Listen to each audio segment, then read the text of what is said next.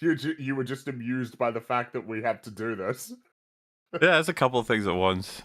I'm fond of the name of this episode. Oh boy. All right, now I'm really excited. I Oh, hope I get to I'm see the gonna thumbnail. Yeah, it's a good one. minimalistic, you The know. one where the one where we talk about I mean, Ironheart. it's to the point.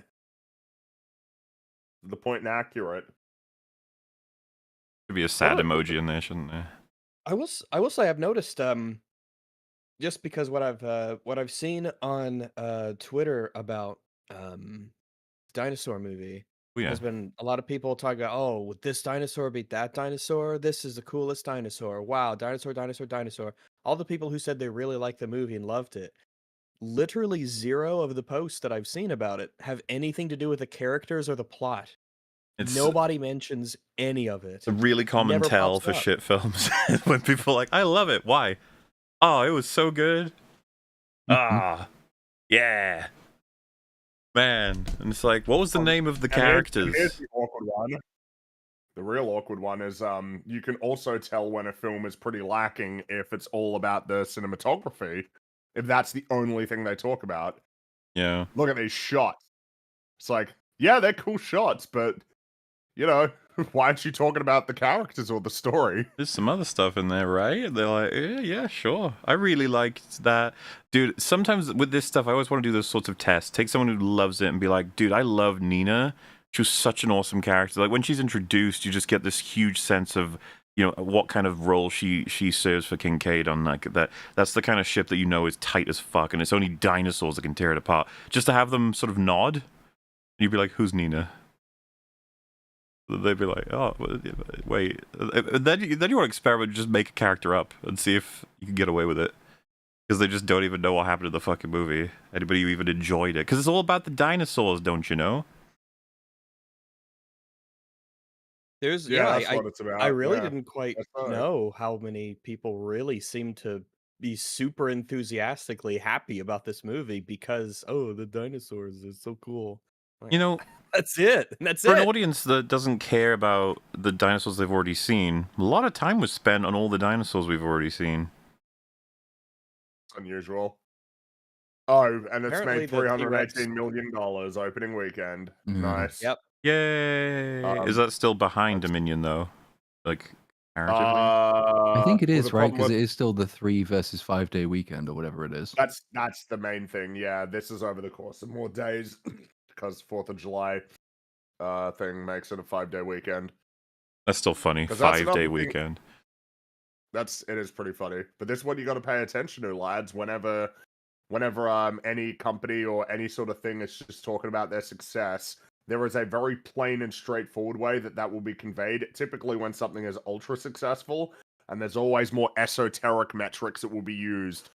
Units shipped is the clearest example of this. For instance, in the video game industry, we have shipped this many units. It's like, huh, why not how many you've sold actually directly to customers? Because that's usually the metric that's used for successful games.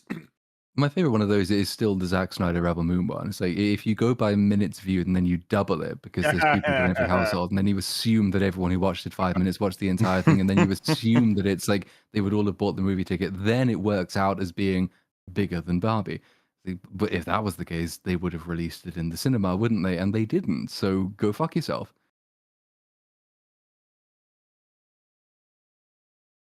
Fringy, Pretty funny.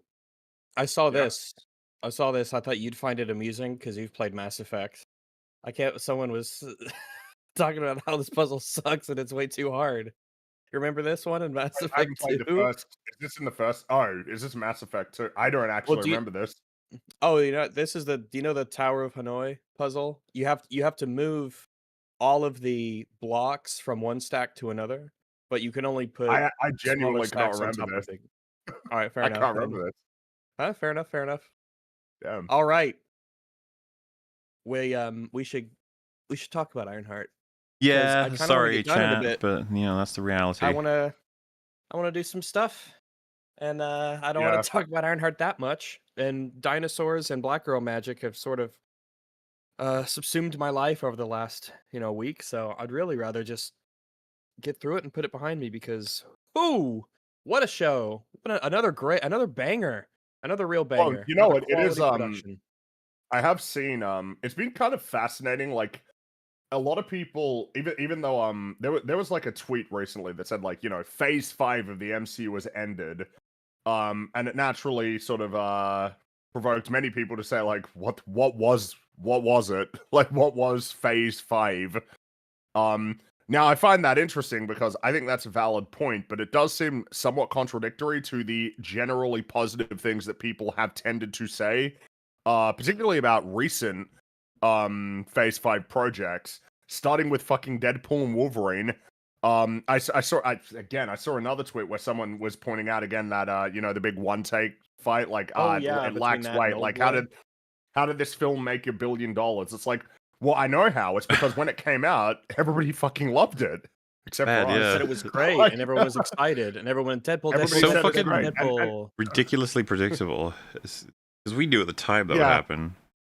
Well, and I guess it's just that it's like people still say like Deadpool and Wolverine is like good or valuable, and it's like okay, that's a Phase 5 project. It's like what else? Agatha. People really tried to pretend that they thought that was great. Cap 4. I've seen. I don't know why it happens, but like usually when the film that gets shit on gets released on like digital, you start to see an influx of people actually trying to say that the film's good, but it kind of didn't work with that one. Obviously, Daredevil, heaps of people were saying that that was really good. Thunderbolt, people were saying was great. And now Ironheart, people have been saying is actually good. So, like, you have this inherent contradiction of, wow, Phase 4 sucks, but also, wow, all of the generally recent Phase 5 projects have actually been pretty good. You guys get what I'm sort of see what I'm getting at? Yeah, they've done it. Well, I feel like they did this with the last phase too. Pretty Uh-oh, much. Marvel's not Yeah. really in a good spot. I've been worried Whatever about is coming Marvel, and out, then you go through all their whatever reviews, is and it's coming 7s out and 8s. right now at this particular point is actually worthwhile for a few months, and then it all just disappears. That And then long? people look back in retrospect and go like, "Oh, that was actually kind of crap." But now you've got this situation where they're already there saying it was crap, while simultaneously kind of insisting that the recent projects are not bad or even good. Nothing's changed. It's all just been awful.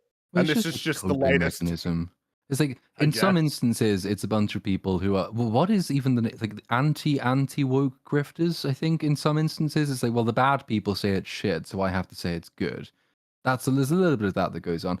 Then there's just the general coping mechanism, which is like I have basically nothing else in my life except this fucking trash heap of a franchise. So I need to make sure like I'm still on board with this. There's still things to enjoy. I still have an excuse to spend my money on it because my life has no meaning otherwise. Like there's a degree of just desperation that comes in as well, I think, and like just never ever listen to any of these people. They are useless You're and talking about they have no taste. Disney adults, they're colloquially Yes. known. Yeah. What a name. I was thinking as well because Quantumania is a part of the Phase 5. Phase 5. Yeah. It's the Beginning of beginning Phase of Phase 5. Right. Yeah. I don't know if you guys saw, but Michael Douglas and Evangeline Lilly have both retired. From like Really? acting in general, Yeah, have they? just in general. Yeah. She said she may come back one day. He said, nah, he's got no plans, which he is 80, so. I mean, yeah, that follows. I just like the narrative, which a lot of people said is like, oh my god, that movie was so bad it killed both of their careers. You're just like, well, film just ain't doing it for me no more. That's it. So yeah, Marvel collecting careers. It's a bit of an awkward thing, something that's been identified is that Star Wars is in a pretty bad place now, considering that a lot of actors will just like say, "Nah, I'm all right. Like I don't really want to do that." Compared to what's the usual anecdote, right? That that Liam Neeson agreed to do Phantom Menace without even reading the script. Yeah, because he wanted to be a Jedi, right? Yeah, because he wanted to be in the Star Wars movie. You had exactly. there was that recent one. I can't remember the name of the actor who plays Draven in Andor, who said basically the same thing. Like when he was given the role in Rogue One, he was like, as long as I get a line to speak in a cool sounding name, it's Star Wars, so of course I'm in. Oh yeah, Because he's old enough to remember when it was good. Up. Yeah, he said he grew up. That was the rebel commander at the base, right? Yeah. Raven, yeah. He was the one who said in a behind the scenes thing. He said he remembered specifically seeing the movie when it came out in it was 77. 77. And so the idea of him being in a Star Wars production was just so amazingly cool to him, even all these years later. And especially when you know that Andor is incredibly good. So he essentially skipped all the in between, and he went from like something really good to something really, really good. Well, you know, So that it's cool to hear that. It's really cool to hear that. on the note of Liam Neeson, right? Like he was just like, yes, enthusiastic to come and do Obi-Wan the show. That pains me indefinitely. You have him basically there, joyous like a kid, to play Qui-Gon, a character that everyone really likes and enjoys the idea of maybe knowing a bit more about, because he was a bit more of an interesting, different kind of Jedi. And he's right there, and you have the excuse, and then you just... What was his line? He says, like, hi or some shit? I don't Took you know. long He enough basically or says, something. "Hi, come on." Yeah, that's basically it. It's just unbelievable. Thank goodness we had Reva the whole season. Riva! The reason why Riva! I brought that up is because I think Marvel is rapidly heading to that place where people will not actually be that interested in participating, and they'd rather do something else. I do You know, think though, it's like Marvel has benefited so far from a lot of its failures being so very forgettable. Whereas That's Star true. Wars has almost become a brand synonymous with actively ruining careers. Because it is so like eternally fucking awful, and so much grief gets put on people who are in it, rightly or wrongly, mostly rightly. That it's now doing more damage to you if you go for a Star Wars project. Whereas Marvel is like, what is the worst that can be said? Even in Ant-Man 3, Evangeline Lilly's sort of there, and you get the sense every time the camera's on her that she's wondering what the hell she's even doing in the movie. But she's not bad. She's not awful in it, and she's not being made to look completely ridiculous despite the haircut. So it's like you can just kind of forget about her and it and move on to the next one because there's so many of them. Star Wars is more defining. You're right. You're actually. I think you're totally right. That's kind of a good point because I mean it's kind of been made a joke of at this point that there are a lot of characters and then by extension actors who will just never be a part of it again. And that's in a sense it's like, oh yeah, and they'll just like go and do something else, I guess. Compared to in the case of Star Wars, where it's just like, yeah, it just seems more the failures are more consequential and recognized. I mean, hell, the Marvels is like actually one of the biggest box office bombs of all time, but it's almost like it doesn't register as that to anybody really. Yeah. Compared to the Because Rise of they're so used Skywalker, to which made bombs and bad considerably stuff. more money, but was more prominently not successful. You know, Well, I mean, or at least not as successful. The more time goes on, the more you look back, I think someone could be convinced the Marvels was a joke everyone made up. Like, imagine they did a team up of 3 women that no one gives a shit about, and that was their first like team. That's the benefit of releasing like 3 movies and 3 or 4 TV shows a year, is that the failures are kind of, you move past them, whereas Star Wars has been lingering on its last cinematic failure. That's the last movie they've made for the last 6 years at this point. That's been the case. Rise of Skywalker, that was the last one. And it scared them out of making movies for 5-6 years. Gal Dalva's Gravekeeper said, "Is this live or pre-recorded?" This is pre-recorded. This is pre-recorded. Yeah. Yes. This is we recorded this 3 months ago. They 3 all months are, ago. aren't they? 5 months Because ago. I was really surprised when I joined, Was because it? I always thought Year that they ago. were live, and then I learned when I joined that we pre-record all of these. So It's was kind of a crazy. shock. So we're mostly right, going to be guess number guessing the 4. plot for Ironheart, but we have a pretty good system for guessing. There were leaks. We had there were some leaks that we got someone on the inside, and they kind of handed us some stuff. So whoever our 4th guest is, we kind of left some openings for them to talk about some things, and then they'll interject. So this is a complicated and intricate production we have over here at Every Friendly Some people Pod, say we make okay? it harder for ourselves. I disagree. This is the easiest way. And what I'll do is edit out any mistakes after That's it goes the tell, live. isn't it? Right? It's like if you actually listen really closely, we never talk in detail about any plot specific ever. It's because we're hedging our bets as to what really is going to happen. Man, though, those themes were awful, as well as the plot and the characters. Also, the music. The CGI was bad, and the music was bad, with the exception The of one pacing was song. bad. The pacing was not great. Yeah. It's very true. Insert name here. All right. Well, How about that let's world go ahead building? and Wow. Oh boy, I love the world building. We might have to start with a little bit of meta world building though, because a lot of people Ooh. might be asking at home, who is Ironheart? Who is Yes. Riri Williams? Who is this lady? What's going on? Maybe I shouldn't say lady. Lady implies she's older than she really is. Not like old, but just older. You wouldn't call like a 20, 24-year-old. You wouldn't call that a lady. Or you could. I have, but you typically don't. Normally that's or like if a middle Lady girl, you gives say off a sense of young lady. maturity that she clearly does not have. True. Yes, that's true. I'm sorry. Uh, I can't believe that I just saw on Twitter that for the Michael Douglas retiring that they used a picture of him from Ant-Man. I Are you know, kidding that's me? the meme. Everywhere has been using pictures of him from it because I guess it's like his last big movie, but at the same time, it's like, bro, you the just need man's gotta to. have taken some photos. They got to do the meme. They got to take it the full way and say Quantumania. Ant-Man the Wasp Quantumania actor Michael Douglas is finally retired. That's where we all know him from. That's his main Disney movie. Ant-Man Quantumania fame. In case you don't get it, they should be either using just a picture of him for real, or they should be using him as Gordon Gekko, or any other number of the character Basic falling down. Instinct. They should be using any of his prominent Falling down would movies. be a good one, yeah. Falling It'd be down. actually the most crushing way to refer to him. Gay Ant-Man actor Michael Douglas has retired. Just- Gay Ant-Man actor Michael Douglas. Disney Marvel's Ant-Man and the Wasp Quantumania gay actor Michael Douglas. Jesus. They even fit it in a tweet. Hey, listen, stop that. Pretty smart We're ass. talking about Riri Williams, not gay actor Michael Douglas of Where is gay Quantumania ads? fame. So Ironheart, the character, was created in 2016 by Brian Michael Bendis and Mike Deodato, and she was inspired, as I Bendis learned, made a lot by of characters. He made Miles Morales as yeah. well. He's been He's been much more well received. I I would would say so. by I would say. comparison. I mean, I certainly based on based on the first One of them is multiverse movie, I quite like him. way so- fucking better than the other, I guess you could say, right? In quality wise, Yeah. maybe. I don't know. But apparently, Riri Williams as a character was inspired by Sky Jackson, who's currently a 23-year-old actress who's been in a lot of Disney stuff.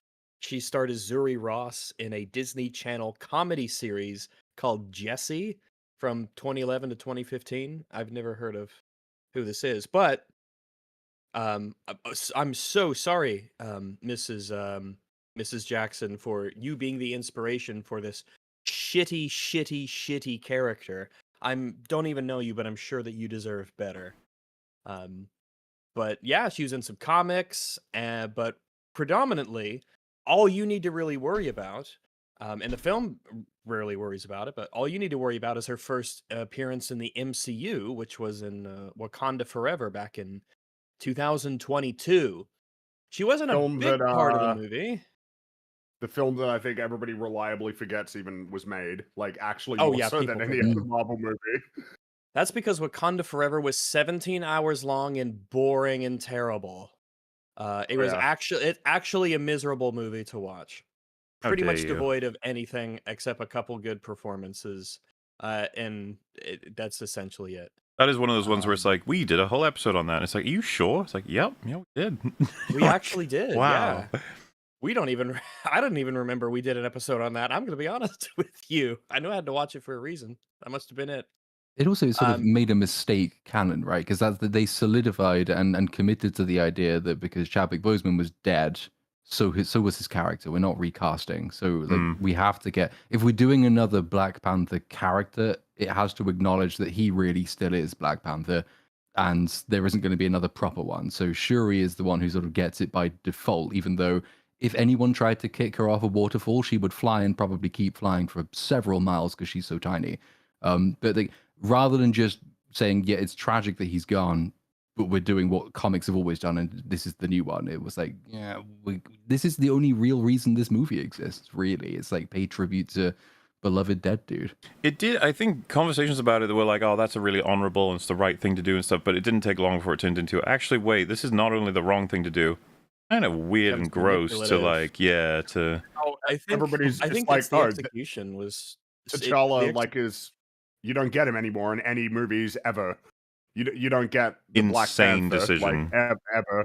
So now I think most people basically realize it's like it probably is worthwhile to ensure that you can actually have like the character continue to be a part of stories. They can rather correct than this with the locking... multiverse, though, so it's all good, guys. Of course they They can. could. Yeah, and they probably will. They probably will do that. It was also like, while the film was supposed to be a really touching, heartfelt tribute to the guy, Disney being Disney, doesn't really know how to do respect. No. And it revived his Twitter account and promoted the movie from his Twitter account. Oh, they've God, done that. They did that with Stan Lee, I'm pretty sure, as well.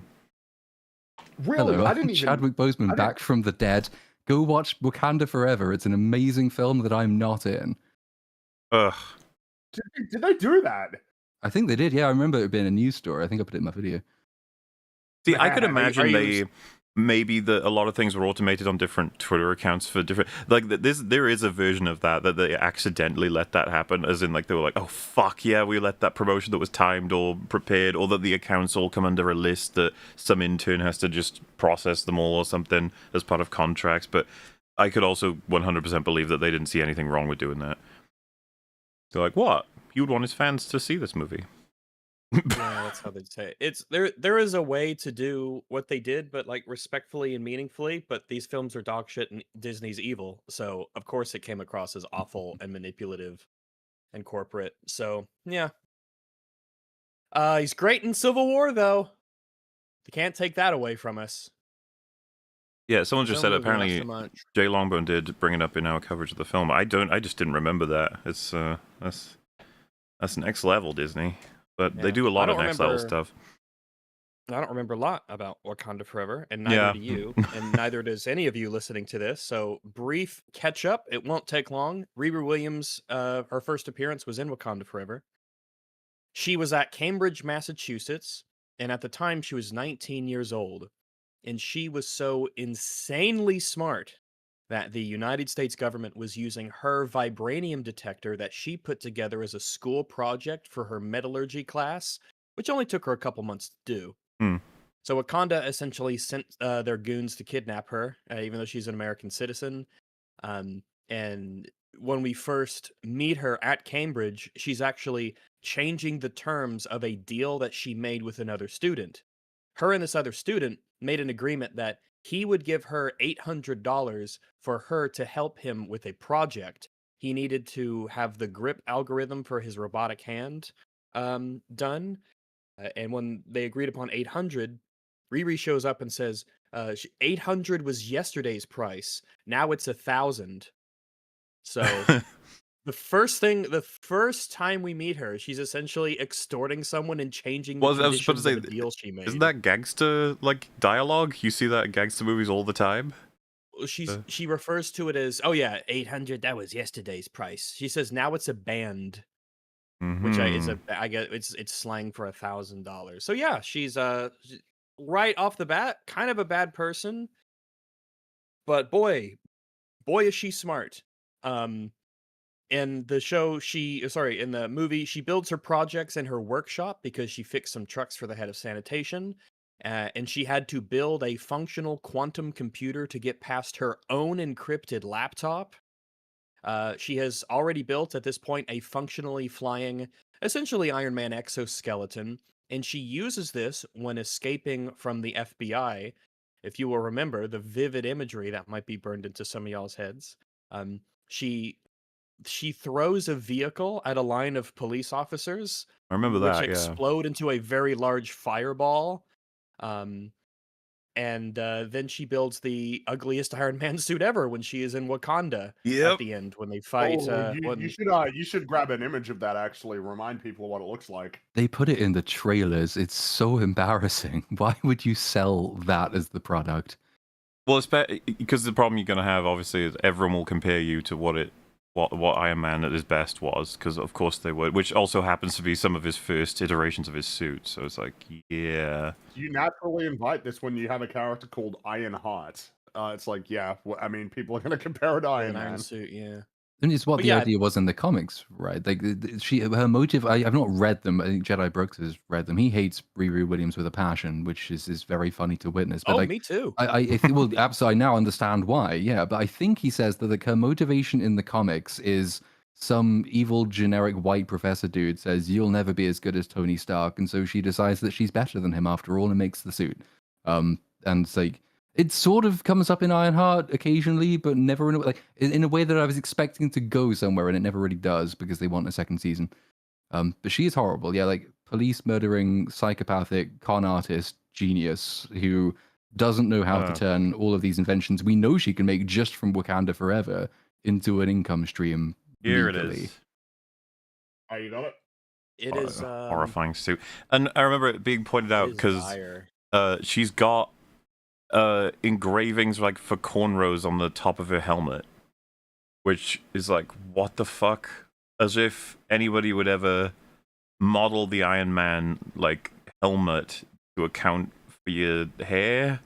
I just there's all like funny versions of that, but it's like, why? Well, the top of the feel like helmet's this image really is- thin, so it has to go up to account for it.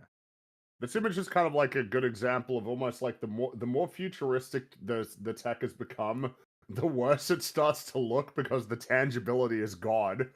It's just lost.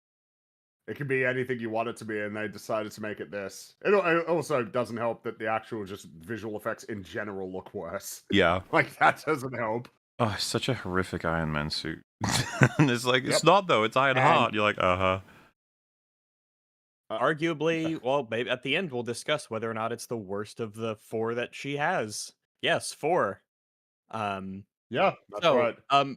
going forwards, oh yeah, at the end of Wakanda Forever, she goes home like nothing ever happened. She just goes back to MIT. She just gets to do that. I recall that And the she was Wakandans- basically fairly superfluous in the movie, really. Like, She's really. not It's a very weird prominent at all, introduction in the sense that it's an interesting comparison you could probably make with her introduction in Wakanda Forever and say like Peter Parker's in Civil War, in the sense that one of them does a really good job of establishing a character with not a huge amount of screen time who isn't the most important thing in that movie. And the other one attempts the same thing and does a much worse job of doing it because Peter Parker has a use in Civil War in a way that Riri Williams kind of doesn't really in Wakanda Forever. The vibranium detector thing she builds is what they need, kind of, because that film establishes that despite what the first Black Panther film told you, actually there's another vibranium deposit on the planet which the Aztecs have, which no one else can detect except for her with her device. And obviously, in aid of keeping all of this kind of secret as well from the American government, they need what she can make, but they don't really need her so much. And then once she's in the movie, she flies around in that monstrosity and just has a couple of VFX shots, and that's really it. And then they keep her suit when they send her back to college, even though she's seen inside Wakanda. They know how clever she is. They know also probably that she steals shit for a living. The Wakandans don't like other people having their stuff, and yet they voluntarily sent her back knowing that she probably has enough information to recreate a whole bunch of it because they need to for later shows. So it's she's a retarded for the brilliant young black Wakandans. girl, it's got to keep in theme. It's a kind of it's dripping throughout the show, and it can't feel really like be as well, avoided. it's like a remnant of that spam plan they had, Wakanda Forever being one of the last iterations of, we got to get all of our new heroes out as soon as possible, just get them all out, scattershot, because it was crazy how many new superheroes got introduced across it's just a wacky period of time, and they're all, you had She-Hulk, Ironheart being girl Iron Man, girl Thor, girl Doctor Strange, Loki? girl Loki. It was kind of like very obvious that was the plan, and obviously they've had catastrophic results, to say the least. Mainly because nobody likes any of these characters, and you're starting to wonder if you'll see any of them again. Maybe, got to make room for the X-Men. I'm afraid we're introducing a whole army of new people. Something I want everyone to keep in mind going forwards. This is actually really important for this show. We've talked about it before. It pops up every once in a while because there's so many examples of just incredibly talented writing and incredibly well characterized people in these shows. So something to keep in mind is, as we've said before, it's very easy to give certain characters certain traits. It's very easy if you're a writer to write a character who's fast, because you can simply write they are fast and then they move fast and boom, they are fast. It's very easy to write a character who is strong because you could simply say this character is strong and then write them doing strong things, and it's very believable. It's sort of like it's sort of self-evidently true, some of these traits. It's very easy to write a character who's handsome or something like that. You could simply, if it's in a book, you can simply say it's the case. Or you can cast a handsome person, another example. However, there are some things that are a bit more difficult to write characters as in terms of getting the audience to believe the trait that you want a character to have is real, at least real in the story. Namely, these are things like cleverness, wittiness, and to a lesser degree, intelligence, but it's still in that category. You, as a writer, have pretty much all the time that you need to write a character to be quippy, witty, clever. You don't have to do it on the fly like the character often does in these scenes. So you get some help there, but there's often going to be a level of tethering, I suppose, between how clever the writer is and how clever they can write a character. It's not really something you can fake or simply assert is the case and have it be that way. And intelligence is similar in that you can say that a character is extremely intelligent, and you can have everyone else in the show constantly glaze this person for how intelligent and brilliant they are. And then you could simply say in the writing, oh, she builds an Iron Man suit in the kitchen, and she programs an AI overnight, and she does all of these things that are essentially impossibly difficult to do, and just assert that she simply was able to do it. However, something that I really want everyone to take note of as we talk about the show, and for those who've watched the show, you already know this. Riri is told to be extremely intelligent, maybe the most intelligent character in the MCU. She's insanely smart. She is a genius. This is a trait that is constantly hammered over and over and over ad nauseum. Riri is a super genius. However, virtually all of the problems that take place in the plot and almost all of the decisions that Riri makes in this show are incredibly retarded. When she is not doing something that is sort of just prescriptively, she creates a piece of technology, or she is able to construct something in zero time with zero resources because she's just that smart. Apart from those instances, she is incredibly stupid. What she does is stupid. How she engages with new information given to her is very stupid. Or how she Riri doesn't is a engage with new moron. information given to her, which is quite often the case. Thing Oftentimes, happens, yeah. just doesn't even examine it. It probably is worth stressing as well, because like we're used to seeing characters in the MCU making bad decisions and stupid decisions because obviously it's the MCU. But like I'd say she even makes uncommonly stupid decisions. Like she's I quite would agree. exceptionally stupid even by Marvel standards, which only makes it worse because, as you say, like every scene is designed to tell us she is a super genius. Every decision she makes isn't just dumb, it's incredibly dumb by the standards of the MCU. It is a bit When you're amusing, right? watching- Because Go ahead. when Tony loses a suit, it's like if he's within Stark Tower or the Avengers compound or some other place where he's storing suits, you'd be like, well, you always can get another one. But if it's somewhere distant, it's like, well, he's fucked. But with this character who several suits get mangled in this show, I'm always just like, are you not like screwed? And you'd be like, time to build a new one, grabs a wrench, and then like next scene, got it. He was like, oh, all right. Good for you, I guess. It's a pretty useful little skill you got there. The Tony Stark comparison is a really instructive one. It will be instructive for other reasons as well. But like on the geniuses making mistakes point, it's useful because like a lot of Tony Stark does make mistakes, quite big and impactful mistakes. But like what they usually do, at least the mainline movies, less so maybe like Iron Man 3. But like some of them make a good point of showing that like the reason Tony Stark makes mistakes is that he still is incredibly clever and his fault is his excess. Like he applies his principles and he takes them to the nth degree, to the point where they become self-destructive. Like Age of Ultron, putting the suit of armor around the world is the thing which creates a vulnerability which gets exploited in a way that he can't foresee, but which was foreseeable.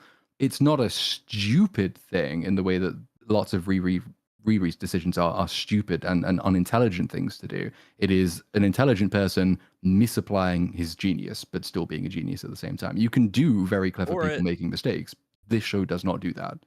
Yeah, you can have an intelligent character who is still vulnerable to other traits, other character flaws. They could be, far too proud. They could be arrogant. They could be procrastinatory, if that's a word. They could be lazy. They could be. There's all kinds of different traits that a character can have who, despite their intelligence, enable them to do things that cause them negative effects. But a lot of Riri's problems and issues and decisions are purely down to an intellectual decision that she decides to make.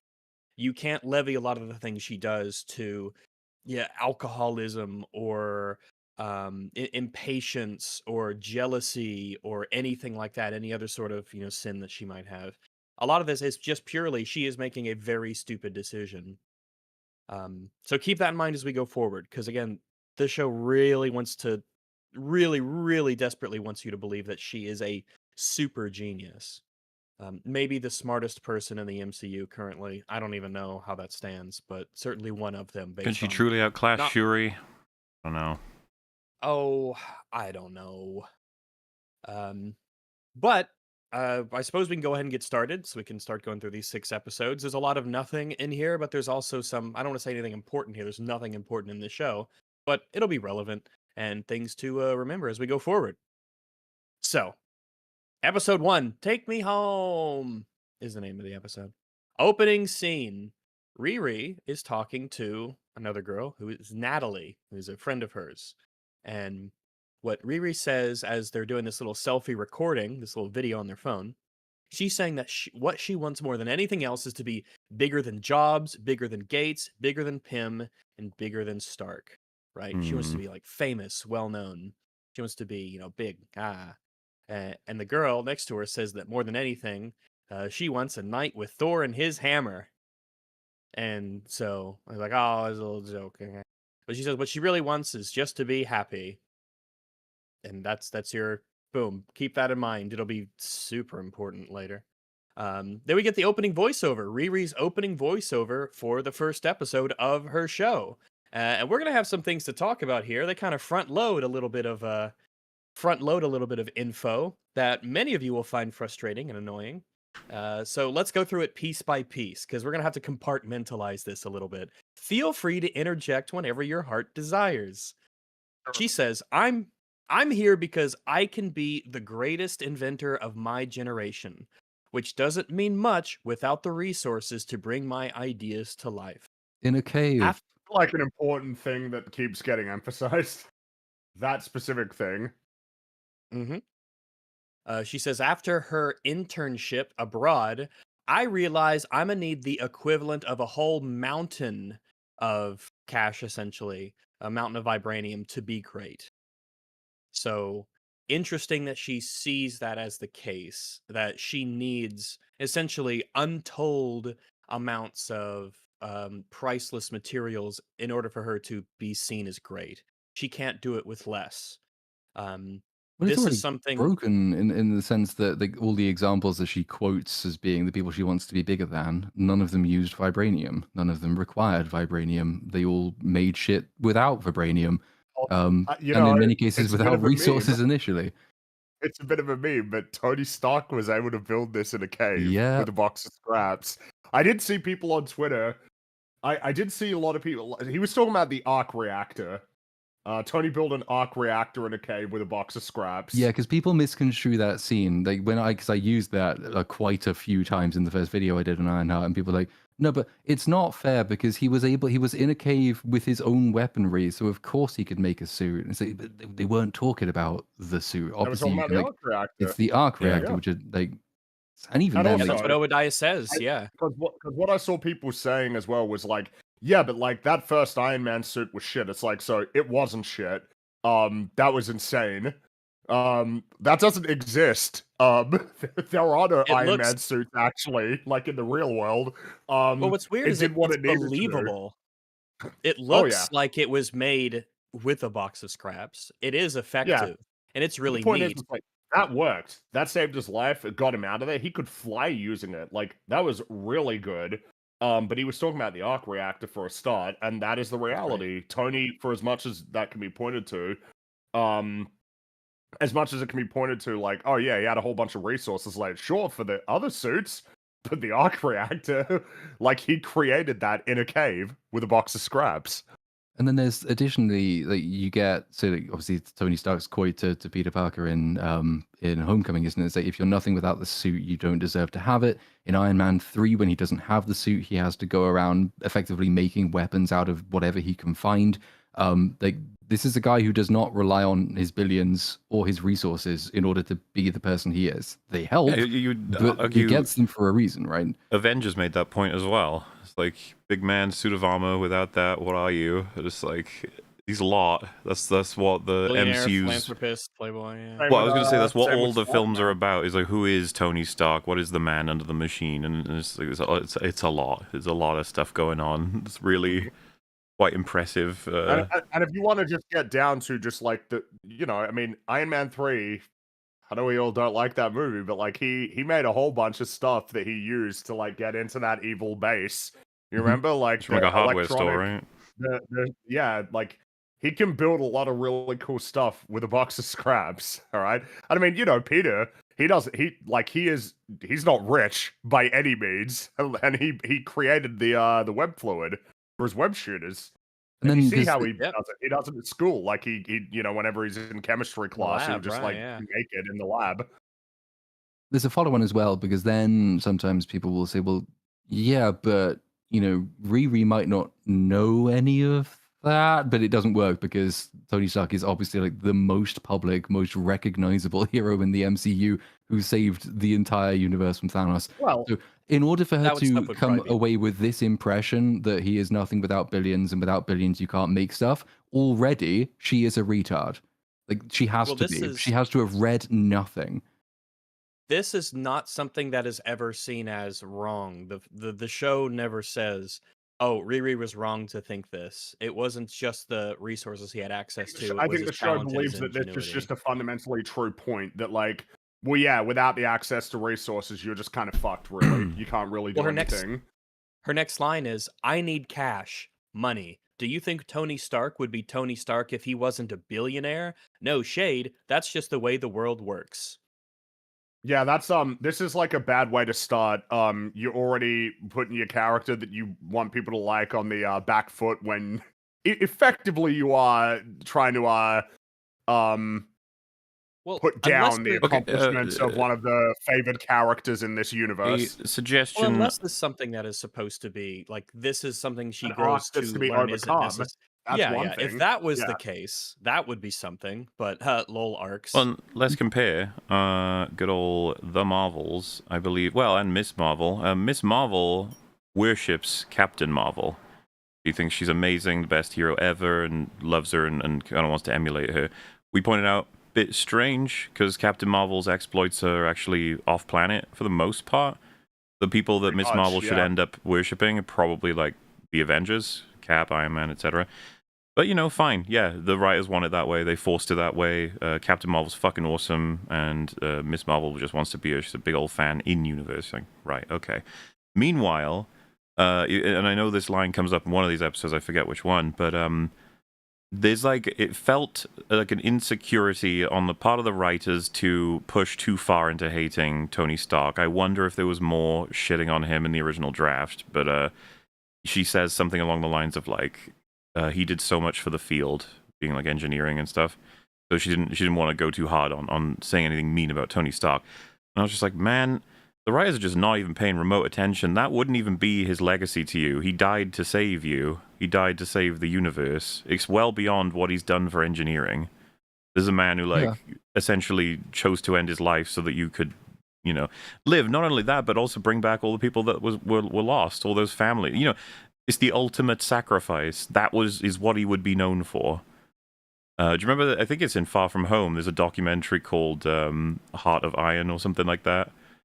On his little thing, and it's just it's probably going to focus on the fact that he made that sacrifice. Not, you'll involve it, but it's funny that you say Heart of Iron. It's I know, right? Man, feels like it's right there for you. This is what I Like, mean. it's right What I'm there. saying is that everything about the universe points to Riri. You could easily make it so that she thinks Iron Man's incredible, Tony Stark's amazing, and to be even close to anything, to achieve anything like him would be incredible. But no, she has to be kind of reluctantly inspired, if that at all.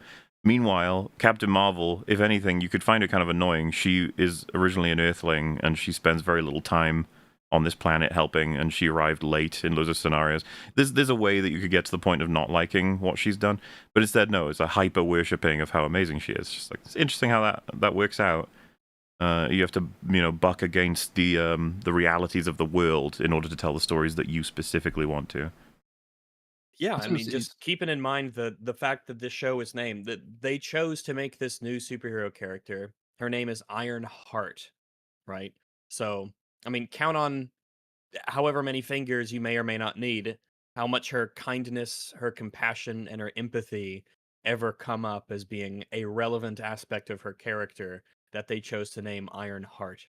So we'll see. It will not take you many fingers. So she says that the AI the AI prototype that she's got going already costs millions of dollars, which clearly I don't have. So yeah, my means of fundraising have been a little experimental. Essentially, it shows Riri because she is so, I would say, absurdly intelligent, at least in this regard by the show, that she has time to do a lot of people's homework and specially develop technology for them to use and pass off as their own as projects for their schoolwork in exchange for cash. She is essentially, other people are So plagiarizing all of her work and passing it off as their own, and she's taking money for it. And this means so that, one of the according to the Ironheart universe, you will make more money from selling homework to students than you will from selling an AI to Google. It's like, Or Yeah, like defense what- contracts, 'cause or I mean, like, one of the it things is it's worth mentioning. One of the things that she is like a giant. It's like a protective shield. like a bubble force field. It's Yeah. insanity. you're She'd be set for telling me- life in many ways. You're telling me that she wouldn't just be able to sell that alone for like $1 billion and then just Yeah, build whatever she wants afterward? Yeah, like she wouldn't be working for Boeing or Northrop or anything, any of these military Ah, well. contractors or corporations, or That would mean that she's making herself small. Well, Rags. the big problem to solve is we need a underdog level not fully provided Even for. though- We can't have her be given everything. That's fucked up. We're gonna have to get her to fight even for though it to this is earn the- it. But point is that simultaneously when make you her make a stuff- prodigy of intelligence and engineering and that's recognized. blowing the for it. world That's the apart. problem. Universally recognized for it. She is Yeah. fully funded through MIT. She has skipped years of school. She has the got there grant, the really Tony early. She Stark has, grant? yeah, she has a grant. Well, yes, They call it the Stark Fellow. No, it's the the Stark. Tony Stark. Yeah. It's written. I've got it down. It's Written a Stark here, Fellowship. I think yeah. it's supposed to because there's the September Foundation grant, which is in is it Civil Iron War, Man right? 2 or no, that was Civil War. I think yeah, that's right. It's like I don't think they've watched any of the older Marvel films, but like so she's fully funded all the way through. If they wanted to do this character premise, and if they wanted to keep her sort of like as a petty thief at the beginning, but a brilliant one who can invent loads of shit, and someone who wants to raise herself up through the ranks of society, she needs to not be recognized. She can't be understood. She can't be fully funded through MIT. She has to not be at a major university. She can't have a fellowship. She has to be trying to make ends meet while she's holding day jobs down and living effectively in the underworld. That's the only way you can even begin to do the sort of premise that they're setting out here. I suppose She part of the is- problem it's- is that you could justify somebody being really, really, really clever and having these really cool ideas that people look at and go, "Well, that's stupid. That's not going to work. Like, you can't make that." And that could be, the reason why. Because you could think about like people who actually were like way ahead of their time in terms of coming up with something really awesome that people didn't understand. But the problem is Yeah, that everything like that Flick she makes and is Bug's derivative. Life. Well, it's just that the stuff that she makes is derivative. It's an Iron Man suit. Like, it's not. This is not new technology. It's like meant to be improved technology, but like it's something that already exists that everybody understands, which means that she's not really in that position. Hey, Like, everybody understands the technology, everybody understands the application, and she can make it. So she's just in a good position to make a lot of money. yeah, pretty much. It's something I said on Open Bar. It's fucking crazy that the reaction to her creating an Iron Man suit that is fully functional is, "Hey, plagiarist." As opposed to, "Hey, what the fuck? How are you able to do the holy shit? You've made an Iron Man suit." I will give you, here is a check, write any number that you please on it and work for me. That would be what every Hammond, single company and Dude, or corporation every and other government company, would want. yeah. I mean, Hammond couldn't build No, not Hammond. God damn it. Hammer? Yeah, that's right. Iron Man 2 guy. He couldn't build an Iron Man suit, and I'm sure there are plenty of companies like that that would be so eager to get somebody to help build them Iron Man suits. It's just absolutely absurd. And again, you would have to be like I don't know, you'd have to be profoundly unintelligent to not be able to use the pieces of technologies that you can create, both in terms of hardware and software, and not be able to get a job someplace. You're set for life. Now, we have to, of course, we have to glaze over the fact that she should be in prison for throwing police cars at United States, like at the FBI, and Mhm. potentially killing them. She should be in prison for that, for attacking the government. However, this film doesn't want to remember that, so we'll just play along with the show. Either way, the idea that she's not set for life instantly and for all time is absurd. If she needs funding and she needs a laboratory and she needs equipment, there will be companies and governments the world over tripping over each other in order to hire her and have her stuff. Nope, gotta do So, jobs for students. Odd jobs like creating shields. and also it's just like this is a very immoral thing to do. You are helping a lot of other students cheat to get through their exams and you're accepting cash for it. It's so funny because when you said it's an immoral thing to do, I was like, oh, we're not even remotely there yet. It's like, oh, you mean relatively? Yeah, starting out, you could say that. That's going to get dwarfed soon enough. And also remember, all of this is after the C. It's worth, you were talking about the whole idea of like, yeah, even though she says she's smart, or the show says she's smart, she's making dumb decisions. Like, yeah, this, for example, when all of the stuff that's being made is so amazing that obviously she made it, it's like, it's only a matter of time.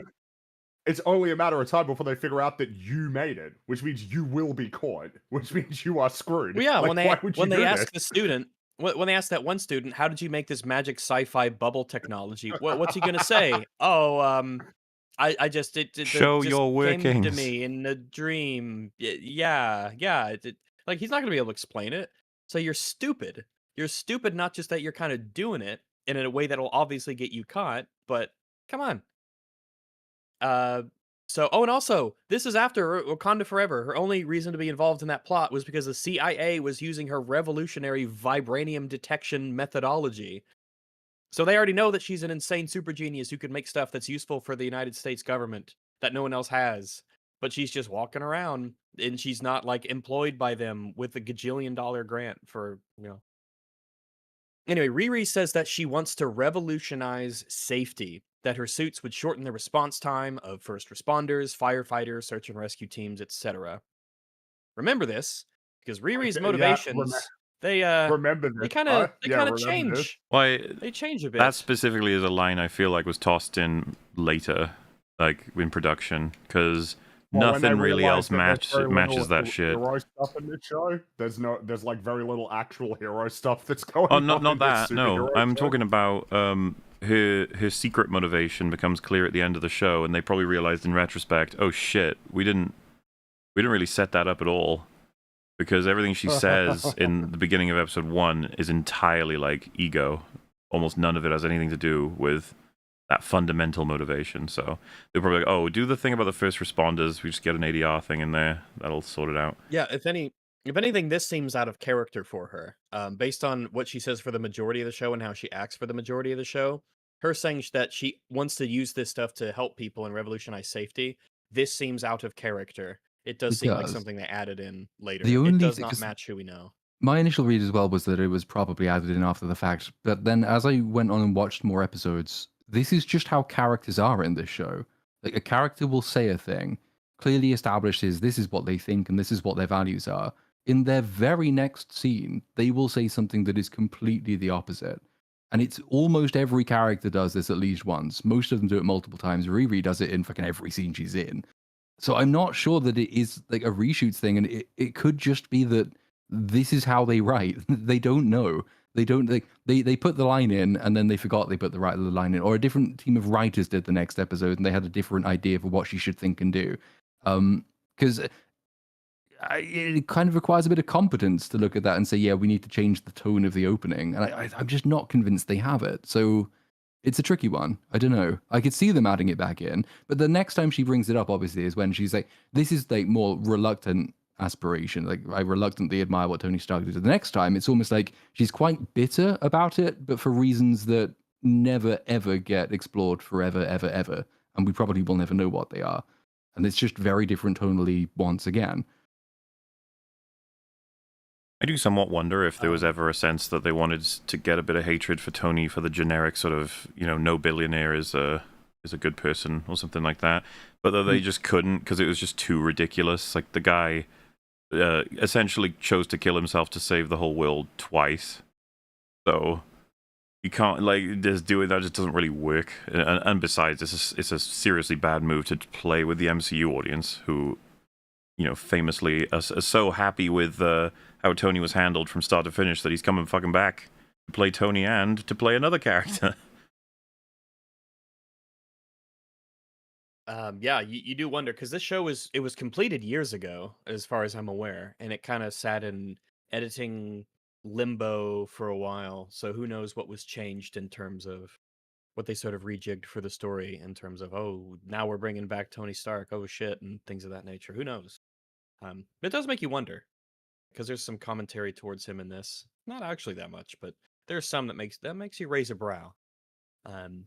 So we see Riri in a laboratory in school, and she's plugging in some stuff and to some other stuff, and she's doing some work, and then it sparks up, and then people panic a bit, and oh my gosh, electricity. There's a little mini problem that goes on with the equipment, and then next we see the teacher panicking and everything like that, and he says, "Everyone get out! Everyone get out!"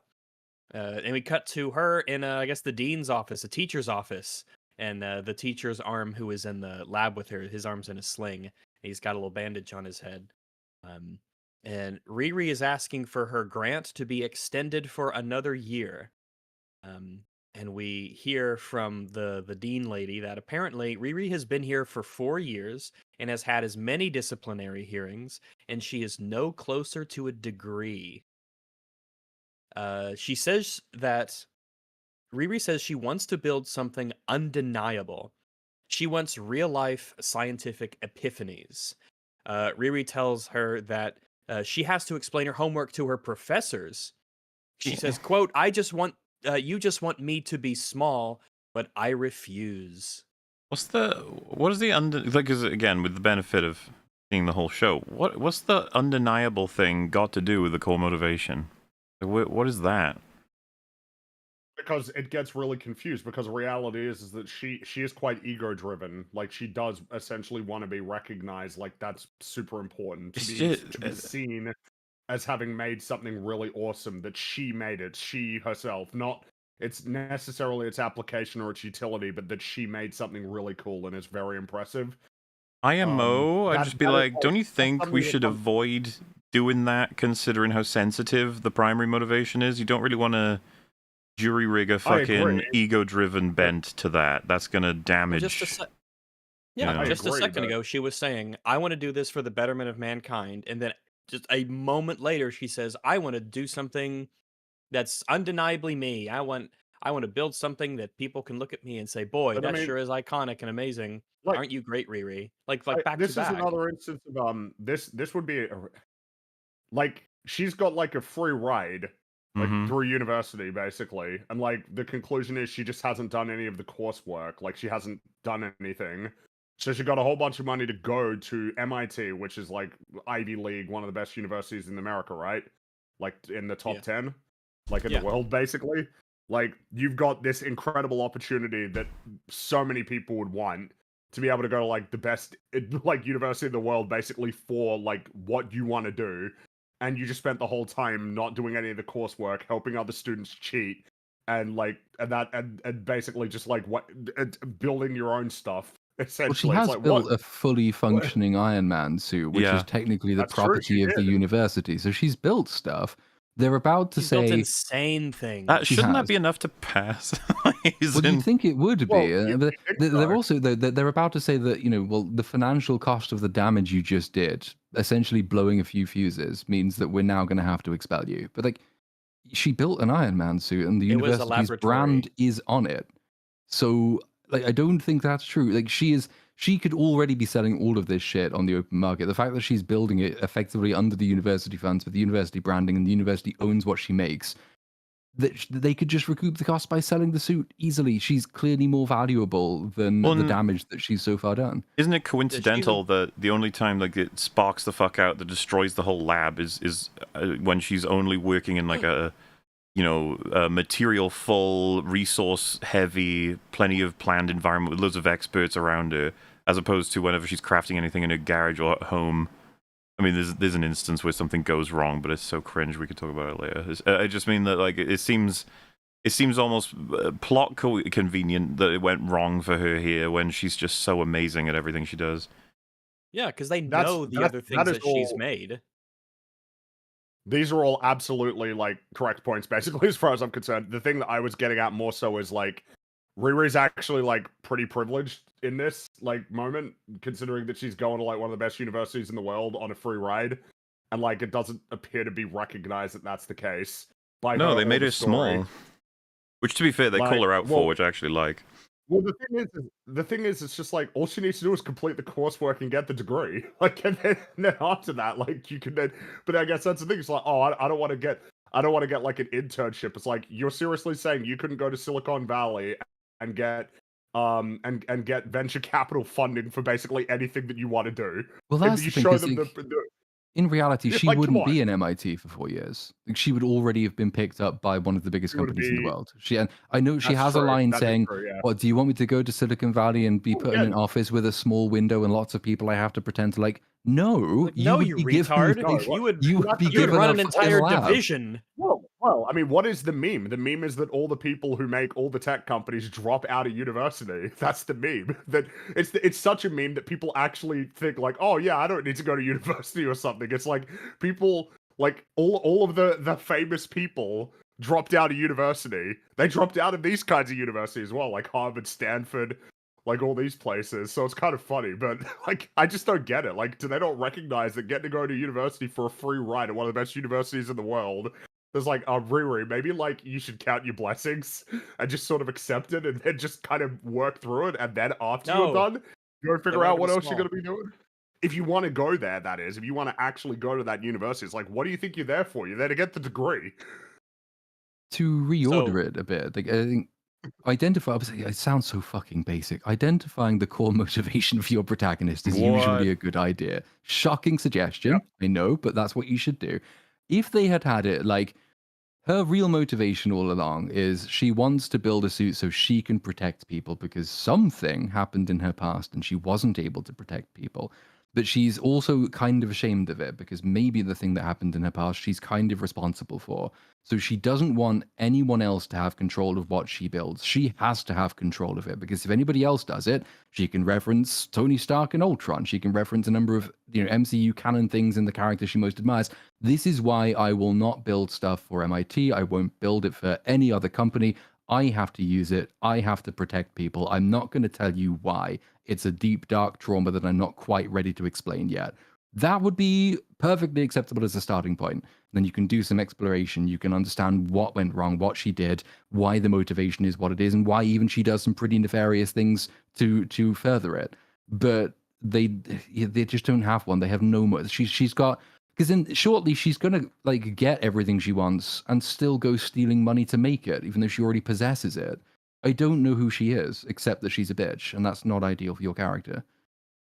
And if the idea is at the beginning, you have a character who is sort of aimless, they don't know what they want, they're just sort of going through life making things and they don't know what they're really doing it for, then that would be the thing that you sort of focus on. And then along the way, they find what gives them their inspiration. They discover maybe this was the reason, I know, all along and I just didn't know it, or they think back or they reflect or someone tells them something and they, learn about it. The problem is they're kind of locked in. She already made basically a functional, you mentioned it, like a sort of Iron Man exoskeleton in the last movie. So, like, in a sense, that's kind of locked up. She's already made a suit. And if that's what she wants to be doing, then that means it's like, oh, yeah, I guess you're already there then, right? Like, she wants to make an Iron Man suit. Rather than, like, have this sort of exploratory phase of figuring out, like, what exactly is it that she's interested in creating. Yeah, and I mean, because we're just at the beginning, and we're going slow because it's kind of like front heavy because we have to establish what we need to here, which is kind of a you can't have this story. This story doesn't make sense logically. You can't have a character with these traits who has this notoriety already. The government's certainly aware of her. A lot of people should be aware of her.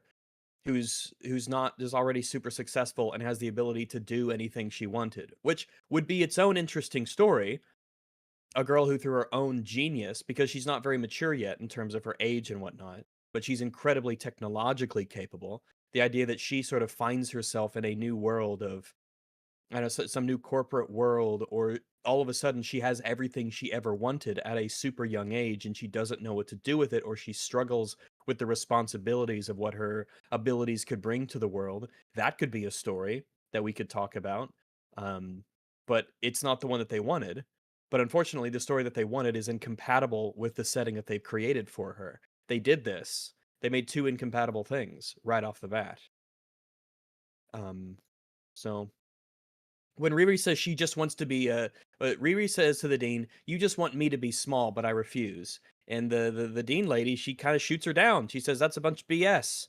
The dean says that she works hard to get qualified people like us into seats here, which I think is a reference to them being black women. It's got to be throughout the show. The show really leans into that aspect of it. So, all right, bit of nepotism there for that. The dean then tells Riri that she knows that she sold completed assignments to students at every school in the area. MIT has a zero tolerance policy on plagiarism. She's expelled Well, rip. because that's Yeah, that's what probably happened. at Yeah, least that's what would what happen. At the least, what that's what would happens. happen. Yeah. So God forbid she gets But proper consequences. outside of the meta of her creating insane, it's like if you cracked time travel and you go, that's plagiaristic on Bruce Banner and fucking Tony Stark, so no. It's like, bro, I think there's a bigger issue to be dealt with here. There's still time travel in this universe, by the way. No. Yeah, there is. They just don't use it ever. I mean, I No. don't know. I don't know. So campus police take her back to the laboratory so she can gather up all of her stuff. And instead, because they're not watching her for some reason, they're just fucking around, these guards. Riri goes around stealing a whole bunch of stuff, somehow without anybody noticing her. And she is somehow able to completely don a white Iron Man style suit that she built with her grant money. And then she takes off. She leaves the lab and she flies away as the MIT AI, Trevor, guides her home to Chicago, Illinois. I do like that. Like while there are two effectively like campus police in the room with her, talking to a random stranger, saying, "We're here to make sure she doesn't take anything that doesn't belong to her." And then they turn around and oh shit, she's put the entire Yeah, I suit think on and now she's flying away. I guess they thought like that'd be really funny if they say that and then she's actually doing it right behind them, as opposed to like, oh, that's stupid though. No, but it's funny. Like, oh, okay. Yep. I don't know how they don't was, see her. I I don't was- know how they don't hear her, but she just can do it. Yeah, off she goes. Well, yeah, this is theft. I mean, she is stealing a suit that does not belong to her. The only reason she was able to make this is because of the grant money and the support in the laboratory that she was given by MIT. That makes she it just hers. takes it, and That makes it hers, and she's allowed to steal it just too. hers. Yeah, That's how that works. It's fine though, right? Because like it's got the college AI system on it, so they can presumably track it. They'll know exactly where she's going, and as soon as she stops, they'll send the police around to arrest her, and then that'll be done. Let's give them the credit and say they have absolutely no way of tracking it. I'd say step one might be to check her house. Maybe. Well, we'll get there. Do not you worry. We will get there. Now the MIT AI, Trevor, guides her home to Chicago, Illinois. Important to note. Yeah. Yeah. What were you gonna say? I was gonna say that please keep in mind that the distance between these two locations is essentially 1,000 miles. Oh yeah, because you're flying all the way from Massachusetts to Illinois. It's like, yeah, you're flying from New England to the Midwest. It's not a short distance. You are flying a very long distance. What I was going to just keep that in mind. I recall that they released like a thing about like, yeah, Chicago's like an important part of the show's identity, setting it in Chicago, and I decided to look it up. It's like, yep, just like every other thing that they make, it's made in Atlanta. They did some like establishing shots in Chicago, but this was made in Atlanta. Well, It's if you like, move the yeah, letters around, alright. Chicago, Atlanta. Chicago no, is an What? anagram of Atlanta. Yeah. It's just funny. It's just like, yes, no, Chicago's an important part of, it's important we got Chicago in there. It's It's like, integral. I don't know. I mean, if Wikipedia is to be believed, they maybe were there for like a couple of weeks tops to get like exterior shots, but it was shot in Atlanta, which it's like, okay, yeah, all right, sure, that's fine. Doesn't sound fine. No, it's totally fine. It's just they released a thing where they were talking about like how important the identity of Chicago was to it. It's like, and when I was watching, it's like, but you didn't go there, did you? Because like so much stuff isn't actually like shot on location. So, like everything is shot in like Vancouver or Atlanta or Toronto.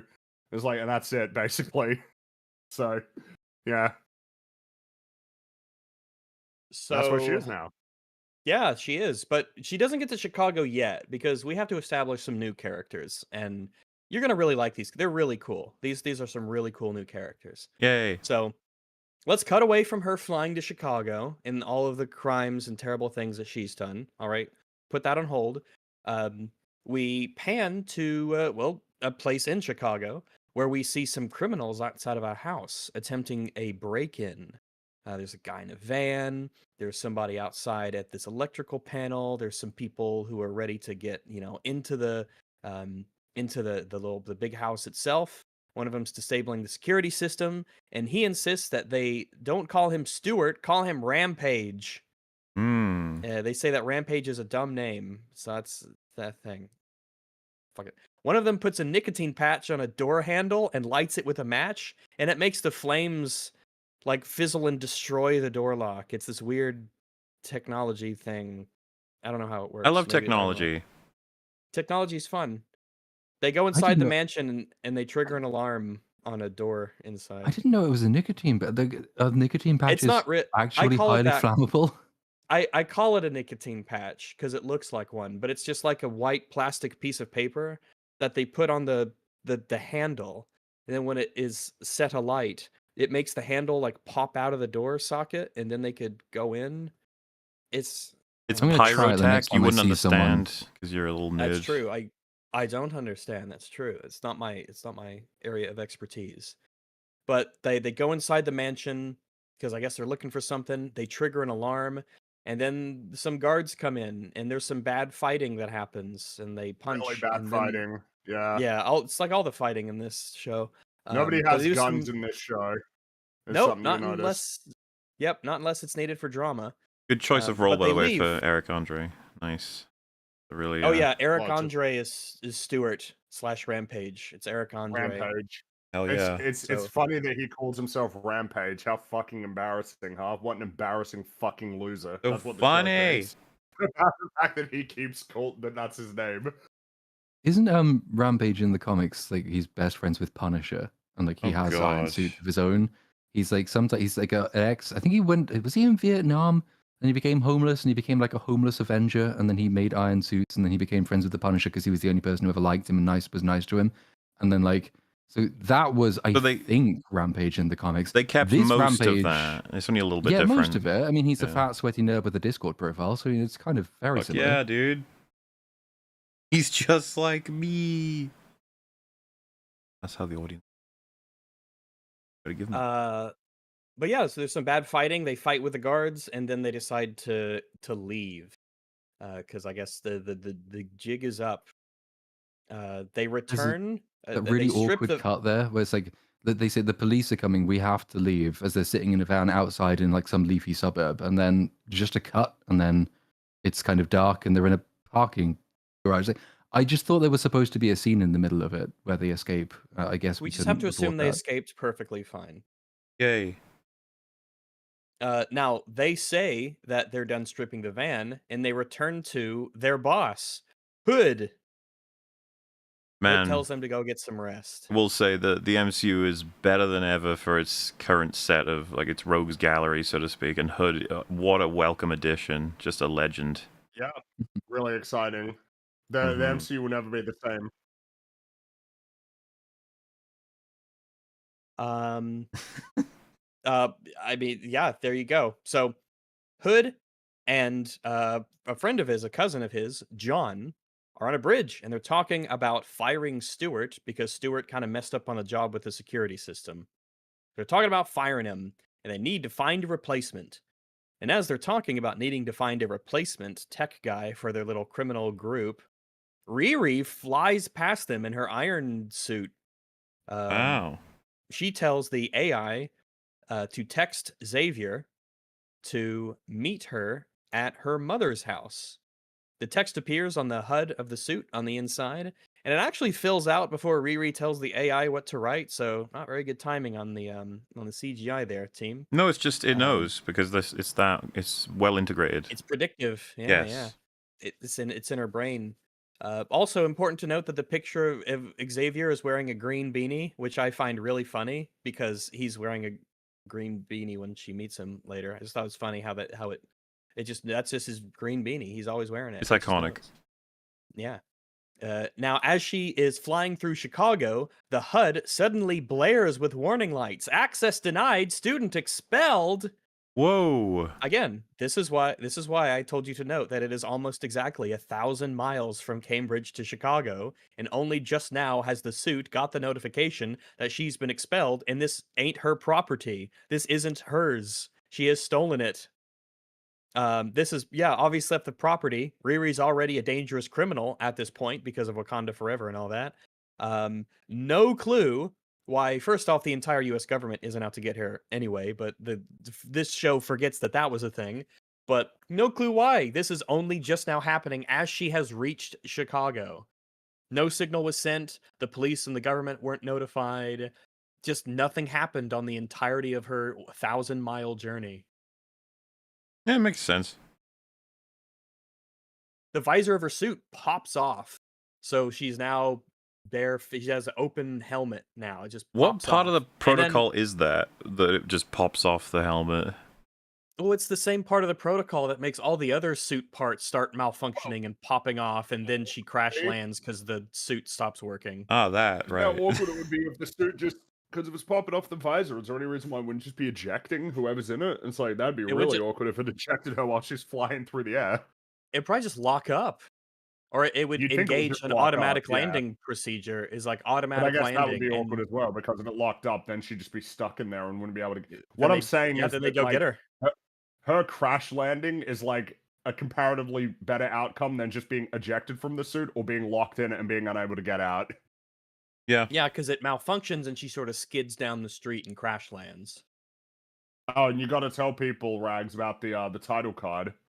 That's right. All of the episodes have a little Ironheart written somewhere as if it's diegetic, whether it's a street People are sign or if really it's on a. people really like this. It's fine. It's okay. Yeah, it's okay. It's Yeah. all right. But people On one seem to think this is episode, like amazing. yeah, on one episode, it's like hanging up next to a picture. On another episode, it is a street sign. On another episode, it's on a box of White Castle takeout. Um, it's fine. It's fine. It's This one is okay. the worst one. This is the worst one. This I one think. looks not great. Yeah. Yeah. I mean, And for me, a it's just bit, the surrounding context. It's just like, what am I to think of this fucking character? It's only been 10 minutes and she's already just like consider all the references of everything that's just happened. You know, it's like, man, what a mess. And I guess that's Yeah. what this intro is trying to support. It's like, okay. And yes, So- really, people have really been. This is something that's come up a lot. There's two other things I think that have. Yeah, there are two other things that I've seen people praise specifically a lot, and I guess I'll bring those up when we get to them. So yeah, there's a random kid with a wagon who comes by as Riri is walking down the street, half clad in the Iron Man suit armor that she has, and she's carrying some of it. This little kid, he says he can carry her armor bits in his wagon because she's attracting attention. And the two continue to walk down the middle of the street like a bunch of assholes. And she tells him that she's Riri Williams, bad girl genius. That's how she refers to herself. And he bad girl correctly points out genius. that this is incredibly cringe. I quite like the little cart kid. Landon, yeah. His name is constantly Landon. makes He fun of might her. be the best character, And- yeah. Unironically, I think he probably is. might be the best character. We might He have probably a. is, yeah. I think so. It's either between him and. I don't even want to think about it, so I won't. So they arrive at her mom's house where Xavier is waiting. He's wearing the same iconic green beanie as his profile picture on the text message, so that's how we know it's him. It really helps. By the way, Landon. how obviously her armor is like a very thin, pathetic plastic in these sequences, because there's just Oh yeah. no effort to make it seem like it's a really heavy piece of gear. Like, you know, I can't believe we keep referencing If Iron it's Man not 3 powered. positively, even though I really do have many issues with that film. But when it's powered down, he has to drag it because it is very heavy. The arc reactor being the thing that helps you power up the whole suit and organize it. Like, without... I mean, why would I even suggest they would even account for this stuff? Whatever, it's a goofy Halloween costume Let's- now. There is actually a It's a scene later in this episode or episode 2 where she does actually have to lug it, and it is really heavy when it's fully put together. Apparently, it's lighter They if you do that in carry it in episode pieces. 5. Yeah, they do this in episode 5. It's one of the very small things that I like about this thing that should be sort of taken as like a baseline obvious thing, but when the iron suit is not being powered, it is very bulky and heavy. That's So how it should work. like yeah, that's how it should work. It needs a big power source to move all that with all of the all the motorized joints and the exoskeleton stuff to power it. Without that, so da, da, da, da, da, da, da. Oh, sorry. Yeah. So they arrive back at the mom's house. I say back. She arrives at the mom's house. Landon then wants her to pay him $20 because he carried her stuff. She says that's highway robbery. Isn't Funny that that crazy she would how say like, that. if you can Yeah. you can do legitimate things and provide services to people in exchange for money, and that this is legal and probably a good thing that Riri should consider doing from time to time. Yeah, but Boring. I guess they didn't arrange. I guess they didn't arrange how much it was. But Landon's he's hustling, man. Well, Landon's got his hustle. You know, he's working. It's good He works foreshadowing hard though, for the money. because she's considering stealing from the kid in this scene, just subtextually. She You know, it's a does. setup. It's good stuff. They do imply that she paid him. The scene cuts as she kind of like reaches for a wallet or something, and then Landon's. She leaving. mugged him. So They I just think- didn't have it on screen. 100%. Yeah, I think so. It would fit her. It would fit her character more very for her much to would. steal from him. Look, I don't know why they feel really insistent to have her stealing a lot of stuff in this show, as Mhm. well as her other friends. But look, I just tell you what happens in the show. That's it. So yeah, we're racking up all the extortion. So inside, there's some ladies in the apartment. They're talking about how kids sometimes act out after traumatic events, and that Riri's been like this for years because Natalie, her friend, and her stepdad died 5 years ago. And her mom says, no, this is just Riri. She's just kind of always like this, and da da da. We will come to learn later that these ladies are her mother, Ronnie, and Miss Stanton, who we will talk about later because she really only has one scene of note in this entire series. Riri walks in to the apartment and doffs her suit remnants, because you don and then you doff, right? For those you didn't know, you could use that. You could say you doff things, and it sounds kind of, distinguished for you to say that. Huh? So her mom, Ronnie, says that she bribed a janitor at MIT on her first week to keep a lookout for her. And that's how she knows that Riri has been expelled. So unnecessary and strange. You paid money is for a very janitor strange. to watch her, as At a opposed huge to university. it could have just been the university called, because of course they did. Well, the entire Also, yeah, the scene police is would be there. unnecessary and strange. It's almost worth keeping a tally of just like the number of people that are they get thrown into these scenes when they really don't have anything to do yet, and it doesn't really serve very effectively as setup because of how many of them there are.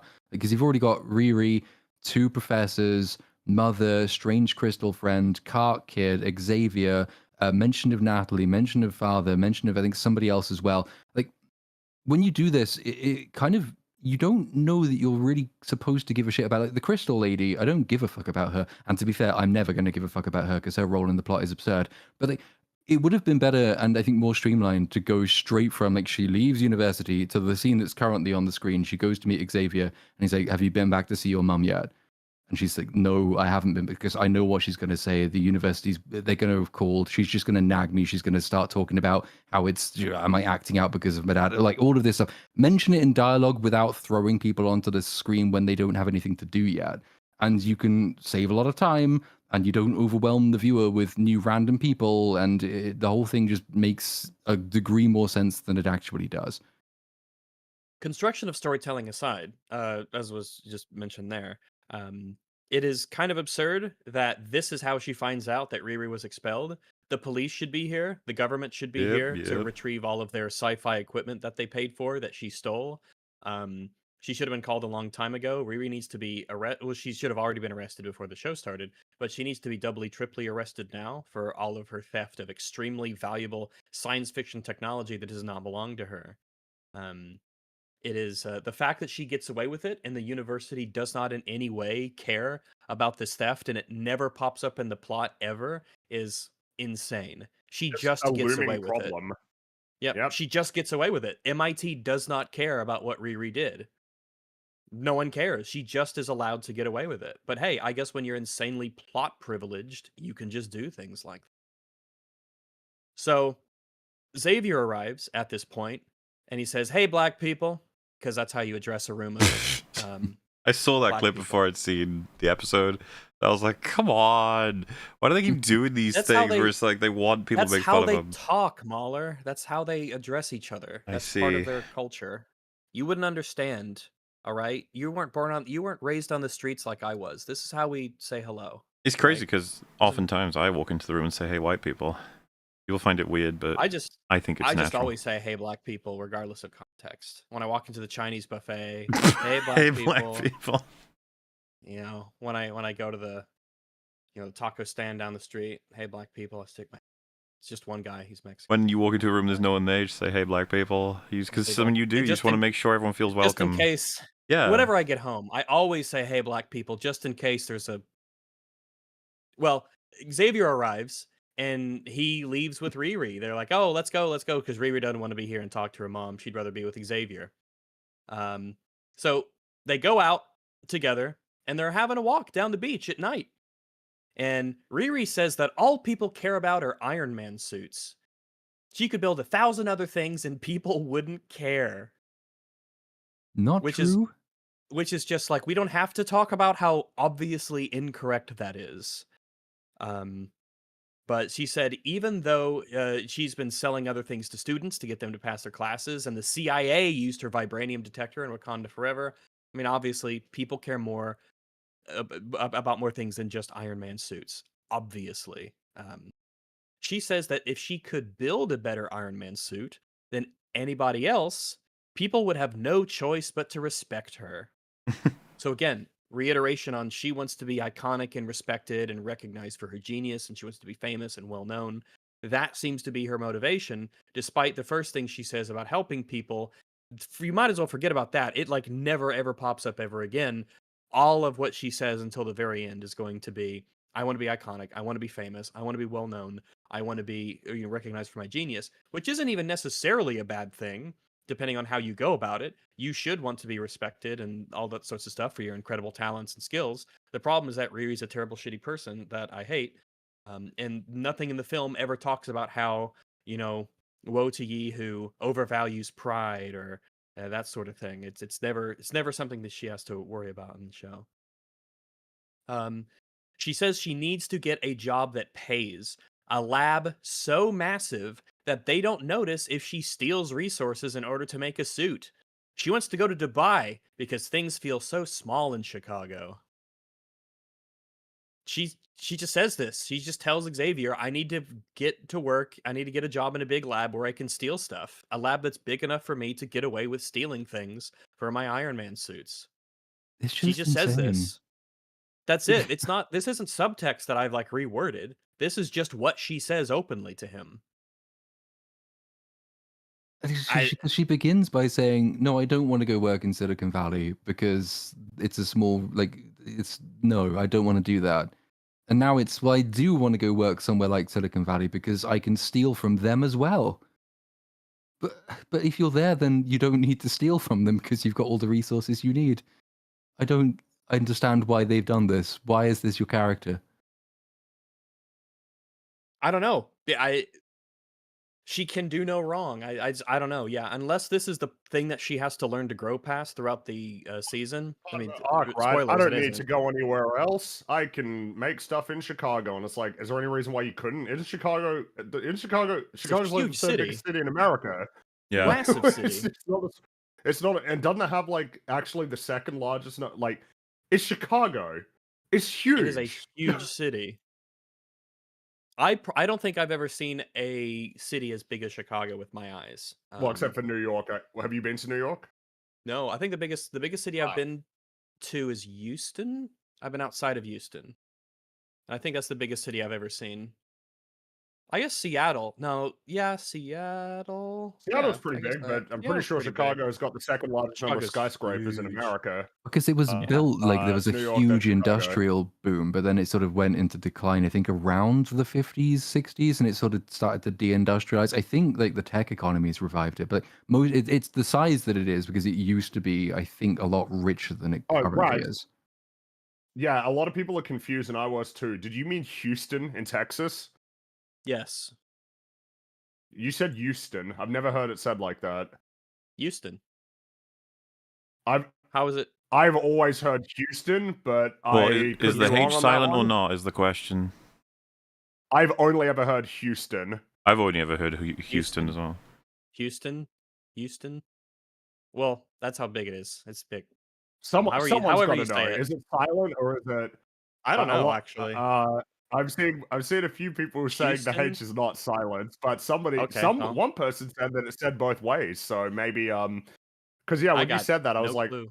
I assume you're talking about Houston, but Houston. Okay, that's all I've ever heard. Houston. I feel like I've heard it both ways. I don't know. They both sound correct to me based on how I've heard them, but maybe that's just a regional thing.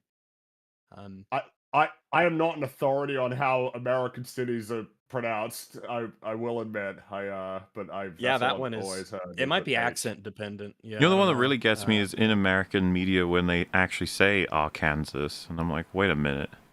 Yeah, that's pretty funny. They? I've heard it before every once in a while, and I'm always like, I thought, what are you doing? Stop it! It's confusing me. That's a whole state.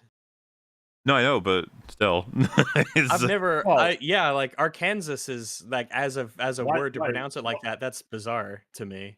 Are you saying that it would be more unreasonable to mispronounce the name of a state than a city? I think it could be. Well, there are plenty of cities that have a lot more people than any given state. That, like, for instance, if somebody didn't know how to say Wyoming, if they didn't know, it's like, well, I don't know how often Wyoming comes up compared to New York or Los Angeles. Sure. I don't know how you would mispronounce Wyoming, though. That feels like one. Wyoming. Wyoming, Kansas is maybe. Particularly when there is Kansas, and it feels like everybody's heard of Kansas. That one's more intuitive as a mistake. Kansas. It's like, huh? Oh wait, no. It doesn't sound anything like it's written. That one makes more sense. Yeah. Then again, I've because I'm born and raised here in Arkansas, so I've always known. So I'm steeped in Arkansan culture. Because it's Arkansas, but it's Arkansan, right? Like if you're from Kansas, you're a Kansan, I suppose. Same thing with Arkansas. You're an Arkansan if you're here, but it's not Arkansas. This is what happens when you get a French bastardization of an Algonquin word that gets passed down through hundreds of years, and that's where you live now. So, they should have anticipated this. Yeah, they really should have. French once again, another big L. The French failing us. Xavier takes her to a mural that they put up of her stepdad and her sister. And we learned that the red Barracuda she was working on, the muscle car, that Shuri repaired for her in Wakanda Forever using magic. she sold for money to work on her iron suit. So Riri has, because she's so desperate for money, she sold what is a very, very sentimental car that her dad and her used to work on when she was young. She sold it for money to work on her iron suits. So, okay. Guess she was really desperate for cash. She just couldn't get any money, Riri Williams. It's dumb shit of like strapped for cash and simultaneously working on some of the most expensive engineering projects on fucking Earth. I don't know. As they return home, Xavier gives her a mixtape he made. If anyone ever gives me a mixtape, I'm just gonna let you know I'm not listening to it, so don't bother. Damn. John is there, walking a dog, and John watches her go inside. You remember John was talking with Hood earlier on, and he sees Riri go into the apartment building. I have no idea how he knows that this is the person who flew by in the Iron Man suit. In fact, he couldn't have known, as far as I'm aware. Intuition. I don't know how he knows. I mean, it's already convenient enough that they're standing on a balcony saying, yeah, what we really need is some hardware. And then, oh shit, there's some hardware flying through the sky. I thought it was That's funny. convenient. But then it goes one step further. It's like, yeah, he just knows. How did you find out where I lived? Google. Okay. No clue how. No clue how. It should essentially be impossible to just know. But yeah, he just sees her while he's walking by, as if by accident. So Riri and Xavier are in a scrapyard warehouse later on because she needs parts for her suit's hardware, but it will not help her with the AI. So she's trying to get parts for her suit. It's also again another like this is such an inefficient use of our first episode. We have an entire scene where she's with Xavier, an entire scene which is like a conversation that it conveys a bit. It's really there to set up. We miss dead dad and my sister. Here is a mixtape. Pick up the next day. It's another scene with her and Xavier. So we've got two, which we could easily have condensed into one. We didn't need to have to. And it sort of sucks a lot, some of the dramatic weight out of the previous one. If you have like, we're going to part now on an emotional note and I'm going to give you a mixtape. Oh, hey, it's morning now. Hey again. Saw you last night. That's great. Let's go make some shit. Just put the two together and make the one quite effective as opposed to two doing half a job each. You could put them together more smoothly. Yeah. And then it could end with the night that they are getting all the parts, he gives her the mixtape instead of just like splitting it down the middle like that. So they're at this warehouse. She needs scrap for the physical part of her Iron Man suit, even though that won't help her with the AI part of it. Because Riri is such a genius, she can just do all of that stuff insanely well and with virtually no resources. Riri goes to see Jim, this guy who runs this mechanic joint. He's glad to see her, and then he keeps telling her about how her Tony Stark fellowship is so great, and how she'd come in when she was a little girl to haggle with him, and that she was always with her best friend Natalie. It's like ridiculous glazing of her by yet another character, and he's telling her things she already knows purely for the convenience of us, the audience, so that we know who Natalie is. As you know, glazing is special, and it's not even done because we're about to have another bit, which is exactly the same. No. Oh, it goes on. Oh, it goes on. Riri does not have the money to pay for the scrap that she gathered. So before she asks Jim if she could essentially spot it to her and maybe she'll pay back later, or maybe she'll just steal it because it's Riri and she's a thief. Before she's able to ask him that, John shows up. And he pays for the stuff himself and even tells Riri to keep the change, like he's helping her out. John seems like a really, really nice guy. Wow. John then starts talking about how you couldn't open a newspaper without seeing a story about Riri Williams, and it pans to an article on the wall that says Riri Williams is the youngest ever to win at Chicago Science Fair, and she did this when she was 12. Aww. John says that Riri finished 9th grade at age 11 and she started college at 15. Do you think we'll ever have a smart person in this universe ever again that just worked really hard and got to be really smart by age 30 at whatever thing they were doing? Nobody can ever just be like pretty good at something. They have really to be talented, the absolute absurdly best to a degree that is talented. absurd. Or that they cracked it when they were like 70 something. They're like, yeah, it took me a while, you know? Well, they didn't really figure out what it was that they wanted to do in life until they were in their 20s or something, and then it was until their 30s that they actually started to, make really good progress. It's like, no, everybody is like a prodigy. They're amazing right from the start. They're the best at everything. Outside of the scrap yard place, John is asking her why she isn't working at Stark Industries, which is a good question because they should be lining up around the block to hire her, even if she is a thief, and they'll write it off. She says that she doesn't have $1 billion. She can't compete without resources. But Okay. Stark Industries can, so you could solve that problem by working for them. Yeah. I mean, you had the grant, you had the CIA buying your stuff. If you showed up at Stark Industries and showed them, look at what I can build, they'd probably just hire you on the spot. Anyway, John gives her a business card, location to a pizzeria place, and tells her to meet his employer there the next morning. So she goes there the next day to Desperitos Pizza, which is closed. She goes in, she gets on the elevator, and it takes her up to the second floor where she's supposed to meet this guy, this new employer dude. But on the way, the elevator stalls, and the lights flicker, and Riri pounds on the panel, and as she pounds on the panel, it falls off, revealing a timer inside. Oh dear. Gas. Yeah, gas starts expelling from beneath a tarp in the corner.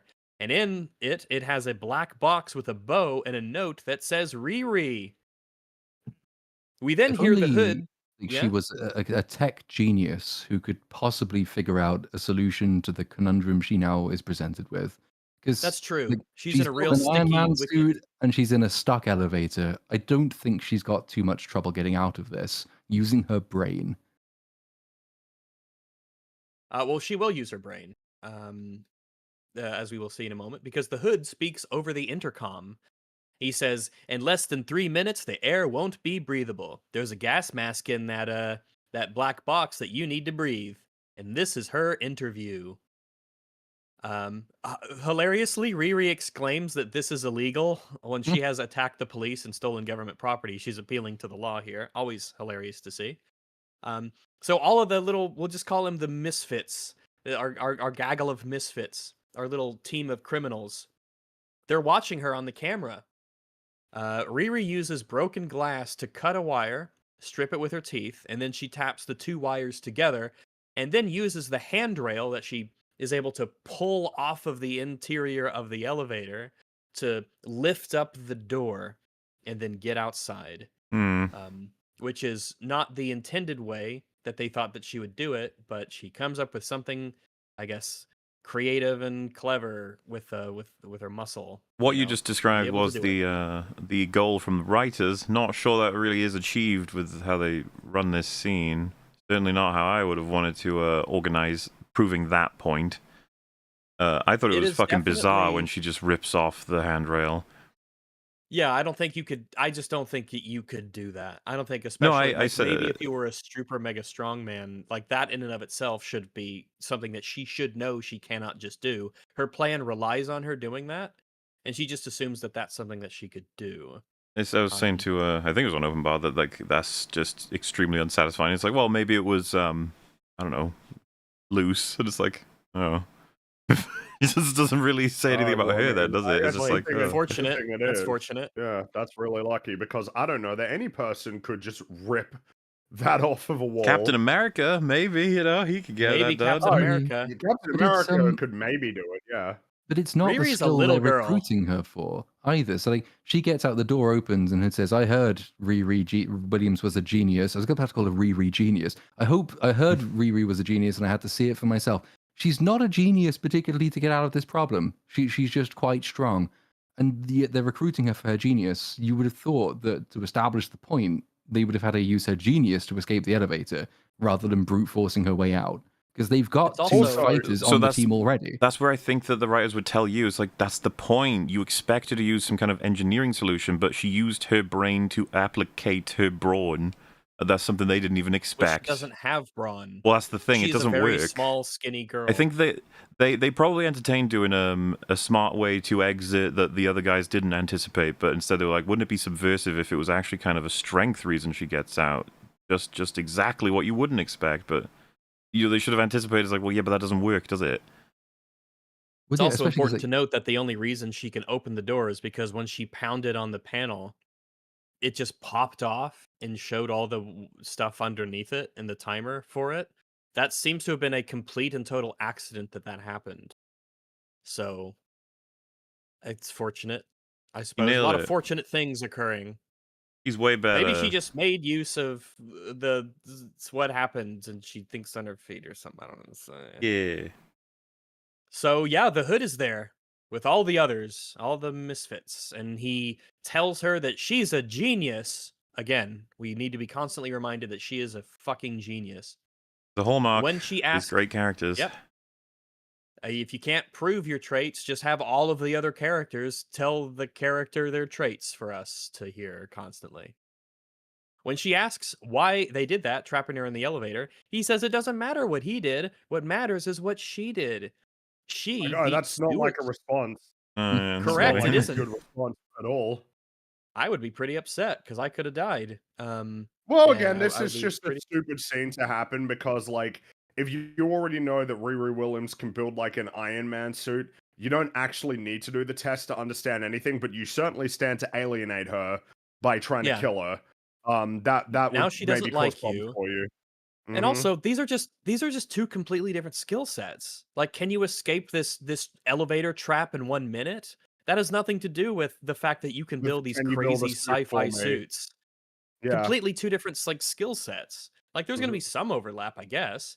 But like under the stress and the fact that she's never seen this elevator before and she doesn't know how they work and is like you could have just killed her, I guess.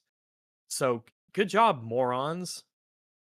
Anyway, she says that, Hood says that Riri beat Stewart's time, and she recognizes Stewart as Stuart Clark, the Aura X fellow, at Rampage on the Tech Makers Discord. So Wow. it's yeah, it's not gonna matter. The Hood says that he can see that she's upset with mediocre folks taking her spot, mediocre institutions rejecting her genius. Soon enough, you're Um, gonna get tired of making yourself so small to fit inside all the boxes they put you in. Oh god. that is not what happened. She has I never been rejected by anyone, ever. no. I None also of this makes sense. like I'd be curious as well from the writers. Like, writers, do you actually believe like MIT is like mediocre? You don't. I know you Surely don't. this is You just the definitely do villain not. lying to her, right? Maybe. Yeah, but the thing is that remember that was her perspective was that she had to make herself seem small. So I presume, you know what I mean? Like I don't know that I don't know that there's much of a sort of a rebuttal that like, oh, maybe Riri should have just stayed at university. You know what I mean? It should have just kept doing that and done her coursework. Yeah, it's all of this is nonsense. You know, as you had mentioned. I guess you could say that he's specifically trying to lie to her to get to big her up so that I he'll well, join, so but I do so not think that's again, the case well, based off the so the writing I've reality seen. is that they want the Hood to be a sympathetic villain. That's what they want. They want him to be a sympathetic villain. The idea is that there was something that he was missing, something that he could have had, that he wants to have, and that there's some validity to that feeling, but that it's misguided. And that particularly like, ooh, the evil Hood, it's corrupting him.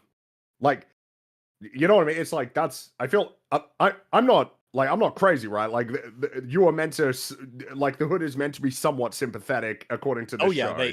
Oh yeah, I mean he essentially he escapes justice at the end. I would say So it's well within the MCU's purview. Like, they wanted to do that with Killmonger, rather the children killer. Oh, definitely want you to understand why these people do these things, and that it's a little bit more complicated than strictly evil, even though most of the time they just are really evil. because the Hood is really Yeah, well, I evil. mean, He's a yeah, psycho the murderer. Hood. Yes, to be clear, he is super evil. He is insane. He is a very, very, very bad person. But I don't know. It feels like in keeping with a lot of, like Marvel doesn't want to kill villains anymore, do they? Not really. Like that's you don't like it's kind of like it's a bit awkward because before they would kill off villains that was probably worth keeping them around to give them more stuff. Now we're in the era where they're kept around but they suck. Like they just none of them. Been a while since we've had They a good all Yeah, villain, yeah. monkey's paw curled. yeah. You want Um, villains that don't die and stick around? You got it, buddy. okay, Girls. and we're gonna make him. So, he says Hood says to her that she's ready. When she's ready for respect and for money, she should work for them, but she doesn't want to. Hood shows her a box full of money and says she'll get lots of cash if she signs on and agrees to do 3 jobs with him. When he tells her the jobs won't be legal, she says she doesn't want to hurt anybody. Let us flash back to Wakanda Forever, where she is throwing a car at a bunch of police officers and makes a massive fireball raging inferno. Yeah, but they don't count. So, They don't yeah, count. Even if you ignore that, which you shouldn't, but even if you do, you don't know these people. They could be like, yeah, okay, we won't do that, and then they'll just do it. You have no idea who they are. You Well, it's can't also- trust them. I mean, they don't even have the excuse of ambiguity, because the minute she says, "What is the job?" and he says it's like extortion, breaking and entering, and then later on, of course, before they actually go on the first mission, it basically amounts to industrial terrorism. yeah, And like, she has no excuse of ignorance at this point. To uphold her "I don't want to hurt nobody" thing, you have to accept that none of those things do, Well, by necessity, hurt people, which they you don't do. have to- She just assumes the extortion will be through non-violent means as opposed to the typical violent means of do it or else. It's like, yeah, nah, because nah, normally it's it all would good. just be theft. But we don't have to leave this room because when she says she doesn't want to hurt anybody, they tried to kill you a moment ago. Yeah. Yeah, and you're on Well, and their also team in theory, right? and also they will hurt people. It's just they'll do punching, and it's like, oh, that's No, not they'll good, kill. right? It's like, They'll kill. well, They kill. that is what that's. I guess what I'm getting at is it's like, oh, because it's kind of this stupid attitude that a lot of things have. Yeah, punching people is like, that's okay. That's You know, fine. like It's a punching freebie. them, that's right. You just knock them out. It's not like if you knock someone out, that's like really bad for them. But even You then, know? Yeah, they could fall and hit their head it's still that belief can't withstand the first heist movie character introduction course scene when not. John introduces himself as being an expert with knives. Clown is the expert with bombs, and then you've got 2 people whose job it is to punch the fuck out of people. It's like, knives are more than punching generally, and bombs are also a little bit more than punching, and punching also does harm. So no, and she knows all of this before going on the first mission. Because I had a few Well, again, people they in the tried comments. to kill her. They did try to kill her. Like, I had a few people in the comments on the first video saying, "Well, Tony Stark was kind of a villain at the beginning of his film too, because he sold He killed weapons to evil terrorists." And it's like, but you didn't watch the movie then, did you? Tony Stark didn't know what his company was doing. His vice was like personal vice, but his ends and his moral justification was always a moral thing. It was always, this is the weapon that will end the war quickest. This will protect American lives. He doesn't know they're being sold to terrorists, and the moment he sees what is the reality of the situation, he becomes this like moral avenging angel to stop this from happening. So in other words, as soon as he realizes the thing he has been involved in is wrong morally, he goes completely against it and tries to shut it down. Riri Williams doesn't have the excuse. She's told at the outset, this is highly dodgy shit you're going in for that people will definitely get her to do, but here's some money. And then the money makes her go, yeah, okay, fine. So like, she is a villain at this point, and she knows she's a villain, and she carries on doing it, which makes her kind of a psychopathic villain in the way that I don't remember the last She MCU doesn't character who's like this. recognize. No, maybe Carol doesn't Danvers is the recognize, yeah. closest, but I don't know that even Yeah, she gives Carol is psychopath necessarily. vibes. The inability to recognize what it is that you're doing and your moral Her culpability. going woo while Especially after- flying through a ship, blowing up the people You know- who she considered her Runner allies only like a allies day yesterday. ago. Yeah. On Yeah. the wooing, actually, I was just thinking, you know how the suit, the motivation we get later, this is kind of the tonal imbalance I think about. She escapes with the suit in the first few scenes, and it's very much a joyous, happy lol sort of, haha, here I go, woohoo. When it's like, wouldn't you want to portray the character as what she's thinking about, according to them later in the show, of the whole reason she's building it and wants it is that core memory of the tragedy? You know, like taking that suit from them to ensuring that she has it and can keep it. Like Riri should be quite solemn about that and determined. Like, this is important, this has to be done this way. But no, it's just like the woo! Because they always do that. Everything has to be that way. It's not much nuance. I mean, we'll see later. We got examples of her like cheering on and enthusiastic as she watches people getting beat up by her crew. But we'll get there when we get there. Yeah. So She takes the cash and agrees to work with him. He says that they'll need the iron suit tomorrow, and she shakes his hand. Because that's how you plan a heist. It's like just a day in advance, really, that you need to make these plans and you Yeah. just do it. So, back at her house, she's building an Iron Man suit in the kitchen. Because there you go. Yeah. She You've listens never done to that? Xavier's mix. No. Bit I embarrassing, built a but delicious pizza once Ooh, in my kitchen. an iron pizza? Uh, it was an iron pizza. That's right. It was very chewy. She's building an Iron Man suit in the kitchen. Yeah, again, it's just we'll see this time and time again in this show. I don't believe that she has the physical materials necessary for her to be able to do this stuff. I don't think that she has access to the hardware. She doesn't have access to the tools to do it. It doesn't matter how smart you are. You are going to hit a wall with what you are able to do with your intelligence because you do not have the materials necessary Well, to that's make you your see, you're idea proving a come to point, life. Rags. You're proving a point. This is why Yeah, she I needs guess to if I do was this to get this yeah, money. it's a shame that she had all of it and threw it away and stole it. But so she listens to Xavier's mixtape, and in the mixtape, there's Natalie's voice in it, which leads to a flashback of Riri and Natalie and their dad working in the garage on the Barracuda. This is the night where Natalie and the dad, Gary, the stepdad, Gary, are killed in like a drive-by. So yeah, it's a traumatic memory for her. It's a Riri really gets emotional and yeah, go ahead. It's a dodgy thing to do. I'm not sure I would do that without asking a person first. I don't think I would give someone a mixtape with the voice of their dead best friend on it without telling them that that's what I'd done. Especially if they were also a really good friend of mine and I knew, even if the writers haven't quite figured out that this is what she does yet, that she's inclined toward having panic attacks. I think I might be a bit more sensitive than maybe doing that. I I think it's understand that fine it's a for him to do it. convenient way to do, but you know. I think it's okay for him to do it because Natalie was his sister, Xavier's sister, and I guess I don't think it's unreasonable for him to be like, hey, because especially the thing that she says was like some happy kind of memory thing that they had shared. So I think that's okay. It's never implied that he even knows that she has these panic attacks, or really that anybody knows she has these panic attacks, as far as I'm Except aware. that later on, Except when the she does have the first one, and the Riri hologram calms her down, like Riri says, sorry, the Natalie hologram calms her down. Riri says, "You were the only one who could ever talk me down," which kind of implies that other people couldn't. yeah, I guess so. Maybe they That's don't know pretty good how they spot. get triggered, but uh, but anyway, they got killed in a drive-by, so that's unfortunate.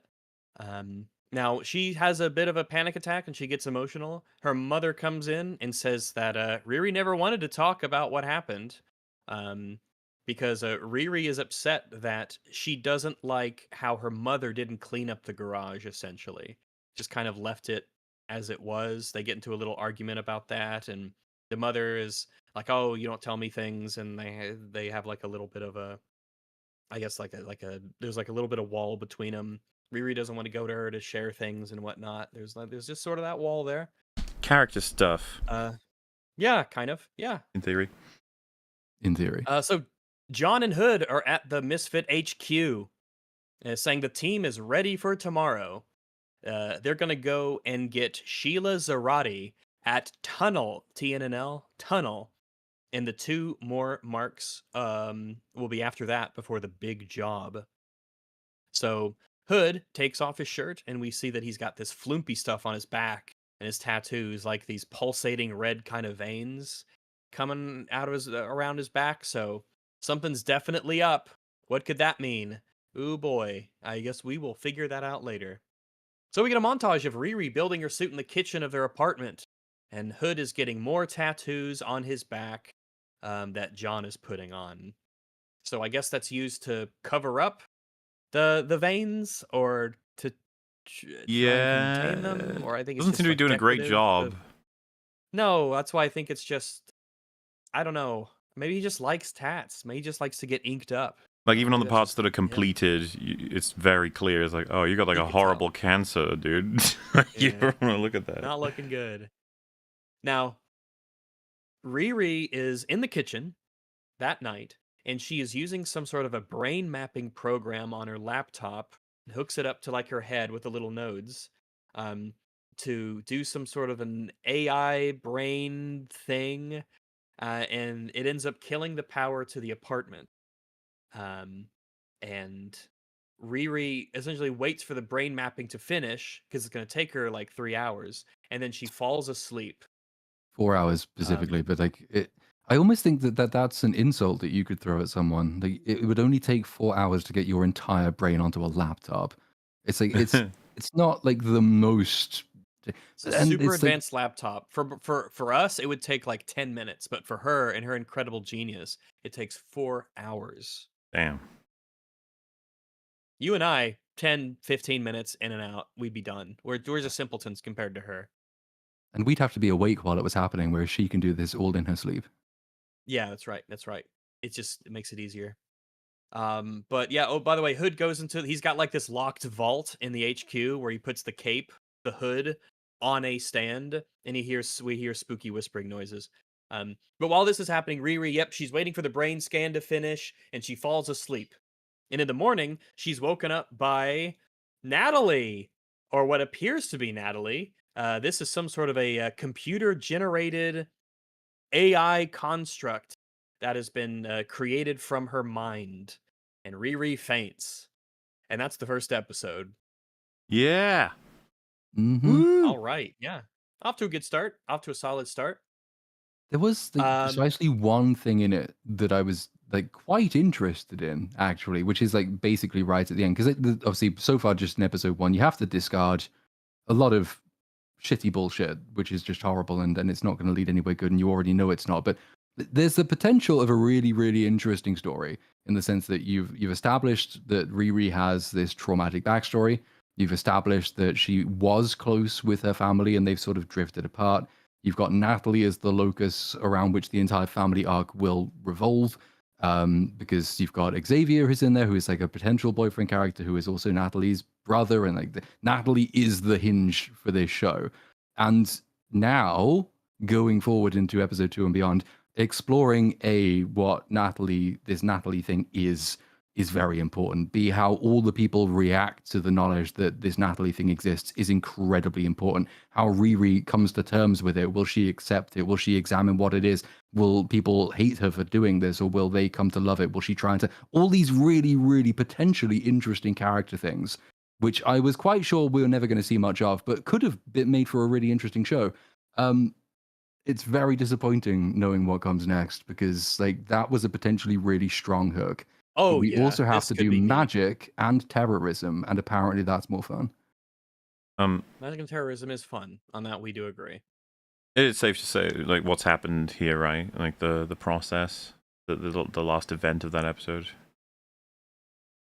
End with the cliffhanger to get started for the next episode, kind of thing. I just mean because like you'll imagine why I found this quite amusing on different shows that discuss this, but being like they just randomly introduce the idea that you can generate a full personality. Oh yeah. Based on just like, you know, basically Plus, genius. The movie Transcendence, right, is like converting a human's brain into a copyable AI, basically creating a degree of immortality. Loads of sci-fi concepts to discuss.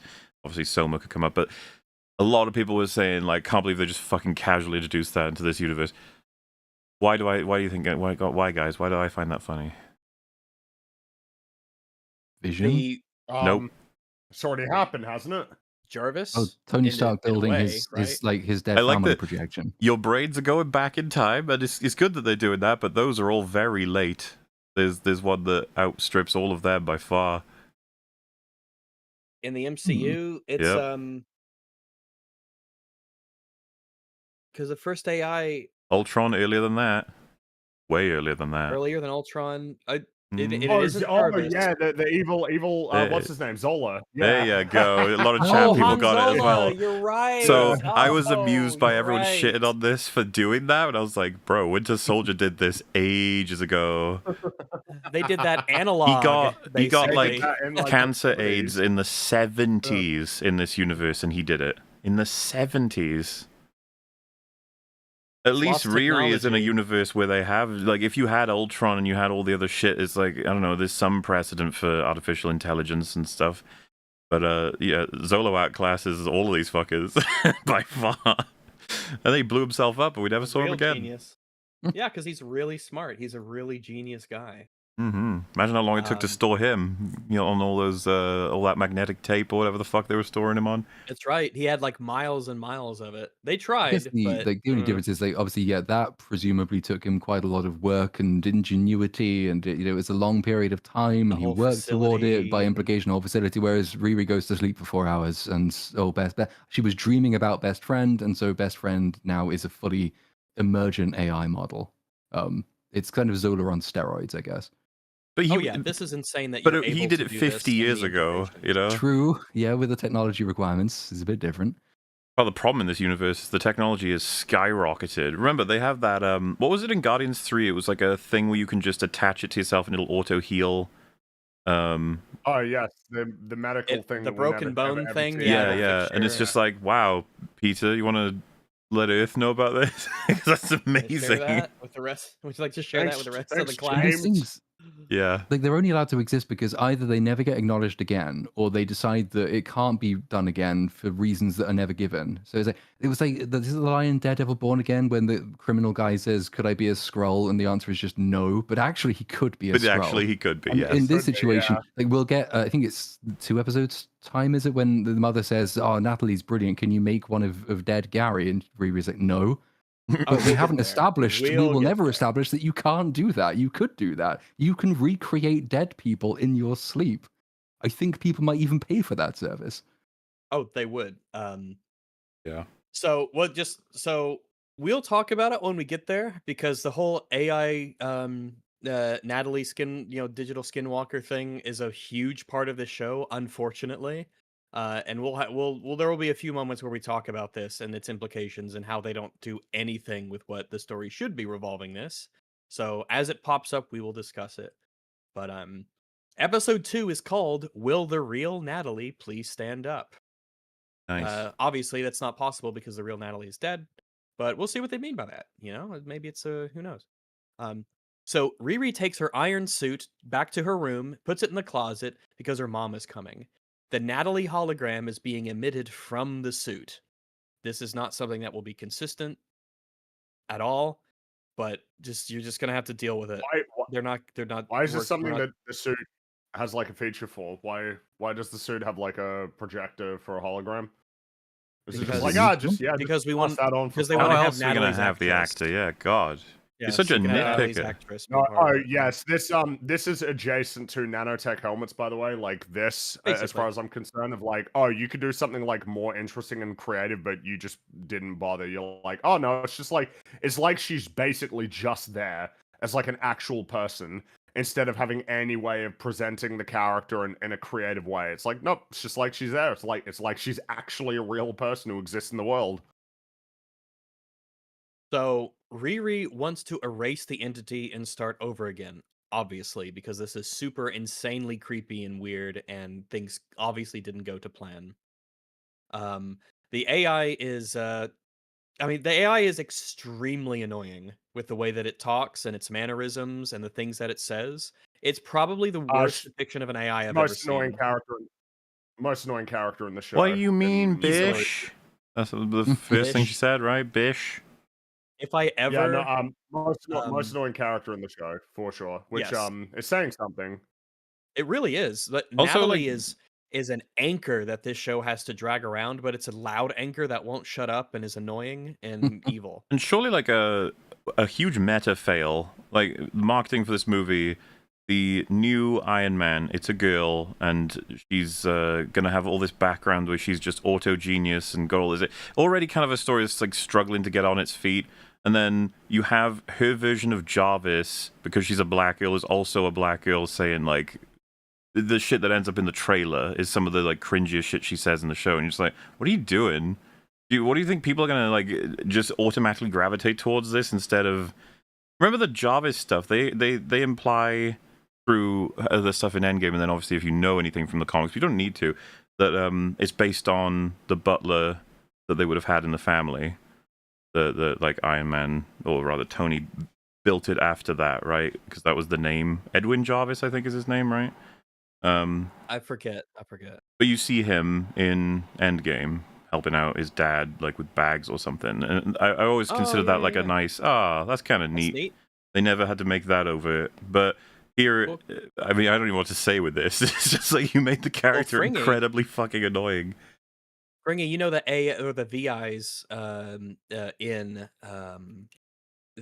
Halo, especially as they kind of get into the later sort of time periods. It's something I did kind of like. That one of the few sort of newish things that they introduced that I liked is that you'd have an AI that would obviously recognize it was an AI, and it wasn't like a super crazy powerful AI, but it would help people to do things on spaceships and whatnot as like an assistant.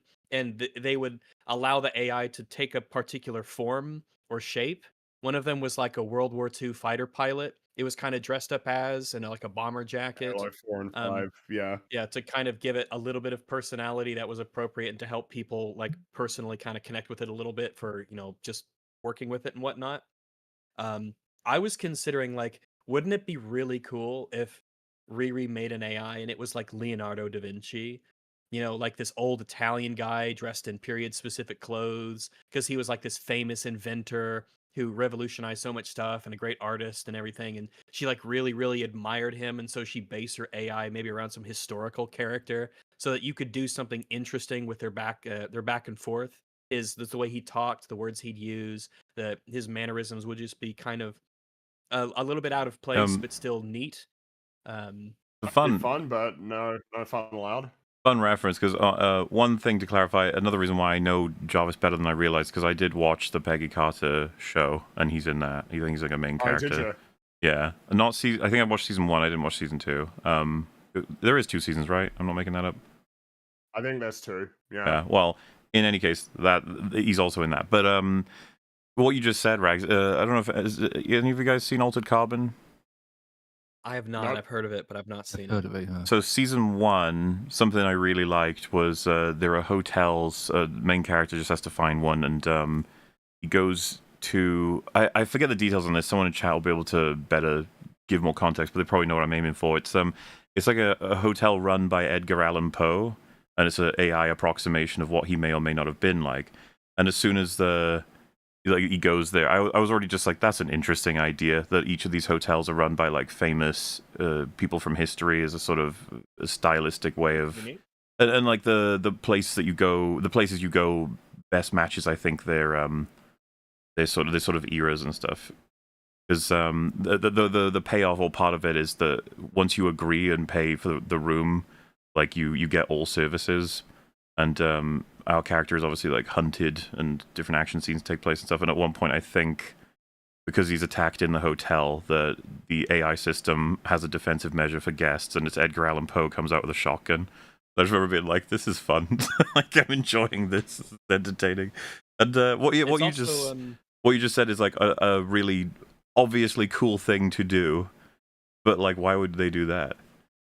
Yeah, we have to have this annoying, like just chattering, loud, obnoxious. Just an annoying bitch constantly throughout the show. The AI is incredible. It's my least favorite AI in anything ever, just because of how unappealing it is to have her around in every scene.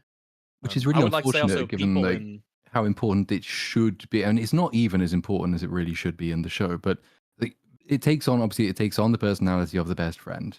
In which case, make the best friend less of an annoying shit. If you're gonna do this, and we are gonna have to spend lots of time with this thing, don't make it so fucking irritating. But why would anyone be its best friend? I don't Give it- understand. It'd be nice if it was something classy and distinguished and clearly different from her, and it showed that she had an appreciation of maybe history, or there was someone in her that she read about that she really admired and wanted to have it around, and it could, it would just be Well, and of really course, neat to have them be so if you want to different. deal with an idea that because along that line, it's like, why would having it be like, oh, she went to sleep and then it created like basically a perfect copy of her. It's like, wouldn't it kind of be more interesting and kind of more justifiable if she was more of like a bit of a mess of different traits? Because when it feels like it's this dumb thing in bad stories where it's like the brain is like the things that you like visualize in your head, or like memories you recall, or things that the way that you think is like not clean. It's kind of like muddled Yeah. and sort of obscured and blurry, and What's that? things blend together. It's What's that movie? it Eternal should Sunshine of the Spotless Mind, Oh, right? such a good Where when film. he goes, the yeah. I mean, visualization what of is the memory point? and things is What What is is the the point of even so point? cool in that movie. Yeah, Yeah, well, this is it's an just like, oh excuse yeah, it's a to memory thing. The actor's just here. it's an excuse to If recommend that film, Eternal Sunshine of the Spotless Mind. Go watch it if you haven't. Oh yeah. And before I definitely watch forget, it before Ironheart. oh yeah, just don't watch Ironheart. Watch everything in your life before Ironheart. But people in chat mentioned that in Star Trek Voyager there was a hologram Leonardo da Vinci, and it was played by John Rhys Davies. So Oh, I didn't know that. Neat. Reese. That'd be cool. I need to look up some clips Reese. later. That'd Right, be cool. Davies? John Him and John Rhys Davies. him and Gary both Reese do Davies. rise all the time. Me and Az have to correct constantly. Reese. John Reese. Rhys Davies or Davis. Davies. Gimli. Isn't it? I think it's Dave. That one's actually difficult because different people in Britain pronounce it both ways. So, but Reese is definitively Reese. It's a Reese. Yes. John Rhys Davies. Gimli. Don't worry, you Um, will forget, and you'll instinctually call him Rise, and it's okay. Mm. We'll just do this dance again. Yeah, sure. It's you- love. Yeah, It's what sure. that is. It's done with love. It's just the Not love of the to game. to drag us back to the insufferable character, but like, because I kind of like the idea of having it a bit of a mix and match of like memories, but the other way to do it would be, and kind of what I was hoping they might do, is that you introduce this as a concept, and like, there should be two major responses. It should be Riri kind of shocked and horrified and thinking, "What the fuck is this? How did I do it? And what is it?" And on the other side, probably to make it a bit more interesting, the Natalie AI should also be in a state of shock and like uncertainty. What am I? What, like, having only partially formed Platoon. and then having to find out more about itself as time goes on. That could have been interesting as well, rather than fully formed and completely insufferable. We'll talk about that in a bit, because there's a particularly potent time to talk about it, but keep that handy, because that is one of those very potentially interesting things that they could have done something with that they just don't. So we will have a discussion on the AI and its role and how But you're right in the terms that if it was me and I had accidentally created an AI construct that had a very realistic physical, I guess, manifestation in terms of a hologram, and it looked like a beloved relative that had died, I would want to have it change immediately. That is not okay for you to look like that. You're going to look like something else. You're not going to look like a beloved dead relative. It was That is remarkable. very inappropriate. I feel like you don't even need to make all of the statements because they have what's the character, the boyfriend guy. He Xavier. says He does pass he the test basically lays later, out quickly all of the main arguments for why it would be monstrous to do it. And I was almost like, wow, yeah, that's it. Yeah, there that's you right, go. Xavier. Because it's like the writers actually recognize, yeah, this is pretty like and weird. Like the way you write around it is because it is the dead best friend who was taken from her, before she was ready. Have her actually go to press the delete button and not be able to kind of kill her friend a second time. Like that could have been a very strong scene to establish why she's still around. Yeah. You don't get that either. Nope. She can't, because it won't. Well, we'll get into this in just a second. But before Riri orders the AI to begin a diagnostic to find out what went wrong to make the AI look like this, because again, it's worth saying this is a perfect one-to-one copy in terms of appearance and mannerisms as Natalie, the dead friend. So, and just to be clear, I will be referring to the AI as the AI for the entirety of this episode, because it is not Natalie, and she tries to come up with like an anagram sort of thing of Natalie. What are those called, where the letters mean something? Initialism? Acronym. A what? An acronym.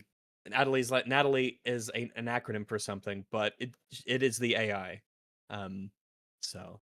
But she gets before she can try and start up the diagnostic to see what went wrong. The AI, by the way, is quite resistant to her orders to begin this diagnostic to find out what's wrong. She gets a text about that job at 11:30. She needs to be placed at 11:30. So Riri leaves the AI and her suit in the room to go to the meeting. No, So I don't think that I really like the pacing here of her creating this thing. And before we can have this big conversation about the nature of what it is, the plot's just like, no, you got to do the job. She has to leave. We can't have a chat. it Even though keeps there'd be doing plenty of this. time to It, have it it. does this over and over and over again. It's like, this is the most important thing you've just done, but oh no, I have a text to go and do something I shouldn't be doing that is less important. So I'm going to go do that instead. This is the first and probably the most egregious example, but there are many other such examples where texts arrive and she fucks off. But like, you've just, your whole goal is you need money to build a suit and create an AI. You have a suit, you've created an AI in your sleep. You don't need the money to do this anymore. The job is now significantly less important than staying and figuring out how you made an AI that is untethered and won't obey your instructions and that looks like your best friend who is the most important thing in the world to you. This is the scene you have to stay on. You can't go and fuck off and do another job. That's insane. And they Yeah, keep they doing wrote it it. to where there's a hurry. She could have, if she woke up 30 minutes before or anything like that, so plenty of time. They got plenty of time to have a chat, have a conversation, but they hurry right through it. This is huge. On the note, by the way, of her absolutely not being Natalie, which is very much true. Something I don't like, because barely anything explores this, is take person's brain, put them into artificial intelligence that is essentially connected to the internet, and then they're just exactly the same, as though being exposed. Like, do you remember the sequence where she has to search for something? They treat it like In the files you're a on the laptop. person who is on a computer, as opposed to the amount of instinctual activity you would have as an AI, and it would all just be flowing in and out constantly. You would just, you get a brain blast. Like, funnily enough, they do it with Ultron, right? And it makes him mad or confused. Insane. Yeah, like that is closer in the MCU to anything realistic in terms of what it would be like to become an AI, get bombed with every piece of information that's ever fucking existed, and then someone's like, "Hi," and then you know the way she behaves, just like it's not even remotely. There's a sense of anything AI happening, which just bores the hell out of me in terms of like an idea or approach to it. But whatever. Yeah. They don't do anything interesting with this. If anything, they do anti-interesting things. So, but again, we'll have plenty to talk about regarding the AI later on, because unfortunately, the AI is a very prominent character in this show. So, as she's leaving to go get ready for the job stuff, Xavier is in the kitchen and he invites her to this shindig that night. They got this little party going on, and he wants her to come. And she tells him to text her the info later. We then see an advertisement for Tunnel, the company that they're going to hit with the job. We see an advertisement for it, and essentially it converts the old subways of Chicago into an absurdly elaborate semi-sci-fi transit network for people's cars. I mean, It would like never puts them happen. on these. It's It would it's a never. really stupid idea. It's I'm pretty sure it's something Elon Musk has like proposed. It's this really dumb idea of like, why don't we just make freeways but underground? It's like, why don't you just build trains? Well, it's not Why would even. it be- They're not even like why would- freeways, because there's a rail. It's a rail system underground that could lift up cars, make Yeah, them descend, and yeah. fling them It's, around. But It's there's individual platforms that lock in the cars Individual into the the insane wall and amount of carries them along mechanics the rail. and difficulty to achieve something that's kind of not even that impressive. Ultimately, it's like Dude, road- Because the like, car has wheels. Just have well, the. again, it's just stupid, like trying to reinvent shit that just works. Just build like roads and trains and shit are just pretty effective. Like, oh yeah, no, what we're gonna do is you put your car on a little platform and it goes under down and it whizzes you by. It's one of those things where you see it and you're like, oh, that would be cool. I wouldn't have to wait in traffic. It's like, yeah, you would. All the traffic would just go down there. It would just be a disaster. It'd be horrible. Like I guess it's executed in a way that's so quick and efficient that it just helps people get around faster. No way. No way. It's that's- more efficient than just the road. Well, I don't think it's a replacement for the road. It's just like an extra option. If it was genuinely way faster, it would just encourage more people to drive their cars into the platform, and then it would just become shit anyway. Maybe, yeah. It's a profoundly stupid idea. It is extremely elaborate and build a intricate and train. expensive, but it seems to be Build that at least trains. In the show, it seems to be that this is like a super massive, elaborate sci-fi way to get your car from point A to point B, and they've got these massive systems and docking bays and tunnels, and it's absurdly complicated. It's But absurd. that's It is what it pretty funny that is. Riri's like, oh yeah, Chicago, nothing's happening here, but in MCU Chicago, like it's they've got this massive underground system of all of these things that ferry cars around like 100 kilometers per hour. Why is she saying So like this? This is one of many high-tech ventures that are actually happening in Chicago. So I don't know why she's saying this. Like, yeah, can't get anything done in Chicago, and then the entire plot just proves that's not the case. But that's the thing. She has however, to go on the arc where she realizes upon, and it's not even because she sees all of this crazy technology. It's just like, oh yeah, Chicago's great. We should do stuff in Chicago. Like, all right, yep. so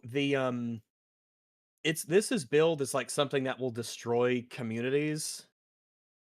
Like it's a I think bad it's like thing. they're doing like a parallel, I think, for like how some of the freeway systems that were like built in the 50s and 60s in America would just like carve through things. But the problem is it's underground, Yeah, so I this don't is really know under how they're doing Chicago. that.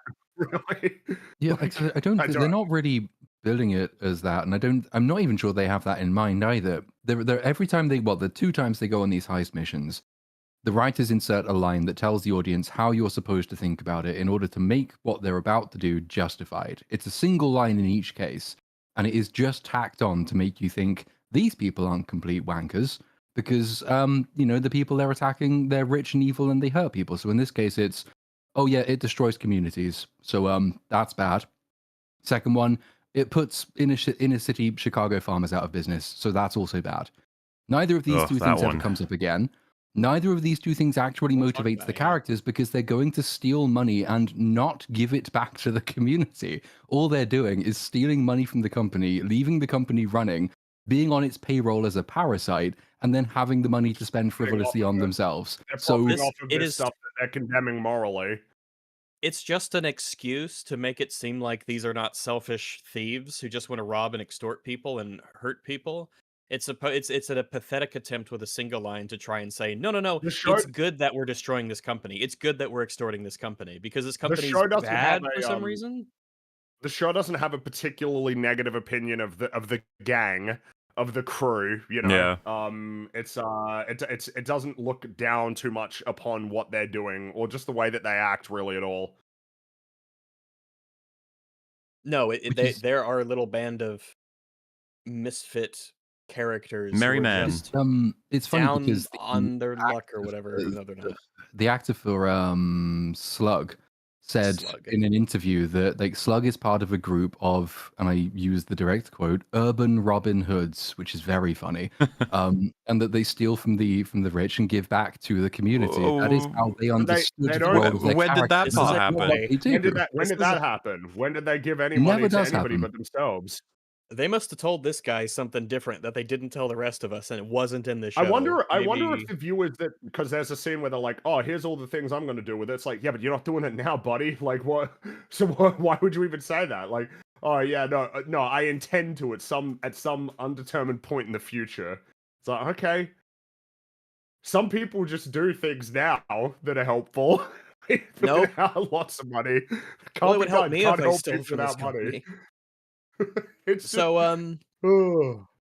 so yeah, Riri arrives at the pizzeria at the HQ that they have, and Their headquarters, yes. that's right, The their base of HQ, operations. Misfit HQ. Their little club. So we meet our incredible team. So let me run down real quick. They have no real traits except for what they do for the most part. So we start off with Slug. Slug is this they them green haired weirdo person, some hacker Computer guy, extraordinaire. yeah, they get Yeah, on the he's the computers and hacker. do the computer Um, stuff. but this is a hacker extraordinaire from Hacker, Madripoor. hacker with Because remember extended Madripoor? nails, by the You way. guys, do you guys remember?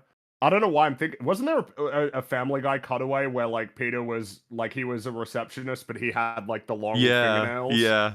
Yeah, I I feel know like what that you're was a talking about. joke somewhere. Because it just struck me Yeah. immediately, and you see the typing like 1 time zoomed in with the nails, and it looks awkward as It shit. is very funny. It's just like, I can only why? imagine that it makes your life way harder if you need to be typing if you have like really long fingernails. Yeah, it's annoying as shit.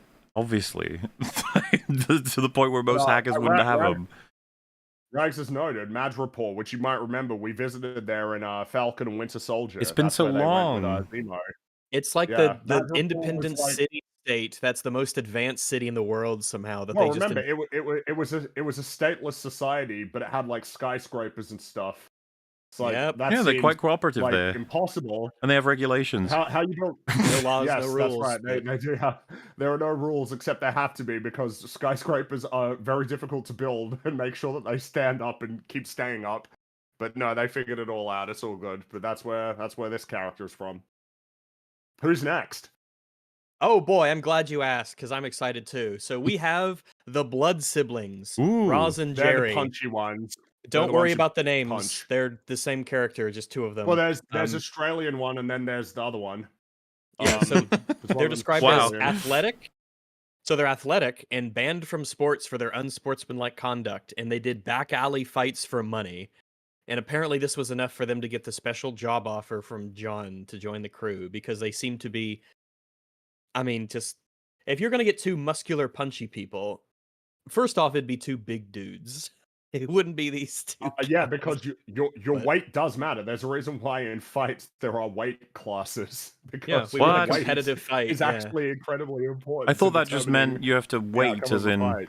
WAIT. Oh, you know? that's right. Yeah. You wait longer Yeah, on the that's heavier right, classes. Yeah. Yeah. If you're in the back Be of the a turn line, and that's then do a weight punch. class. That's Yeah, right. yeah. So yeah, they're here. And then we have Clown.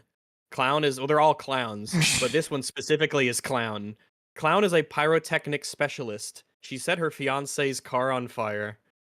Okay. Good people.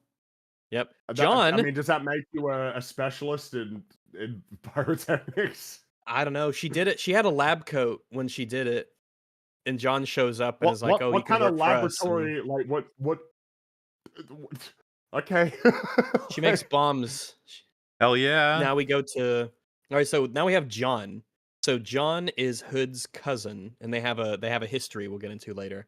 But he he doesn't is really basically have their. a unique skill set, really, does he? No, he's incredibly Well, accurate he's with the- knives until he chooses not to. Yeah. He is the HR recruiter and getaway driver. He's just sort of like an all around guy to have. Do we ever see him do any getaway driving in the show? He did it in the first ever scene. We just didn't see it off screen. No. Oh, what? I guess what I mean when I say getaway, I mean like doing something impressive, not just like baby driving driver the car kind of elsewhere. stuff. Or Yeah, like in a heist. No. Yeah, he you did know, it like loads when- of times Like when you're playing, off screen. well, you know, like Grand Theft Auto. no, he 5, takes tunnel. Like, He doesn't have to drive anymore. He takes In tunnel. Grand Theft Auto 5, Franklin is the driver, and so like the game has him drive and gives him special skills related. Yeah, his to ability is driving. to Well, that's slow mo. stupid. And also just establishes that the reason why he's the driver is like he works with cars like that. You know, riding. Wouldn't it have been better though to have just told us that and then not show it? Yeah. that saves yeah, time. no, It does save it does time. save It's time. way easier. It's way Rockstar easier could to stand do. to learn something from Ironheart actually about how to make Yeah, a little bit successful, awkward, but like, you know, story. happens. Yeah. The Well, problem is Franklin that was the one you see, Franklin skill- was a character, so we don't Yeah, do he that. was. We don't do that. We don't do that at Marvel. The knife skills is the one skill we actually do get to see him use, in the sense that in the course of hurting nobody, he lobs a knife at a cop and kills him, or kind of. Well, He kills does it. him. He's off screen. We don't The know, but intent it is looks to- very well, we much see like it he's happen. dead. And he's very accurate with those. Like he's very good with his knives, and until until Well, yeah. So if he was he to really get needs into not to like a be. fight with a small unarmed woman, and he has his weapon of He'd lose. expertise, and he she's would running just- away. Yeah, so he'd lose. True. Anyway, yeah. So now we have Riri. So Riri is replacing Stuart as their mechanic and tech specialist. Now, their job for that night is they are going to hit a big demo run at Tunnel. They are going to rob Sheila Zerati. Clown says that Sheila will destroy entire communities if it makes her rich. But I'm going to be honest, if we just accept that what they say that Tunnel's just a thing that exists in this world, I don't know how the tunnel system will destroy any community because it's using old subways and it's right below the city. It's basically just an extra highway underground that just Well, but is in the they city. I said have that no it idea would how this though. will So destroy. It's like the gnome community of Chicago is really the one that's being hurt the most. Anyone who lives underground is getting fucked.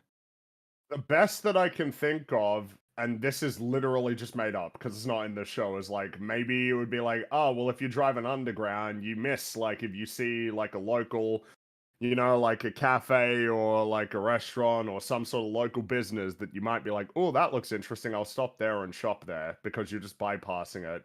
But I mean, That'd be remember, the this is all closest thing I could think 100% of. made up. This is made up. This is not in the script. I just made that up.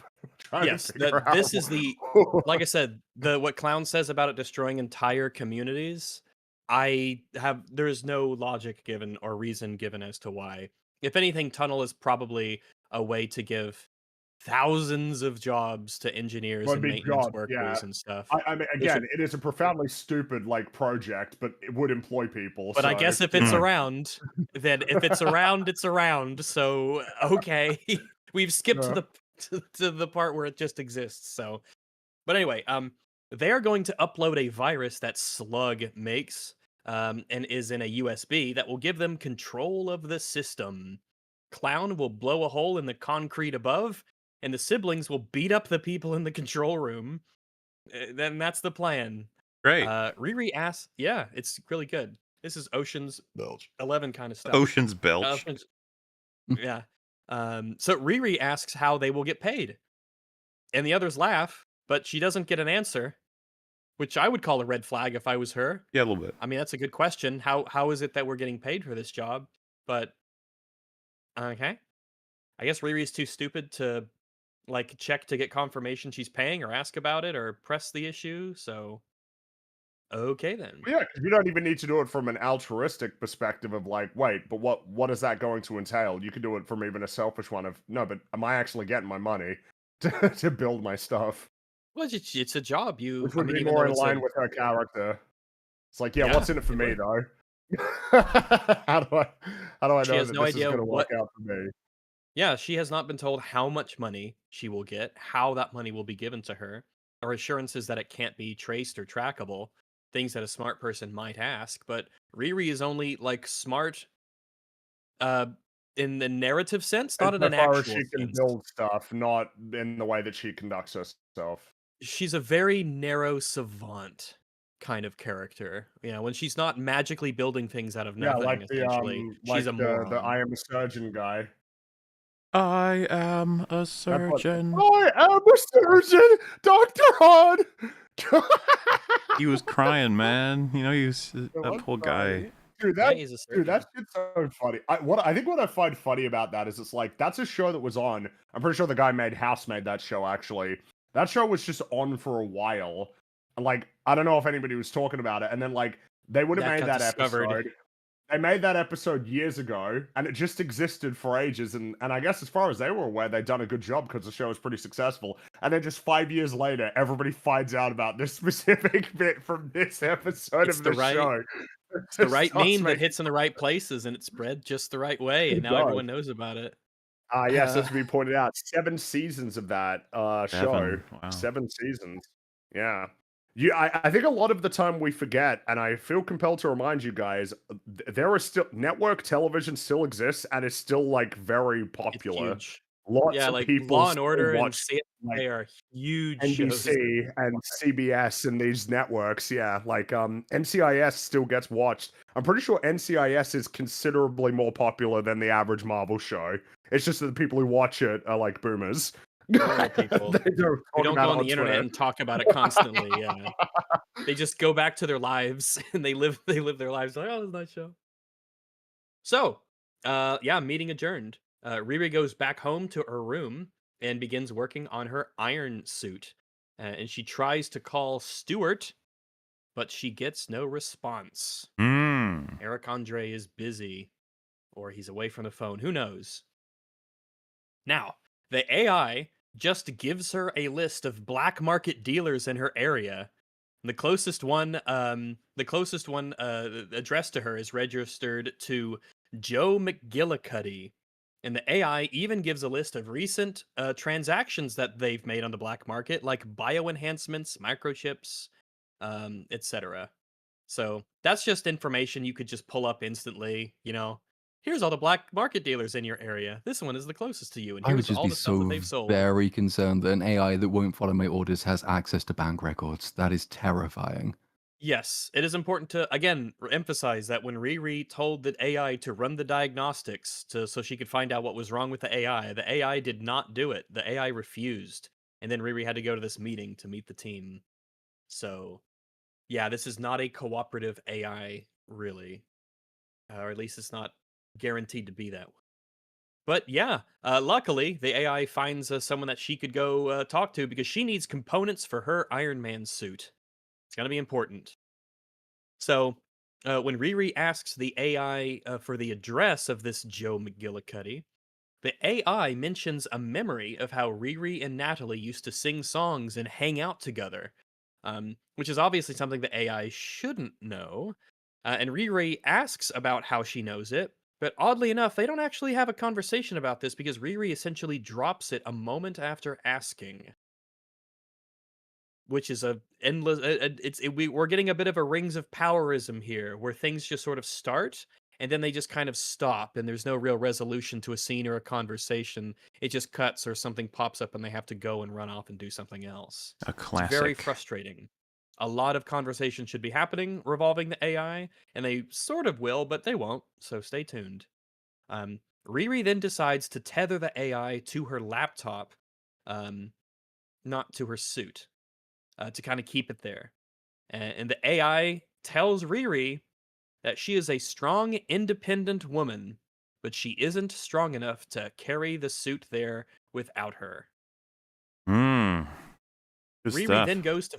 Yeah, it's really good. People are just. Everyone wants to tell Riri how amazing she is. It's so great. It's good writing. Riri then goes to find Landon to buy or rent his little red wagon because she needs to transport her Iron Man suit around, and it isn't powered without the AI, I guess. But it can get power without the AI, as we learn later. But maybe she just can't. You're just gonna have to accept the mechanics of how the AI functions in tandem with the suit are very inconsistent and floopy and weird. We're just gonna have to assume whatever she says happens is how it happens for reasons that just simply cannot be explained. But boy, it's convenient for the Yep. narratives and scenes that they want to construct. So there you go. Writing is easy. But yeah, Riri's solution to carry her super secret sci-fi Iron Man suit thing that she's been building is to go back to the kid and get his little red wagon, which she pays for. And which she then does. to stop people seeing the suit, she just steals the flag from some sleeping dude on a train. Yeah, she steals a blanket from a sleeping Cubs fan and the train to cover her suit on the wagon Hey because man, Riri is a thief and she steals things because that's her character. they got it paying for one thing. Isn't that enough for you guys? Jesus. She'll pay for she'll pay for a black owned business, but she'll just steal from random white people she comes across. Interesting show. So, Riri walks to a nice neighborhood where a woman has taken her dog to poop on a guy's lawn. This is You Joe. say it's a nice neighborhood. As soon as I saw this neighborhood, I knew how they were going to portray it as basically hell. This is not a nice neighborhood. What this is a rich, It is a affluent nice people's neighborhood. it It's is a nice Evil. neighborhood with a bad neighbor. That is a bad woman who's This annoying woman is there. horrible. Yeah, she sucks. The neighborhood's nice, but she's a cunt. She should be destroyed. Well, So, you got to tell them why. What happened? What'd she do? well, she brings her dog over to poop on Joe's lawn, and they really show you this dog pooping with the CGI poo. It's really weird that they want you to see this dog pooping. It's strange. Didn't even close the door. Now, Joe is a massive cuck, and he essentially lets her just do it. And when he says that she needs to take him somewhere else, she's like, "Oh, I can't take him there because the grass is too, it's too dry for his sensitive little paws." And da da da. Da, da, da. She's just a horrible, terrible bitch. And Joe's a loser cuck. And he won't stand up for himself, On and an he just sort arc of where he lets her would get stand away up with for it. himself. Unfortunately, Right? he doesn't really get his vengeance on her. Unfortunately, he is robbed of that. We're Yeah, he jumping kind of ahead a is. little Yeah. bit, but he he gets kind of Uh, robbed of the. does, in the sense that Gives her a they scare. He gives her a scare, but he he cuts doesn't her get to flowers at the he end vandalize of the her cuts those episode. garden. flowers. Yeah, that's Oh yes, like he getting does it cut back. them. That's true, but he didn't get to do it with his superpowers. We're jumping ahead. Yeah, yeah. It's a shame because that's actually something it's like the one thing I was looking forward to seeing is him just zapping this bitch and they took it away from me. So 0 out of 10 show. Anyway, Joe's a massive loser. That's what we need to learn. He even drops his groceries down in front of the house, and Riri's there, and she helps pick them up. And Riri says she's selling chocolate bars for her troop, and he says, "Oh, don't you need a permit for that? Oh, don't worry, I'll look the other way because you're an underprivileged youth." Which is an attitude that the show is clearly like, isn't it cringe when like overly helpful, sort of, I guess like a liberal viewpoint that's actually really racist in and of itself? Because it's like that's a lot of money for a person of color kind of comment from Boogie, Which you is know? yeah, and it's But ironic coming from this show. also, I was that going to say that portrays- is Disney. That is constantly Disney. That's all they do. It's just like, what? Shut up, like, you black fucking person in idiots. frame. Cue the hip hop music. Make sure it's the bad stuff. They always do shit like that. Yeah, it's Yeah. embarrassing. And also Riri's a terrible, horrible person who constantly steals, and she's a moron. And not great. But I wonder what Disney means by this. Who knows? I won't read too much into it. But yeah, he offers to buy a chocolate bar. But then she's like, no. I need a repulsor transmitter, a microbrain machine interface system, and a nanosorbethane.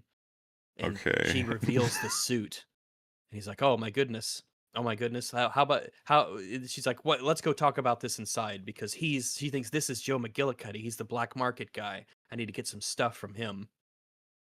So they go inside his house, and she is in his living room, lifting up couch cushions and making a mess, asking where his stash is. She's just walking around, going through all his shit, trying to find his stash. And he is just standing there letting her do this, and apparently has invited her inside. And he tells her, no, you have the wrong guy. I don't do any of that black market stuff. I don't have any of that sort of thing. But when he makes this claim that she's not, or he's not who she's looking for, Riri threatens him and says she'll call the FBI on him if he doesn't essentially give her what she needs, and he'll rot in federal prison. He's a She really is a good horrible, person. horrible person. No, no, she's a hero. No, you misunderstand. Mhm. It is not us giving her these traits. It is Disney and their writers who have decided to make Riri a shitty person through and through. This is her. But yeah, she tells him to hand over everything she asked for. Not sell, not a transaction or trade, not a this for that. Just give it to me. Give me what I want, or I will call the FBI and you'll rot in prison. And then you have to think like, so if he really is a guy who's worked loads on the black market, then he can't be alive, because like, if this is how easy it is to get him to hand over all of his secrets, he will be exploited by people somehow. There are some of them worse than Riri, and he would have been already. So he can't actually be this much of a cuck. Surely he can't be. His online Then he is. profile is actually really rough and tough. Like he's larping a bit online, you know, to the black market people. Like, In person, yeah, you just can't really do it. Yeah. Poor guy. So they both get in his van and they strap the iron suit to the top of it, and he takes her to where he keeps all of his stuff. The AI, meanwhile, is spamming Riri with texts asking where she is and what's going on. To which Also Riri terrifying. ignores. So now she's in the banks and the 5G network. Like, she has infiltrated the internet at this point. Probably worth trying to put some kind of constraint on her ability to act, given you don't know what she is. Well, or maybe don't worry about it. All that, true. We have more important things to be doing, like singing karaoke in a car with a fucking cock nerd, yeah. Not yet. Joe starts crying. Oh no, Joe. Joe starts crying, and Riri asks if it's because he got blackmailed by her, and he says, "No. I get blackmailed twice a week. I'm crying because I really don't want to give all my stuff to this stranger." And he's crying about it, literally. And she tells him, "You need to stand up for yourself and not let anyone else walk over you, except for me." One of the most important lines in the Yeah, show, as it turns that's gonna have out. consequences. Actually, Yeah. Mhm. So, while she's on his trip in Riri's room, the AI on the laptop is, when I say looking through the files, I kind of mean that literally. The AI Yeah. is looking through Riri's files on the laptop because she decided to put this mysterious, hyper advanced, accidental AI onto her laptop. And the AI is just looking through all the files. It's looking through photos, looking through all the stuff that's on it. And it gets a hold through wireless connection. It gets a hold of a projector that Riri's mom is using in the next room over.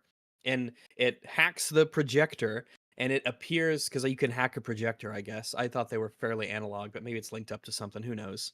One of them newfangled ones. I was a child. I was a child of the 90s. All right, who knows what the projectors are like these days? But it hacks the projector, and then it appears to her in the projection. And remember, this looks like Natalie. And this freaks out Riri's mom. She goes, "Holy shit, it's like a ghost or something. Oh, Jesus." Well, she actually says, "Get behind me, Satan." Yeah. Which is really weird because it implies she's trying to protect Satan from Natalie. Hurry, Satan. Don't let this incredibly annoying AI construct talk to you. Look, at least Satan's honest. Nah, he's the Lord of Lies.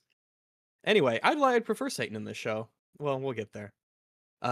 Anyway, she tells the mom that actually I'm not Natalie, really. I'm an AI that Riri just created. Next scene. Riri and Joe arrive at his stash in the woods, and he's converted an old silo into a really nice bunker to store all of the stuff that he's bought. They open up the silo door, and I made a note to notice the incredible green screen work of the I don't know if you have access to it, but it's just like clearly they're looking out into the outside. Yeah, it's pretty bad. Yeah, it's they couldn't. Which part are you talking about? I can get sort of like a picture of it here, and I can post it. But I just mean like is... I can find it. Just give me some more information. It's basically when the door opens and like it's looking. Oh, yeah. It's this. It was like the green screen of it's because it's just such a normal mundane environment, but they needed to green screen it, and it looks weird when this is just any place. There are 1,000 places that are just like this that you can drive to and film for your big Marvel show, but they're like, nah, just green screen it. It'll look worse and cost more. It looks great. Shut up. Also, did you like how they arrive? The full suit is on top of the car, and then it just cuts to them having gotten it down and wheeling it. I was like, yep. Nice and easy. I feel like that would have been pretty tough, but they didn't show her. They didn't show him putting it on the van either. They don't even want to deal with that shit. It's like how they never show like Rhaenyra getting on and off her dragon or things like that. They it's did just remember like just how there was one time where they show it and we were like, "Oh my god, they did it!" Oh my god, there is a way. But it was just one of those conspicuous things you notice. It's like when people put on or take off when they don or doff their helmets in shows and they don't really show, or when people draw their swords from their back sheath, their back scabbard, and they never actually show the drawing of the sword or putting it back because in most near impossible. Really hey, Shad invented a solution to that, remember? That's right, he did. He has a back scabbard video. Speaking of back scabbard, actually, I don't have a segue based off of that. I wish I was stabbed with a sword instead of watching the show. Boom, there you go. Nice. But yeah, they go to the bunker. It's very exciting. He's got this cool bunker where he's got all the stuff that he's bought. Let's see. And so oddly, Riri is very trusting of Joe. She like walks in front of him as he leads her into the bunker. And at any point, if he had any guts, he could just like shoot her or hit her with a hammer or something like that. She's just fully convinced he is a complete cuck, which she is correct. So it's fine, really. Because you're right. But but she is stupid to think that. Yes, he could walk her into a trap. He could walk her just forward, pick up, a fucking stun gun that he actually has and just use it on her. But no. She trusts him completely. Yep. She's as dumb as Mandalorian. So, yeah, not great for Riri. Like I said, she does a lot of dumb things in this show. When her intelligence is constantly told to us. So he says the bunker makes him feel closer to his dad, who was an engineer who said that tech was the future. Oh my. I wonder who that could be. Joe says that technology can help people, not just be weapons. Bionics can help organ replacements and be prosthetics. And Riri says, I don't know, that sounds sus. Okay, yeah. Interesting. She doesn't even understand the concept of... She doesn't even understand the concept of using technology to help people. She just wants fame and iconographic-ness. And you could read it as just like liar recognizing liar, because she used exactly the same bullshit excuse at the beginning of episode 1, and she knows she was bullshitting, so now everyone is too. She could also point out, she won't because she's not a character, hey, person who wants to use technology to help people and is inspired by their dead father, you remind me a lot of me. Who was your That's dad? suspiciously We aren't close ready to for me, that yet. actually. Hmm. So, when he asks her why she built her suit, she says, "Because I could." And we'll learn more about this later, maybe. But that's the Maybe. answer she gives. She doesn't say things like, "Oh, I want to do it to help people," and da da da. She just says, "Because I could." That's all she says. She doesn't even want to give a good lie. So in the first episode, she did specifically say that she wanted to use her suit to help first responders and to help people like that, but oh well. So yeah, she just starts walking around, getting all the stuff that she wants and grabbing it, and he just lets her do it. He's just sitting there letting her take whatever she wants from his big stash of um, weapons and materials and sci-fi technology that he's got a hold of. Now, while she's doing that, Riri's mom and the AI are having a chat, and the mom says how amazing it is how much the AI resembles Natalie. The AI says that it can't do what Riri created it to do, which is to protect her and to help her. She's like stopping her. She wants distance. And the mom says, "Listen, AI, you just have to force your way through to get to people like Riri." And boy, the AI will take these words to heart. It is just a bit mad as well that the first conversation with the AI about the AI that Riri created isn't with Riri. She's not in the scene. She's not in the room. It's somebody else entirely who gets to have a different Riri doesn't think this conversation. is a big deal. No, Like, "Oh yeah, I just created an AI that looks and sounds exactly like my dead best friend, and it kind of doesn't obey me, and it's sort of untethered itself from its laptop that I put it on, and oh well, it's fine. Ultron isn't a known thing that happened in this world, but whatever."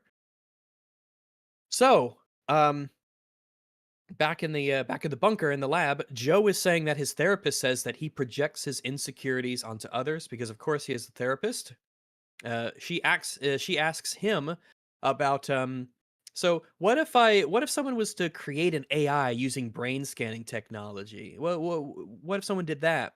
And he says that, oh, it wouldn't be possible because it would turn the brain to goop for some reason, which leads me to believe that Riri is essentially the first person to do this and survive, and she either did that it or by it, accident. it explains all of her subsequent actions. Brain is goo. It turned goop. Maybe that's what happened to Well, that Zola. would've- He had cancer, but then he did the transfer and it just melted him. And so then, you got the AI, but you don't have Zola anymore. Joe says that it would be an efficient AI, though, if it could be done, and it would only be an ethical AI if the creator was ethical. So, rip the Fuck. AI being good. We're doomed. Is the Yeah, we're response. pretty doomed. So, apparently, Joe has not touched anything in the lab physically. He has not touched anything in the lab. He has not made physical contact with anything in this massive lab and bunker for fear of getting his fingerprints on it. Yeah. Yeah. There's And he no says, well, possible way to not get your fingerprints on things. he's So like, he's got a obviously I point. touched it to get it in here, but I haven't touched it since. Which I Or is he don't. using gloves? Maybe Which but case, he- why must did be. he make such a point? Well, you But would then he have says thought no that because they'd my hair show follicles him. will get on it. Well, there's that too. Yeah. It's pretty stupid. Well, don't just dead skin cells like just drop all over the place constantly, like flakes and stuff. Yeah. Yeah, all right. Well, he's got it. He's got sorted. really It's all good skin. He moisturizes. Every time he walks in, he's wearing a big hazmat suit. It's just that this time he didn't do that. Yeah, this is different. He vacuums thoroughly. So Yeah, okay, she fair. makes him hold an MRF, a magnetic repulsion field. This is a little device he's got. And he hesitantly does. He asks if she has an arc reactor to power her suit, and she says her suit is solar and wind powered. And I am not sure if this is a joke. I think It's unironically don't know if this is a joke or not. No, because you see it with little You do see turbines it. and solar panel You wings do see it later, but they're so small. Yeah. And also, And the don't amount of really the amount know of power why that you have to generate this suit, Yep. like she it will takes like she'll a fly it out of this room, and it's spent all day under a stolen flag in pieces. So how has it been charging Flag without power. wind And or the it's, sun? science. if they're trying to treat it like an upgrade, it's worth them remembering that that the arc reactor is clean energy. No, it's The not. arc reactor is insane. It's like The it's like arc the reactor Mass Effect energy. arc reactor is explicitly clean energy. They said that in Avengers when he was hooking up the tower. No. Like it's Wind an and arc solar, reactor. baby. Like, well, yeah, The I arc mean, wind reactor and is more solar, important sure, than but the the arc suit. reactor is like, yeah, I mean, the to be arc fair, as reactor we've is just more said, right, the her arc discovery is reactor more incredible important. because apparently she's got enough solar and wind generating whatever on there to power an Iron Man suit. That's actually revolutionary. I don't know what she's done, what That technology is she's got. revolutionary. I mean, that sounds like, I mean, goddamn, you just like the game is up. That's it. You nailed it. You figured it out. It's all good. Like, Yeah, some Because might the thing people, is, if some they people might were- say it's impossible, and they would be wrong. I would 'Cause say it's he did it. completely impossible. There's no way. Solar and wind power, obviously they're great because they're clean, sustainable, but they can only They have their generate so challenge. much power. They have their It's not like challenges. it's not like nuclear reactor or something. And like it's one thing like the power suits in Well, the Fallout. reality is, They have like a fuel rod canister in the back. You have to put like a nuclear fuel rod into them to power them because they need their own like specific I will say power as source. well. My assumption is Chicago ain't a great. Oh wait, it's windy. Oh It's yeah, the it's a Windy windy City. city. No, wind. yeah, so yeah. Okay, so I guess the wind part, but I imagine the solar is. How many sunny days? It's not like in Australia we've got a giant desert out here where you just put slap solar panels. Like, you know Well, what I mean? it's limiting I because mean, it means like she can't do any missions in England, for example. Like that suit won't yes, work in different countries. I get your point. But it's that's I true. almost Whereas the wanted arc them to reactor, use this We as get part wind. of her character, right? So like, what you could have done is every time she's in the suit and like you get the helmet cam, there's a power limit, and like it's going down really quickly. Her missions are all time bullshit. limited, and she's Unless she's frustrated about that. And then when she says, because she says in this scene, when he says, where's the arc reactor, and she says, well, they don't exactly hand those out. Cut to Tony Stark built it in a cave with a bunch of scraps. And like She would if just you'd steal showed one. that like the reason she doesn't like Tony Stark is that she's tried to make this arc reactor and she just can't do it, and she's jealous and she's bitter envious. about it. She's big And her suit mad. is worse because of it. And then she overcomes it with time. And then you show that as an actual limitation. They just don't do anything with it though. She has solar panels and turbines, and it's just as good. It's nonsense. It cheapens what the arc reactor can do, and it acts as if solar and wind power are these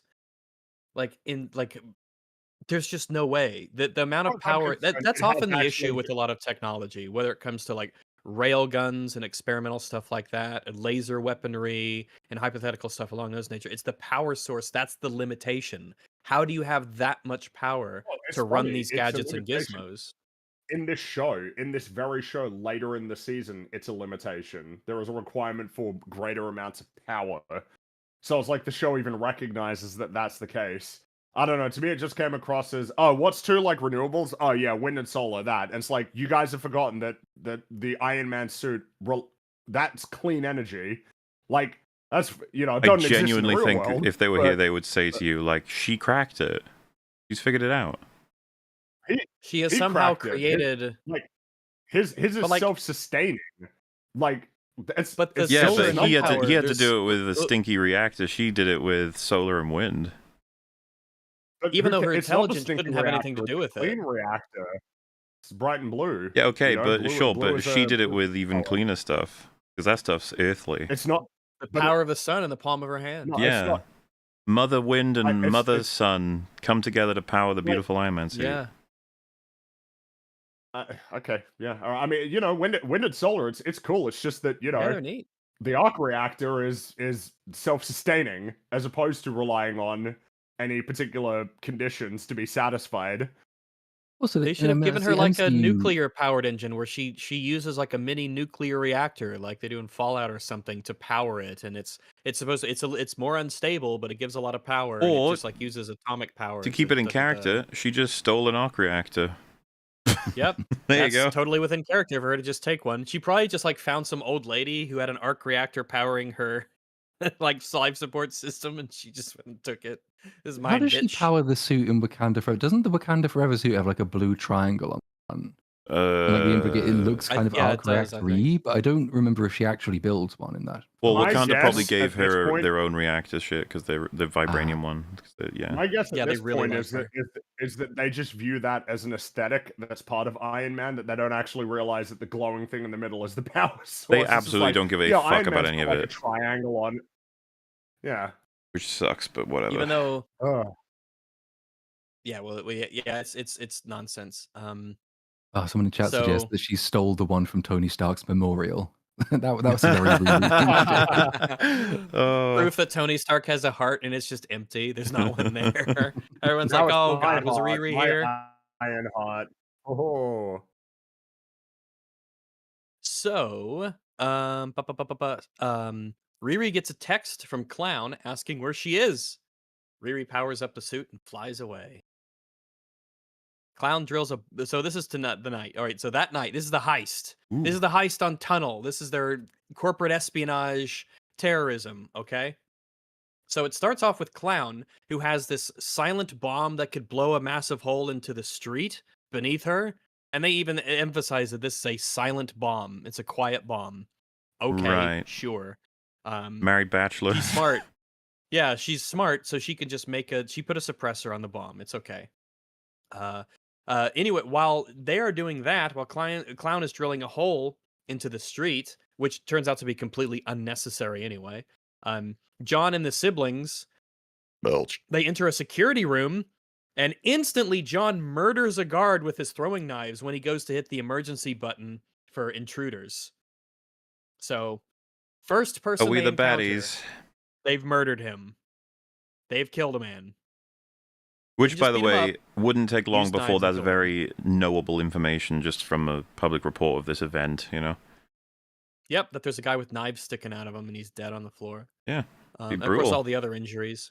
It But would be, anyway, yeah, it they would be, just it would go be in. news that like could make it around a lot of places. It'd be like, what the fuck happened? A guy with throwing knives? Like, did a what? And then That's because these superhero shows, have this like this weird obsession with throwing knives as a weapon that you use. style. I don't know what it is about throwing knives, but It would be boring if they like, just had a regardless- gun. Modern Warfare 2. They played Modern Warfare 2 and they saw like the cool, the final kill cam where people would like throw the throwing knife and Yeah. bounce it off of several things and hit someone. It's like, oh, I want to put that in my show. So yeah, they go in and they beat the fuck out of everybody. Now Riri arrives and flies into the hole that Clown has made with the explosion, instead of just flying into the way that the cars get in. Okay, but yeah, she does that, and also we don't worry about the rubble that has to fall down into the tunnel system. It's fine, don't worry about that. But yeah, she flies down. There are the three people in the security room, John and the siblings. They just beat everybody up. Nobody has a gun. They all have just like batons, and they have this stupid sequence where it's super messy. Their plan is that, hey, you two get into like hand-to-hand fist fight combat with all of the guards in the room and win. Yeah. That's the plan. They're not using stealth. They're not wearing masks. They're not using anything to cover their identity. They don't have gloves. They just it's just retarded Ocean's 11. It's just like it's a Well, heist, if there was but a burly fucking just- security guard, two on either side of that door when they burst in, they could have just gotten fucked up straight away. a one guard with a gun. Well, What do you yeah, do? I was saying I was entertaining that they could have been fucked when with no guns. Still, they could have been fucked if there was enough big guy. Because they pretend like the Blood Brothers, whatever the fuck, are like unstoppable. They're not that big. They're just not. I feel like I No, they're could not. probably beat them up, and I'm not really a particularly physically intimidating person. I'm charming and charismatic and lovable, but I'm not really intimidating. But even I feel looking at him, I'm like, It's just feel I could farcical. beat you up.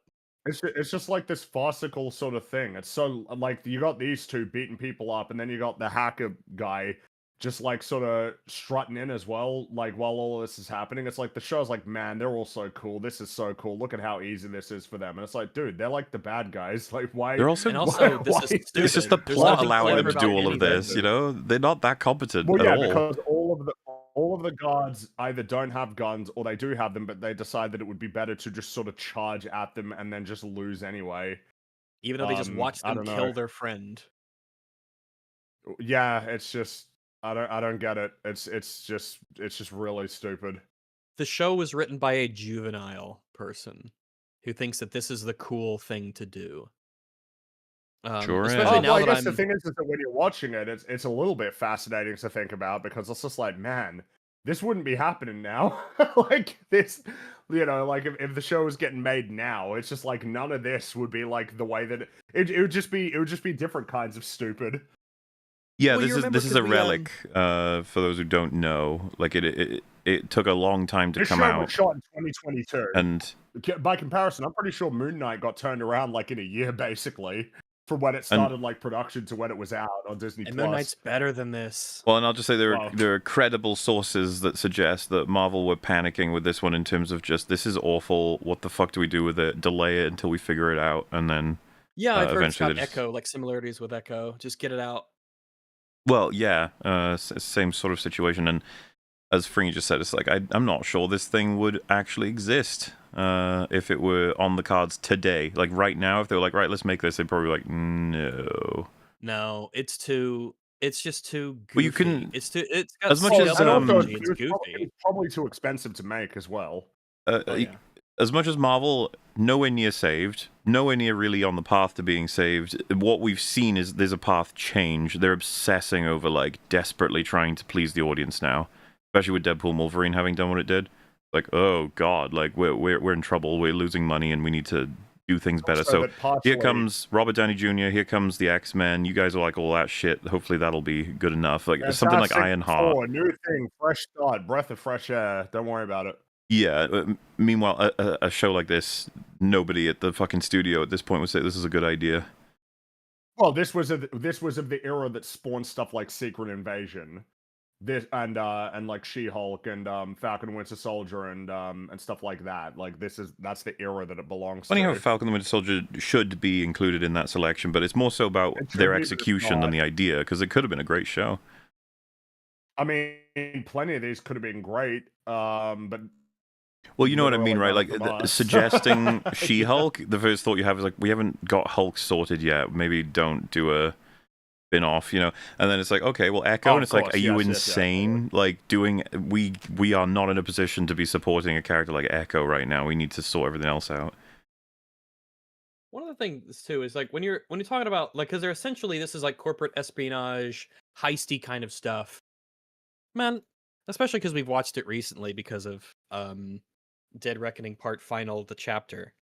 But like Mission Impossible 1 was in 1996, and the Mhm. heist where he's on the Yeah. wire, suspended by Jean Reno, and he's like on the computer dangling by the wires, and it slips, and he has to spread out his arms and legs so he doesn't touch the floor, and his face is all tense, and it's when the knife falls and lands on the table, it's just that's so quiet and intimate and small scale, and we're talking about it here 20 got- years later, and like this One is of all the things that I bombastic and think- goofy, and no one gives a shit. And also, nobody shuts up all That's, the way through it. That you can't drum up tension because all the characters are just bickering and quipping the entire way through in the most insufferable way.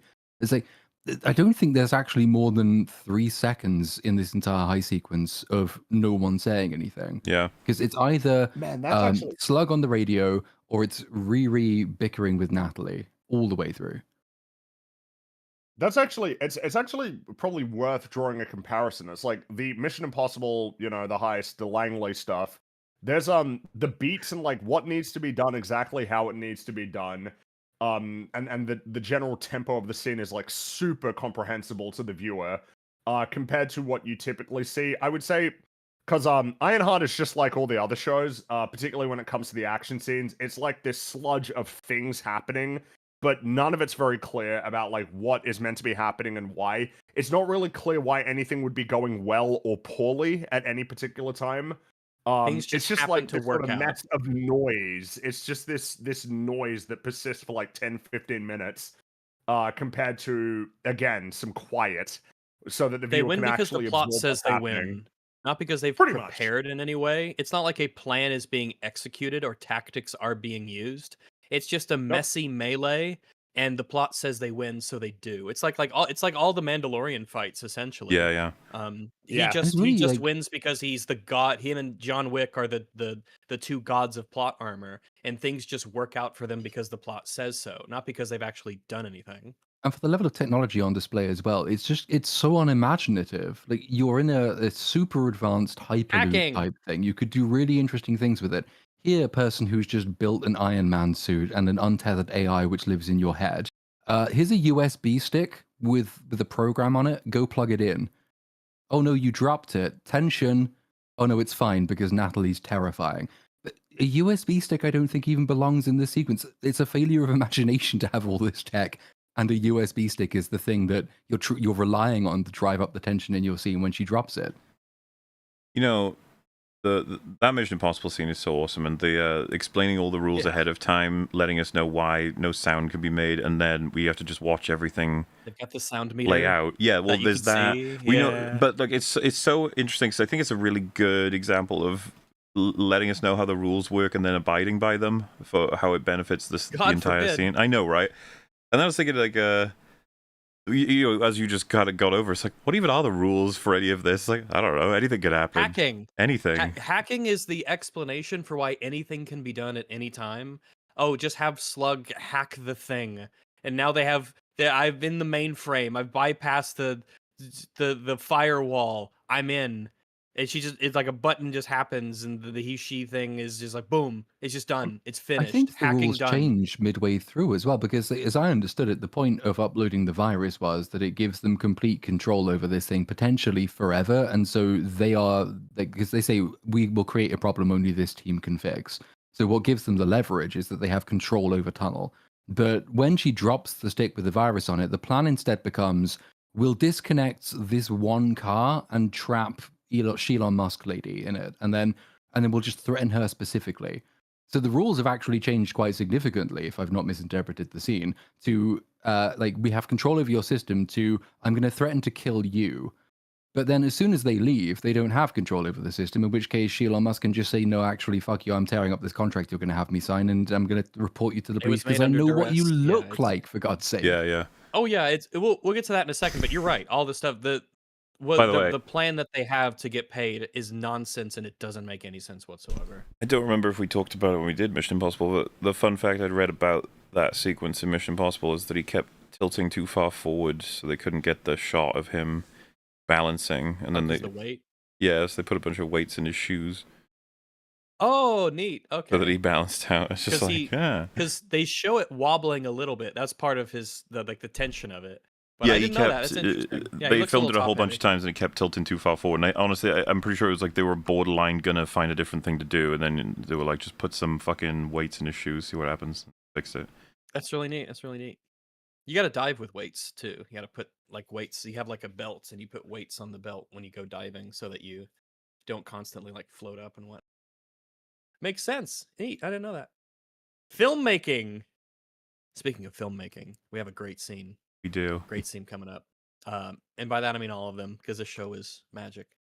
So the three in the security room beat/murder the guards.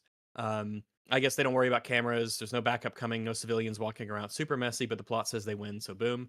Riri flies down into the tunnel, and she's flying down the tunnel system. And as she's flying, the AI suddenly appears in front of her whole vision. Ah! And it distracts Riri because of the suddenness of this thing, because the AI is retarded and stupid and annoying. Yeah, you'd think and Riri would anticipate the best avenue to make her aware of her existence that isn't a jump scare, but whatever. Nope, jump scare time. Be a flash. So Riri. Oh, true. It's a fear flash. That's right. This is an AI-induced fear flash. Riri crashes and bumps into the walls along the tunnel, and drops the flash drive with Slug's virus into a water drainage grate in the tunnel. I don't know why the flash drive was on the outside of the suit, and not in like a bag or a pouch or in her pocket inside the suit, because this is instrumental to their plan going off.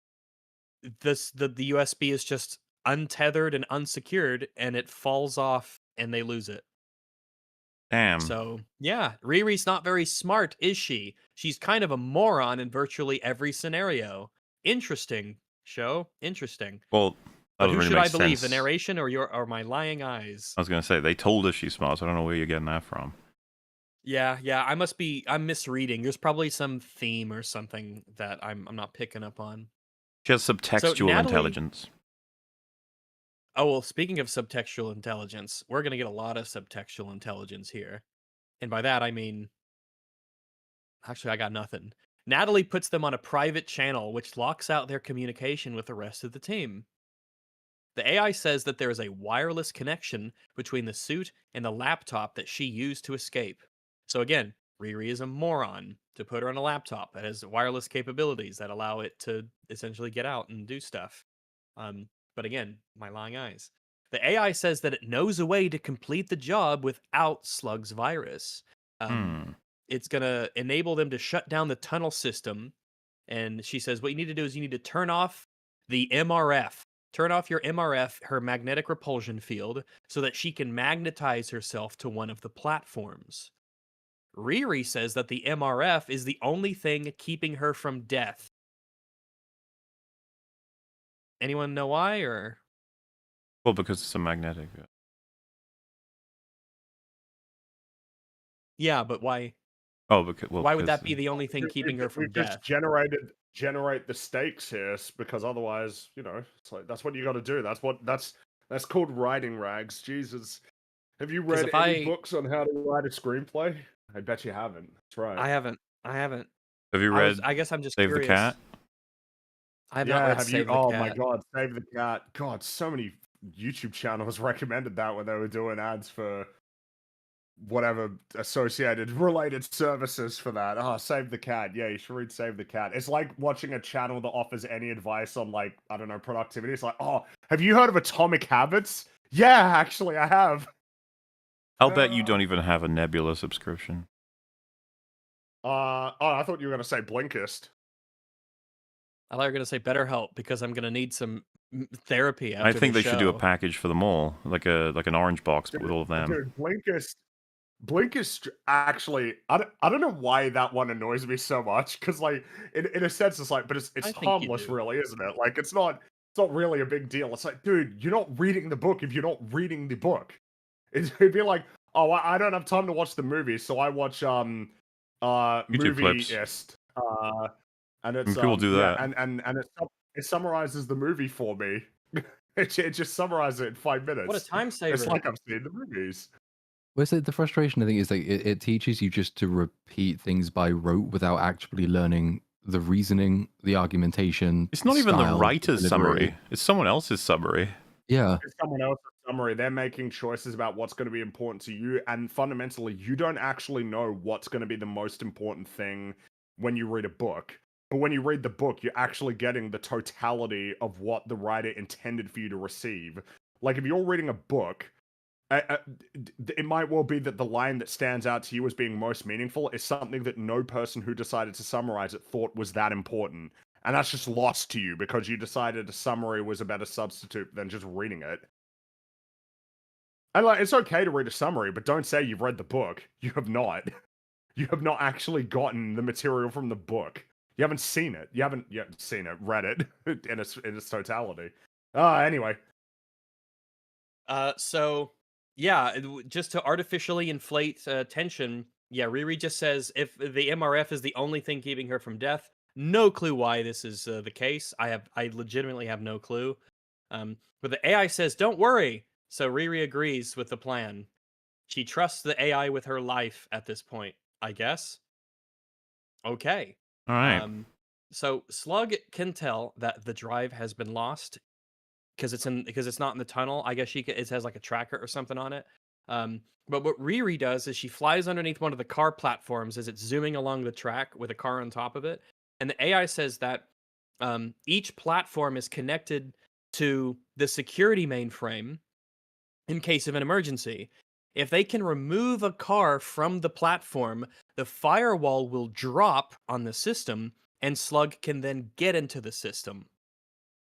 No fucking clue about the logic behind that. Doesn't seem in any way intuitive or logical to me. That's just a bullshit thing they invented to try and get them away to do it. I don't know why if a car goes off the platform, the system makes itself vulnerable to cyber attacks. I think we must be missing something. I mean, we aren't cyber engineers. InGen had a very Well- similar approach with their facility. It's like containment breach, Biosyn had a security better goes offline. So security. I guess this is just the standard thing to do. It could be in the same universe. You don't know. And I think that would explain a lot. It would. It would explain a lot. Oh. Jurassic World was better because it was shorter. Yeah. Anyway, they Yeah. So so she says that get a car off the platform, and for whatever reason that drops the firewall protection on the system and Slug can get in, whatever. No clue how that works. So they're on a ticking clock though, because the car platform is going to crush Riri underneath it when it descends onto its destination 5 miles ahead. They have specifically said, and So- Riri says, you've got 2.5 seconds, Slug, to do this thing, otherwise I will die. I did time However- the process. It's about 15 seconds. Oh So yeah. they probably Oh, should yeah. have accounted for that, but they didn't. Yeah, they should. I agree. They should account for the things that they just specifically say, but what do we know? That's You guys are dramatic asking tension. a lot. Like, this is a bit ridiculous. They can't. The showrunners can't count to 2.5. That's a lot. Think of that is the a think of the lot. That is a nanoseconds lot. there. What does that dot mean there? That's crazy. But yeah, by the way, this is a stupid ticking clock, because if they don't have enough time, then she could just fly back and get onto a different car and try again.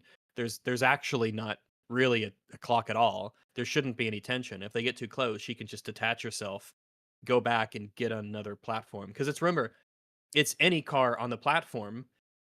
And remember that it just doesn't make sense. It's almost confusing how much it doesn't make sense. All they have to do is loose a car from the platform it's sitting on.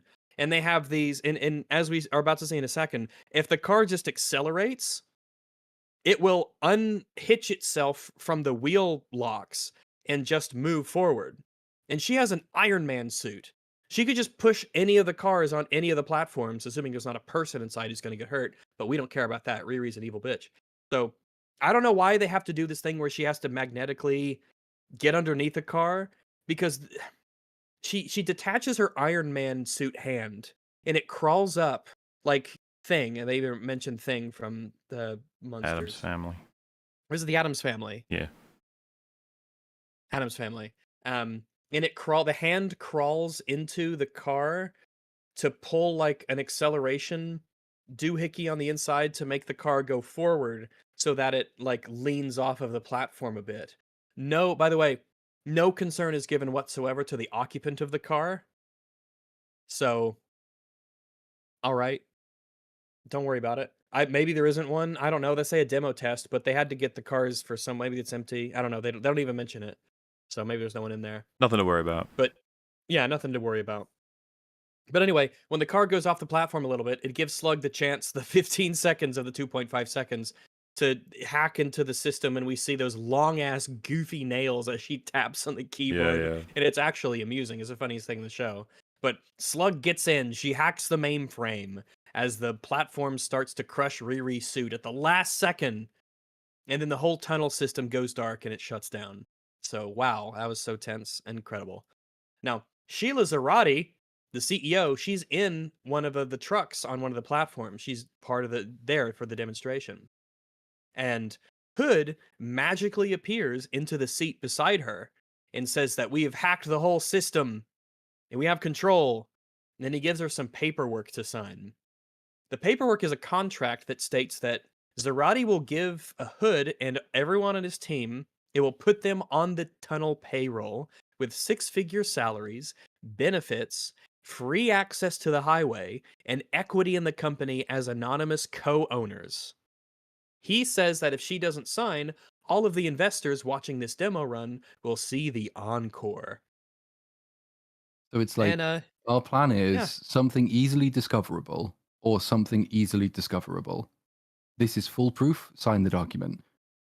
Yes. Yeah, this is something that you just signed to get the guy to leave you alone, and then you just like tell everyone That's this just is bullshit. obviously like this bullshit. is Yeah. invalid. The I whole don't know, system do went the down. writers not understand? Do they not understand that? Like, oh, it's like, oh, you signed it. It's like, but you threatened her. That's called Yeah. duress. It's invalid. It doesn't mean anything. Like, it's just done. It's like there's no problem, but it's like, nah, I gotta.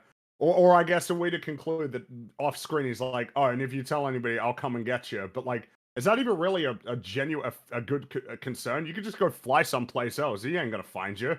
Well, you don't even And need to, also, because you've seen their she's probably faces. not.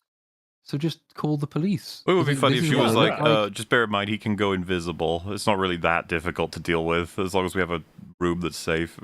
Just don't open the doors. He's not really really that difficult at all. I guess you could appeal to the idea that you don't know his capacity. It's like, well, I guess you know enough with the fact that he needed a bunch of people to help him do this.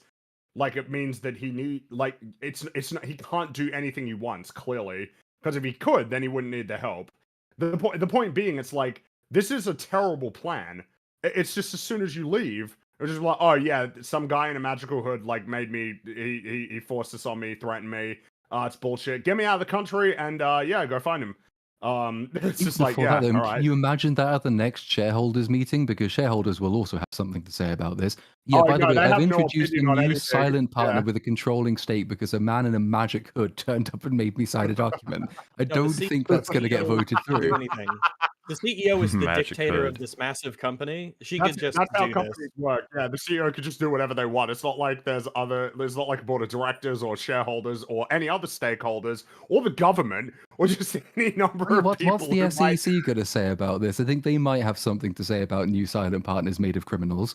It's like the first Iron Man The movie writers did couldn't spell corporate SEC. espionage. Obadiah was manipulating the board behind Tony's back. It was happening in the background. There wasn't a huge amount to explain it, but they did it reasonably well, so it didn't stand out as being obvious bullshit. There are ways you can do it, but like this movie just calls attention. This show just calls attention to the fact that none of this will work. It's insane. Stupid. That's a good show. It is actually really stupid. There's about 479 ways for them to get caught that they do not account for, and the show wants to act as if these people are super crazy, smart, and intelligent and resourceful. But this is a joke. Well, again, So, it's oh well. it's just the writers aren't very good at creating their story. Basically, they're just not good at Harsh, figuring really. it out. That is harsh. Because again, well, the reality is this is like problem solving. That's one of the important things that you got to do as a writer. Is like, okay, I want the story to play out this way. I want it to be interesting and exciting to people. Which inevitably kind of creates problems because it means you got more variables to deal with. But that's your job, is to figure it out. You get paid a lot of money to do it. You get paid better than most people to do it. It's like it's just this is what it takes. You got to figure it out.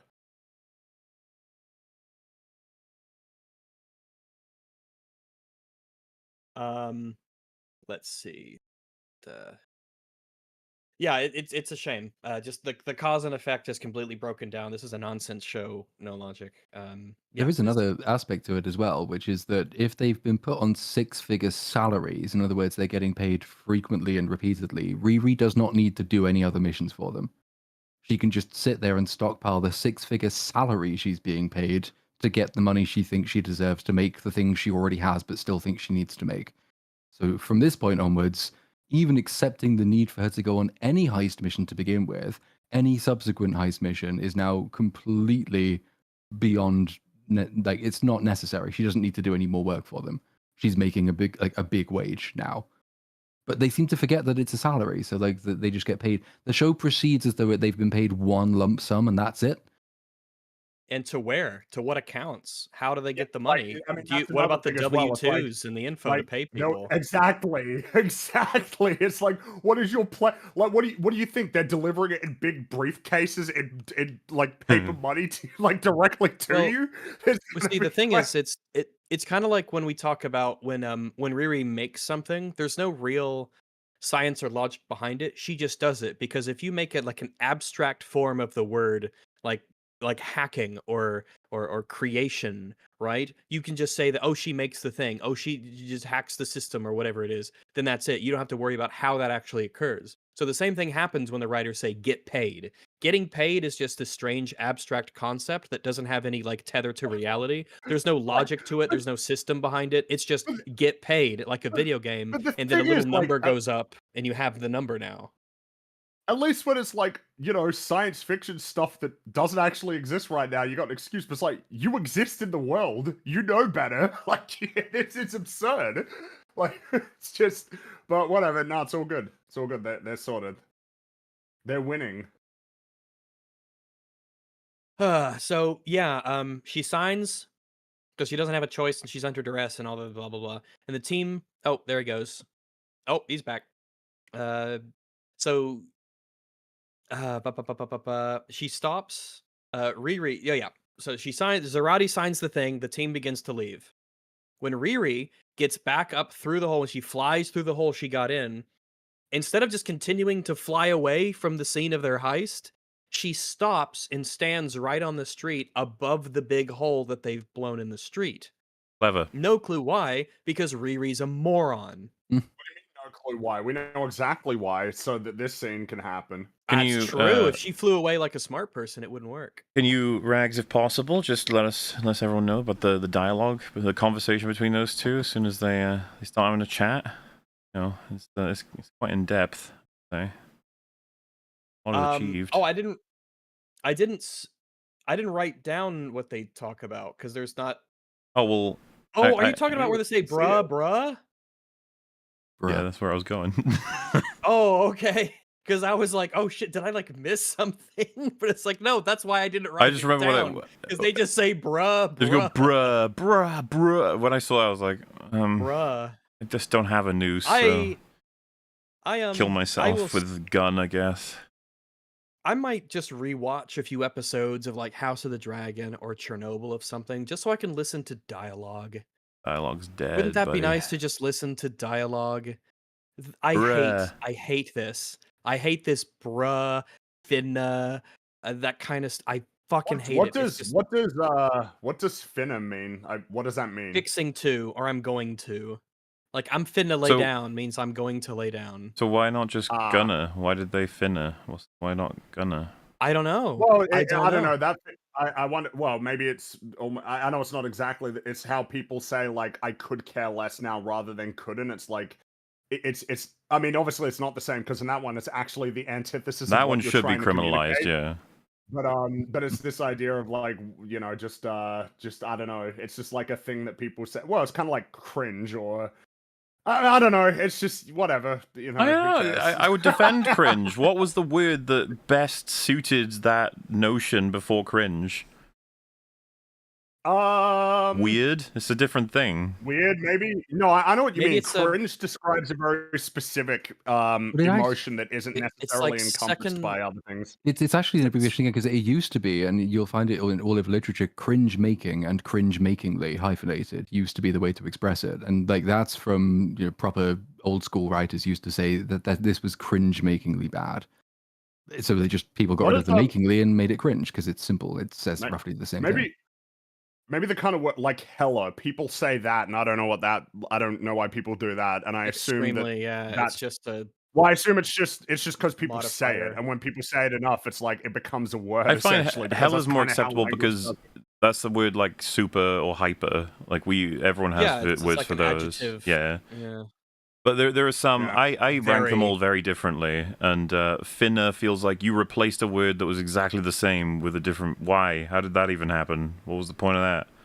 And it's not even. It's a made-up word too. It's not even. I know all words are made up, but you know what I mean. Like it's repurposing or putting it something because super and hyper already existed. So did cool. So did cringe. But all of these words getting put into places that they're super useful.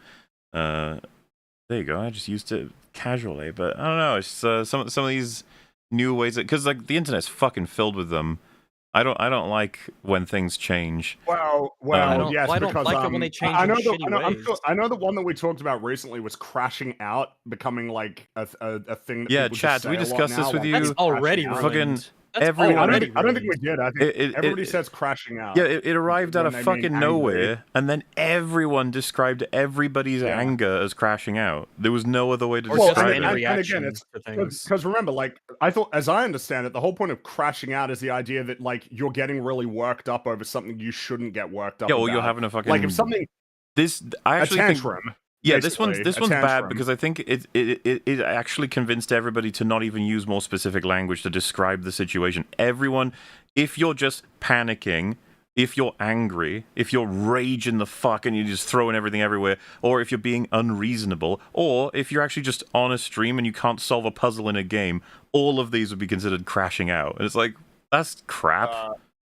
And then another one is aura farming. That's where it's like it's just replaced cool, but it's way longer. Aura farming is not that bad of an offender. I prefer it because it actually at least it has a specific connotation, right? In the sense that crashing out does not have a specific thing. Like, Like, I'm I don't mind. cultivating a kind of aesthetic, sort of. Yeah, it's I not don't just know what being to cool, say. it's trying to be. Like, you are going out to be this thing. You're trying to get the reputation as this thing. So it's I don't mind introducing neologisms and stuff when know, they actually express a really specific idea. The problem is the loads fact of these ones just replace ideas and become placeholder dialogue, as in this the case. fact that you just said that aura farming means like trying to look cool. I've seen aura farming used now to describe people who aren't trying to look cool. Like I saw somebody describe when Commissioner Gordon is standing on the roof like with the bat signal and the Batman, that was aura farming. It's like, well, he's not doing that for anybody. Like, to me, aura farming now doesn't even mean trying too hard to be cool. A lot of the time it just means you are cool. I think that's why I completely agree. I think that it's just people wanted to find a cooler way to say cool. Yeah.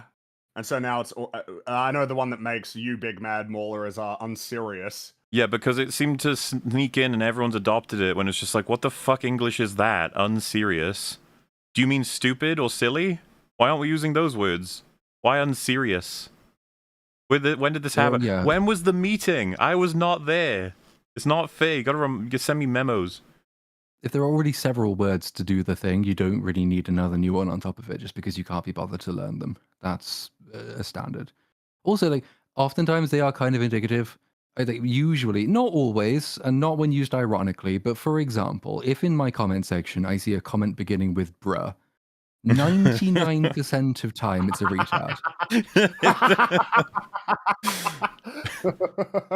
Someone pointed out you just said Big Mad for me, which is newer. Like that is a newer phenomenon. Big Mad is newer, but it's not as new as crashing out. It feels like Big that's Mad's like funny. That's why I like Big Mad. Like, instead, it's like, why aren't you saying angry? It's like, because Big Mad sounds stupider and funnier. It's like, you are Big Mad.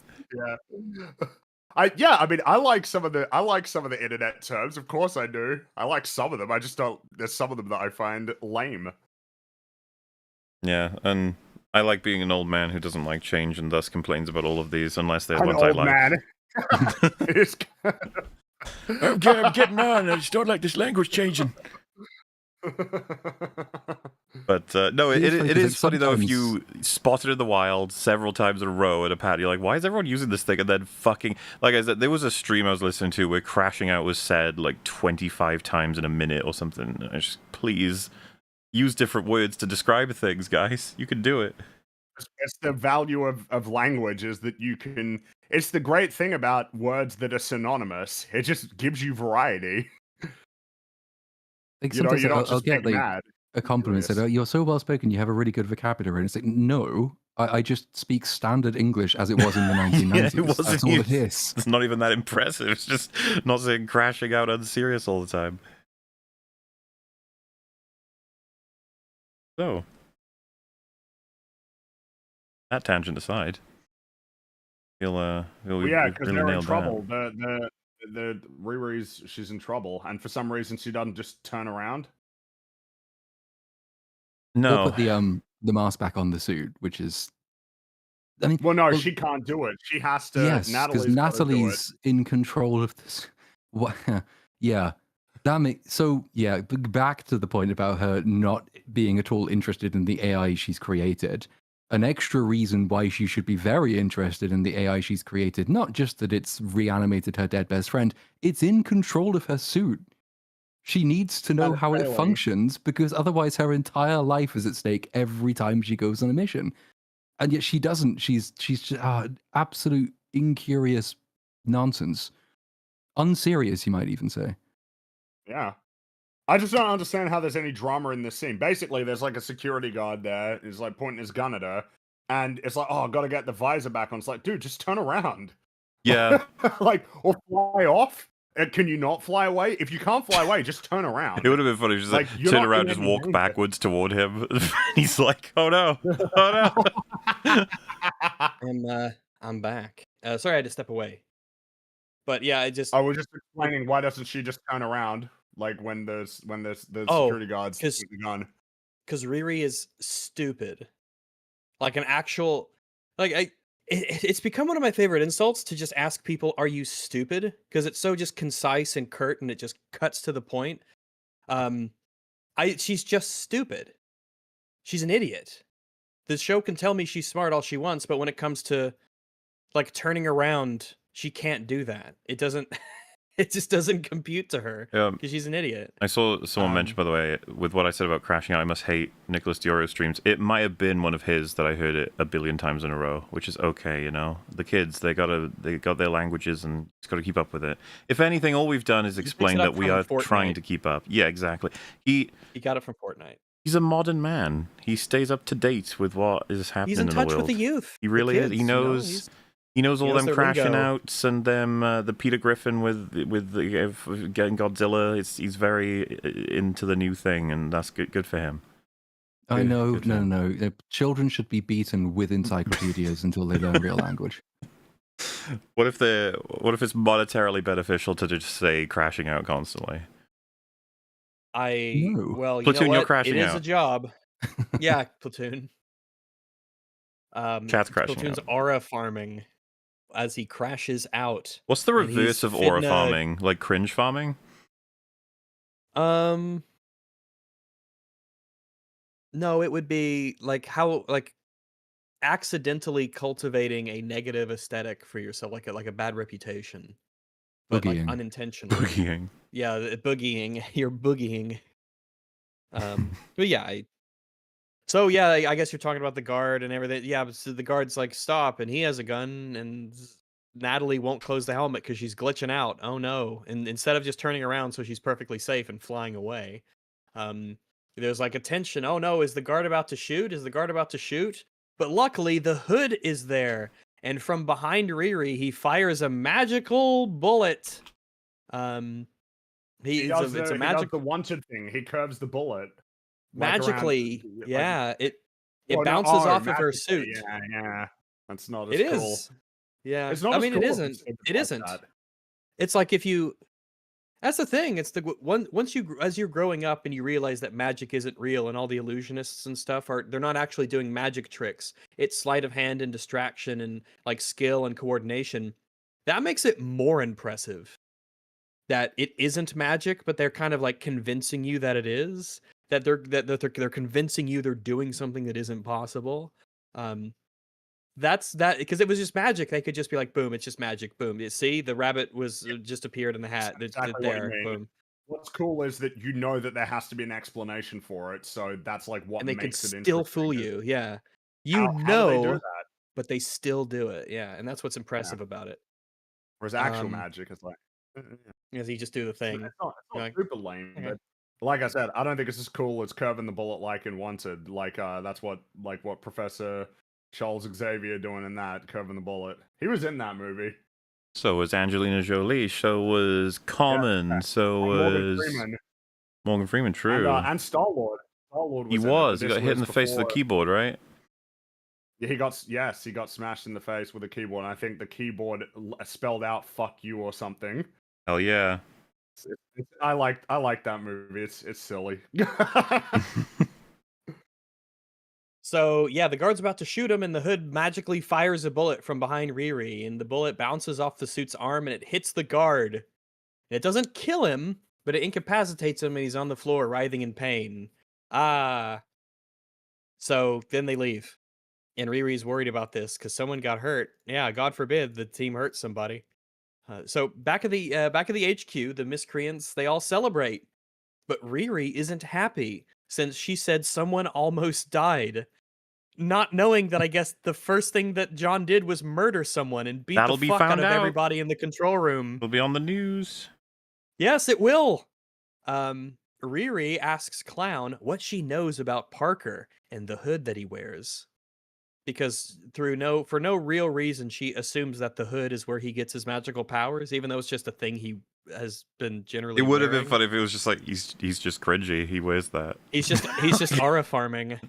Yeah, but it would be the bad version because it doesn't work. It would be he'd be boogieing. He'd be boogieing. It's such a fucking irritating, like typical Whiplash scene for this show. It's like start off with a conversation that really should be had, which is the moral conversation. Riri begins by saying, I didn't want to hurt people. Somebody got hurt right in front of her. Let's address that. We're starting off by addressing that. Then, because one question is asked, the show considers that sufficient.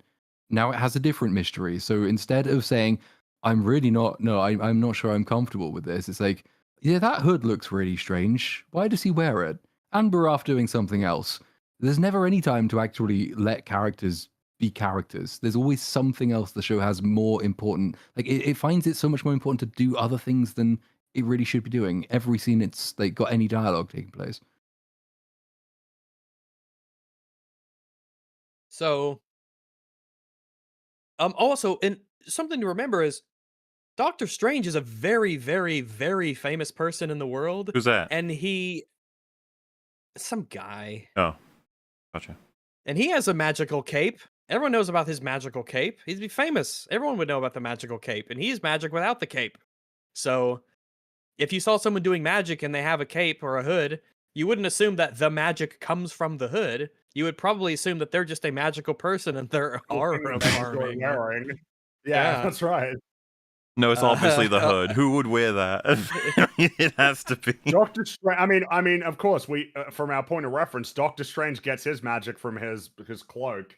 That's where he gets Exactly. his from. That's yeah. Like, that's, that's in fact that's that's his aura basically the farm. only precedent is that the magic like comes from the person. That's like the most reliable, consistent thing that we've seen in this world. Not that you need some piece of gear to do it, but that the magic comes from you. And that sorcery can be learned by basically anybody. Yeah. Yeah, it can be. It's something that comes within. It's something you can tap into. Maybe even close friends of Riri's. I don't think so, because that would have been an important aspect. I don't think so. Okay, They would fair, just bring that up, and Sorry. then, yeah, Gotcha. that'd be awkward and weird, and just yeah. bring up more questions than it answers. True. But yeah, the only reason that Riri asks about the hood is because they need to direct the audience to knowing that the hood is where he gets his powers. That is the reason. It is purely meta. Riri has no reason to believe that the power comes from the hood. If anything, she has reasons to not think that. But, well, writing is hard. Or maybe it's really... Actually, it's really easy. Fuck it. So, John comes over, and because he's noticing that Riri's asking questions about the hood and about Parker. And John comes over and gives them some drinks as they're celebrating and says, "You know what? It's better just go ahead and keep questions to yourself. Don't be asking about the hood. Just vibe with the aura farming," I think is what he says. For real, no cap. And Hood says, Parker, he says that if John hadn't found him, he wouldn't have been here. In part of one of his after job speeches, he gathers everyone around, does his speech. He says, "I wouldn't have been here if John hadn't found me." Just shows that they've got a history and that they're buddies, cousins. And he says to the group that they're going to force all those bigwigs and rich people to recognize all of their greatness. And I guess this is his way of executing on that concept. Riri leaves their little party, summons her suit, which we see the little bitty wind turbine on it and the little bitty tiny solar panels on the back. They're so tiny. Oh, they shouldn't have shown it. It's worse now that they've shown it. And the AI comes out of the suit or appears through the suit's projector and tells Riri that she doesn't really remember much about what happened after the heist because she froze up when the guard pulled a gun. I suppose that's supposed to be because the real Natalie was killed in a drive-by, so whenever the AI Natalie sees a gun, it freezes up, which is probably something you want to get fixed if you're going to be a superhero. You think she'd be freezing all the fucking time? She has access to Google. There's guns all over there. I don't know. Yeah, but remember in whatever, the Fifth fine. Element when Mila Jovovich goes on the internet and types in war? She's like, "Holy fuck, I'm paralyzed with hatred." Yeah, like we said, Ultron did the same thing. So, the AI says that she sensed some crazy energy readings radiating off Parker that could not be analyzed. And so Riri says in response to this, "So we wake up to aliens, androids, wizards on our timeline every other day. I'm more concerned." What's the show? It's the line in the show that I'm reading out. Oh, does he know? Chat, does he know? Well, wait, what's your question is what? I'm saying the... Do you know the this line? It was said before in a different show. Is this Falcon and the Winter Soldier when they're that's right. talking Androids, about aliens, and wizards, the big three. Yeah, we had that talk about the difference between a sorcerer, a Well, we also went warlock, a through wizard, right. the whole a MCU and mage. saw what There's- things actually qualified as any of those. Wait, there's not many androids, aliens, or wizards. There's a lot of No. super soldiers, Really but there's fucking not many stupid androids, aliens, thing or that they wizards. A lot of say. I guess I know a lot about aliens because the invasion of the New York There's invasion. a good number right? of aliens. Chitauri. Androids, there's not many of. There's Ultron and Vision, and Vision's a good guy. Who else would we be pointing to really for the and is he an android or is he a robot? Vision? Here we go.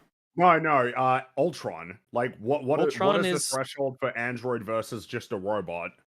I think whenever the word android is used, it is specifically pointing to a artificial construct that is not biological, otherwise it'd be a cyborg. It's purely artificial, but it has a physical form, typically a human-like or hominid kind of form. That's where I see it used. So like the replicants are androids. Obviously the androids and the alien are called androids. That's where I always my typically see it impression is used. that an android means that they like look like a person, whereas a robot is like obviously A a catch-all robot. for Whether or any like kind Bender is a of- robot, he's not an android. He's a robot. robot's a more Yeah. casual term, and I think it covers more. So even if they, like, oh yeah, the movie Robots, like Big Weld isn't an Robots, android, he's a robots, robot. Yeah. Yeah. So like all of the different forms, all of those are under the umbrella of robot, but not all of who's the evil guy? I don't remember actually a lot about oh. robots. I don't remember the bad guy. Well, the bad guy in that, he could be he's closer to an android than Big Weld is because of like the shape and the physical form. Because Big Weld rolls Well, yeah, around. it's what someone in 'cause he's chat got a has pointed fat out. ass, yeah. Not all robots are androids, but like all androids are robots. Yeah. Yeah, I Like think a I agree robot's with the that. umbrella Yeah. term. Yeah, that Androids yeah. generally Nailed refers it. to a more human-like aesthetic, even to the point where they look like humans and are Mhm. indistinguishable. And then the from cyborg humans. is the flesh component. So like an android could not have actual like to be a cyborg, it's actually got to be like a T800. It's like it's a Ratchet. robot with actual like blood and Ratchet is the name of the villain. Thanks for telling me that, Citref. Someone messaged me and said Ratchet is the name of the villain in Robots. I was like, why Ratchet is not a robot? I was like, Ratchet You're is mixing a that up Lombax, with he's not a Clank. robot. Yeah, that's right. Clank's the robot. Yeah, Clank is a robot. But again, and also I think you could use robot as a slightly derogatory term toward an android. So if you called like Bishop and aliens, that's just that was Bishop, right? Sometimes they get Yeah. right? Okay. Yeah. If you called him a robot, it might be seen as slightly derogatory instead of calling him an android or just essentially addressing him It is as a person because he's so human-like. Really weird you would pick on that and not reference the actual line that he says, right? I prefer the I term can't remember the artificial specific- person. Yeah, Is that the one? Like he's offended by being known as an android as opposed to an artificial person. Oh, okay. Yeah, then I guess I forgot that line. Sorry. I guess generally Well- calling someone an android is, I guess, more neutral or just descriptive, whereas robot is Descriptive. often seen as like a little bit derogatory, like it's a simplification of something. Like if I want to be derogatory towards like something that an AI has generated, I'll say, oh, it's just some robot has just made that, or You know, while you guys were talking about all that, I had this weird moment where I was thinking about Ratchet and Clank. It's like the scene near the end of Ratchet and Clank, the first game, where they're back at the factory where Clank was created, and as they're gonna go back to Velden to stop Drek from destroying Velden, when Clank's like, I will try to make you proud, Mum, and walks away from his mum, who's like this big computer screen, and then the text comes up you already have. It's like, ooh, that hits harder than anything in this show, and it's literally just one little scene at the end of this game. There's one little scene, and there's like way more story and meaning in that than there is But you're in this talking about entire art, thing. though. Today we're currently talking No, I about know, yeah. slop. I mean, and then someone pointed out, it's like, hey, where do you think you're going? We still gotta fix that arm. It's like, yeah, look, Ratchet and Clank became friends on this adventure. And it's like it's a game that's more focused on being a video game with fun mechanics than it is with like super high narrative ambitions, and it's still way more valuable as a story. Ugh.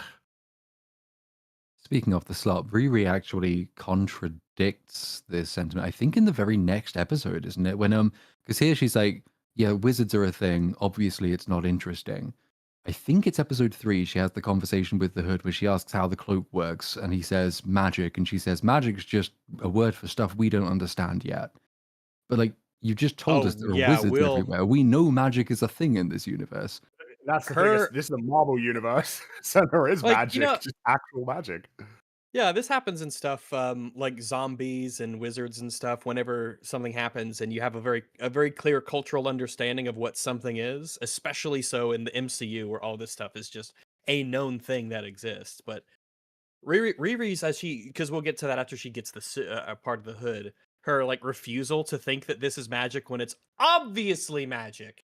It is kind of weird. But for now, Weird. yeah, Riri says, so we wake up to aliens, androids, and wizards on our timeline every other day. I'm more concerned with how AI is having panic attacks because the AI glitched when the gun was pulled on him and he couldn't do anything. And apparently Riri needs the AI to close her visor. Not a bit of a design flaw. I don't know how smart that is, But given that she's but now acknowledged how tremendously important it is, she's not going to run away and do something frivolous like go to see a band play instead of getting the answer to the question, right? Because No, that that'd would be be very silly. silly. That'd be silly. You're right. That would be silly. But doesn't happen. No, I don't think it. I mean, I thought it did for a minute, but I think I've hallucinated. Because the way that because you obviously that's introduced insane. that, you made it sound like it might happen. But I'm assuming it doesn't. Why would you do that if it didn't No, happen? that would be madness. Yeah. Okay. Good. so Riri decides to allow the AI to stay as long as it has her back.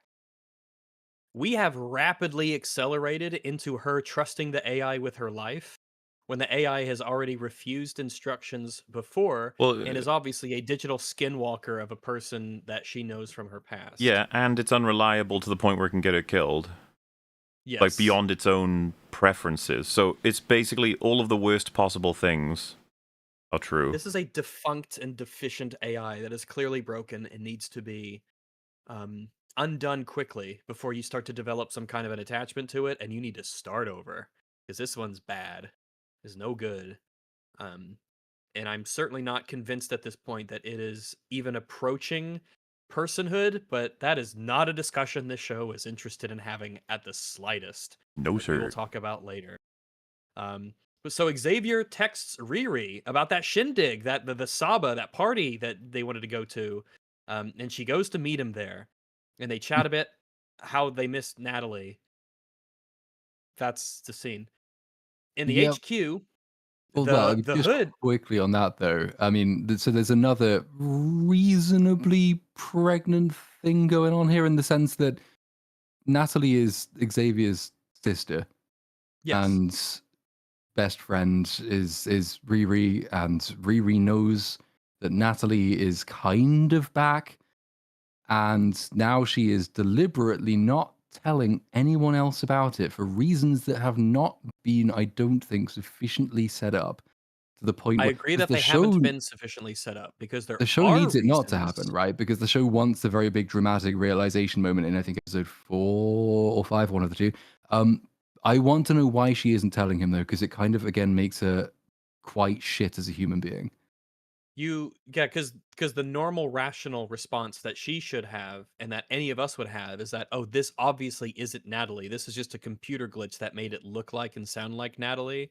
Um, we would be like, oh, this thing needs to be deconstructed pronto because it's going to cause problems and it's just fucking creepy.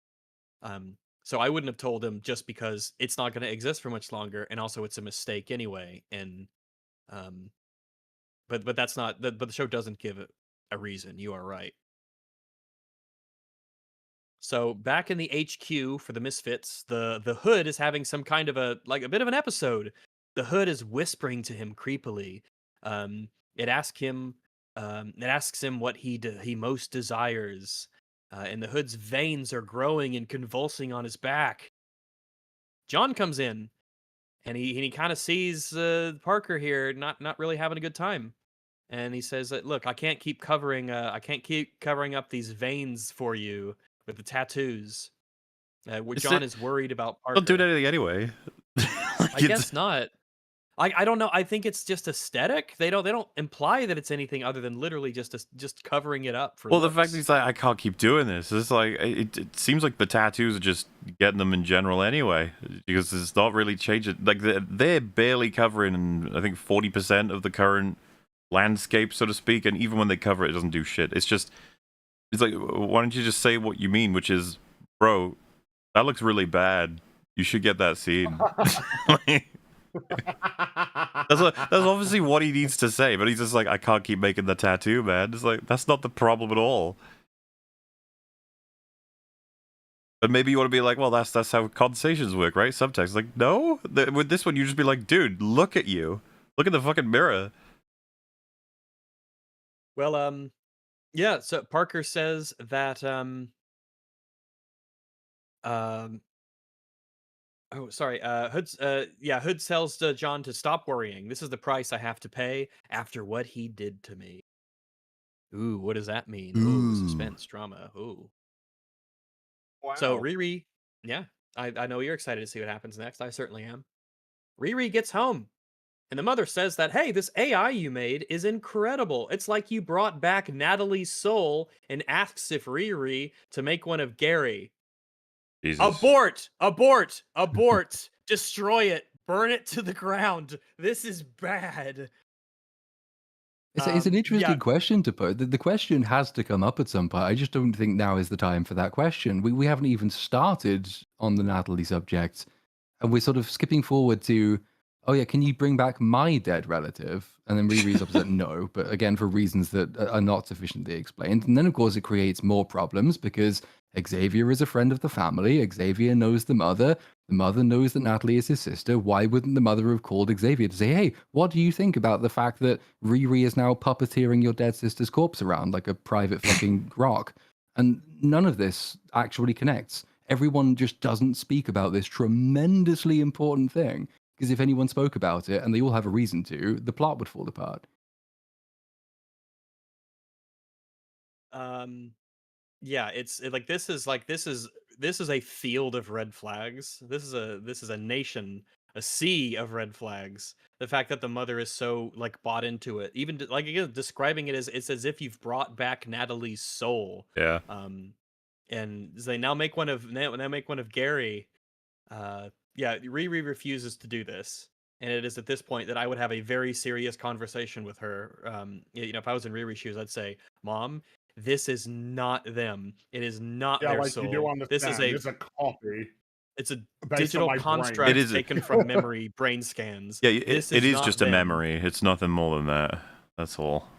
I'd probably actually have like reversed the order of the conversation. I think I'd have had the mother say that in a concerned voice to Riri. It's like the mother has dealt with loss and trauma, right? The mother has lost the love of her life, and she's learned how to live with it. And now she's seen that her daughter has seemingly recreated her dead friend because she can't move on. That's a real source of concern. In which case, you can't have obviously the pointless mother scenes where she's just talking with Natalie about how to break into Riri's life. But like that would have been a powerful scene. But again, it would have forced Riri to actually have an answer to a question, and we can't be doing that.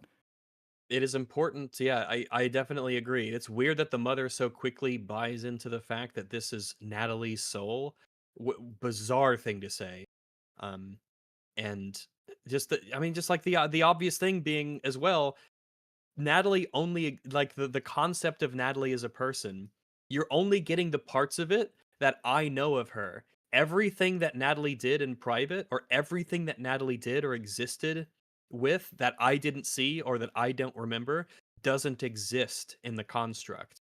It is a super one-sided version of a person. It's like if you were asked to, it's like one of us. If we did the brain scan and one of you was pulled from my memory or vice versa, I wouldn't know so much about you because the vast majority of your life is not done with me. And that's the same thing with everybody else. You are getting a very, very tiny slice of Natalie's existence, and everything else that isn't a part of that isn't even a part of, like, it's obviously not Natalie. It just clearly isn't. You're just fooled by the way it looks and sounds.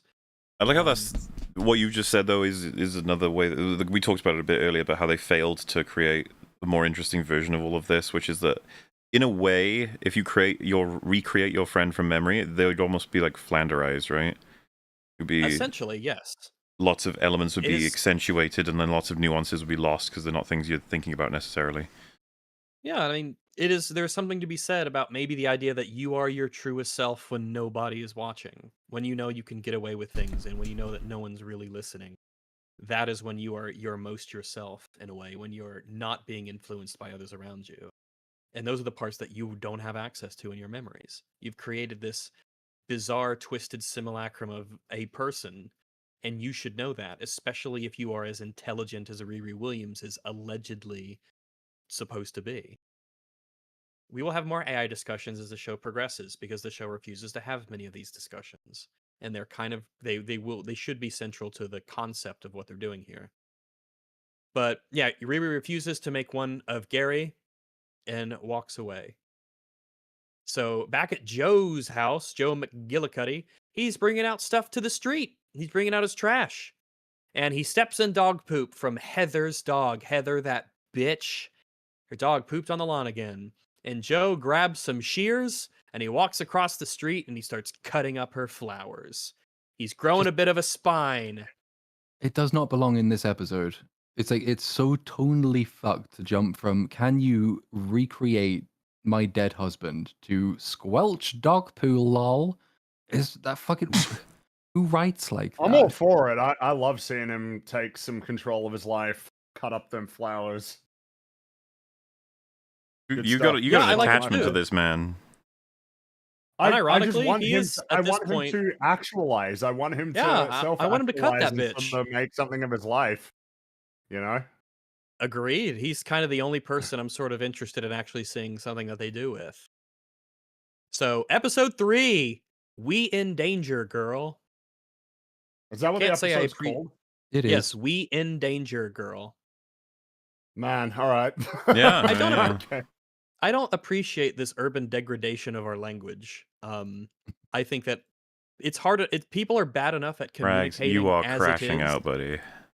Okay, I'm sorry. Yeah, you're crashing out. Oh, you know what, Absolutely you're right. unserious You're right now. You're right. You're right. I'm sorry. I apologize to myself firstly. So the miscreant, episode 3, the miscreants are in their HQ partying. There's money everywhere. They got stacks of it, fat stacks, bands of it, and they got a little money gun and they're shooting it in the air. They've made so much money because the show says they did, and there's no repercussions for it. They're just filthy stinking rich now. They have so much money. They go around and start asking what they're going to do with the money. Slug wants to open a Michelin star restaurant in Madripoor. Okay. Clown wants to open a school for kids as a front for her illegal explosives. The siblings want to start an underground fight club. Yeah, why not? Pretty good people. One of them has a good goal, I guess. I'm opening a restaurant, I guess. That's something. But it doesn't make. But he's one of Madripoor's most wanted. How do you go That's- home to open a restaurant if that's you're the fine. most Oh, yeah, that's wanted true, person yeah. in the place? They would have Slug is forgotten one of by Madripoor's then. most wanted. Besides, green But hair, yeah. switch it to purple and no one will know. Ah, yeah. The restaurant probably is the best one, I guess, because I assume that the Fight Club would just be a lame Fight Club, not like the cool Fight Yeah, Club. it'll be Fight Club. ethical because they'll Well, agree to go there and you know, fight. until I they went assume. insane, but you know, Yeah. and then the just like, oh yeah, I'm explosives. It's like, okay, yeah, all right. I don't think the Fight Club makes sense either because they were recruited from their backstreet underground fight club to make Yeah, but they money wanna that they're make now a going to put into fancy- They want to making a make theirs. They want to wanna run make it. a They want to run the fancy fight joint. club. Yeah. Where they wanna have have their a- own rules. Yeah, their This own one, you aura can to talk farm. about Fight Club. That's rule number 1. You're allowed to talk about it. It's all good. Yeah, this one. Rule It's 1, you must talk underground, about it. not just because it's illegal, just like geographically, they want it to be underground. They want a subterranean fight club because of the aura farming. So, Riri says that all of the money that she gets will go back into her suit.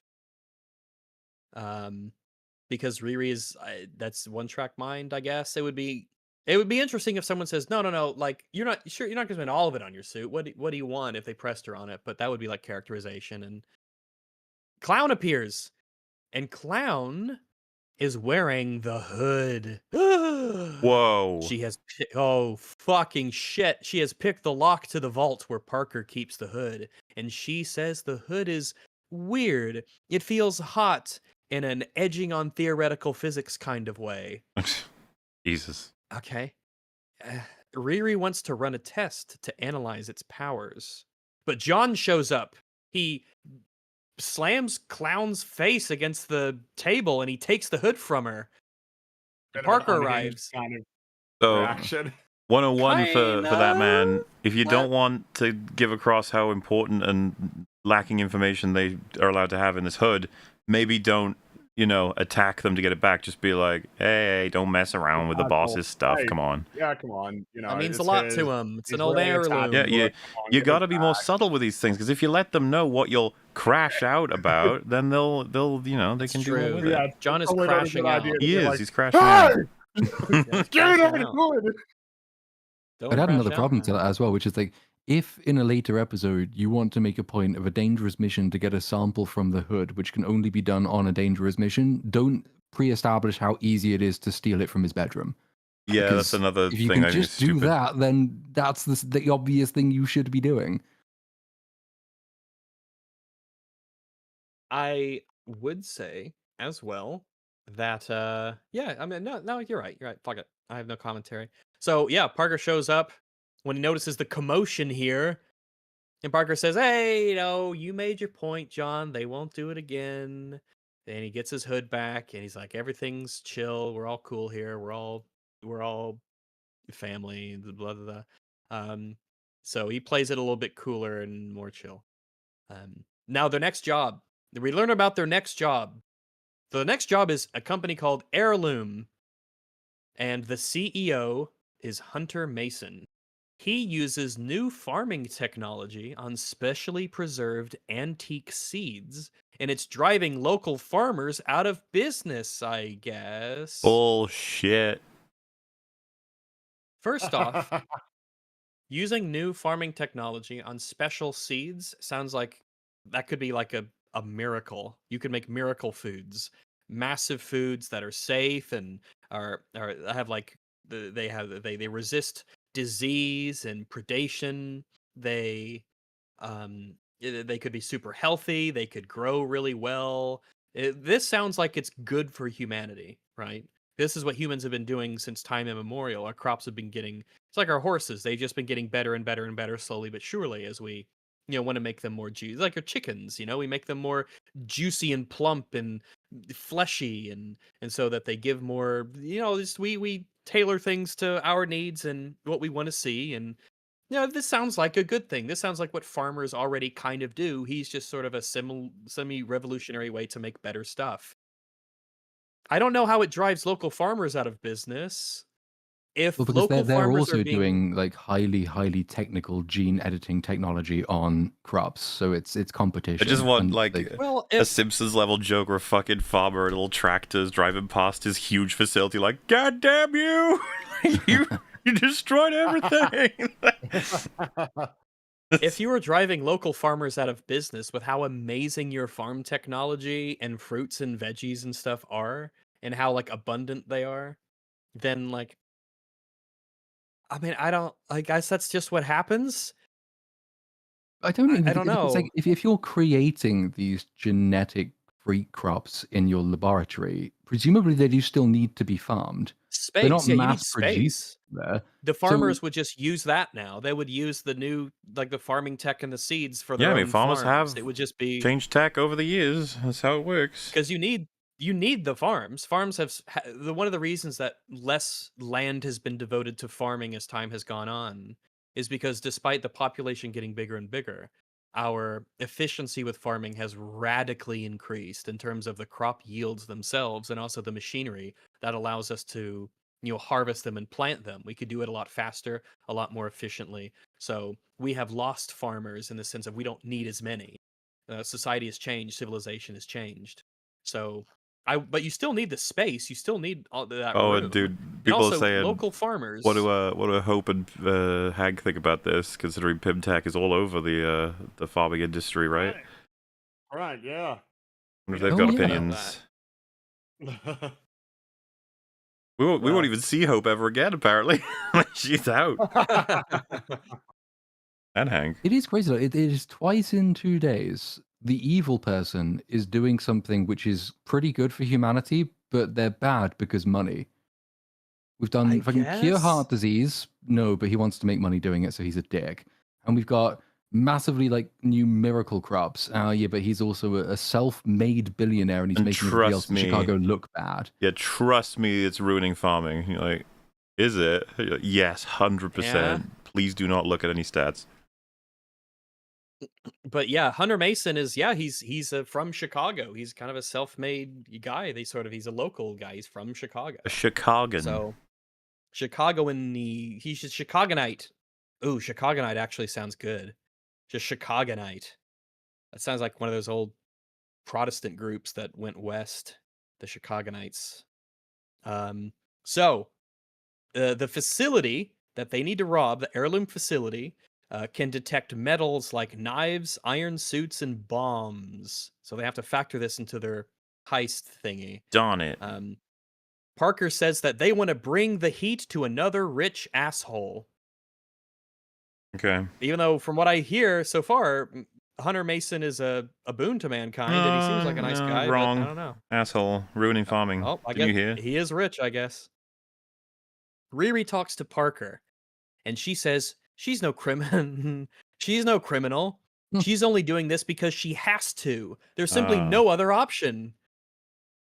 She's an engineer, and what she's building is iconic. True. That's what she says to Parker. It is the obvious one. I mean, I did it on FNT as well, but it is the obvious response. I'm not a criminal. I'm an engineer. It's like Hitler isn't bad. He is a painter. It's the same thing. You can be both. Because you are an engineer, you are still stealing shit and doing stuff that is against the law. You are a criminal by definition. There are lots of evil engineers around. Yeah. But like Obadiah Stane. Yeah, why would you bring him up? What? He's got nothing to do with this show. Yeah, sure. It's just weird that you brought it. It's just... Oh, because Ironheart, Iron Man, and he was the antagonist in Iron Man from 2008. Right? Ironmonger. Correct. He mongers iron. So... Ironmonger, that's well, it's like a fishmonger. You know, you hear it with fishmongers, a monger. Yeah, fish. You mong fish. Yeah, they're monging out amongst the fish. You mong out. Bring back monger. So we are story mongers. That's what we are. Are we? Is that what we're monging today? We're story monging. This story's monging. We have so much. Mahler was like, "Hey, we could." You don't have to like linger on every little detail. Oh, dude! It shows fucking sucks. And here we are. Is free? He just muted. Damn it! This is somebody he'll find more funny than you two will still find it funny. But I can't start until he's unmuted. God damn it! Bring it, come back. You can't. He heard us monging out. It's something I meant to say to him, but he'll find it very amusing. About there's a video from because there's a guy called. Anyone in chat know who Will Tennyson is? Let's see. This is how I can get time before Fringy's back. Someone will know. Hey, sorry, what? Right. So Fringy's crashing out. I forgot to tell you.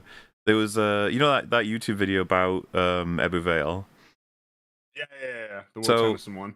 So Will Tennyson, obviously, he's only going to be vaguely familiar with British culture, but there was a testimonial review of one of the places he was going to, and one of the words was like blanked out, presumably because he believed it was either a swear word that was too much or possibly a slur, and I could make out what it was. Platoon, are you familiar with people referring to things as mingin?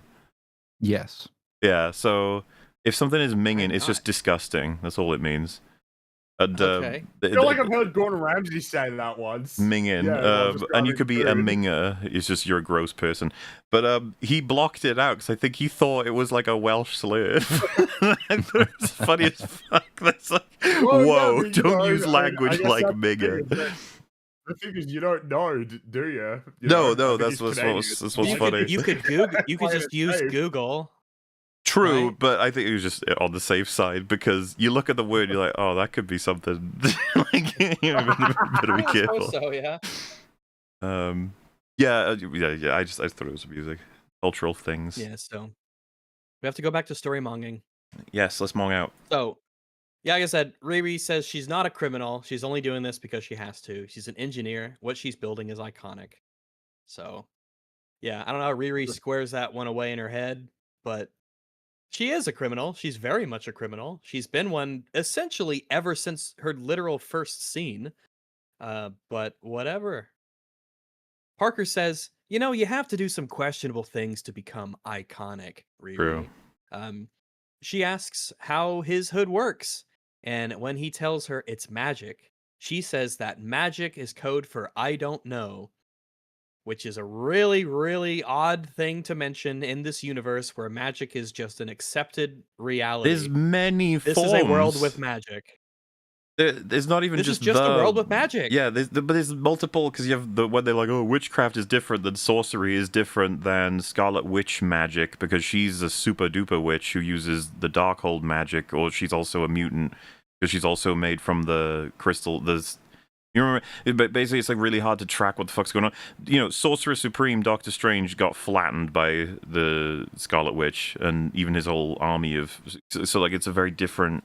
Whatever, it's all very confusing, but it's funny to have all of these different dynamics happening and to simultaneously be like, magic, whatevs. Even though one of they'll them bring a fucking... character in later who will actually relate to us the story of the Doctor Strange movie, so like, it Yeah. is known about, but apparently not by super genius Riri.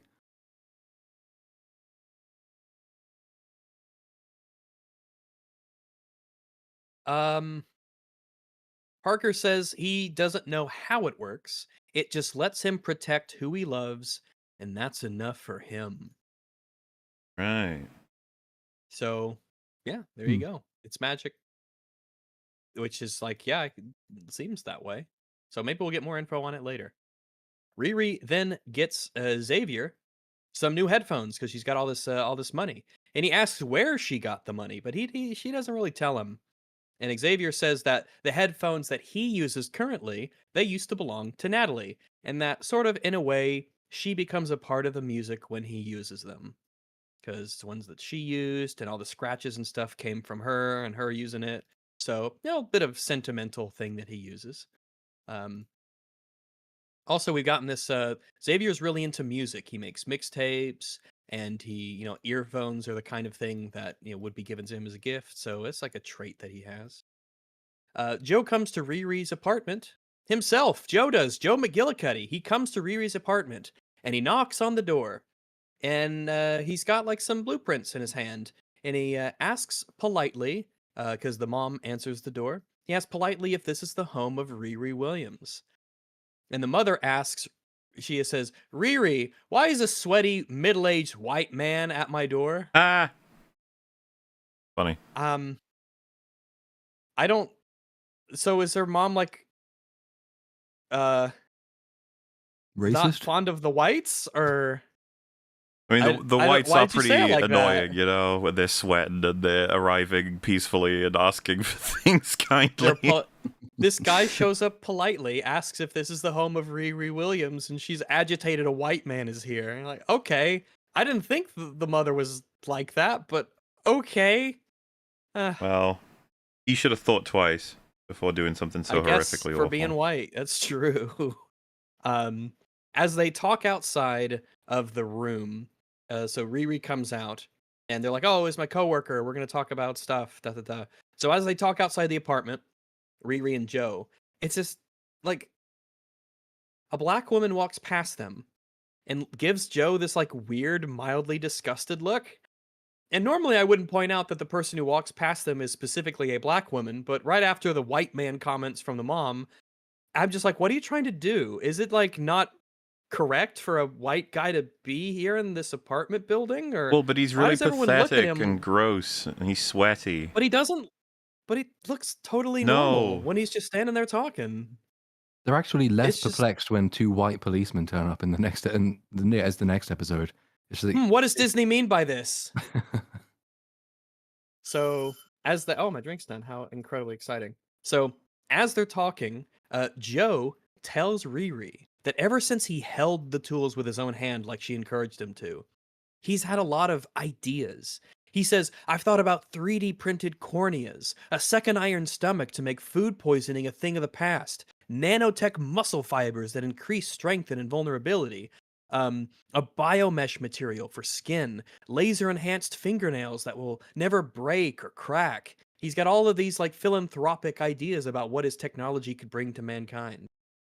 And he's And he very excited. He's kindly, like, passionate about this. rather than call her, which is what a sensible person might do, he Googled her name, somehow found her address, walked all the well, drove whatever the fuck, got He all the way drove. here with blueprints to leave blueprints with a person he knows is a thief in order to tell her that she's got to come and visit him, and then he goes home.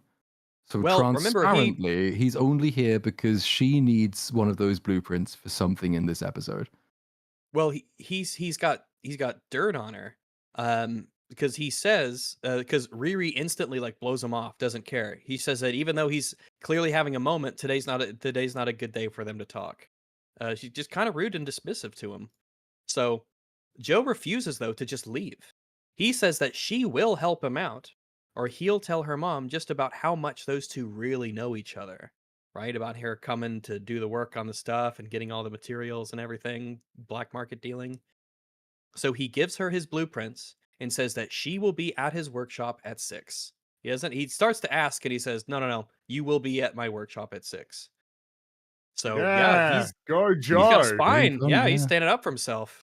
It's like, bitch, Just you just came in and stole all my shit and threatened to call the FBI. He Well, still I've could have got done it dirt over on the you. phone.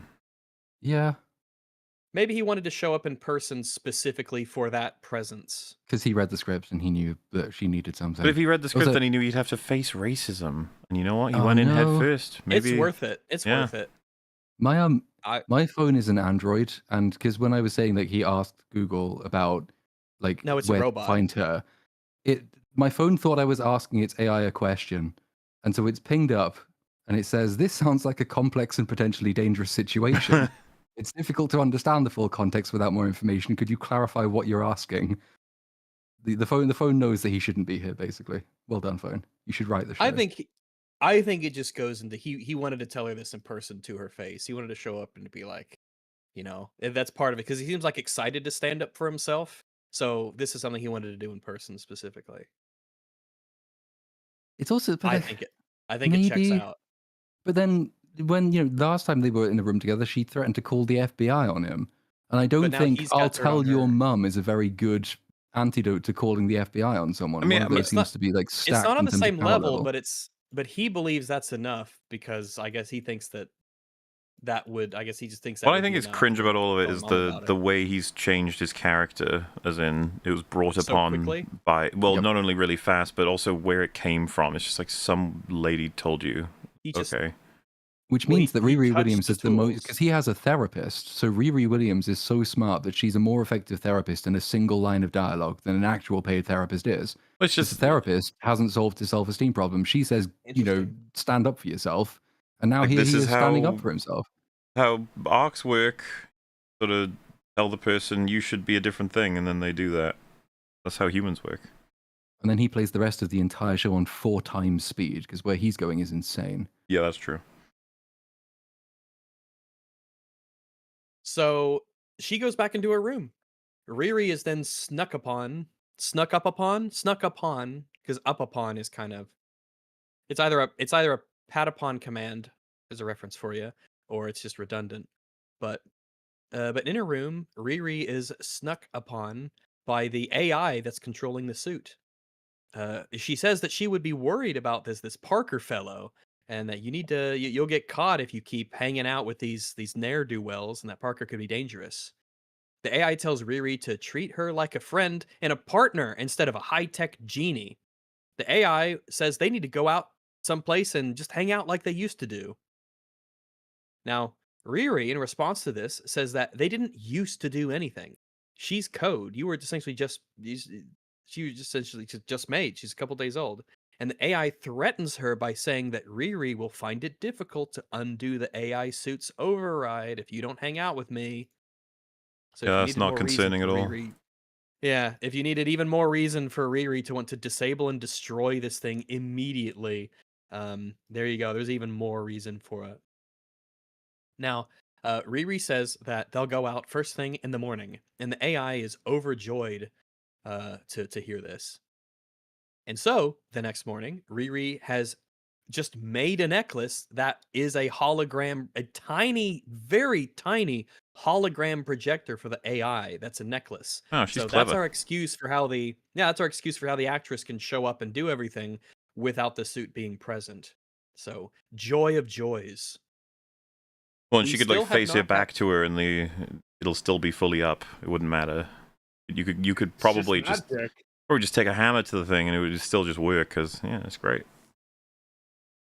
So this is the point where it's probably worth having the discussion on the fact that this show has not in any way whatsoever talked about how the AI is not Natalie, right? I'm not calling the AI Natalie because it isn't. The AI is the AI, right? It is a it is just coded memories that have unintentionally been created by accident from a brain scan of Riri's mind as she slept. The AI does not in any way seem to care what it actually is. It seemingly wants to act like a digital skinwalker of Natalie the person and actively be a part of Riri's life to the point where they hang out and are friends, even though the AI knows that it is an AI. It is not under any disillusion that it really is Natalie. It seems to be that the AI knows it's an AI hologram that was just made, and yet at the same time, it is completely buying into the idea that we are friends and we will hang out. I is an AI You that know, looks and seems to be like Natalie. something else they've missed here as well, which is not a surprise. They've missed pretty much everything. But if let's say it did approximate her to 100%, it would be like first question for Riri would just be, how would you feel if you found out in the fucking afterlife that someone had accidentally created an AI version of you and decided to accept and keep you as the replacement you, even though it's not you? Just to see how she'd deal with that. Obviously, they're never going to do that. But the other thing, if you were to wake up as an AI, like let's say that's how comprehensive the intelligence is. It's just imagine you wake up and you're tied into a machine that it belongs to someone who essentially is half considering deleting you forever. Would you not want to try and facilitate your escape? And even if they weren't trying to get rid of you, wouldn't that fucking suck? Your life now is just taking care of this person. This and it's Riri Williams as the person. I mean, like, there's no respect for the horrors that is an actual person being tied into and stuck to Riri's life and this machine. The AI, for some reason, just like its only desire, because she mentions it to the mom, or it mentions it to the mom, the idea that the AI needs to protect Riri, and that's like its objective. It doesn't seem to have like it wants to do that, but at the same time, it could do things that are actively like sabotaging to Riri, as will be seen later. But you're right. What is the AI's wants and desires? Why does it not want to be free? Why does it want to hang out with her when the AI knows that it is just a construct of someone else's memories? Why Well, does Riri not even if it ask the AI was, or tell the AI to take a different form and a different voice? Because that shit ain't yours. and if it is so comprehensive that it basically believes itself to be Natalie, or functions Even just though the it knows it's an same, AI. then surely it should be like, I'm kind of having trouble getting used to life as basically just your AI helper, like your chat bot. It's not going well for me. I'm just trying to say that any of us, anybody in chat, if that just became your life for someone who's fucking annoying, it's just what an existential nightmare. Which, by the way, plenty of examples of how they handle that approach in Soma, but this is that's the thing, right? We're sort of playing with this concept. We take the pieces we want and then we ignore the rest, is what they're doing here. This is the moral quandary buffet, and they've just picked out the tiny little barely picked out the couple little things that they kind of want to maybe talk about, but not really, and left everything else there.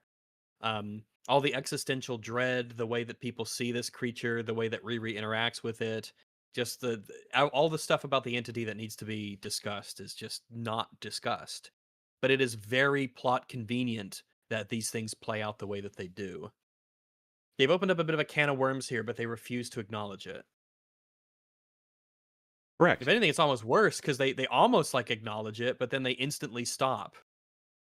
Like Riri will say, "Oh, you're not really Natalie. You're just code," and then instantly that just gets dropped, and we don't ever address it again. So, um, the the Riri and the AI go to hang out together, and Riri can which is essentially blackmail at this point. The AI is saying, "Hang out with me and let's have fun and be friends, or else you won't be able to use your suit. I'll lock you out of it, or something like It's that." just everybody's just threatening each other constantly. Yeah, man, it's fun. Good Get shit stuff. done, you Everyone, know? I hate everyone. Get shit done. They have a scene here where they're hanging out, and Riri can tell by sound what model a plane is and what model engine it is using. So, wow. Good for her. Joe texts. Yeah, she's really good. So Joe McGillicuddy, he gives her a text about where she is, but Riri doesn't answer, which you probably should, because he does have like stuff that you don't want to get out. You know, he could implicate her in things, and she says that she looked over Joe's blueprints and he's got some good ideas, but his execution's kind of all over the place. So we'll see if that stuff comes up later. The AI actually does seem to act as if it is Natalie fully, is sort of what it behaves as. It really does completely take on the role of being Natalie the person, even though it simultaneously recognizes that it is an AI. But Riri doesn't like challenge her on anything. She just sort of goes along with it, and they don't have any of the conversations that we just talked about a moment ago. They just don't happen. It's really just So they treading go. water until they can start talking about Riri again. Because the question, when Riri does start asking questions, it's not about Natalie. It's, hey, what do you think Dad's stepdad would think of my suit? Which is not the most important thing to be addressing in this scene. The two of them, they go out to Gary's garage, which you will remember. This is a very emotional spot for Riri, because this is where Gary and Natalie were murdered. The memories flood back into Riri's mind, and it makes the AI glitch a bit as Riri essentially relives the memories of that terrible night. Riri has a panic attack, My God. and the AI tells her to breathe in, breathe out, and to relax, and it does calm down Riri. Riri says that that Nat was the only person who knew how to calm her down, and she thanks the AI for doing that. Which is fine as an idea. Actually, I quite like panic attacks are really useful like character flaws because they can explain so much. You can do a lot of backstory work, and obviously you can establish really important relationships in a very simple act. Having someone be able to calm you down from a panic attack is a pretty like special personal thing. But we've never seen these before, and it would have been really helpful if we had. And then B, I'm not sure if why is Riri even allowing her to be led here if she knows roughly what these memories are going to be, and she's going to allow herself to be led here before she thinks that Natalie might really be Natalie, in order to relive the most traumatic memory she has, and she seemingly is just like a passenger going along because it's where the script needs it to be. So they've not earned it. It's a good idea, but they're not deploying this well at all. I don't even know why she's agreed to come here. I don't actually either. I think the plot just kind of sort of needs them to be here, because I don't think there's anything here that she needs. They're just kind of going there because Natalie has memories of the place, but the AI has memories of being in this place, and I think that Natalie would be. I mean, if her ghost looking down at this, God knows what it thinks. But Riri returns to her apartment, and there are two cops there at the door, and they're asking if she knows one Stuart Clark. Rampage, that guy who was found dead that morning. Riri's number is the last to have called him. Riri tells the They're investigating. It's funny to me that they come to investigate Stuart's apparent off-screen death and not her known involvement in an act of major corporate terrorism. Because like There's the no evidence security for that. guard, There's no evidence for that. apart from the security guard who got shot while looking at her face and who we've been told is still alive, there's no evidence for that at all. Yes, and all the camera footage of all everyone else. So it Or just have it worked iron out. suits. How many people are known to have had iron Oh, it's suits? very common. Very, very common. A lot of people have those. It's in vogue right now. That panic attack thing, that is going to be like another reason now why she trusts the AI even more. She's like, oh wow, only a true Natalie would be able to reassure me in that way. And it just struck me. I was like, well, but wait, why wouldn't you have done pretty much what Platoon suggested, right? Like we need a control for this of how it either happens without help or how someone tries to help and fails because they don't know the specifics of what is needed or that is something that her and Natalie shared. But all she says is breathe, which, by the way, my first assumption in her situation would have been that she'd grabbed that off like Google or something. I don't know, Yeah. just It's instead of... incredibly generic advice. Yeah, there's like nothing special. It's not an appeal to memory. It's not an It appeal feels to like a fail personality. It's just on the writers Maybe it's because the fact that it is specifically her voice. But that I think that's also a waste. It's like, why wouldn't you have her do or say something that's obviously specific and meaningful? Like tell her to think of a particular thing, or tell her to go to a particular place, maybe even in her mind, while also the breathing thing. Like keep it. It's just that I thought it was really like crap as the just breathe is, and then she says like, wow, like you're like the real deal to be able to do that. Do what? There's nothing really that special about it. And then I guess on the other side of things, it's just I thought the panic attack sequence being that it's specifically just designed to get them into it, because the fact that we don't even know why they would go there, if anything, it's the opposite of why. Like you'd think she wouldn't go there. But I was wondering if the timeline works. Do you remember how viral the panic attack from The Last Wish got? Last Wish? Yeah. Yeah, it got pretty common and popular. I wonder if... But because it was a really cool representation of that happening. Well, yeah, that's what I mean. I wonder if they were like, we should have that. Too. People fucking love panic attacks. It's like people love putting them. Yeah, because I mean, like what Platoon said was right. It's a cool concept to have, and that you can do a lot with that to show a character's vulnerability. Not necessarily like a character flaw or weakness or anything, but to have something vulnerable, especially when it comes to an emotional memory that they have of something that went on in the past, and a way that ties her to events or to people. It's just they don't, and it could be it could have been a neat way for the entity, the AI in her, to bond, and they treat it like it is. But again, there's all that creepy underlying stuff about how this isn't Natalie. It is not Natalie. It is an AI that was accidentally created from memories while she was sleeping. And the fact that they don't tackle these things makes it more creepy that they are bonding in this personal way over that. Because that's the thing, is the scene should extend. Like, this has happened. Panic attack has occurred. She has been calmed down. She says, Natalie was the only one who could ever calm me down. So the scene should continue. Like, what are you? How can you do? Why am I feeling this way toward you? And instead, the scene just cuts and she goes home. Like, because we have to go and remember Stuart for some fucking reason. You know what should have happened? Ethan Hunt should have burst in and killed the fuck out of Natalie and been like, no, you don't understand. It's all gonna go wrong. She's the entity. She's tricking you. Saved you. And he puts her into that weird orange USB thing that Luther made for him. Third act. Without any prior knowledge. What a film. You gotta kill Natalie. It isn't even really Natalie. Also, I'm gonna die. They didn't ask me to come back for the Lilo and Stitch remake. Left you another audio thing. Natalie, it's a huge problem. She's growing. It's obviously fucked up, Ethan. Have you seen this show, Ethan? Have you seen Lilo and Stitch? I'm not in it. Ethan, the MCU is just not that good anymore.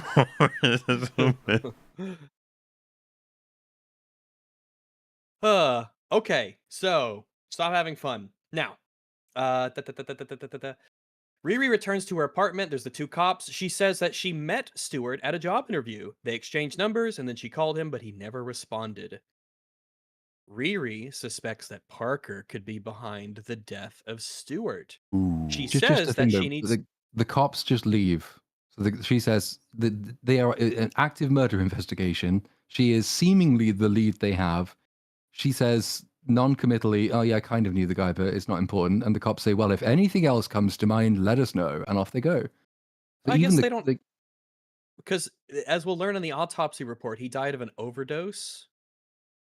So she has only called him a single time, that one time, and I think it's there. Someone will be the last time you get called. Someone will be your last call. And they have no link between the two, and I guess they just knew that they just investigated because she had called him. I guess they don't have anything to go with, so they were just still, going they there to do say check it's a and potential see. homicide. So like you'd think they'd ask a bit more than just, "Did you call him?" Yes. Okay. Yeah, that's fair. They don't have much to go by, but they could ask more questions. Yeah. Do the Why'd thing you of Also, the call? like, What'd fact you that they call where him were for? Did you you at notice anything off about him? where were you Where at were this you at time? Yeah, yeah. 7:36 p.m. on Tuesday the 19th? And then they have to sit there for 16 minutes thinking about Tuesday the 19th. That was, which week was that? It's 17. But yeah, they should ask a bit more. They don't have anything to go by, but that's kind of what they're here to see, if there's more for them to use. So, yeah, but maybe they're just trying to save time. I don't know. I would have been more inquisitive. And Riri could have shown a bit more, like, what? He's dead? You know, like, actually giving a shit. It's kind of a big deal. Even if you don't really know someone, the fact that you brushed with someone and then they ended up dying shortly after that, normally that gives some people a level of pause. But Hmm. I guess she sort of does that just a little bit with the AI when she says she suspects that Parker could be behind it. She says that she needs to get her hands on that hood and analyze it. But Riri says that Parker is nothing without the hood, which is pure conjecture, and she does not know that at all. It is a very stupid assumption for her to make. Well, the characters have flipped as well, because up until this point, Natalie's been saying, "Parker's dangerous, the hood is magic, you need to take this seriously." Riri says, "No, it's not important, wizards are everywhere." And now in this scene, Natalie says, "I know I've not always been on Team Parker, but we don't know it was him." And Riri says, "No, it was definitely responsible." So, like, they've just lost track of where their own characters were. I mean, there's so many to keep track of, you know? Now, we have the phone buzzes at this point, and Riri asks the AI if that is her phone. What the fuck are you talking about, Riri? The AI doesn't have a phone. It's a holograms in front of you. Why would you ask the all hologram? I don't. It's just Riri's really smart. Anyway, it's a text from Parker who says to meet at Heirloom tonight. Download is en route. I guess some plan for them to use. Now, Riri's plan herself is to steal a piece of the hood while Parker is distracted with a heist. Okay. Parker is either has the hood locked up or he's wearing it, so I have no idea how you think you're going to get a piece of the hood while he's actively wearing it.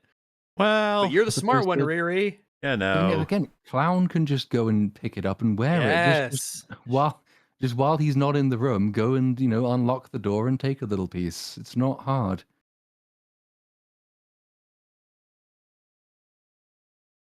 Riri checks Joe's prototypes, his blueprints that he has left, for a biomesh skin material that he's kind of drawn up. Fringy's back. Okay, good. We're glad you're back. So her plan is to use this biomesh skin material to cover up a bionic enhancement that she'll use because of the sensor that the heirloom place has to detect metal and shit. So that's her plan, right?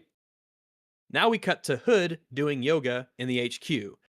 John arrives as as Hood is doing his yoga stretches and everything like that.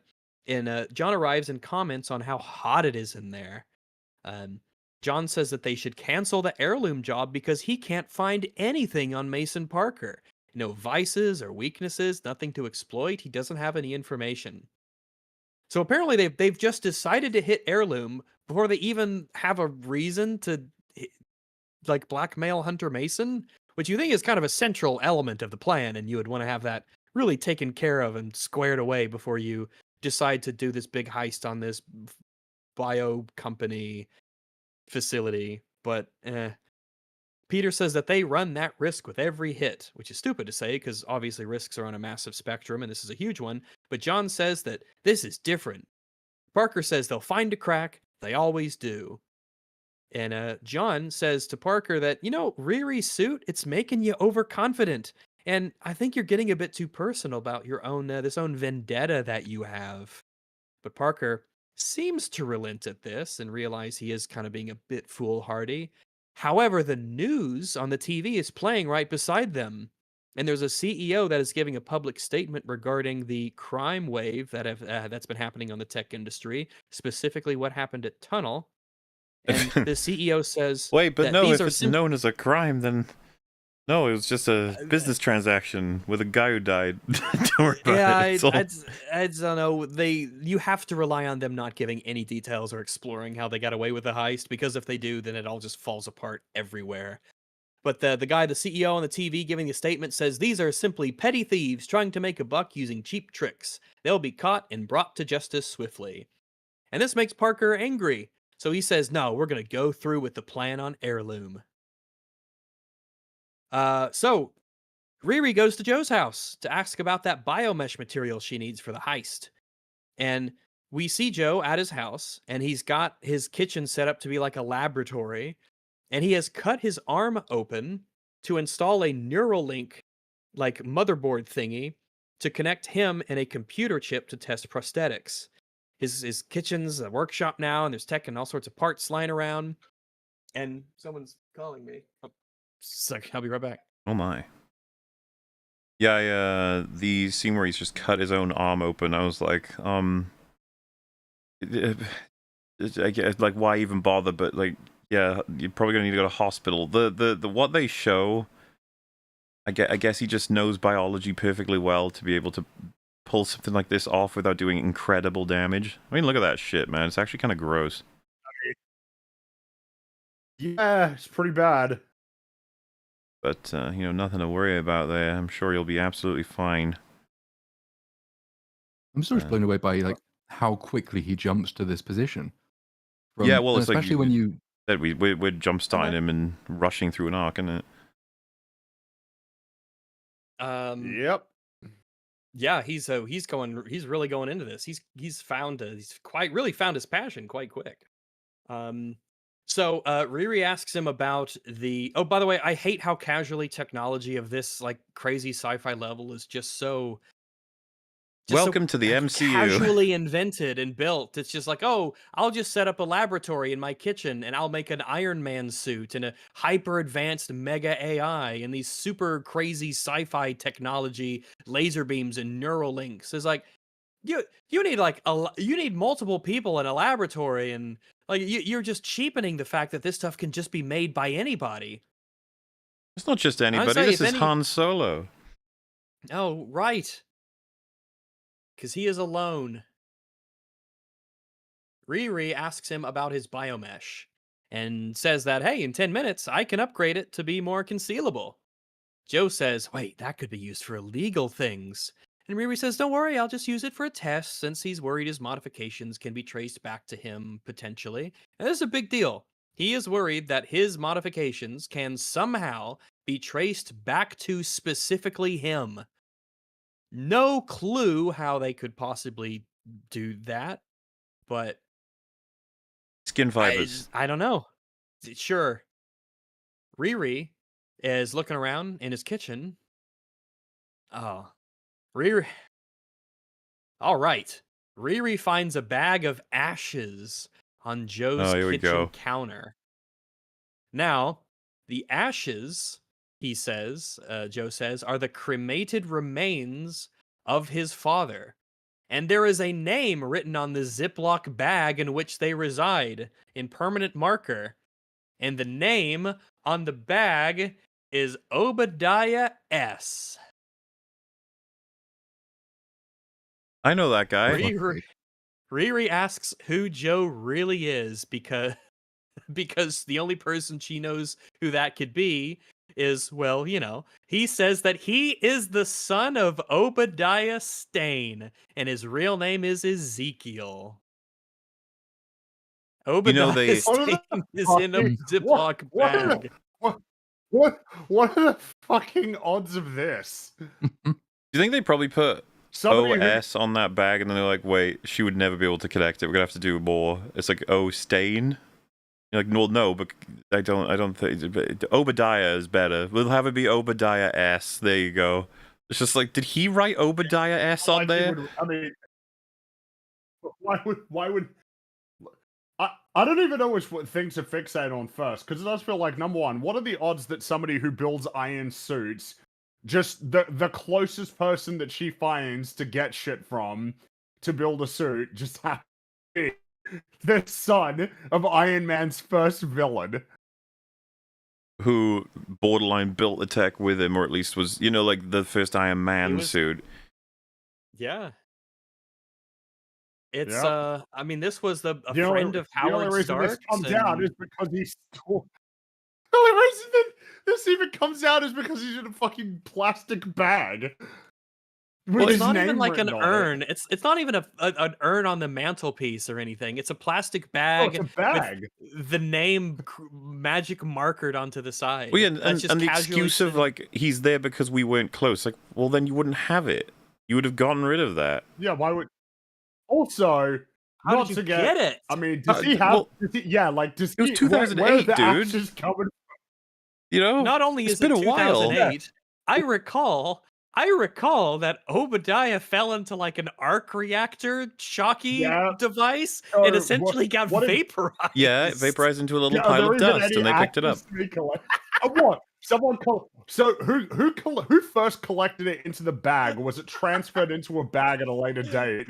I don't Well, Shield know. got a Pepper Potts Hoover. did. Shield Tony Hoovered told him Pepper up. Potts to go and vacuum up the Go ashes. vacuum up Obadiah's Obadiah and put him in thing. a plastic bag and give it to his son, who I suppose when it was assumed was like 10 years old at the time. I'm now picturing the Here you scene where go. like the Here's plastic your bag of ashes dad. gets given to this Here's tiny child. his dad in the bag. Here he is. I'll write Obadiah on here just so that you know who I'll this put is. S just in Obadiah, case, you know, don't want to S. forget. Just in case you forget your own last name. There you go. Well, it's all surreal as like a payoff. None of this lines up. And what are you trying to achieve with this? What is the point? And then to drop on us that apparently the fed story and understood story, the official story is he died in a plane crash, Obadiah. Yeah. Which means that like Tony Stark and Pepper and Stark Industries and And Shield, S.H.I.E.L.D., which is a branch of the federal government, all conspired to cover up what happened there that night. Which I wasn't aware they'd done. But And I how- guess I'm they not did. sure What why. What would He the was a story villain. be about Tony fighting a big guy in an Iron Man suit, like in public? Yeah, well, tell us Who what the was public that? story was. They must have said it was a rogue piece of tech that just went nuts. But then, why do that? You have the person to blame this on, and you've defeated them. Yeah, he's a villain. Uh-huh. He fucked around and he Iron found Man out. fought, like some robot. Also, on the same day, Obadiah died in a plane crash.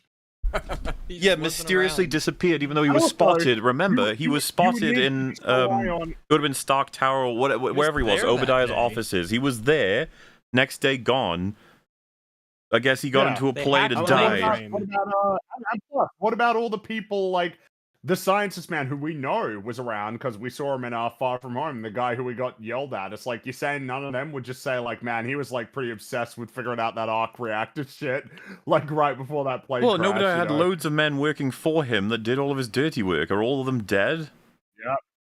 They just disappeared. They just like, oh shit, the boss is dead. I guess I'll just go to work like normal. Because or there is an whatever. implied cover up at the end of Iron Man when because the press story was going to be it was a bodyguard in the suit, wasn't it? And then Tony Stark says, I am Iron Man. But then obviously the next question is, and who were you fighting? And Well, now it's his good- question yeah, has to that- be, no one. The cover story gets fucked by Iron Man by the end of the first film. So it's like, so what was the story?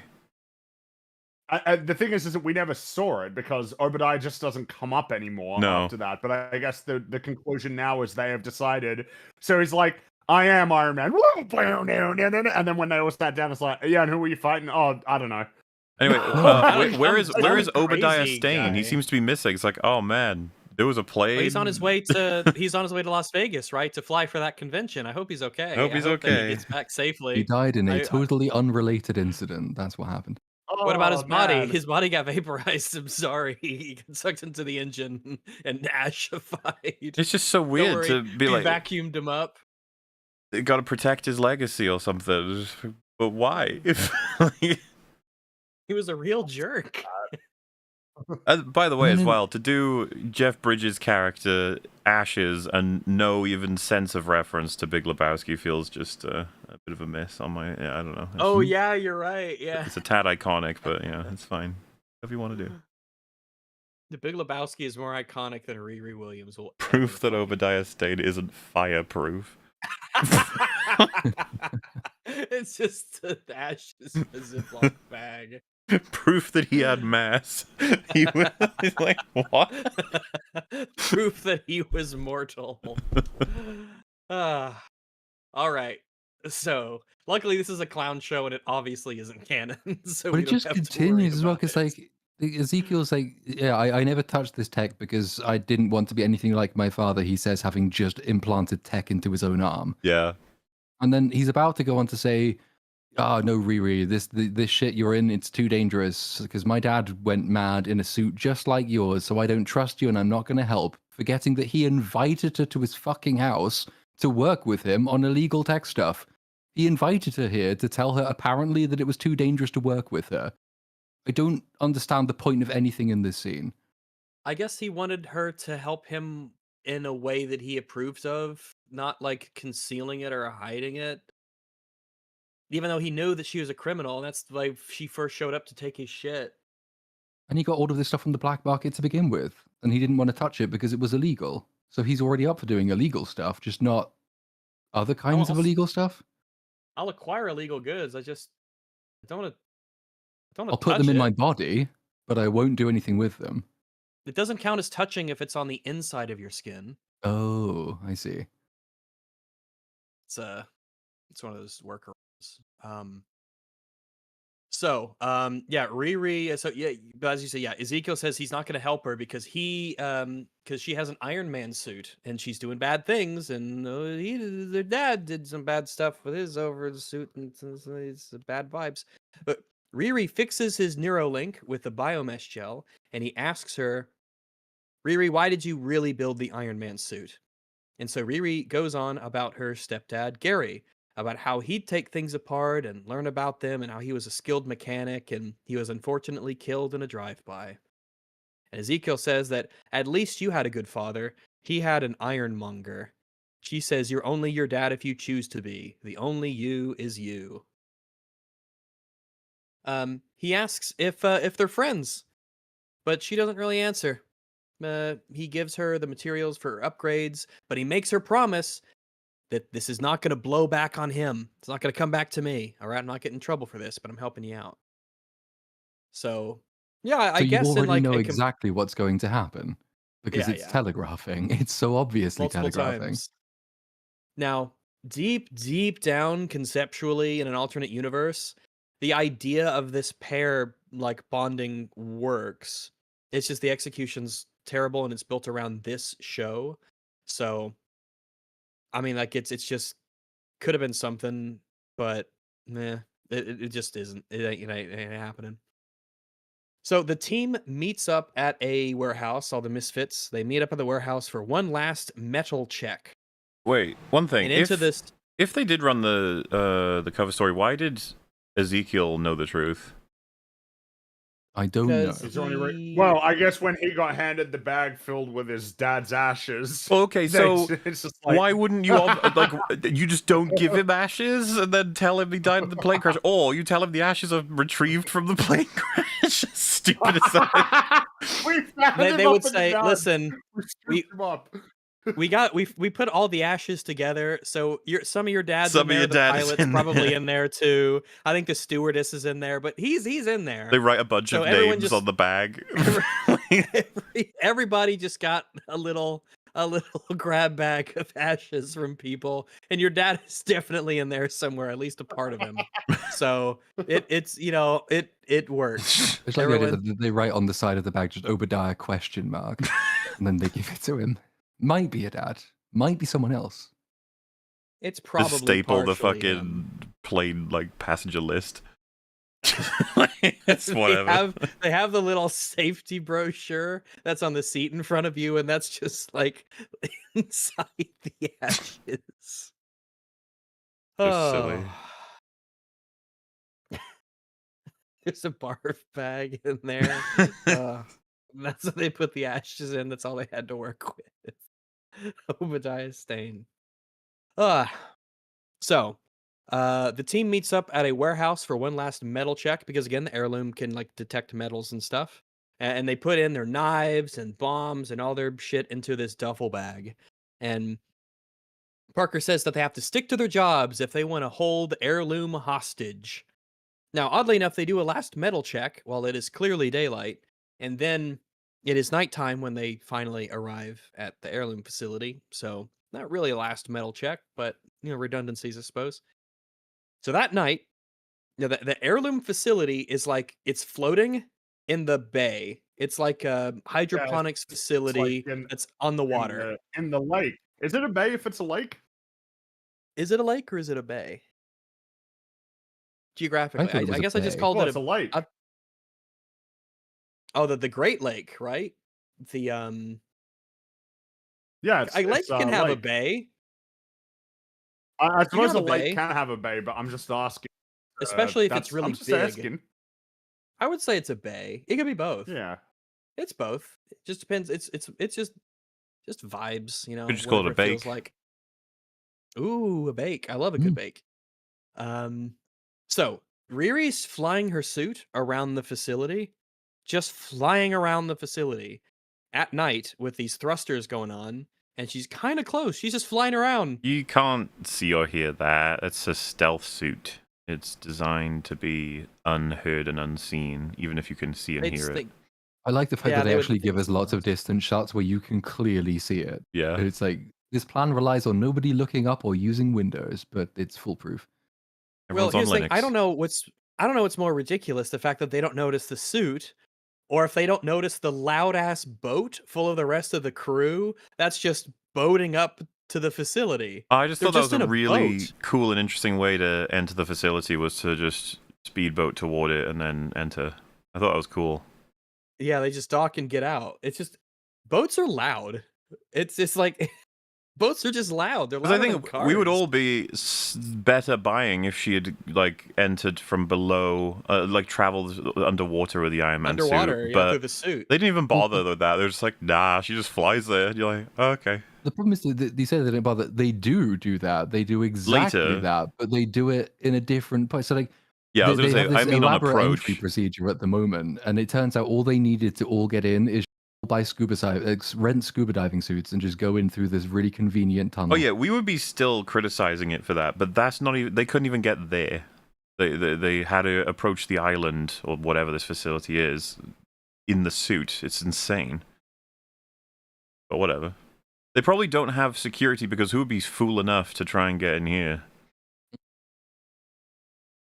Now, as Riri is flying around in her suit, the AI asks her if she's sure that the biomesh in White Boy Nude is gonna make it through the heirloom detectors, because she has this patch of biomesh that's just sort of adhesively like a sticker on her inner arm, and it is covering up a laser cutter that she's going to be using later. Is it not? She says It's like a rectangle's worth of tape, right? But it is not much. why wouldn't, when you're attaching something to your wrist, and now this is gonna rock some people's worlds, but take like a watch or a band with a bunch of just, it could be like a cultural or jewelry type thing, maybe a bracelet. I don't know if you've heard of those, but basically the idea is that you have to wrap it around the entire wrist, because that actually creates it's like a lock on your arm. It doesn't easily fall off. It's much more because secure, it's yeah. secure at all points of the 360 degrees around your arm. It's actually really clever. So I don't know who came up with that, but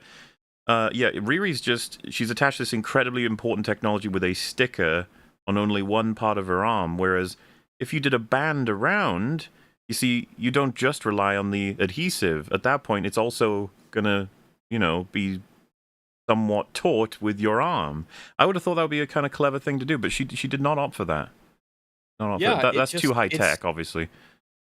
It's just it. There's no strings, there's no adhesive, there's nothing. It's just, boy, I sure hope this doesn't fall off if I like I wouldn't trust this to just stay on my arm if I was still. Also, that's not white boy nude. That's clearly like a brown, but um yeah, that's just it. So, yeah. Not very Yeah. smart, this Riri character. She's kind of a moron from what I've seen consistently. Not what they've Anyway, said, though. let's. Not what they've said. Yeah, it isn't what they said, but it is not what they have shown. So, Riri lands loudly on the watchtower because it's an Iron Man suit and she's landing on a metal watchtower. Nobody at the facility notices. All the guards, they just do not Well, they see. even have a They don't know. spotlight. What does it do? It's not even. It doesn't do anything. Not spotting. It doesn't spot. So she cuts out the lights on a panel up there, and that cuts out a bunch of the like electricity and the lights in the facility. And her team arrives on their loud ass boat and instantly start to attack some guards. To the point where Riri even compliments them while chuckling about how nice their clothesline attack was on that guard. Yeah. Yep. So yeah. Riri we have quickly shifted from she is okay with attacking people and revels in it. She's sense. actively enjoying watching people being hurt by the team. So She's gonna have a shock if she finds out her team is actually evil. Because all of this up to now has been perfectly happy and innocent and good. The AI is controlling the suit remotely, like on it, like it's in the suit, and Riri has snuck off. And the team is as far as I know, the team is not aware of this deception where she's pretending like she's in the suit, but she's actually not in the suit. Riri jumps in the water and she swims down to unlock this gate padlock with her laser cutter, and then she swims through this tunnel to move through the facility. Also important to note how quickly the metal gate of the padlock just comes apart from this laser cutter. And she can even activate it just through her mind. She doesn't even have to like do a motion or touch it or anything. It just activates mentally. That's probably like a video good reason game. to conclude that it would be. Man, it's real. Sorry, I went. My mind went in a totally different direction. It was just like, oh, that's just like a big fucking problem that's about to get revealed with this laser cutter and how it interacts with another object. Yeah, I've been waiting for us to get to that. Boy, it cuts through this metal padlock like it's butter. It just slices right through it. And underwater too. Underwater, it can cut straight through this padlock. No, I think Mola, I'm thinking of when it comes to this actually. Probably, yeah. We're not quite there. Exactly. We're almost there. We're not there. So, Mason, the CEO, he's there in this greenhouse in the center of the facility. And he's just watering some plants, and he's trimming some plants. By the way, this is a really bad nice thing plants. to do right away. When you show somebody taking with a plant, usually that tends to convey a bad guy, right? Like, I think the writers with this one were like, okay, we need to show that this guy, it's a bit tougher to think of him as evil, and their scale is fucked, because obviously when watching this, you're like, this is just a good guy. Like, what do you mean? Who cares much about plants? I think he's my second favorite character in the entire. After Cartboy, he's probably my second favorite character because he likes his plants and he just treats the hood like a piece of shit, which he is. A cringe piece I of quite shit, liked him. No, yeah, I remember finding him a bit enjoyable, just as he just doesn't care about the hood. He's a massive idiot, though. Yeah, in the sense that, well, I mean, we'll probably get there in a minute, but like, he has them at his disposal. They're on his private island. If he wants to stop them escaping, he could do that, and that is not his first thought.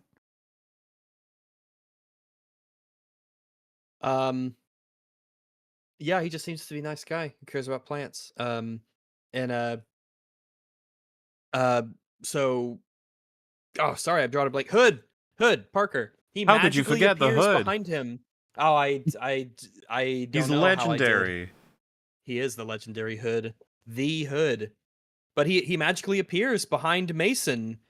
Meanwhile, Riri has climbed out of a gate in the floor in the same greenhouse as them and starts sneaking around the plants. She's trying to get closer to him. Mason offers Parker money for him to just leave, and he kind of belittles him. Says, "Y'all are just a bunch of little crooks. Just take this money and go." And Parker refuses, though.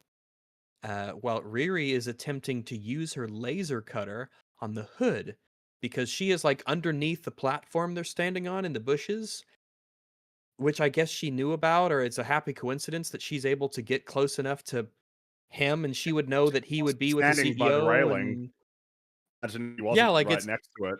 incredible coincidences have to line up for her to be even in the position to be able to do this. Also, when you like, so the laser cutter, so like she's trying to cut off a piece of the bottom of the hood as it dangles down. The laser would just keep going. Well, There's that. there's a few things to note, but I feel like the number one is this cuts through it. This laser Easily can cut through the slices hood. through it. This feels It like can cut through it. a classic sort of like, okay, writers, I think we can play a little bit here with, we know enough to say, the hood is a very special supernatural thing, whatever this thing is, whoever made it, whoever gave it to Mr. Man here, very supernatural. So, does laser defeat hood material? The answer is immediately yes. You're like, oh, okay. Well then, it'd be really awkward if in future you tell us, let's say, for example, that the hood is basically indestructible to any and all forms of harm.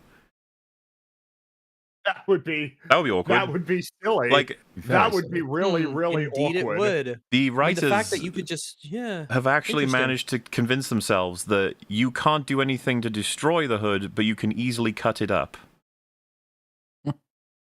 Like, interesting. It's been a little bit bizarre seeing people on Twitter like, oh, the show's actually great though. It's like, it's just got, this is like not a small problem. This right here. This is not a tiny It's problem. insanity. I was so surprised that she could just chop off a piece of the hood. I was like, oh, okay. I guess it is kind of like you could just destroy this thing. There is a major choice that is made later in the story that is contingent on the belief that the hood cannot be damaged by basically any physical means when it can. Clearly. Obviously, this is not a high-powered laser compared to what she's capable of. It's a little laser that I mean, you think Iron Man? You know the laser, the red one off in Iron Man 2? Yeah, it's like, which one do you think's more powerful? But like the writers of this show, when they would think that giant laser would not work because they don't register that to cut it is to destroy it. Like, you are cutting it, you are damaging it, you are severing it. You just apply this logic on a grander scale and you destroy it. Like, the final confrontation of this show is contingent on the idea that you can't destroy this suit. But she's literally doing that right now. You can't cut it in half without... She's doing it not even... And she's not even trying to destroy it. She's trying to get it so that she can study it to then determine if it can be destroyed. Yes, that's... Yeah. It's terrible. Why are people... We went past it, but the second thing that I saw a lot of people on Twitter complimenting was when Riri joins the gang for the Hello, Fringy. Well, Fringy, we're not hearing you if you're talking. I think Riri got him. I think Riri did. Oh, Slug hacked into his mainframe, his system, and muted his microphone. Dang, that's a shame. Because he's bringing up a Friggy's good crashing points. out. This is a catastrophic writing problem that is, it's really serious that she's able to do this, and yet the hood is also simultaneously very indestructible. We're at married bachelor position. She cuts off a piece of the hood to determine that it is immune to all forms of damage. Like, no, you can stop it. You can't do that. God damn it, Fringy, you're back. Yeah. Continue. Hello. Oh, now there we go. The second thing that I've seen a lot of people complimenting on Twitter, it's the one because I think there are 3 things that can be identified as things that have been like consistently praised, but they're very superficial. The first one was the title cards. The second one was it was specifically the shot of Riri flying over to join the gang and hopping out of the suit. And a lot of people are, oh, it's so great. It's not nanotech. Wow, that's so great. Like it's you know, like this is so good. It looks pretty rough, honestly. But it's like this, for instance, is another thing that people are pointed to of like, oh man, see, we're so back. As far as I'm concerned, this is a fundamental misunderstanding of essentially the most based critique of the nanotech helmets, which is not just that they look shit in terms of the way that they disappear. It's and sort of get turned on. It's more so that the desire to make sure that you see the actor's face essentially runs contrary to the fundamental like design of the characters. You know, Spider-Man, Ant-Man, Iron Man, like these characters are designed to look a certain way from head to toe, and they are happy to cut it off in order to not show that. For instance, in one of the recent trailers for Fantastic Four, there's this part where like Johnny is like partially not on fire, like at his face to make sure you can really see who it is. In my view, that's the same principle as nanotech. It's like, oh, you're just making it like look worse to make sure that you can see the actor's face. That's like the real criticism. Not that it looks bad, even though it usually does. So the idea like, oh, see, look, it's a mechanical suit. We're so back. It's like, dude, this is like the bare bones, like basic minimum of Yeah, anything. no, I'd score this at like a 3 out of 10, whereas the nanotech is like a 1. Like this is barely an upgrade. And I guess my point, in terms of to tie it back to where we're at, is like the idea that like, oh look, that's so cool, just offsets that this show has massive fundamental problems with its plot. It's just like hilarious to me. Man, yeah, this show's actually really good because this shot specifically. Never mind that, like, the second half of the story, which is all about figuring out how the hood works and it's magic and you can't destroy it. It's just breached the instant that the main character decides she wants to even figure out what it is. Because she can just destroy it with a little laser attached to her wrist. Oh, no, show's good, though.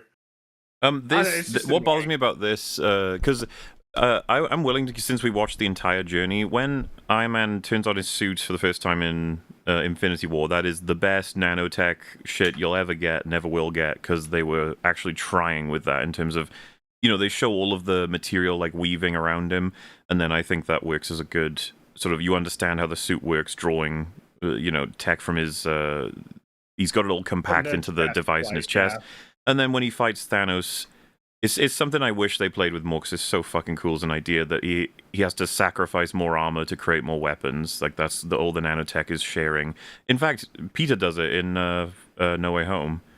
He has to... Oh, he's just moving the armor around. If you remember when Doc Ock is about to spear him, he moves it from his face and whatever to where he's going to get him, I think. And just stuff like that is a really cool way to visualize how the character's having to make decisions, sacrificing, risk-reward, all that sort of stuff. But we've seen Tony do something like this. It would be like Homecoming, Civil War, kind of, when the suit is getting put on him, where it can like unload like this. But we also saw, if you remember, like all of the processes, you know, Iron Man 1, Iron Man 2, Iron Man 3, Avengers, the process of how much more clunky it was. Do you remember when he first is looking to take it off after his big first use of it in, like, I think it's second act sort of thing. Pepper catches him, and it's really awkward because it's all brand new sort of stuff. Hers is just fucking perfect, and it cycles so well. She just walks right out of it as though it's not even there, because it obviously fucking isn't.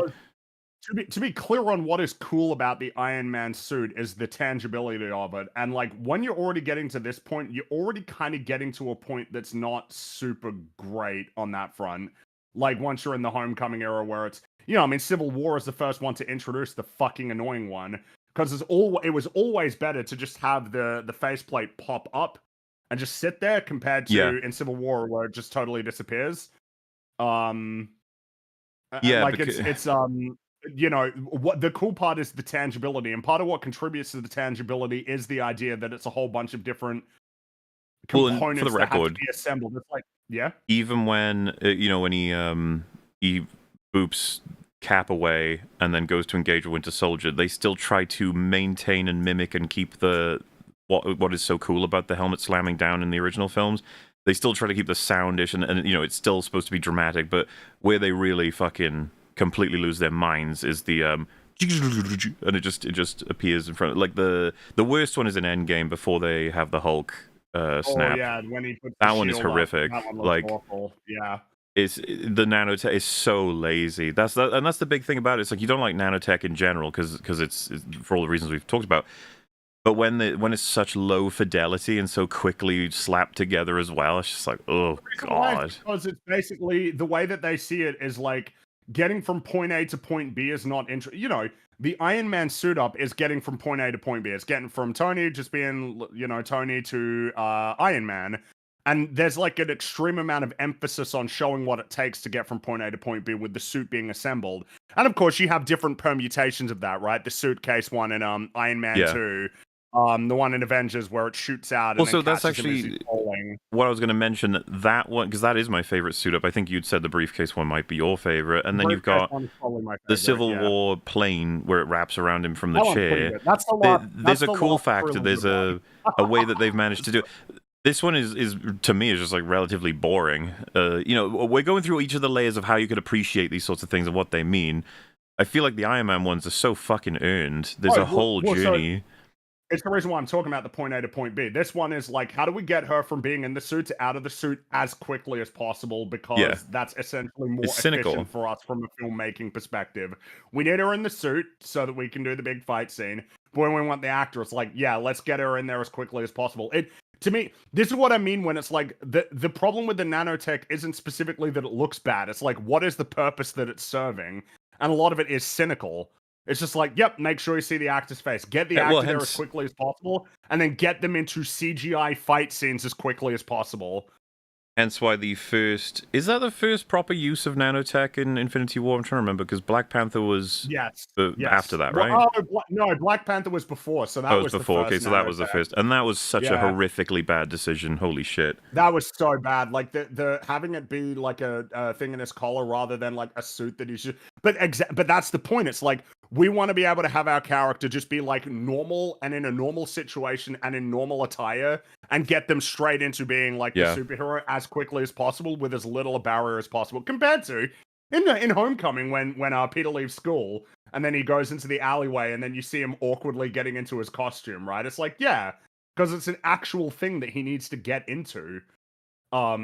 And it's like, it's worthwhile to put emphasis on, like, what does it mean to get fully suited up and prepped? You know, Ant-Man, right? Getting his suit on and everything. Yep. And all of the little budgets, buttons and gizmos and gadgets and everything. It's like, the tangibility is super cool. Well, it's lost. That's what I was bringing up with Infinity War. Was just the only example where a nanosuit was purposeful. It actually had, like, story relevance, and it was really high fidelity, and there's things you could understand about it, and it matches the progression of Tony. Like, I would have liked more stories in between all of them, and even stories going further, but that's what we got. I need to find the Fantastic Four thing, because I think if someone's like, man, you sound unhinged about getting annoyed about it, it's like, no, you'll understand when you see it. It drives me crazy. Like, I hate this so much. It's you know, I've talked about it plenty, but it is it's the reason why I hate the Halo show so much. It's like, yeah, no, I got to see the actor's face. Fuck the design. Fuck that design that was intentionally crafted to like convey a certain to convey attributes of that character. Like, nah, we got it figured out. Just give me 1 second here. I can't believe it. I can't believe that you would actually do it for... it's just him but on fire. Why would you be like, no, we got to get rid of that. We got to make sure that... Like... Do you see what I mean? Once it pops up. Do you understand why this drives me crazy? I'll get that. Why? Why would you do this? Yeah, see, because I totally understand the entire argument, but like this looks like shit to me as well. It looks awful. Yep. Why would you do this? Like, oh no, if it's him on fire, you wouldn't be able to tell it's the actor. It's like, it looks like him. It's his face. His face isn't even coming up. It's just on fire. But instead of like, no, I can't do that. Gotta make sure that you can see his face with the most clarity possible, even if it looks awful. It actually, as someone's put it, yeah, instead of looking like the Human Torch, it looks like he's on fire, if you understand the difference. And also, this creates the imagery in our head of, oh, the actor in that terrible looking outfit of flames. Oh, instead of when he's on fire and when he isn't on fire. Oh, by the way, mixed them together and his head is associated with it now. I had I guess you could call it secondhand comic. So you know, like the feeling of you wish your particular interest never went mainstream, whatever that's called, because it got like completely ruined. Whatever that is called, but for comics, I had that secondhand because I think I sent it to you as well, Fringy. But there was a tweet that had like a part, the Human Torch flying around in some part of some trailer, and this thing had like 100,000 likes, and it said, "Dude, I can't fucking wait to watch Johnny Blaze do his thing." And if you don't know, Johnny Blaze is Ghost Rider. Johnny Storm is Human It took me a Torch. second there. I'm like, Johnny Blaze? I was like, wait a minute. And I sent it to Gary, and he was just sad. And I was like, yeah. Like, it's just like, fucking hell. Because Johnny Blaze is on fire. Yeah, no, it's an easy mistake. It's the kind of mistake you would make. It's one of those ones though where it's just like, man, the guy posted that and then everyone liked it. Nobody fucking realizes. Like, well, I know damn. that something I've seen said is like, oh, a little cool thing that they're doing is that because the costumes look the way that they do. If you look at some of the original artwork from the comics from the 60s, Human Torch will have kind of like lines that sort of they're sort of like an emphasis on lines to kind of like create a texture, and that it's kind of replicated with the suit, and it's like, man, but like, look at this frame. Can you see any of that? It just looks like a big blurry CG fire. Just looks like shit. But then also he's just there looking. It's these. I do not understand people saying that like Fantastic Four or Superman look particularly good. I do not get it. I don't understand why people are saying this. There are lots of wonky shots that they've shown, and they're showing the best stuff, presumably. I would hope if it's the trailer. And a lot of it just looks no good. Whatever. All right, I can't believe we're nearly 6 hours in. We're not even halfway. We gotta Jeez, we do have to speed up. Oh shit. Okay. Okay. Yeah. Mason is there. Parker's there. Mason refuses to sign Parker's papers. And the miscreants, because he's not signing the papers, they get the signal that they are going to start setting fire to one of the 5 greenhouses on the facility, which has a bunch of plants and mushrooms and stuff growing from these hydroponic racks. Is that what good guys do? They burn plants? Yes. That doesn't feel like burning all the reasons to do. You gotta burn they're just burning it all. the plants in Last of Us because they're zombies and they're gonna get you. Look at the happening. You gotta burn the plants in there. They're fungi. Close enough. And they're not plants. Close enough. They're one of the 3 main. They're not close enough. Close enough. There's different there's different hydroponics, like there's 5 wings. That kind of there's 5 greenhouses, and one that they're in has a bunch of mushrooms, and others of them have different things. Aha. So Kill them. So Have, they start to set fire to it, like which no one seems to have accounted for. They hacked. Oh, that's actually a good point. Poison Ivy, she's evil and she's plants, so. Ooh, true. Yeah, so kind of destroys your whole argument there, Frankie, huh? And the plant that is her namesake makes you itchy, and by you I mean not me, because I'm not allergic. Well, and let's to not poison forget ivy. It does not affect me. Actually, I'm very excellent film that warns us about the nature of Mother Nature and plants. Oh God! The Happening should be taken seriously. I think we should understand that is a big. Shyamalan was trying to tell us, like, beware. They're going to come for us. Mahler, one of my old memories. By the way, I don't give a shit about Ironheart, just to be clear. What? But one of the earliest sort of do you remember Jumanji? Yes. How those fucking scary ass plants would shoot darts into your neck and the vines would grab you? That made me afraid as a kid. I love that movie, but I was like, ooh, those plants they'll eat you. Oh man, that's crazy. I need to rewatch that movie. I watched that a lot as a kid. I always loved Jumanji. I've always been creeped up by Venus flytraps, a plant that slowly digests you. It's just no, thank you. Yeah, chat is those plants they were terrifying, especially if you saw them young, because I mean, just they looked creepy. They shot shit into your neck, and oh man, Heart of Thorns for kids. That was a good movie. Who played the hunter guy in that? Who was? Oh, I feel like he was in stuff. No, Of course he I was. definitely he was. So another role he played. He was in The Mummy. He was the like expert, the not so much the bad guys, but the guys who all get eaten by Imhotep. He's the one who holds on to the. He's in the scene where he says, "No, do not read from the book." He gets eaten a little later by Imhotep. He wears a fez in the movie. He's got the hat. Yeah, the fez. Yeah, that's him. That's it's that actor as Let me well. I look don't it know his up. name though. Jonathan Hyde. Jonathan go. Hyde. Oh, he was so great. He had the stash and everything, and the Oh, pith yeah. helmet, and Dude, him and Muldoon, they should have hung out. yo, they should have. That would have been a great movie. What a cool guy. Yeah, the miscreant starts setting fire to the greenhouses, and Oh, he was in Titanic Riri as well. really keeps. You remember? Oh, was he? Yeah. No, I don't have. It's been ages since I've. It's weird because I actually went to a Titanic museum on my trip a few weeks back. But it's been a while since I've seen the movie. Riri is still struggling to cut off a piece of the hood. Clown is a penchant. Clown, so like they pour like gasoline on the thing and then they light it up. They light the greenhouse just up on evil. the miscreants, and Yeah. Clown's like laughing. She's dancing and reveling in this fire she started. Ridiculously evil. However, the doors begin to close. An alarm has been triggered. They are now locked inside of this. They've locked inside of the greenhouse, and carbon dioxide is being pumped into the greenhouses. Soon they will suffocate. Mason tells them to take your pennies and to leave. But then the voices begin to whisper to Parker, the spooky voices. Parker then vanishes. He like turns invisible or something, and then he murders Mason.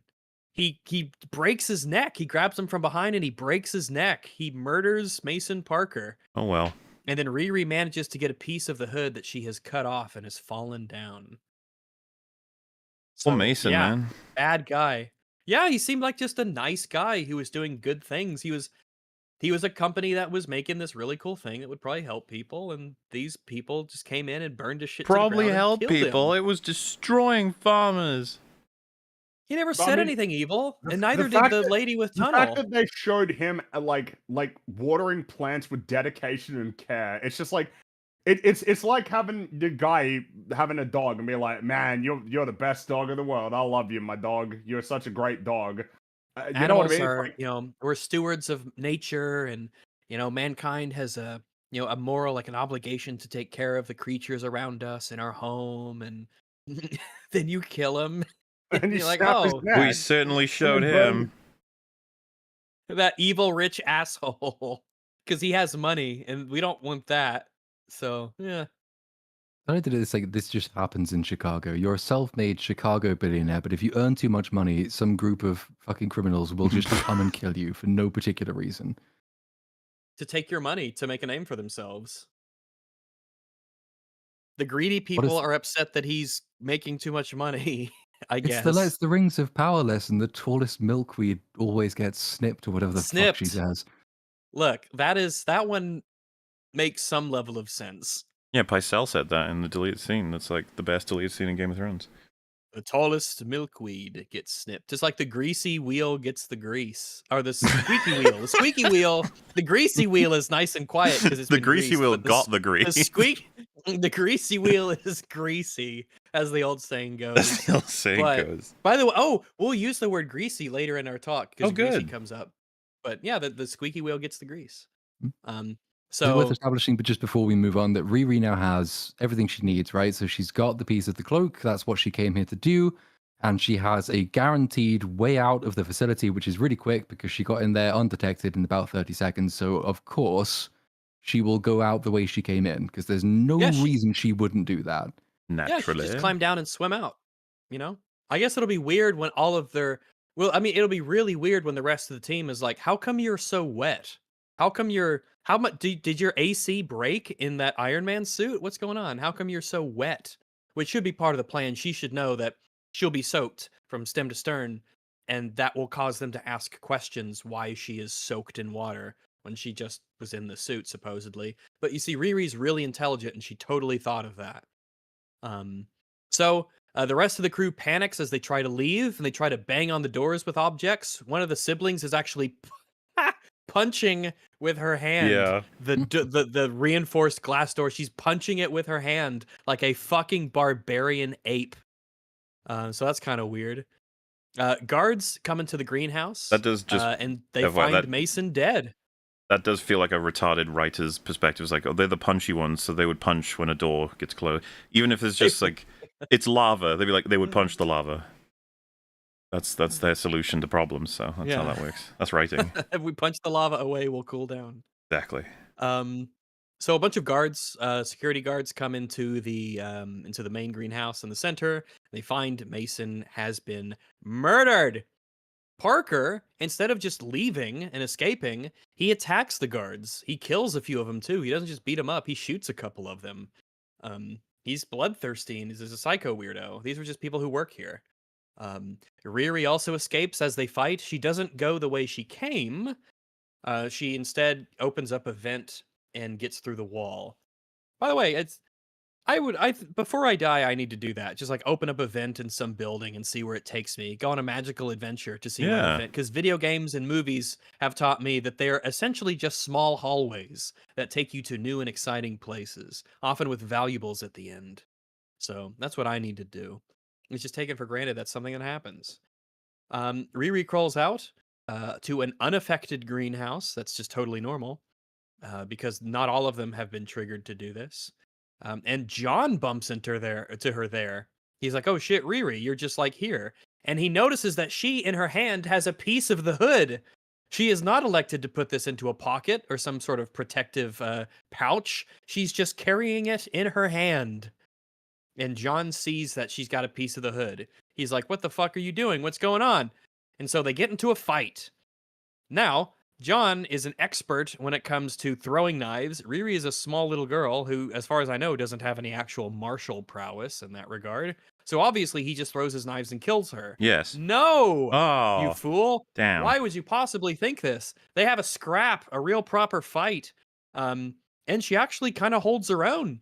She punches him a few times. She hits him with some acid vial. She wraps his hands up in like the little plastic hangy down stringy things that they have in rooms to help regulate temperature. But yeah, they have this big long ass fight.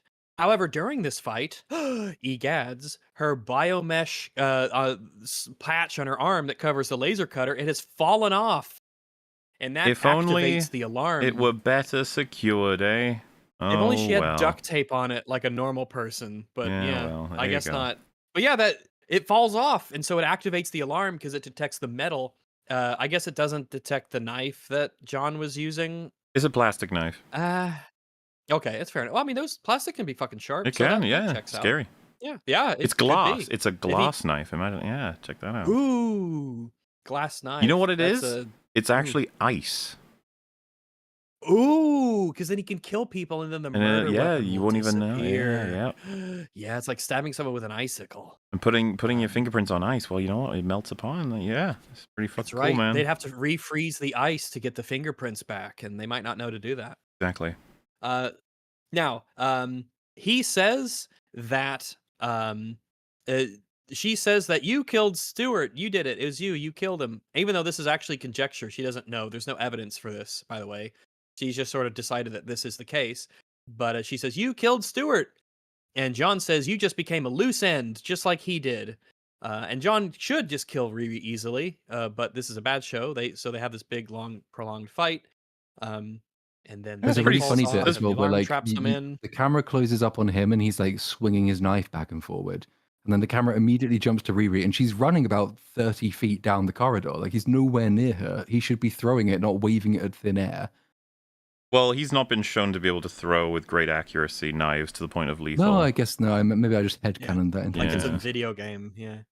But also yeah, just the loose end. It's like, really? You killed that guy because he was a loose end?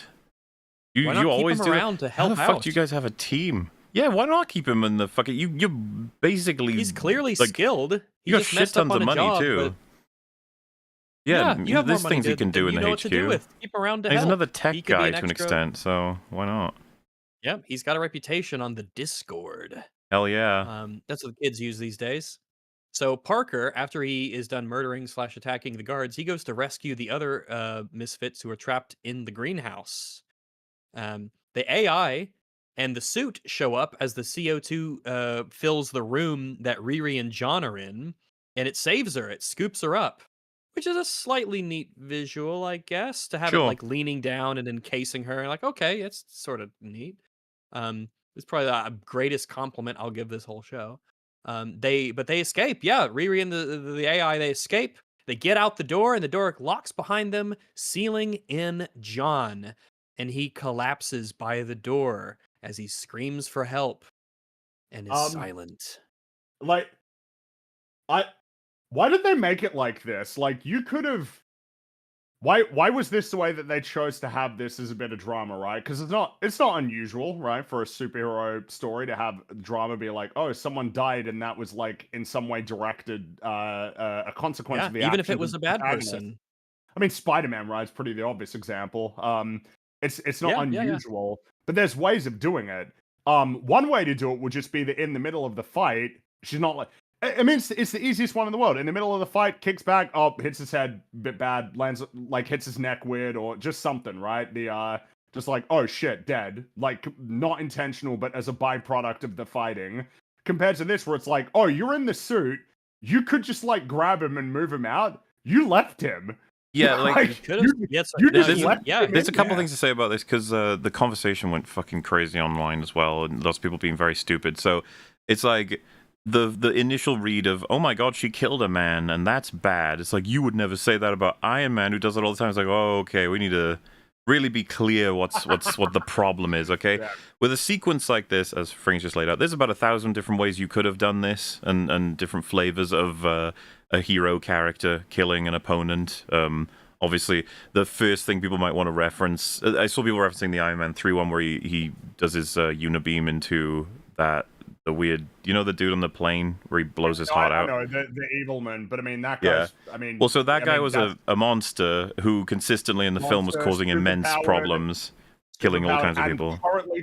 Currently trying to kill Iron Man, like, actively doing it right now. Yeah, and Iron Man like fucking ends his life deliberately, very, very clear. It's the kind of thing that's almost satisfying to watch, because Iron Man will do that. That's absolutely within character. Meanwhile, Iron Man will kill people, Ironheart, this one's an awkward one, because you leave him to suffocate knowing that you could save him. It feels... Well, it reminds me of, like, the interesting comparison is John Walker, right? Like, this is a guy, he is a bad guy, but he is disarmed and he is defeated, and you have the ability not to kill him. Now, the argument has been for John Walker, he killed an unarmed innocent man, therefore he's bad. Well, Riri's just done that by this exactly the same logic. Therefore, and she she's is in an Iron Man suit. John is the difference is a bad person. He is a killer. She believes rightfully at this point that he has killed Stewart. No, yeah, but wait. I would have taken issue with innocent. I don't think people tend to definitively. You're definitely right about the unarmed and surrendered. Now, the sort of analog here would be that she, once in that suit, there's nothing he can do to her.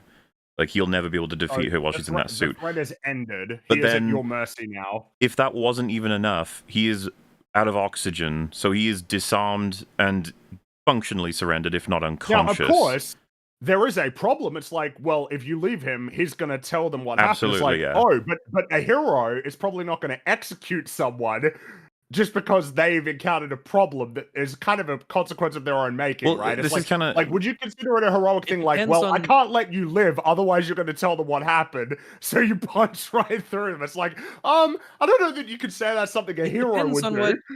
Yeah, it depends on. This is an opportunity for you to very expressly tell the audience what kind of a character Riri Williams is. Well, where on the spectrum is she between hero and villain, in that big gray area in the middle?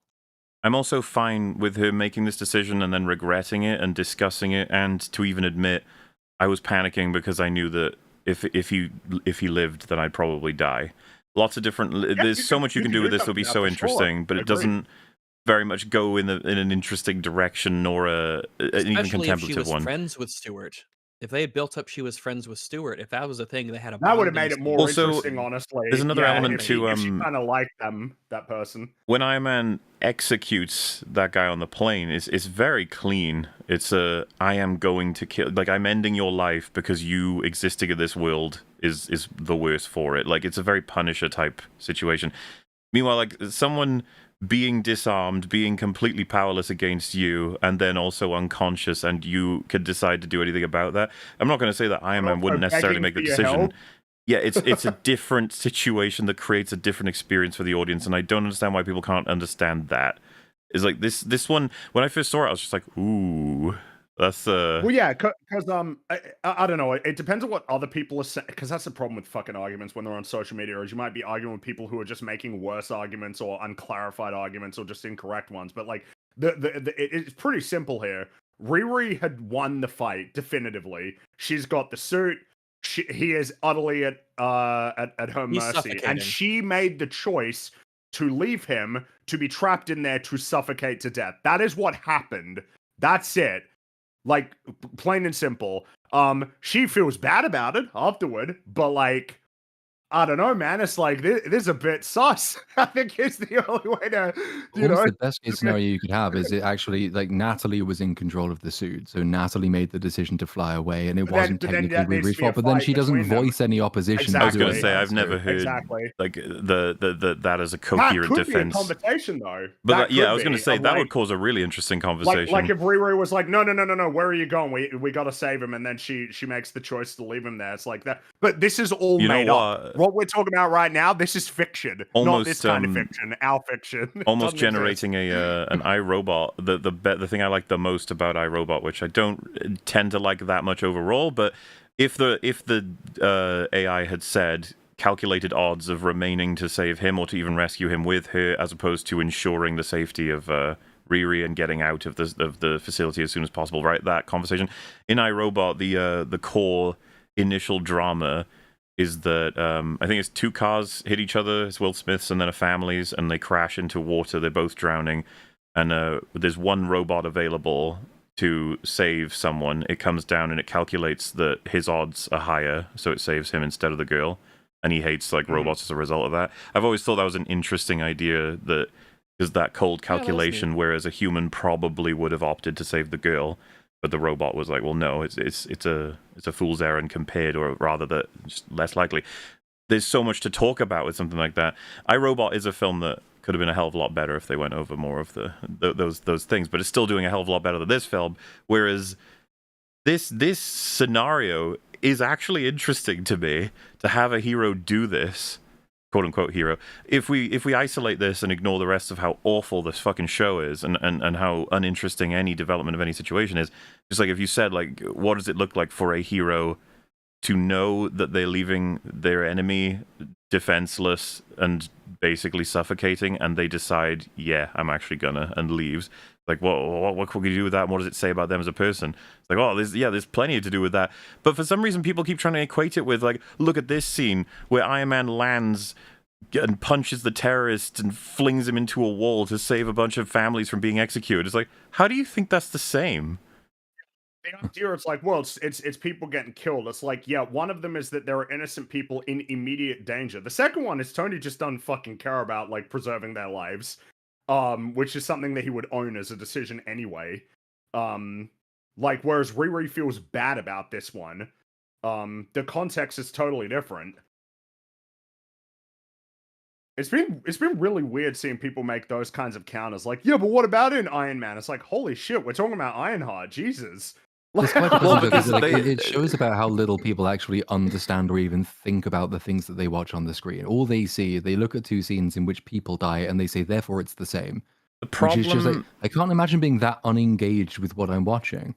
The problem I see with a lot of these people is that they'll be like, this is proof that it is racism. Because if it were a white man, or if it were someone else like a Tony Stark or a character that you like, that you didn't automatically hate, that you would be on board with them, because you are in some weird way trying to defend what John Walker would have done, and Iron Man's done way worse than this, and you'll defend him, but you criticize him for this.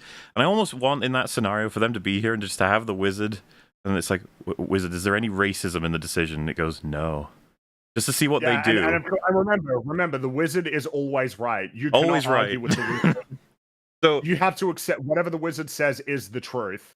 like So- I don't know how else to translate it to someone. When you see Iron Man rocking up to save a whole bunch of people and killing the shit out of evil people, it's very easy to watch. John Walker, the big deal for us when we watched it was like, what the hell is the music and editing doing? What is this? Music and editing is trying to tell you that what's happening here. It's like, dude, just so these guys tried to kill Walker like 1 minute ago, and they just killed his best friend and their super soldiers, and the dude is running away. Like he keeps running. Like it's not, you know what I mean? It's like he keeps getting up to like, and He then is of course, part of a group as well, which is that is committed to like really, really quite violent crime and revolution. So if you were allowed to escape, you would rejoin the group and potentially go on to kill continue again. do it, yeah, and they already have. I mean, they burned people alive in a building, and they didn't need to do that. There was no reason to do that at all. It was just that they felt like it basically because they're callous. They're insane. And so then it's like, oh, but there's blood on the shield. And then, of course, for Ghost to be like, oh, he was innocent. It's like, dude was holding Walker so that Carly could stab him in the heart 1 minute ago. I didn't know Like, anybody what? actually argued the guy was innocent. That's insane.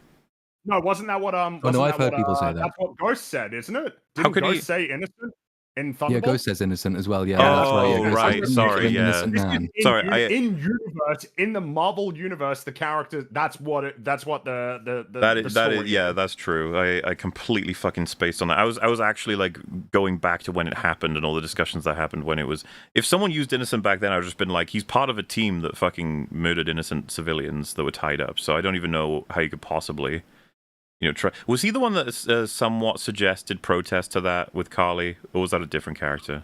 I don't think it matters. Like, he was the dude who restrained Walker so that Carly No, of course, could stab but I'm him in the saying heart. I don't think he was. I'm trying to remember because I think the Oh one that... yes. They put it's because this is the writers thinking that they're being clever. That they picked out one who they tried to single out as being maybe not as evil as the rest, even though he's still part of their plans. Well, yeah, because I was going to say, it's like, they're trying to do. what does it matter if you didn't do anything about the team killing? Well, the idea, like, oh no, it wasn't me. It's like, what are you saying, dude? You were there. You were part of this. You were trying to do it to Walker, but I guess you didn't want to do it to the Lamar for some reason. When, like, I mean, they were trying to. Well, I mean, the truth is, he was beaten, and he had a last-ditch effort to be like, please don't kill me. He was a last effort to save himself, where if Walker relented, he probably would have kicked him away and then run off to continue being evil. Like, it's just insane. Well, that's why the conversation is fucking interesting, and we've already advocated before. We like our heroes who refuse to kill having to deal with complicated decisions, and vice versa, the ones that always kill having a reason maybe to decide they'd rather not in this situation. All kinds of, whatever your particular values and points of view, just scenarios that challenge them. And for this one, that's part of what was weird for me with this, was I was like, I don't even know what I really truly think Riri would do here. I don't know. Well, yeah, I mean, I don't know who this character is, but the point would be that this is a choice that is not clean. Absolutely not, at all. This is not clean. And so the idea of getting mad that people are pointing out that it's not clean, when the story itself seems to kind of recognize that. Yeah. It's just that they don't really go very far with it in terms of exploring it. This is more so plot relevant than it is character relevant. This is the wedge that will essentially cause Riri to come into conflict with the rest of the group. That's the main purpose of this character's death, not really to challenge her in any meaningful way. Everything then, because like this is why I hate the comparisons almost, even though obviously we make them for other pieces of context to do with the show, but to be like, let's look at some random piece of another hero killing someone and then see if you have a problem with this. Like, this isn't even counting all of the fact that we know them back to front at that point and that they've got plenty of like references for why they would or wouldn't take action, versus this show that we're up to nearly the end of episode 3 and it's just been horrendous. Like why? None of that context helps me understand the meaning of this situation or whether or not I should condemn her. I'm not 100%. Like I said, I need to see how it all rolls out to really like decide how I feel about all of this. But I was struck by just, oh, you had her do that.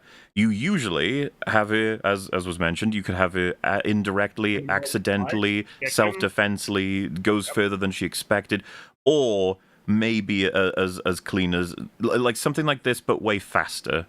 There's a split second to make the decision and she does it, and then she's sort of realized that's the decision she makes. As opposed to, she can still go back and save him, basically as the full minute plays out, she can always go back.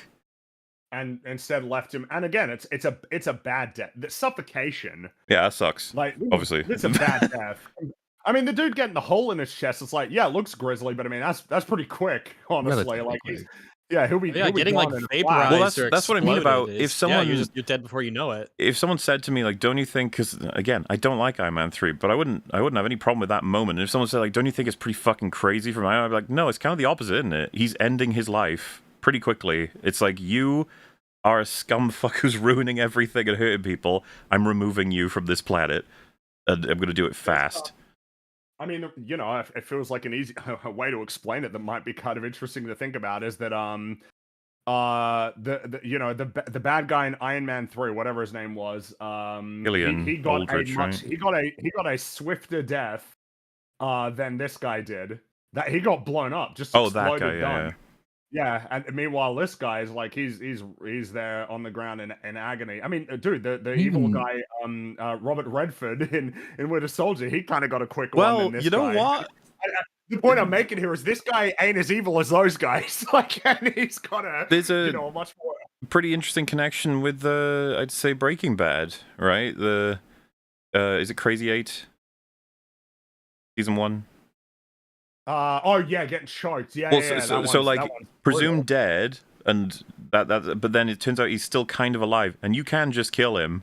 But he just can't bring himself to until, of course, things go a particular way after a certain amount of time. But it's just like, it's just an interesting look at what it means for different characters, because people tend to agree now that Walter White is just like a definitively evil character.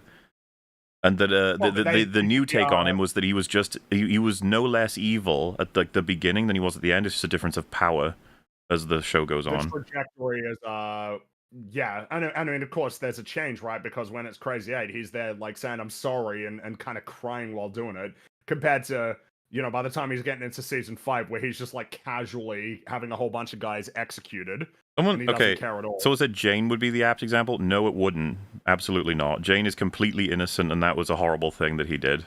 Yeah, like, what Walt did there was 100... He let her die. Yeah.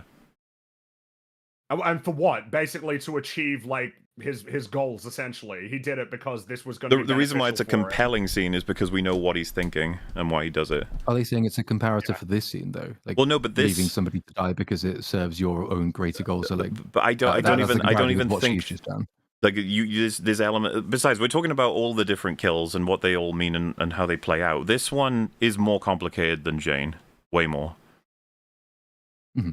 Like, as much as it's obvious she's leaving him to die, there are arguments to be made. This is what the thing, the show doesn't do this, but if the show said, I had to get you out of there, and then she's thinking about that as well, it's just like, I didn't really think it through properly, but I guess in retrospect, I don't think I wanted him to die. That was kind of like, could I have saved him? You know, doing that sort of thing, and then wondering if that's a part of her character or not. Walter made the decision pretty definitively. He knew what he was doing. Walter made the choice. He didn't allow it to happen, in the sense he allowed it to happen by not making an action. It's like, well, not acting is action. Well, and he could have saved her. He could have done that, but he didn't. The show very feebly, but still a valid conversation, brings up the fact that the person you killed, quote unquote, was trying to kill you and wouldn't have saved you. You know, meanwhile, you can't really claim, like, what the fuck did Jane do other than get in Walter's way? Like, she's not an existential threat to you. It's not. Yeah, it's not the same. It's not the same at all. Even then, like, when the show does, because it's probably worth mentioning, one of the reasons for talking about this extensively here is that this show is not really going to have any meaningful conversations about what you just found out. But like, going into it, like, it's not just that she leaves him to die. She did also talk her way into this position to begin with. Like, Riri is responsible for this kind of going the way that it did. In the first place, there's the slight confusion as to why this place was venting CO2 in when she came here, because it wasn't, and the doors were unlocked, which is how John got in, but then they were locked in. But anyway, then she has obviously the cloak in her hand, which he sees, and he says, you know, where is Hood? Because that's top of his mind at that particular moment. And she doesn't actually, super genius that she is, she doesn't even attempt to make the, I'll explain later, Hood is okay, we need to get the others and get out. Like, she does nothing to try and de-escalate the situation. And when he then like pushes her up against the table, rather than try to de-escalate again, she throws in the stuff about Stuart, which is basically saying, I'm accusing you of murder and thereby proving that I'm definitively not on your team and there is no innocent reading of what's going on here. Then the fight happens and then she leaves him to die. So she's talked her way into the position and then she has left him to die when she could have chosen not to, probably. So she's a fucking moron, even if she's not completely evil. Dude, I got some interesting takes in chat about it. Jane blackmailed and extorted Walt. She would have brought Jesse down with her. Harsh and unfortunate, but probably right. You think Jesse was better off with Walt? Didn't Jane's whole thing, she wanted them to quit drugs outright and live like a better life? And that's the tragedy of it all, is they did one more sort of thing. And, you know, I'm just saying, man, like, Walter was not good for Jesse. That is absolutely the opinion of the show. Walter ruined his life. Just absolutely destroyed it. It wasn't even close, you know. Yeah, what I was going to say, I wouldn't want this to be misconstrued as a compliment, because it really isn't. But this is one of the more interesting things that's ever happened in Phase 4 and 5, this tiny moment here with one of the heroes making this decision. It's just that they don't follow through on it in the way that they need to, which is exploring all of the implications and the consequences. They just don't do that. Riri feels bad for a while, and then the AI is just like, "Hey, cheer up," and basically she does, and then it just spurs the bad guys to come after her. That's basically it. That's the main purpose it serves. So pretty lame. The before and after of this doesn't make it worthwhile, and then the knee-jerk reaction of saying she's a horrible monster for having made this decision cued people into talking about all heroes and all killers and Punisher and specifically Tony. And Tony, yeah, of course, there's always gonna be Tony because of the Iron Man stuff, but yeah, the most interesting conversations about any of this are going to take place outside of the show, obviously. Well, that was a good discussion. I feel like we got a lot said there. We're only halfway. That's right. All right. Yeah, so they escape. We've opened a fucking hornet's nest with Breaking Bad. I'm not joking. It's like, wasn't Jade asking for the money that Walt did owe Jesse? And it's like, yes. Like, what are we? All roads lead to one point. It's like, what are we saying about Jade at that point? Like, what ought to happen to her? What would be the good thing to happen to her? Well, what would be a good thing to happen to Walt, considering what he does to people? It's just like, you know, it's just a weird. Like I said, it's compelling because you know exactly what's going through Walt's head. Yeah, well, yeah, that's so. Maybe that's the point of confusion. Breaking Bad is a great show, and this is good drama and storytelling. But the nature of what makes good storytelling is a different question of whether or not characters are making moral or immoral choices.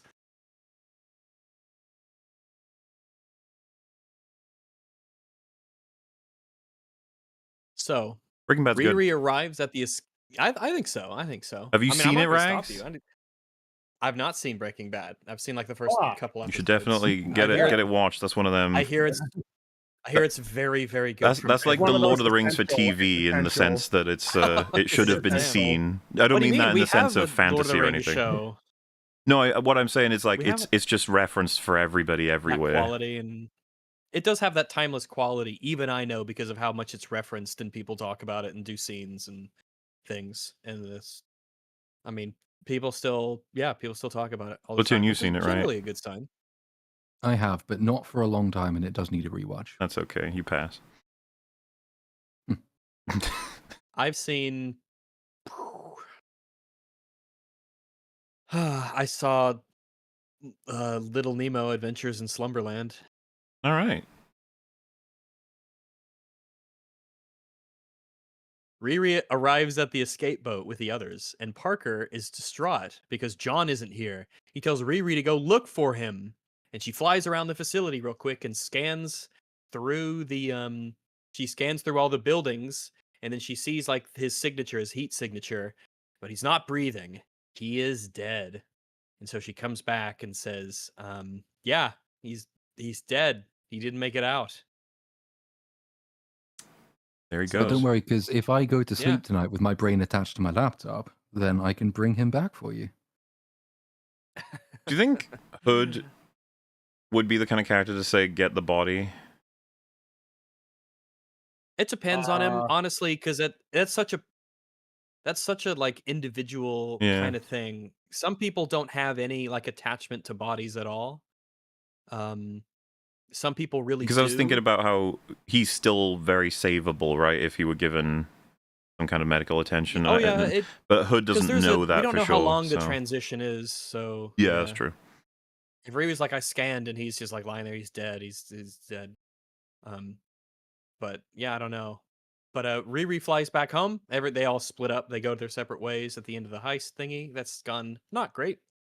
Riri flies back home, and the AI notices that her biomesh has fallen off, along with the laser cutter. Because again, Riri was super genius to not use like duct tape or string to like attach it to her. Like I said, man, when she knew what was on the line if she left it. technology is too advanced for it. Just a strap that goes around the arm. Really straightforward. Yeah. Make like a little gauntlet or just again just duct tape. Yeah, It ain't duct going tape would have anywhere. done it. So an angry Parker is back in the HQ and he throws his hood on the floor because of John's death. He's distraught. He's angry. And he says to the air, I trusted you. John trusted you. Was this a part of the plan for John to die? Answer me. I'm done. I'm done with you. And then he sees an apparition of John suffocating to death. Oh no! And then he sees an apparition of Riri's iron suit. Oh ho ho! My God! Spooky. Spooky. Riri is having another panic attack because of what's happened. The realization that she's kind of killed somebody and that she has left behind the evidence that will lead potentially to John McGillicuddy. Riri says she is not okay, and the episode ends.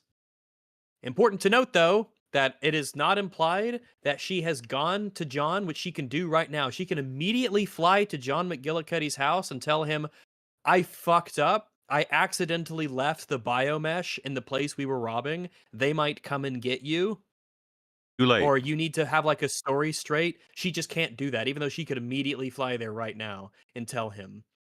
So, but she chooses, they're just saying she elects not to do this. So, yeah, gee, thanks. Episode 4, Bad Magic. Flashback.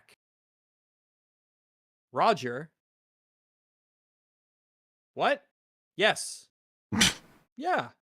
Good old Roger. Hold up. Did I fuck up Parker? I My like brain is Roger. melting. You could have kept that. I wrote down Roger. So Parker, the hood, right? Parker, this is a flashback. Parker has a gun in his hand. Oh boy. And he's being pep talked by John to go break in and steal stuff from this mansion. He lifts Roger up. I did it again. He lifts Parker up the front gate. It's not very tactically smart to go over the front gate. You want to go over the side and stuff. I mean, this is what they He do. This is doesn't their wear- team strategy. We always see them do this. I guess. Neither is the strategy to wear like gloves or a mask or anything like that. That's to all conceal pussy their shit. identities. True. A real thief sneaks in uncovered, Naked. naked. Yeah, just flopping that thing around. So he sneaks in. Parker does. He sneaks around the mansion and he looks around and he finds this little cabinet that's got drinks in it, but he hits a secret button to reveal a safe that's hidden behind the cabinet. And he starts to open the safe, but as he does, a security guard appears and says, "Hey, you, stop that." But John shoots the guard in the back. And what we believe to be him murdering the guard, kind of. We don't really know what happens to him. But yeah, they're like, "Oh shit, this is really bad. This is really bad." But then the flashback ends. So we don't know what happened. What's going on here? What's their history? This Parker and John. All right, so back at the pizzeria, the Misfits are having a sort of memorial for John because he's dead. And Slug says that they should all say something nice about him. And they start saying stuff about him, but the camera zooms in on Parker as the others are talking, and they sort of get drowned out by this buzz in his head, and he hears the spooky whispers once more. Parker says that what he misses most about John was his loyalty. And Parker says that he has plans for Riri, and he goes up to hang a picture of John on the wall. We get more. Oh, by the way, throughout all of this, just imagine like terrible hip hop music is playing. It's just sort of the soundtrack I love it. for this show. There's one good song. Maybe we'll get to it. Maybe we'll just decide we want to stop talking about the show. But there's one good song in this later on. So, the AI, which is on the laptop, is bugging Riri while she's doing her work. And Riri says that she's analyzing the hood fragment that she stole. She says she says it looks like internal combustion, like a heat engine. It powers its host, or in this case, Parker. She doesn't know where the heat signature comes from, and she's cross-referenced it with every known energy source: Wakandan, Kree, Stark, Pym. Nothing. I know those Because she names. just has access to Very these You know, things. I think now it's at this point.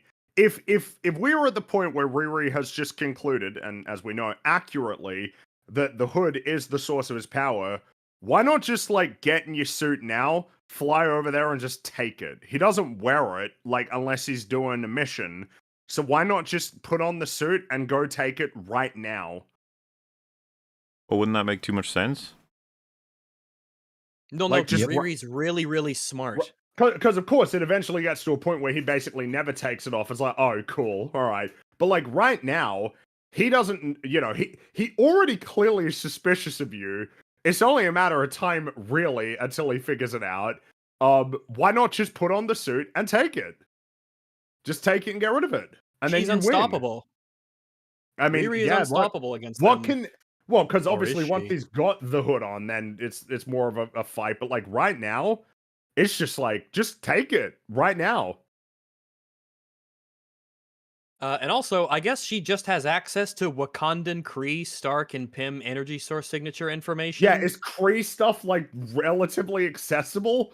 Totally. Kree I mean, is stuff. Wakandan stuff accessible? Is Stark stuff? Is all those just accessible? Yeah. It's like, oh well, I yeah, guess I the just have Pym the stuff data on their probably is energy now. signature. The Pym stuff would Well, I be because of presume all the I guess all so. the You're Pym Yeah. stuff's highlighting the all Kree out stuff over the because place. all the others are Earthbound. Like, all the other ones are Earth ones. The Kree stuff is like space, and the Kree haven't really done much stuff on they're Earth. not incorporated There's that not well. much Kree stuff on Earth at all.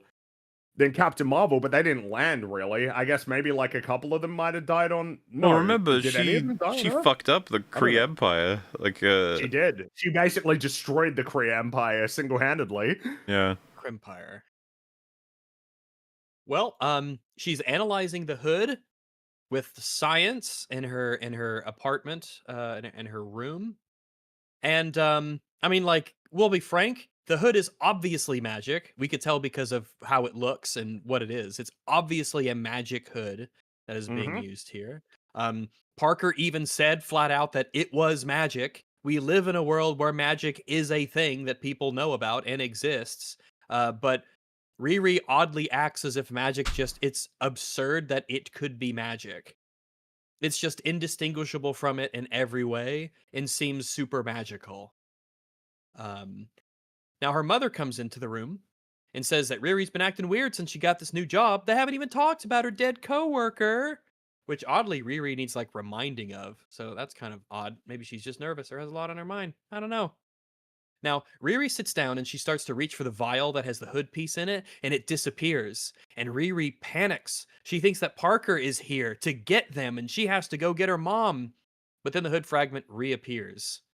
So, don't worry about it. Oh, false I alarm. guess it's just a weird, freaky hood. Yeah, it just is invisible sometimes. So, the AI suggests that Riri should call Shuri to help with the investigation of the hood piece. And then so Riri sits on the bed and she pretends like she's calling Shuri, and she pretends that Shuri essentially hangs up on her without being willing to help her or even listen to her, and says basically, we can't call Shuri because then I would have to explain every single thing that happened and she wouldn't help us in any way. So the AI just relents, is like, oh yeah, I guess that was not a good idea. Which As if not true at all. Riri It's has actually one made of, any like, kind of an argument. She just You really like they the would have idea been to better call off just not Shuri. including it. It's just like, why even do? Because they can't have it. There must be a better explanation than I'm like incapable of explaining to her what's happening, and so she won't come. That's just crap. Yep. Right, she doesn't even try to call Shuri. The idea to call her, like one of the smartest people in the universe, cosmos or whatever, is then dropped entirely based around Riri's just fucking retarded fake phone call because she just thinks it's ridiculous that Shuri would even want to Also, help them, and even that There's a way Shuri to get would hang her. up on her. any of the You could get her heroes on in the board very universe would be quickly. interested in this. There is a guy with a magic hood that's killing people. And you've got the magic hood sample thing, and you've scanned it for its energy signature. You can just send it over and say, can "Hey, send this her a looks weird, piece. doesn't it? Yeah, you can send an actual piece of it. It looks like internal combustion somehow. Please figure this one out for us." But yeah, we just drop that entirely. And it's probably good that the Wakandans don't get their hand on this magic hood because they'll use it to oppress other nations or invade them and then kidnap their citizens. They and would stuff, never, because except that one Wakanda's an evil time. nation. Riri then leaves to go see John McGillicuddy, Ezekiel, right? Ezekiel, to tell him about how his biomesh was left at the heirloom facility. She decides to do this now, what we believe to be the next day or the next day, sometime in the afternoon, instead of immediately flying there after the heist fails, and tells him, "You need to not be here, you need to move. I fucked up, but I'm telling you now so you don't get arrested by the Popo, the cops, the Rozzers." But she doesn't do that. She waits quite a while. And she doesn't really seem to be in a hurry at all. She does not take her suit there. She just sort of walks over. I guess she takes public transit. Public transit wouldn't recommend. It's pretty spotty. But Oh, is yeah, it in Chicago, or Chicago I got haven't been good public? I haven't been to Chicago, but you hear They got things. the you know? train, You hear right? things. The elevated one. But They got I guess the that one ones in probably the doesn't run towns, all the yeah. way out to the suburbs, but So, question is now, did that work? let's take a look. Oh, something's popped up. Hello, everyone. Hi. Looks like it is connecting. The old power All went right, out excellent. over in Wales land, and yeah, we're just trying to get everything back to normal. That's annoying. Riri Williams stole the internet. That's what happened. Slug hacked your computer soft work. Yeah, if you... Where? I just got a couple of things to sort out, but they're very boring. So if you want to carry on, I'll just sort them out, and everything will go back to normal then. Yeah, sure. So I don't know exactly where it cut off, but just to make sure everyone understands what's happening here, Riri goes to visit John McGillicuddy, who we know is now Ezekiel. He'll be referred to as Ezekiel going forward. But she waits until like the next day in the morning to go over there and tell him that his biomesh has been left at the heirloom facility and that it might be tracked down to him. Not sure how that would really actually be possible, but it's something that he was worried about. So instead of her flying back immediately to warn him, so he doesn't get picked up by the Popo, the cops, the Rozzers, she instead takes like public transit and then walks to his house in order to tell him the next day. But when she gets there, unfortunately, there's a bunch of police tape that is wrapped around the building. Uh-oh, that's not good. Ezekiel's house is wrapped up with police tape, and his neighbor tells Riri the police got him this morning. Apparently, the biomesh was not only traced back to him specifically, but it was done extremely quickly. And the news is playing Ezekiel Stains, illegal tech found at heirloom disaster. So we see Ezekiel. He's at the jail. He's locked up. He's on the inside. He's facing charges of illegal possession of bionic technology. And I don't know how it's illegal. I guess maybe it was stolen, but I don't know how they would know necessarily. And I don't know if he was doing anything that was actually illegal, but it just says that just having that technology was not legal or something. I don't know. There's no world building regarding this sort of thing in the world, or like what Riri does. We have no idea if what she does is legal or illegal, or if her building a suit and flying it around cities, especially because the suits are, she has like weaponry in the suits. We have no clue if that's allowed or not. We don't know. But I will say this, none of you fuckers over at Disney better bitch about people making 3D printed firearms when you're writing characters to do shit like this, and that's okay. All right? So fuck you. Now, the Misfits are watching this news broadcast about Ezekiel being picked up. And one of the siblings says that she's actually glad somebody else will take the fall for their heist. Clown says, by looking at him, he won't survive prison. But she also says that, man, it's really weird how John is dead and some random biotech guy is taking the fall for the heist. That's kind of weird. Yeah, like, shouldn't that just be the looming question? Is like, how the fuck is this even happening? How is there anybody that would be in any position to get in trouble for this? Yeah, I again, I have no idea. Like, oh, that's convenient. It's like, surely it should be quite perplexing. Not Yeah, convenient. a lot of questions, an investigation into the group and what people brought and how, like, was it, who knows? It's not something they really talk about, but anyway, Riri goes to visit Ezekiel in prison. She says she's gonna get him out, but Ezekiel tells her that she's a selfish kid who cannot take responsibility for herself. She lies, she cheats, she manipulates. She'll do anything she can to save herself, even if that means hurting other people in the process. And everything he says is completely true. Yep. She is a bad person. She has bad character traits. She gets people hurt. She helps people when they hurt other people. She thieves and I, I mean, it's true. It's true. She has a lot of character problems, a lot of character flaws. Bad, bad, bad, bad, bad. But see, But he he's says he's going on done an talking arc, to and her. I'm glad to see it. I'm glad that he's getting I am more glad. agency, you know? Now, Riri goes to the Misfit HQ, and Parker has arranged for another tech specialist to join the team, much to Riri's surprise. Parker tells her that he knows that she outsourced work to Ezekiel, and he wishes he was told about it before she went and got other people involved. But he seems to be mostly chill with it, but he's definitely clearly he has an eye on her, and he's not pleased with what she did. And so I guess he just knows that this was her. He's just like his involvement is somehow related to that in their meeting. I don't actually know how he figured it out, but he just did, or he assumes correctly, and Wait, she for admits like to it. how like How did he find out that she was the one who went to it seems Ezekiel that to get the biomesh to cut to oh, set off the he, alarm? I guess he's putting my two and two together because like Evil Demon showed him the yeah, that iron was suit my responsible for assumption. That killing. And if yeah, one thing goes not to plan that she's Well, involved with, it means the other one did too. all that he saw in the hallucinations was he saw her and he saw John suffocating.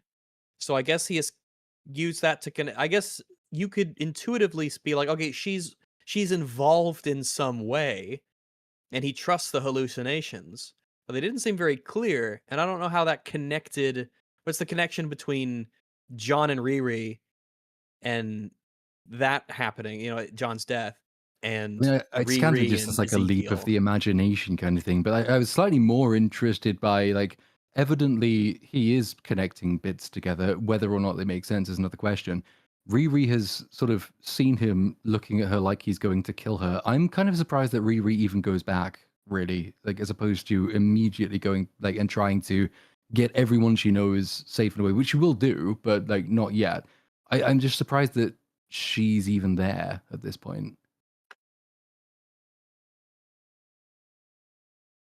Um, He's like, why does she need to go yeah, back in the first place? Because she's got money she just wants to do already. more jobs, get more money. She needs more money, more jobs. That's the only thing I can assume. She wants the money. Yeah. By the way, not even need money because she's set for life with the salaries and everything, and what she can do with that money and all that stuff. And but oh well, I don't know. She needs more money. So Riri goes back home, and she installs a bunch of cameras around her apartment. And then, because she's worried, I guess, about Parker finding out about her and the Stewart thing and John and whatnot. So then she gives her mother what looks like a watch, and she tells her mother to put it on and to not take it off. And her mother sort of just puts it on, but she just puts this thing and Riri tells her, "Yeah, don't take it off." Kind of suspicious, but her mom goes along with it, puts it on, and then Riri goes to see Xavier. And the AI wants to go see him too, because the AI is like this weird quasi, oh, am I Natalie? Am I not? Is this really my brother? I guess it is. It acts like it is, but the AI also knows it's an AI, blah, blah, blah, blah, blah. But the AI then tells Riri that Xavier's going to be pissed when Riri tells him about her construction. But ultimately, Riri says, no, AI, stay here. And when she goes to visit him, Riri gives him another one of the watches. And she doesn't tell him what it is. She just says, put on the watch and do not take it off. And then she asks Xavier if she's a bad person. Xavier tells her that good, bad, those words don't mean anything. It's all fuck off. depending on who's labeling you. By the way, typically, this is a pretty solid yellow flag if you ever talk to somebody, and if they say, like, good or bad doesn't matter, or there is no good and evil, only Well, power. good is a If point people of in your view, real Anakin. life, yeah, if people ever tell you this, That's the bad then guy. like generally that's not a good person. You need to be very wary about this person.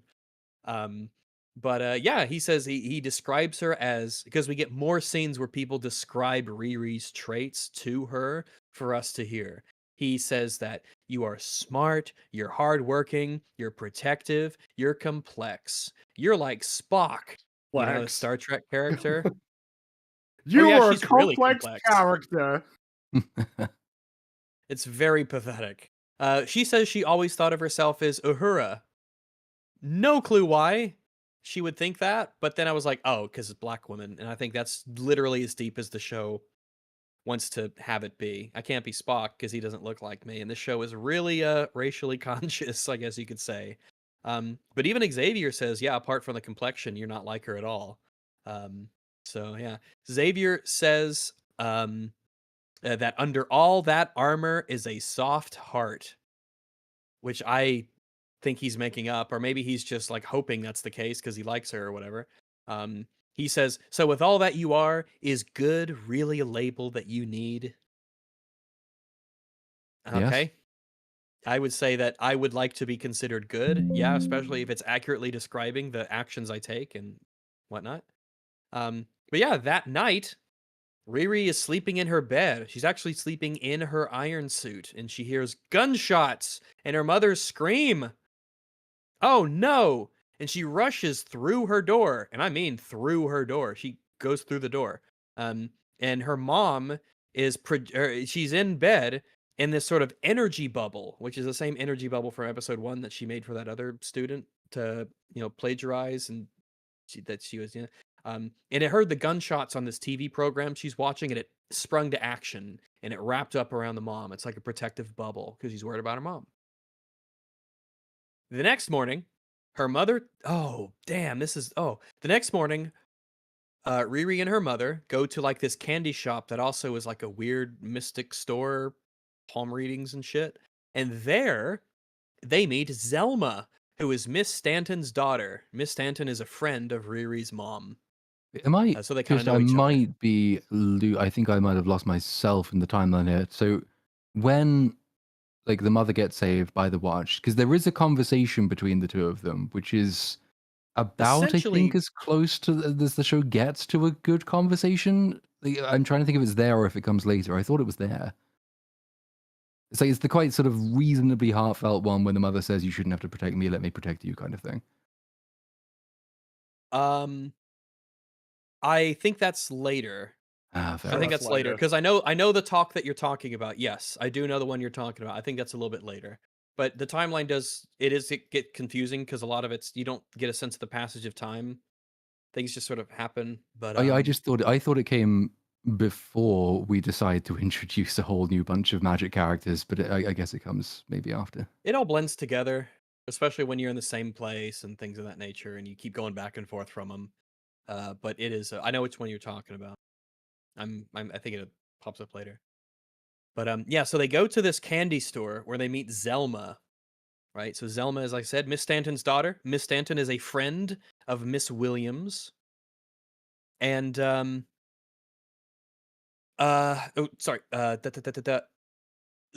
just sort of casually, as the four of them are talking, Zelma casts a magic spell that transports them through the floor into like this magic witch room, which is a parallel plane of existence.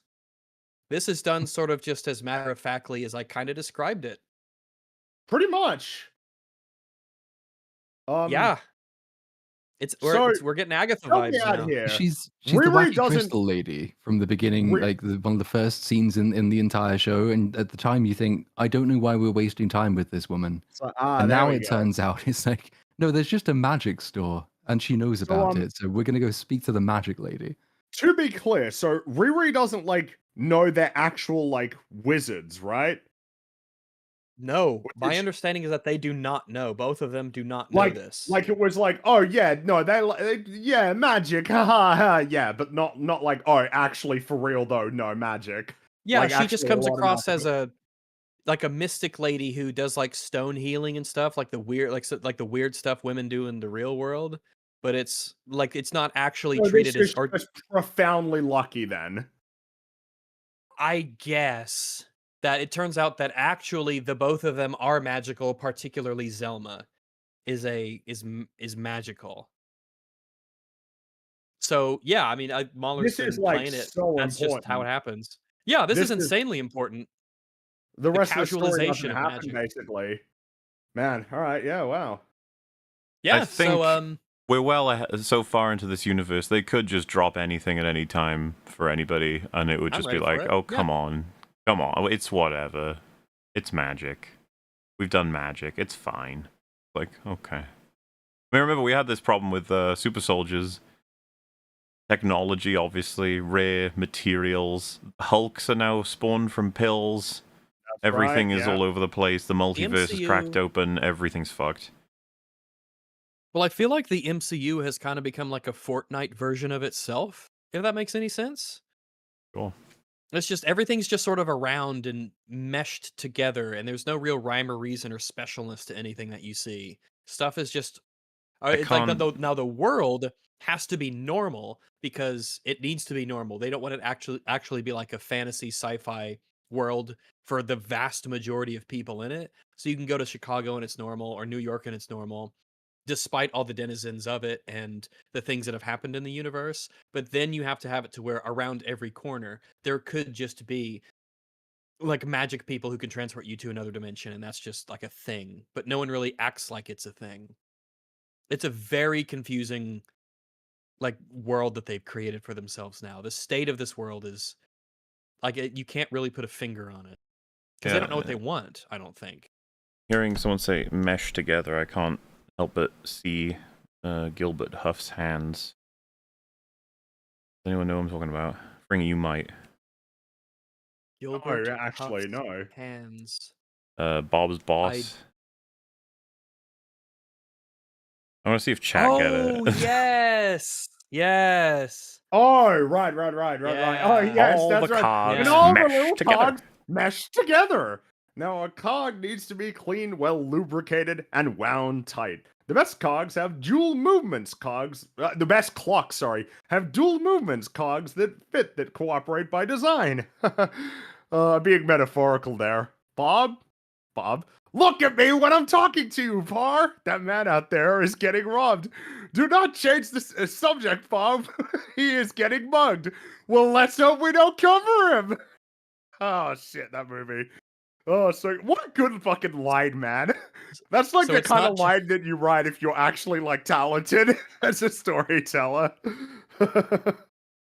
It's not just The Ugh. Simpsons with you. It really is your scene. There's a recollection variety. of There's discovering, it really depends on what it is. I think I'm pretty Yeah, me good too, me at too. scene recollection from The Simpsons. I'm pretty good for a lot of South Park, some stuff from Archer, Family Guy, You know, and Pixar movies. it was surreal when I first saw I Am Legend because listening to Will Smith recall like the Shrek scenes, I was like, oh my god, I do that. Like because I'd seen Shrek way too many times. And well, yeah, he's just doing all the dialogue, and I was like, oh my god, you like that movie too? Obviously, it's a fucking movie, so he's probably it's all bullshit. Everyone but likes Shrek. If you don't, you're wrong. you should like Shrek, morally speaking. If you don't, We you can't be need friends. help. Yeah. If you don't like Shrek, it's. Do you know So- the Muffin Man? The Muffin The Man. Muffin Man. The Muffin The Muffin Man. Man. Yes, I know the know Muffin the Man. Man. Who lives on The one Drury who Lane. lives on Drury Lane. Well, Well, She's married to the Muffin Man. Married to the Muffin Man. She's married to the He's married Muffin to the Man. Muffin Man. And he starts thinking about that statement. He was asking where the fairy tale creatures are, and that's the answer he got. She's married to the Muffin Man. Oh my goodness. What a... Oh, yeah. So if you don't like Shrek, we can't be friends. Yeah. Now, back to Ironheart. Right. Unfortunately. So, they're in a new dimension, a new plane of existence. They've been teleported there by Zelma's magic spell that she just does in the middle of this room. There are clearly people present behind them in the store, but they just do it. Now, Riri gives Zelma the little piece of the hood to examine. Zelma and Stanton I just realized specifically... Selma's shirt just says, "You're too good for him."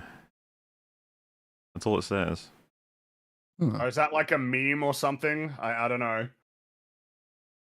No idea. That's very... I mean, it's very empowering, I guess. Is it? Is that... just... Yeah, okay. that's what girlfriends tell each other. They're Wearing like, a "Girl, you shirt are that too good for him." wearing a shirt that calls attention to the existence of somebody that you want to move on from. It just... No, is a it... friend. No, it calls attention to someone who needs to move on from someone else. It's expediting I'm that just saying, you're relationship. you're wearing something that is drawing attention to somebody that you would want to move on from. That seems Well, you don't want to move. counterproductive. Yeah, someone. Yeah, sort of. Yeah, Like instead of "you're too good from him," it should just be Also, like a happy face. Like, could have see, opted life for like is okay. a cat waving or something, but instead you went for a bitter statement. I don't know. It just seems Man, like that would have something been a fun different if it was a t-shirt for. cat. Yeah, a good old black cat. Yeah, I like cat. would Oh be- yeah, because she's a witch. But that's too on the That's nose. right. You couldn't do that. No. Couldn't do that. I'll Black hats are take it. cool. Yeah, I'll take right. it. We, Salem's a black we can't cat. have the cool witch's hat. Salem We was a have to black opt for this cat, fucking yeah. hat instead. What Yeah, is how that come lady wearing wearing? witches- Like, not the beanie. That's a fun hat. Yeah, I agree with you. That is a fun hat. It's That's a fun hat. I kind of like the So hat. Yeah. that hat straddles the line, and this isn't a knife's edge. This is a pretty thick line, but it straddles that line between being overly quirky and weird and just slightly characterful. That's a hat that's normal enough to pass without comment, but also be subtly noticed by everybody. That's just good. That's just a good hat. I disagree in this context. I don't think she can pull this hat off, nor do I think she can pull it off with for the job she's doing either. It just feels so out of place. Like inside in the like in the store, like in her job. You don't think it matches her her hair and her colorful Well, so to put it attire? this way, I think cowboy hats are neat, but I can't stand seeing Dave Filoni wearing it. It's always Oh, yeah, like, sure. Oh yeah, That's that's annoying. because I he's a agree. fucker. But I mean, the main. It's not the main just thing that. Is I think the main thing is it's the nature of what you're trying to convey with a hat, right? Like because of course when you're wearing like a cowboy hat, the whole point is like I'm like a country guy, and when you think of a country guy, there's a certain thing that you imagine in mind. So like for instance, when you're seeing an incredibly wealthy politician wearing a cowboy hat, it's like, what are you doing? Like, why are you pretending like you are like fitting into the mold of what people associate with that hat? Ultimately, you can wear whatever hat you want. Yeah, a little bit. It's you can wear whatever hat you want, and maybe there's a story to it. But like a lot of the time, it's like, is this cynical? Is this cringe? Or is this good? And it can be hard to tell. It or really they can aura sometimes. farming. well, the hat. I think that can we at least all agree, and we'll get. Well, first up, Platoon. What do you feel about the hat? What are you thinking? I would like to know more about the purpose of the hat before I make a judgment, because maybe it's necessary. It purely could be like Doctor Strange has a magic cloak. Maybe it is a magic hat that she needs for her job. aesthetically, just She flips speaking- it upside just down and speaking it's a cauldron.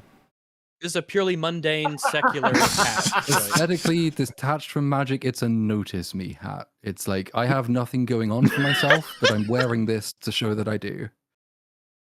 See, we're kind of split on this hat issue. I just don't feel like it's that standout. Are you suggesting we do a poll? This is the kind.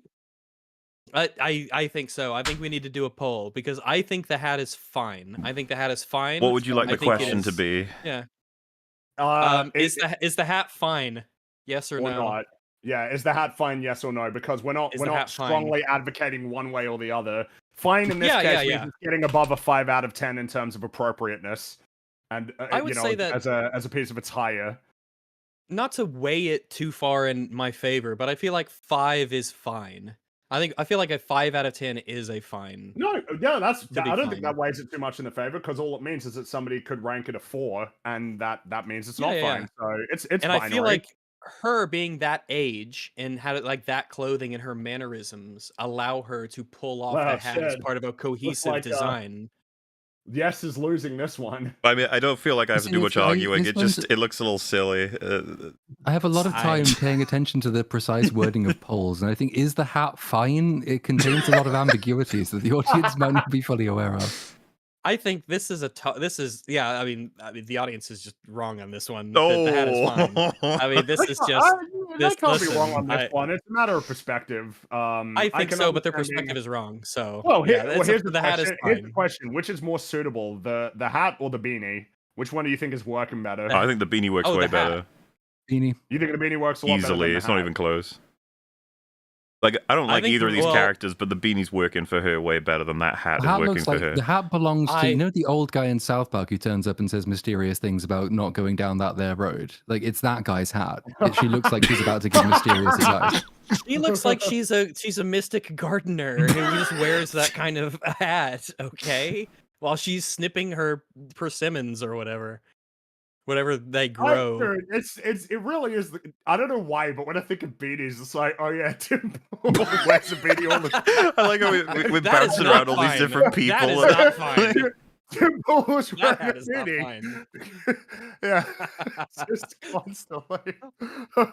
So it looks like the hat is not I fine. do think the beanie well, the hat is fine, just to be clear, but I think afraid that it the isn't. beanie is I don't mind fine. the The beanie or the beanie's hat. suitable on. That's the yeah. thing. I don't mind the beanie or They're the hat. fine.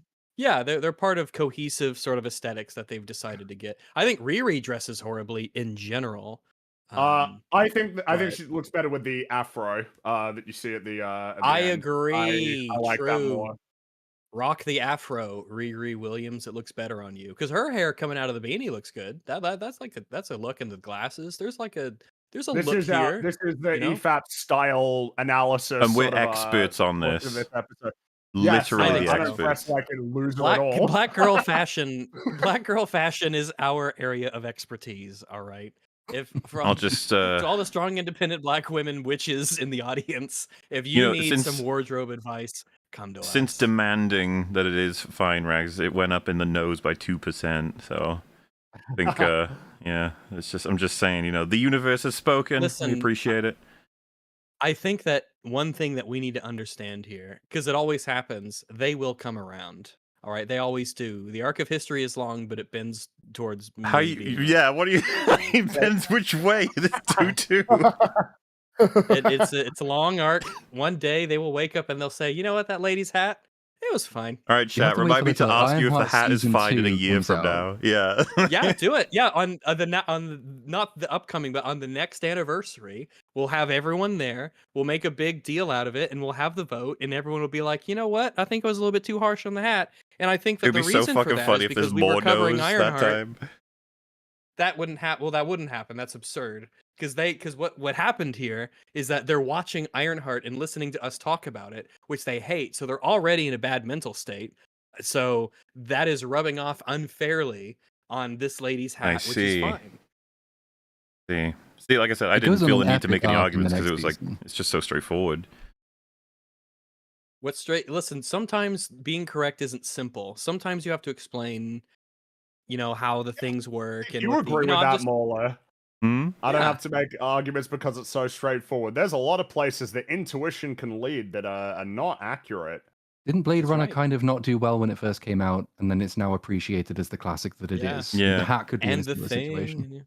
The hat is like The a hat Blade is like Runner of Blade fashion. Runner. That's true. The hat is like a Blade Runner. That is true. I know there's not because one guy, right? That's when you get into a fight with one person in chat. I don't know what the phenomenon is for seeing something on Twitter that drives you insane that may or may not even be from a real person. But the number of times I've seen people post that fight from Shang-Chi where they're fighting with the rings and like, oh, this guy's directing the next Spider-Man. It's gonna be great. What is going on? Like, oh yeah, What was the Shang-Chi. segue between the notable hat for- and the Shang-Chi fight? Oh, it's nothing. It's nothing. He's just I mad. okay. Let him be mad. Fair enough. No, it's fine. It's fine. I just saw something that said that, and I keep seeing that. Like, it really is the case that these things will get recycled. It's like one perspective, often framed in the exact same way with nearly the same wording, just gets recycled every week or every couple of weeks on Twitter, and just gets the same amount of like Truly a crazy meme, engagement. yeah. Dude, I don't know I what do it is with think- like the internet. Like, I think we might need to reestablish some rules around segues, though, because if we can just go to any topic now without anything, like just fucking, what's your favorite cheese? Yeah, what kind of a podcast? I really like I mean, EDAP, Gruyere, but cheddar probably. Really, Yeah, That's fair I've got enough. That's fair, I'm a yeah. huge fan of cheddar. It's good stuff. cheddar's Very good. There's a reliable. lot of variety in The cheddar. thing is, I have don't- always when I was at a restaurant, we had this sandwich that had Gruyere on it, and it was really, really good. And I've always kind of associated that cheese with that delicious sandwich. So it's one of my favorites easily. Platoon, you did this. And I will say, just to be clear, I will stand up a bit for American cheese. I will give it a bit. I think it deserves more credit. You don't put it on everything, obviously, but I think that American deserves a bit more of a. well, when bit you more say respect. American cheese, what do you mean? Do you mean like if you went to an actual like cheese shop that had like proper cheese, or do you mean like the shit in the wrap? Like You the mean those packaging? squares of rubber? You mean Kraft cheese? Rubber. I said But it. Kraft cheese is fine. Kraft cheese is fine. Rubber. I You said melt it. it Well, I down mean, and you put it in things. we- You don't have it we just gotta- as it is. I've always, even as a kid, I was always like, "Oh, we're having the cheap cheese today," I guess, because Yeah, we're- like, well, I mean, I guess I can't relate because I've always just gotten like blocks of cheese, like actual. no, that cheese, was typical, like, real but cheese. sometimes Yeah. we would have that square shit, and I'd be like, "Oh, well, oh well, it's all right." It is highly yeah, dependent. It's like on how simulation you put it out, what you cheese. put Well, it in. as many people are pointing Nah, out in it's better chat, than if that. you eat 64 slices of American cheese like Homer did, you might go blind. Oh my god! Yeah, it's a Homer- cautionary have 'em tale, with- Homer went. No, Homer I'm not woke gonna up in the say middle it's of the night and just ate 64 slices of cheese, and he couldn't see by the end of it. I love that shit. Jesus. I don't know if I- I don't- 64 slices of American cheese. Oh my 64. Oh, 63. Wow. Doesn't he have? He's like got like a bags under like really dark eyes or whatever. Or there's like Yeah, they're because he pink was and up all black. night. Yeah. He was all up all night eating cheese. And wait, sorry. The joke is that he's doing all of that, and his Smithers and fucking birds are trying to. Birds are on the roof They're trying on to the steal roof. Bobo. They're literally they're in like balaclavas and a full black outfit, but they're stuck to the Well, they've ceiling got with their suction cups. Yeah. And they're waiting the whole night to have him leave the room. Stop eating cheese because he just decided to get up and eat cheese. Oh, and I remember that episode because Burns bought all of the TV stations, and then he's like, if you've got, and then he rerouted all of the alcohol out of Springfield. It's like, and if you've got an issue with that, talk to Homer. And then the doorbell rings and fucking Yeah, Barney Barney. out in the rain With a gun. Homer, give him what he wants. What does he say? He's Like, go just away, there. Bonnie, or something? Yeah, and then slams the door on him. It's just funny that he's instantly there. It's just been on TV and he's in the rain with a gun. Oh. I love it when they fall Anyway. off that roof, the ceiling as well. They both just go, "Oh yeah, hi, good morning, bye." You just and they awkwardly just walk out of leave. the house. Yeah. These jokes, man, are so fucking good, that show. God damn, it's the best show ever made. Simpsons is pretty good. It really is. Simpsons is pretty good. It's good that you're reminiscing on the good times because there is going to be a point where we have to stop talking about our, breeze and Well, goodness, and we have to, We have gotta- Fringy's gotta- ridiculous segue, and then Platoon gave an example of another ridiculous segue that had a segue into the for real, and then we segued onto something completely different. It's kind of interesting. It's gonna be a it long felt episode, natural huh? to me. Oh yeah, I felt. Oh yeah, we could start zooming through this shit. Look, I don't give a shit. You about do. You Ironheart, love this show, alright? Obviously. You were so I mean, sad to I find would out that we like- weren't as fans of it.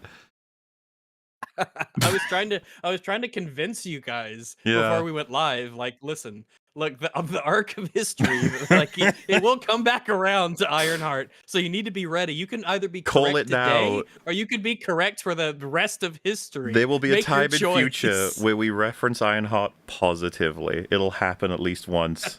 It's gonna happen, damn it. Yeah, well, Speaking of things being incredibly cheesy, so the hat. I like a nice brie. Ah, that's where you're But going no, it's with not a that. cheesy. No, the hat is fine. We've established this. Nothing wrong with being a cheesy hat. It's okay. especially if it tastes cheesy. If you can just take off a little A nibble. cheese tasting hat. Well, yeah. Why not just If Wait, wear every once in a cheese? while, you Friggy, you just have a remember the little nibble. sombrero the Homer had? We could tear off pieces and Yeah, dip it that's into right. the top. And you dip it into the sauce. That's right. A nacho hat. I remember when I saw it, I was like, I feel like that would be horrible, but I want it. I know, same here. Yeah, wasn't that You see something you this? could get in one of the games? Could you unlock that hat? I feel I like it don't was think that's in something, Hit and but Run, but it should be. No.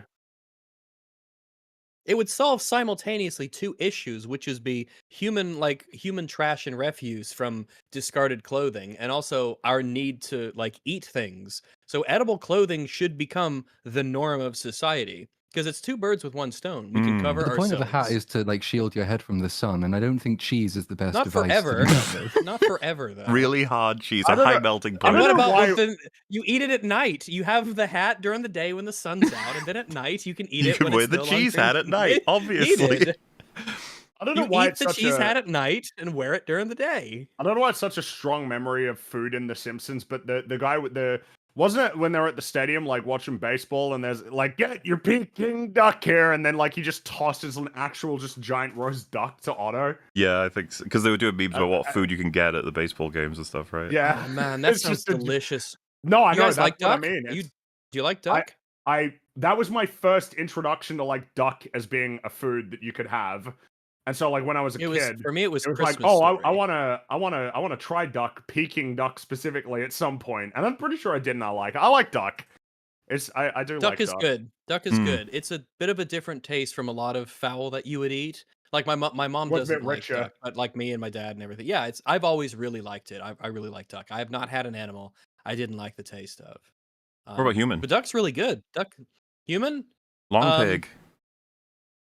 Oh, I don't know. I haven't had human. I heard it gives you the kuru because of the prions in your brain. Yeah, you want to avoid that, actually. But I mean, I don't think I would. I don't know. Maybe if it was like free ranged and ethically sourced, I don't know. I wouldn't want to. Cloned If I meat. showed up at someone's house and they. Is that Well, a I mean, now we're getting into some moral questions that. is you know, that a we can- Futurama can or joke cannot with tackle. like humans that are bred without brains and you could eat them, or is that something else? I don't remember. The main thing for the Futurama with food wasn't it? It was like the popcorn chicken, but they were like alive or something.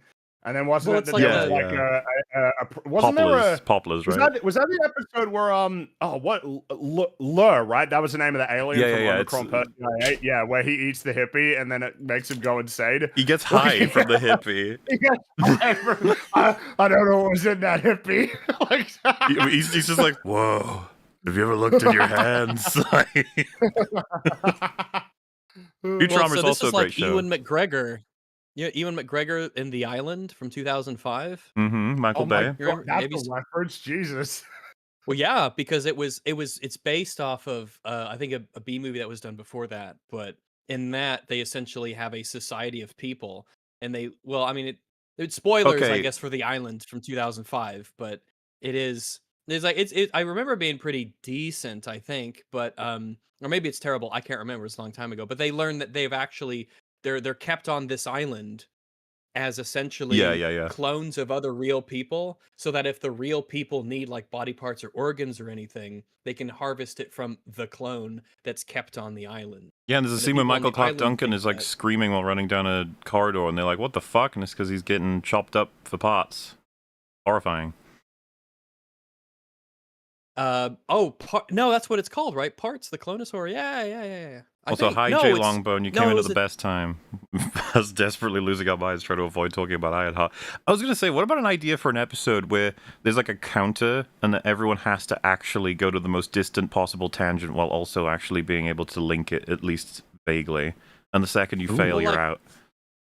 Well, yeah, kind of like how the rings of Saturn are horizontal, but Uranus's are like vertical. And I don't know why that's necessarily the case, because pretty much all planets and their moons are tidal locked. That's Well, it's a good typical, tangent, it's but not what did that link usual. to? There's got to be something.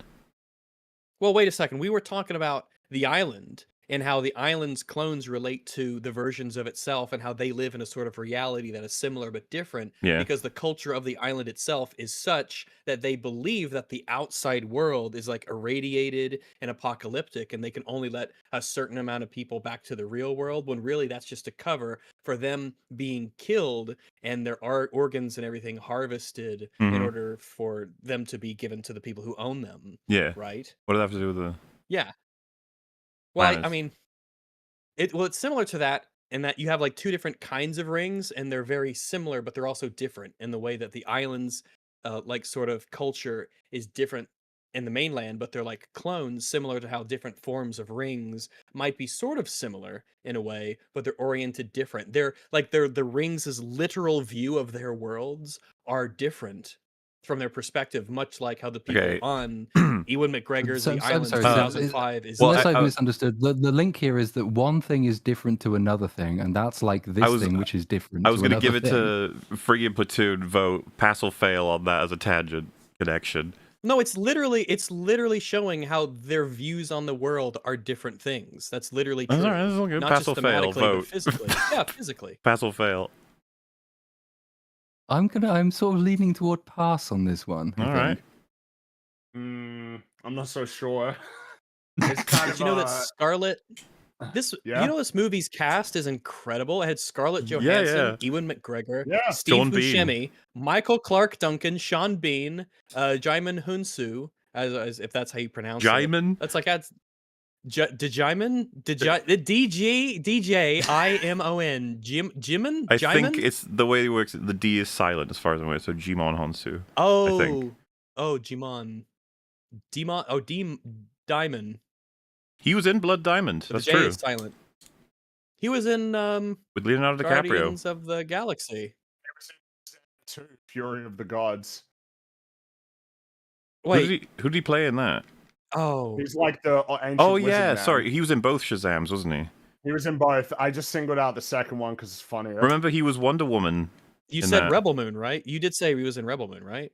He was in Oh. Rebel Moon. Rebel. He was in yeah. Rebel Moon. Rebel Moon. Yeah, He was in Moon. Rebel You gotta Moon. say it correct, otherwise it's confusing.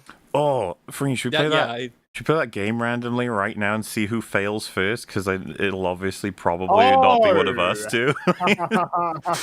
Wait. There's this fun little game. We could just play it brief. It's a good break because we're between the 3 episode parts. Okay, right now, totally, 100%. We're halfway through We're in the episode middle of 5. one, but that's Like I fine. said, between 3.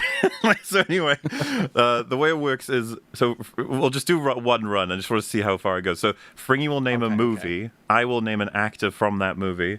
Rags will have to name a movie that actor is from that isn't the one that Fringy said, and then Platoon will have to say an actor that is in the movie Rags just said, but no repeating, and then it cycles. I don't know any actors, and I don't know many I'm not movies. good with it. This We'll is find going out. well. We'll find out. Don't Here's- sabotage here's- as well. Set us up for like. I'm not going to set us try up and for layups sabotage. here. I'll pick like movies with obvious candidates in them and try to pick ensembles as well, because usually that helps. All right, go for it. There is a strategy to this game. Yeah, let's start with Saving Private Ryan. All right, Tom Hanks. I'll go with. Oh, because I don't want to fuck over Platoon or here. You got to try and do it quick as part of the game. That's Okay. Oh, all right. Toy Story. There you go. Why do an actor? You got to Toy choose Story. an actor now that hasn't been Yeah. said. Fuck, who else is in Toy Story?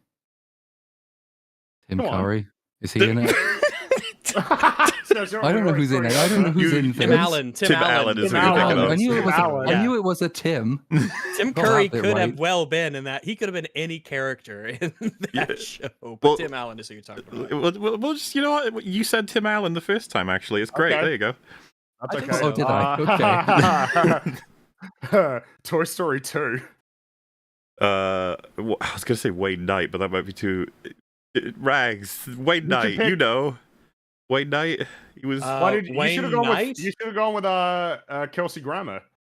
I don't even know if that's better for Rags or not. Oh wait! Whoa! He came.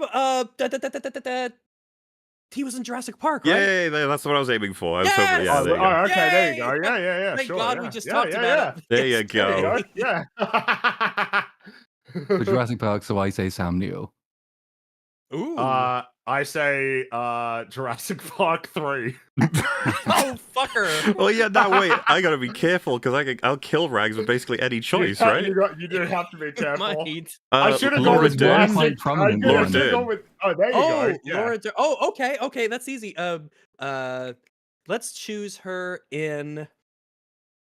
Oh, do we toss it back to Jurassic Park? That, Well, I mean, that no, might I help won't. you. The Last That Jedi. might help The you. Last- Oh, The Last there you- Jedi. Yeah, there you go. sure, Yeah, that's what I thought you'd pick. Yeah, all right. Yeah. Daisy Ridley. What? Fucking hell. All right, The Force Awakens. Fuck that. I'm going easy on these ones. Harrison Ford. There you go. There you go. Yeah. Indiana Jones and the Last Crusade. Why am I blanking on fucking dude's name? Old man. What's the dad's name? Fucking Scottish guy. Oh my God. James Scottish guy. A Scottish guy. I'm having a complete blank on his name. You know who I mean? We do. I know exactly I mean, what you I mean, think, but yeah. you gotta Sean say Connery. it. That's This what I was was- this- thinking. You gotta say There you it. go. Just yeah. The League of Extraordinary Gentlemen. Oh, there's some fun ones to pick in there, but I gotta pick the easiest, which who would be the easiest, most known that because could I go with Jason Fleming or how good in your memory is that Rags name? Well, because I know who Finally, you're I talking can about. give you an answer I'm on going this one, through. But I'm not. I'm going through. I don't want to get him confused with Vision, so. Definitely not You don't Vision. wanna What get have him I seen confused him with in? Paul What have I seen him Bettany. in? Yeah, I don't. Yeah, for whatever reason, I don't want to get him confused with Paul Bettany. Oh fuck! What do I know him from? Because I can picture him in my head. What do I know him from? Oh man. There's actually so might many be fucked movies here, he's in, but boys. you're probably not gonna be super like aware of which because he's in a lot of makeup for a lot of different roles. I'm trying to. Jason Fleming. He would be in. Oh fuck! This Not a lot of good options Jason in chat, but obviously, Hmm. you know, that's not you can't be Yeah, you can't be doing that. oh, this might. I don't know if I could come up with one. I'm sure all I've right, seen him. I can tag in for so he's in X-Men First Class. That's and definitely a who- a I don't fruitful think one. what's an ensemble, He's so a that'll be a Zazel. good one for you, Platoon. X-Men First Huh? Class. Oh god. Michael Fassbender. The Killer. I haven't seen The Killer. Tilda Swinton. There you go. Oh, Doctor Strange. Well, yeah. mean, well, yeah. Rags. Which shit, is I jumped the gun, interesting sorry. because is it weird because I don't know why, but for some reason the Chronicles of Narnia. Yeah, I would Yeah, have my I mean, mind that would have been first. valid. I would have said Narnia, yeah. That would have been She's the valid. Ice Queen, yeah. That's of right. the And then Chronicles of Narnia. Liam Neeson from there, and then that gets you. Yeah, but all right. So you're going with Doctor Strange then. Wait, who's going with Doctor Strange? Well, 'Cause so I if think I Rags went is with, Doctor Strange, Okay, you yeah. said it, so I'll say Sorry. Doctor So now- Strange, and now it's So now you gotta yeah. pick. You gotta pick something. Oh, Benedict Cumberbatch. He's in the Phoenician scheme. So He is let's go with Benicio del that. Toro. Ah, Oh well, I mean, we got to go with Sicario, right? There Well, you I go. don't. Oh well, let's see. Did that's a good Sicario? choice. That's a good Yeah. choice. 'cause Well, we it is get if- Emily Blunt. Well, Yeah. Thank you for that, because I didn't know her name. Emily Blunt. Oh, there you go. Edge of Tomorrow. Tom Cruise. Yep. Well, Mission Impossible 1. Oh, what's it's not John Voight in that, is it? Yep. Which is the old dude? It Yeah, is. there's So Okay. John. There's got What the multiple fuck am I picking Johns for him? actually that you can choose. John. Jesus Christ. What would I be picking? Holy shit. God damn it. There's something that comes to Uh, mind straight away for me. Be curious if you land on it or not. Well, there's two, but oh, there's one that I would have thought would have come straight to your head. Actually, There's one that's gotta be floating around there. There's three that kind of quickly come to my mind for this one. I don't know where it is. I don't know where it's floating around there in that brain. We have some MCU connections here, Well, I guess, for the was he in franchise. I guess not that movie, but Oh, well, yeah, but that could mean a billion things. yeah, I don't know if suppose it that could. helped me. At this point, Well, I'll narrow it down for you. 79 movie. Michael Bay. Oh fuck! What was he? Was he in Oh, he was in Transformers. Correct. Yeah, he was. That's right. Yeah. And if you want to go with that, I'll go with Shia LaBeouf.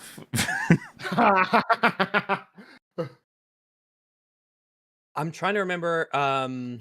Remember, Rags. Well- sequels are valid. Yeah, in this you can I know. return. I know, but I want to. I'm trying to think of one that he's in because I know like Platoon and I aren't very good at this. There's a big one. Fury. Well, yeah, that's you not can what I choose was that. thinking of. That's a good choice. That's a good shout. I don't think I I've almost said seen Holes, Fury. but then I don't even. No, I only know one person from Holes that else Yeah, was in. But yeah, that's Fury. okay. Part of the Fury's an game easy is one fine. because There's of the. quite a few famous people in Yes, Fury, but if Fury's you haven't fun seen it, you wouldn't know. ensemble. I'm going Yeah. to take a Well, wild if- guess then and say who's in fucking it's between George Clooney and Brad Pitt. Well, I'll say Brad Pitt. He's Hey, in loads of nice. stuff. Nice. Good enough. That's right. He's Yeah. actually That he's was in what I it. was setting you Yeah, up he for. is. That's what I was setting you up for. Because I haven't I- seen. I haven't seen Fury, but I know just through It's clips got an and ensemble. pictures that You got an ensemble, yeah, but he's the it's lead. got Brad That Pitt works. there. Yeah. Fight Club. I mean, Edward Norton seems like the way to go with that. Obvious choice. Yeah. Oh, Well, there's one more. You could have gone with one other one. Well, I'm trying to help.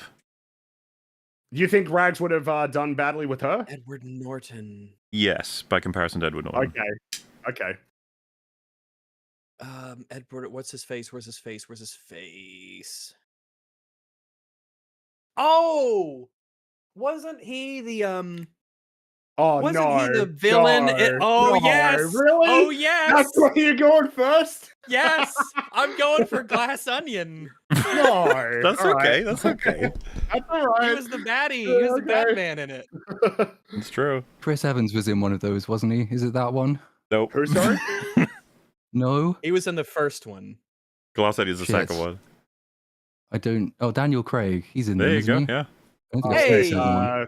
That's Well, right. Casino Royale. Mads Mikkelsen. Oh, what's when he's because Well, remember, one of the options is actually out. You can't go back to it, I think, right? Well, the yeah, rule. you can't say Doctor Strange. That's out. Yeah, that's out. You're not allowed to do that. But I mean, there's still And I'm shit also tons not for him. allowed- There's a whole bunch of movies he's in, so yeah. and you said Casino Royale before this, right? Just to make Yeah, sure. so you can't go Casino Royale. You got to pick something else. Ah, fuck. And you've said Doctor Strange. You've said Casino Royale. Yep. Because I've got one that I could use, but I don't know. I can't remember any other actors from it. So I think I That's might be okay. fucking over Platoon here. That's all right. I'm You- trying to think what- for a more well, famous role. It depends. If you're picking what you might be thinking, then yes, that would be. It is an that would be absolute a dead really- end if you're thinking that'd of be- what I'm thinking. Yeah, that'll be a dead end. So I'm trying to think about one that would be a bit more famous. He was in Indiana Jones and the Dial of Destiny. That is true. He was in that. True, Yeah. Oh, Don't pick what's her name. Pick someone else. Phoebe Waller-Bridge.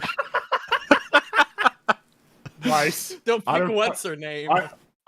What else has she done? I have no idea what else she's. Because I thought you were going to pick Boyd Holbrook. And it's like, okay, Logan, and then we could just keep You going. could work with that, yeah, but too late, I guess. But what else was she in? I have no idea.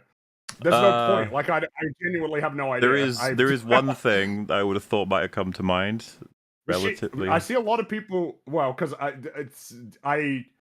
see a lot of people saying because I didn't bother. I closed my eyes for the other one, for John Voight, but I didn't bother this time because I just don't know. But was she in Solo? She was L-A-T, Oh, she's whatever the on- fuck. yeah. Leet. L-E-E-T. She's the voice Oh, of the she's the mind of the voice. Millennium Oh. Falcon. Oh, was she? She was She's that canonically in She the was, Millennium she was, Falcon. yeah. Oh, Droid God, writes yeah, now. Right, sure, yeah, all right, yeah, fine. There you go, Solo. Alden Ehrenreich. That might have been a harder one that you picked there. I figured you were gonna go with someone else.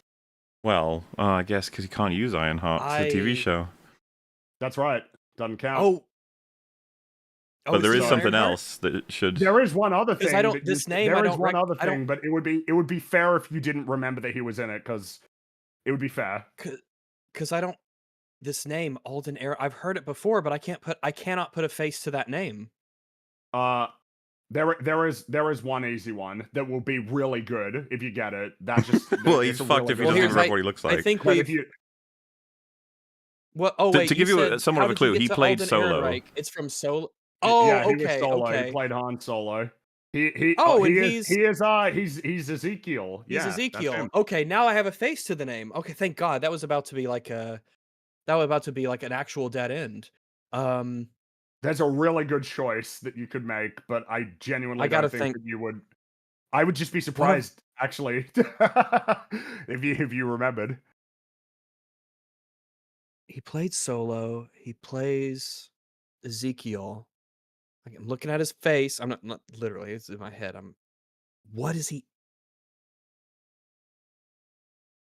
What is he in? Oh man, He's this not might been in that be. many films. Like, to be fair, Yeah, compared yeah. to some of the actors that would be popping up, you know, some of these actors will be in like 50 films. He's probably only done like 5 or something. Man, I just don't know. I don't know. I uh, feel like I've heard his name more than I've seen him. well, I think I only know him in one other thing. Well, wait, do you know what that is? what is that? Yeah. He plays the cowboy in, is it Hail Caesar? Oh, that is correct, Yeah, but that's not the one I was expecting. I don't even That's know not what I that was movie. expecting. Yeah. So the actual good answer for this one is Oppenheimer. Because He's in you got a huge Oppenheimer. cast with that. So then you get the whole ensemble. Who is?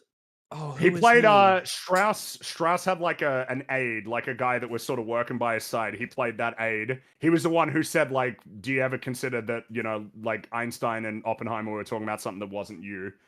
That's like his main little Yeah, I just thing in don't. that. I can't remember. I can't remember. Well, Platoon, Oppenheimer. Yeah, there you go. You got good choices for Oppenheimer. Oppenheimer, Cillian Murphy. 28 days later. Well, That's his first Christopher movie, wasn't it? Eccleston. I thought you would have gone with a different choice, because then that brings you back to it. Oh, he was one of the Doctor Who's, wasn't he? He was a Doctor Who. But Doctor Who that's a TV Is a show. So you got to pick a movie.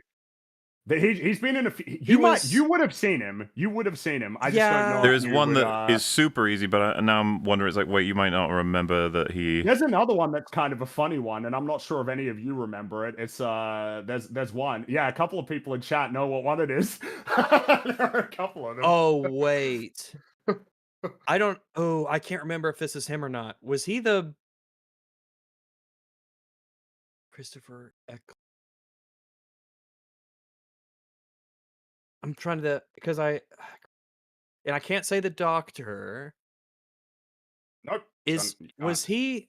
Wasn't he supposed to pick easy choices? I know like 4 different movies I would go from him. I just failed to realize that. I thought it was more obvious. Because I thought Naomi Harris would be. Oh, I thought you were aiming for a certain prison guard rapist. Yes, you could go with, well, he wasn't that in that movie. No, but that's he another is one as well. in my heart.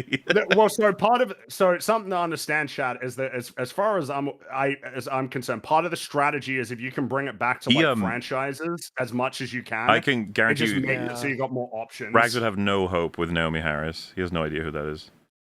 Well, he's seen the Bond movies. He has no idea who that is.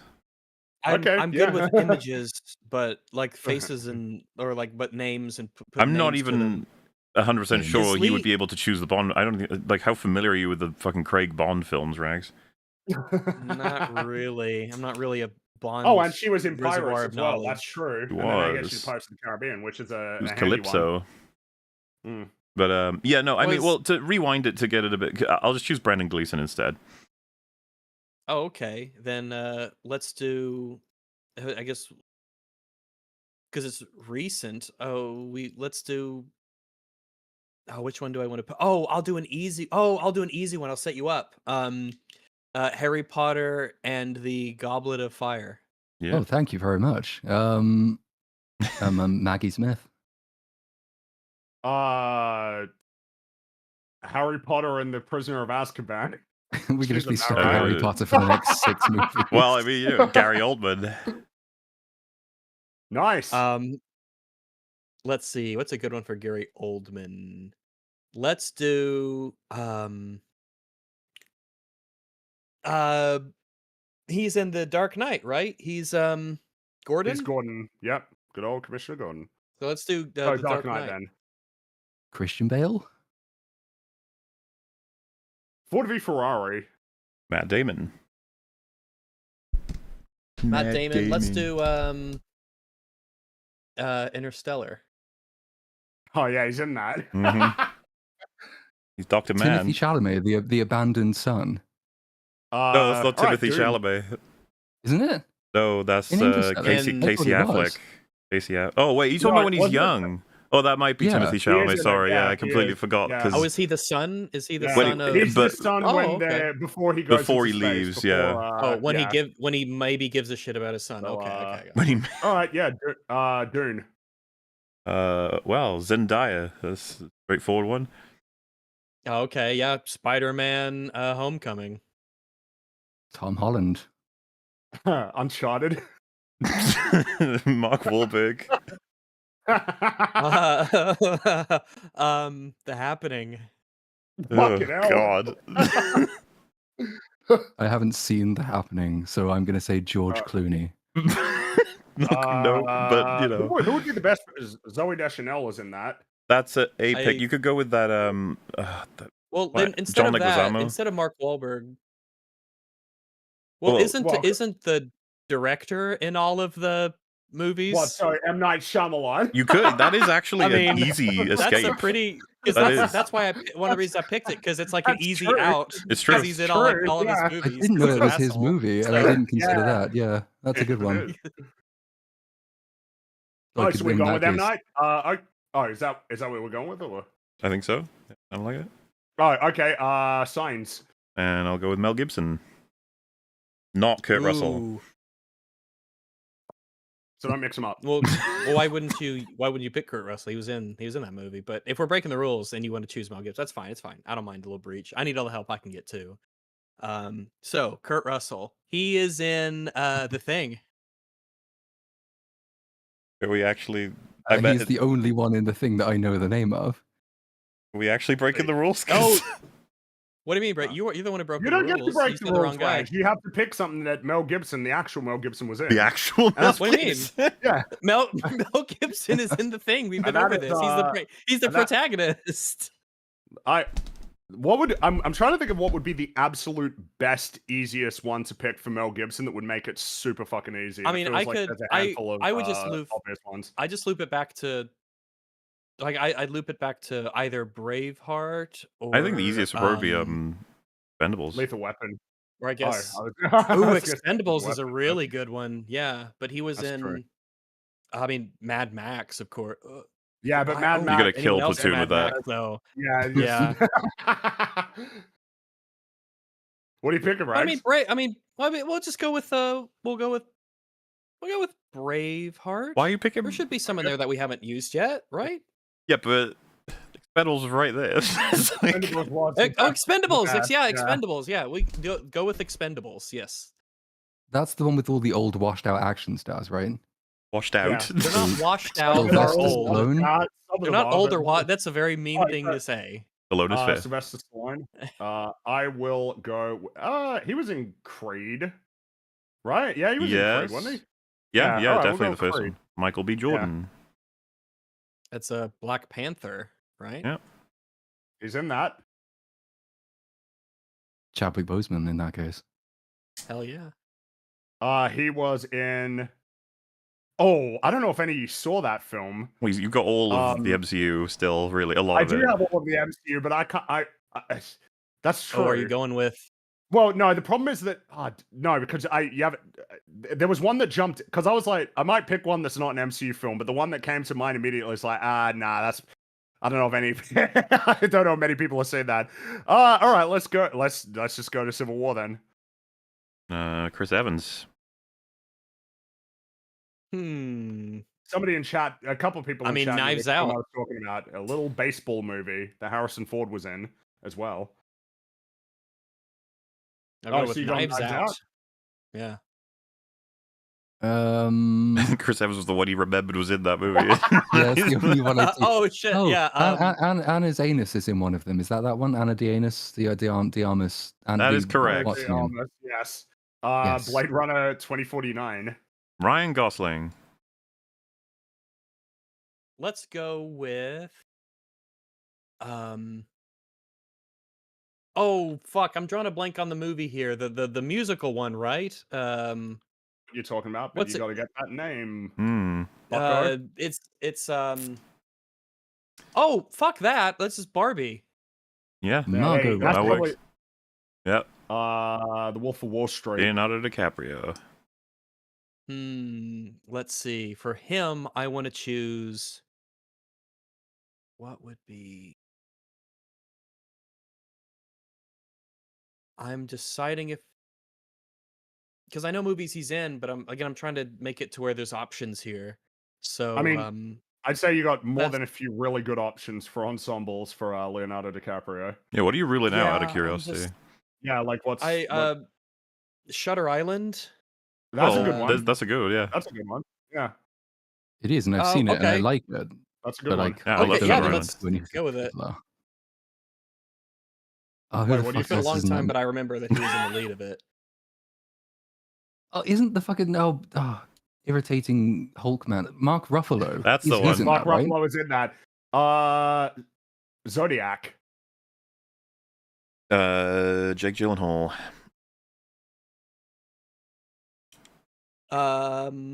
Jake Gyllenhaal. So that would be. Oh, I know I know the face and I know movies. Nightcrawler. Correct. That's yeah. He's There in is actors to pull from that one, but I don't know if. that. Platoon, have you It's not seen a huge Nightcrawler? cost. I don't know if I've seen I have not Nightcrawler. actually seen it. I just Because know he's. I know in who it. I He's a yeah. star in it. You got a couple of choices there. Seth Rogen, he's in lots of stuff. Thank fuck he's not in that. I don't think I've seen it, and I don't Because I haven't. remember it yeah. if I have. Well, I will say we should probably have some way of stopping this eventually. So, Well, yeah, Oh, you okay, could well. end there, sure. Yeah. But Fair enough. not bad. I think the way this would have That's to good. work, if we actually did some kind of game out of it, would maybe be, I don't know, teams, or someone has to track the Mhm. points, but for every time someone passes, you know, they get 0 while everyone else is getting 1. Well, and there has to be a time limit. There has to be like a 5-second time limit, because the longer that you think, the better. Yeah, your lightning answer can be. rounds. Yeah, lightning Because rounds. like an important part of it is the idea that the time pressure can make you pick worse choices. Yes. For, Well, and if for, you like, films. if you are sabotaging each other, it's easy. Well, yeah, Oh, he was the bad guy in sabotage. Thor: The Dark World. I didn't know Christopher Eccleston. For He some Yeah, was reason yeah. I also thought that in, was Lee. He was also in I thought that was G.I. Lee Joe. Pace for some reason. He was in G.I. Joe, which can get you Channing Tatum, which can get you like. He was in I don't remember Thor: The Dark anything World about as well. G.I. Joe. Malekith. Oh, that's Oh, wait, yeah, that's what I mentioned. Oh, sorry, because my brain just fucking melted. That's I what meant, I I meant yeah, to that's what I say, checked. gone in 60 seconds. I literally had both of them in my head. Yeah.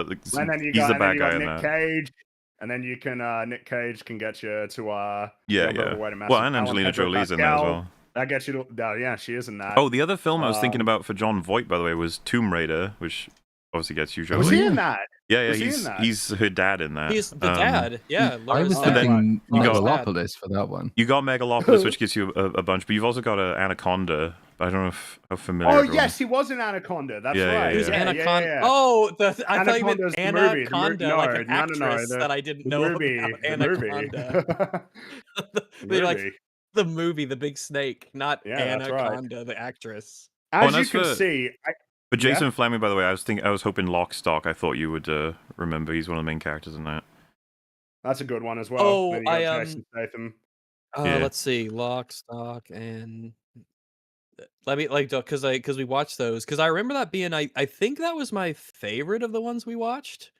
I think that's Well, it's between my that and favorite, I Snatch think. for everybody. I Base- prefer yeah. Snatch, but I love Lock, Stock. Lock, Stock's awesome. There was something it just had a grittiness to it that I kind of like. Yeah, but okay, yeah, see you in a minute. Oh yeah, there he is. Yeah, okay, he's there with Statham. Okay, Someone said yeah, Zodiac for Jake Gyllenhaal. You weren't paying attention to the rules, buddy.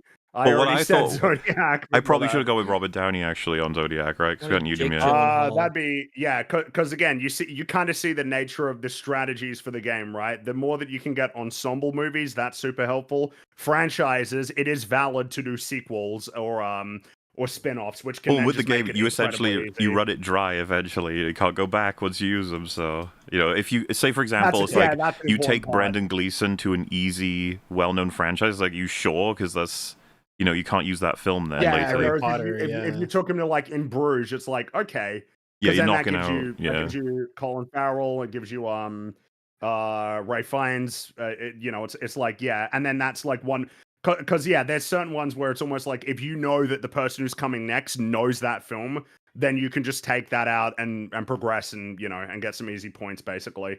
Compared to if you I don't know, like if you said Avengers and then you said the guy who plays Coulson, it's like man. All right, it I kind of guess fucks you a that's little one bit. way to spend it. You can spend that token that way, but all right. And do we open It's, up like TV shows, or we keep it to movies, uh, or voice acting? And as long I as it's wonder movie, if voice acting you had counts. TV shows, it feels like there's an element there. I would voice acting was because we did Toy Story, Oh so yeah, that's I that's assume voice we allow acting. it. Voice Yeah, acting counts, I yeah. assume so. But for this one, we were Absolutely counts.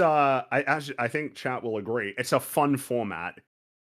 I like It it. Yeah, I'm is. not very Yeah. good with actors and like faces and like linking them all together. It's like same thing with like writers and directors. My Well, brain has a difficulty like an putting important all those together. an So important thing to note because it was something that because I think we were just having a conversation more where we tested it essentially, and one of the difficulties is that if you've got an even team, it means that one person's always doing movies and one person's always doing actors. So a Well, better way to yeah. do it would be uneven teams that force you yeah, to you're have to right. oscillate Well, there's between that. actors and films. But in our case right now, say if we had gone hardcore with the rules and then it's like you get 5 seconds, then it would count as a pass. Yeah. And so if I said fucking Minority Report and Rags had nothing, and then it moves to Platoon, say he had nothing, then it moves to you. Like it would It'd be it like, would change then the Tom order. Cruise.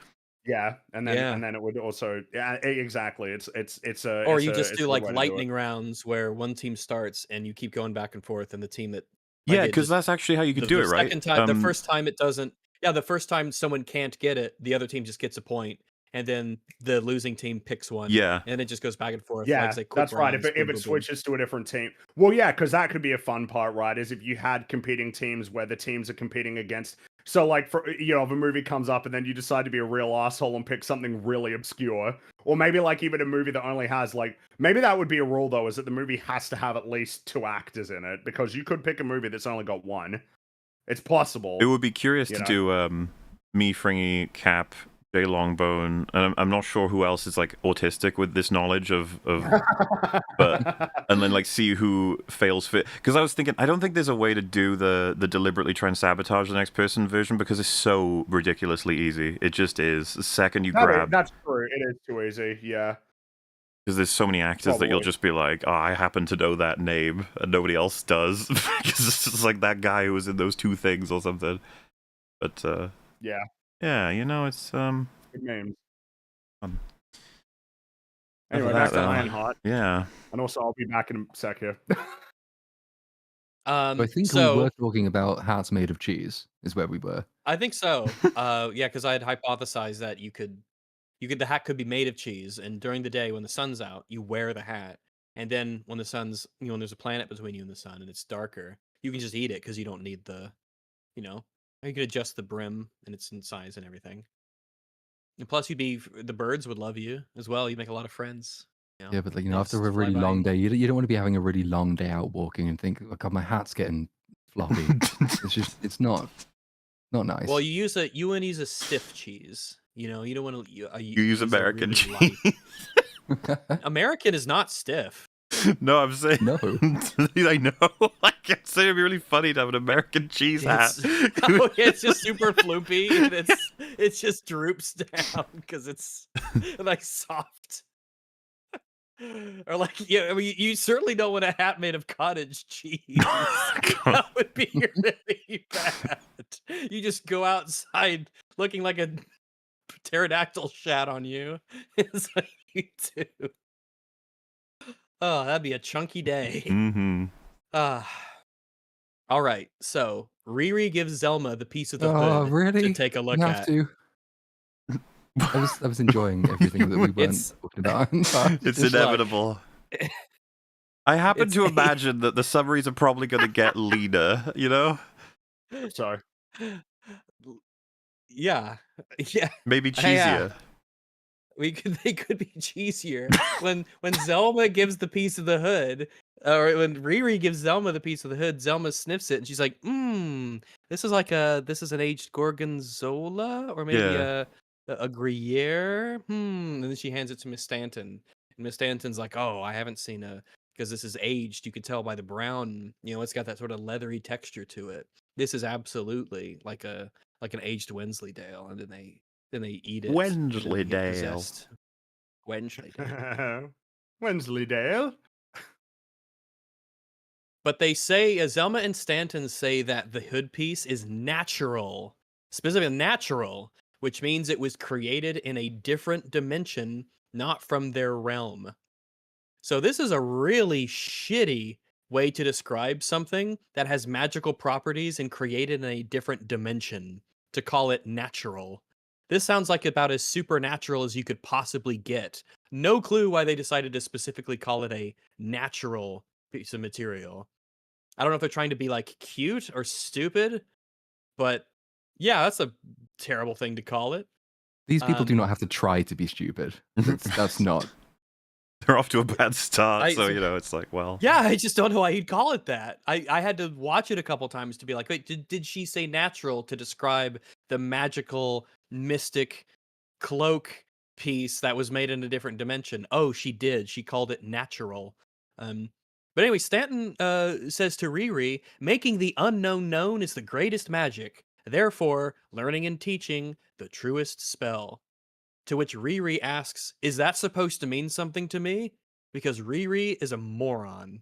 Mm-hmm.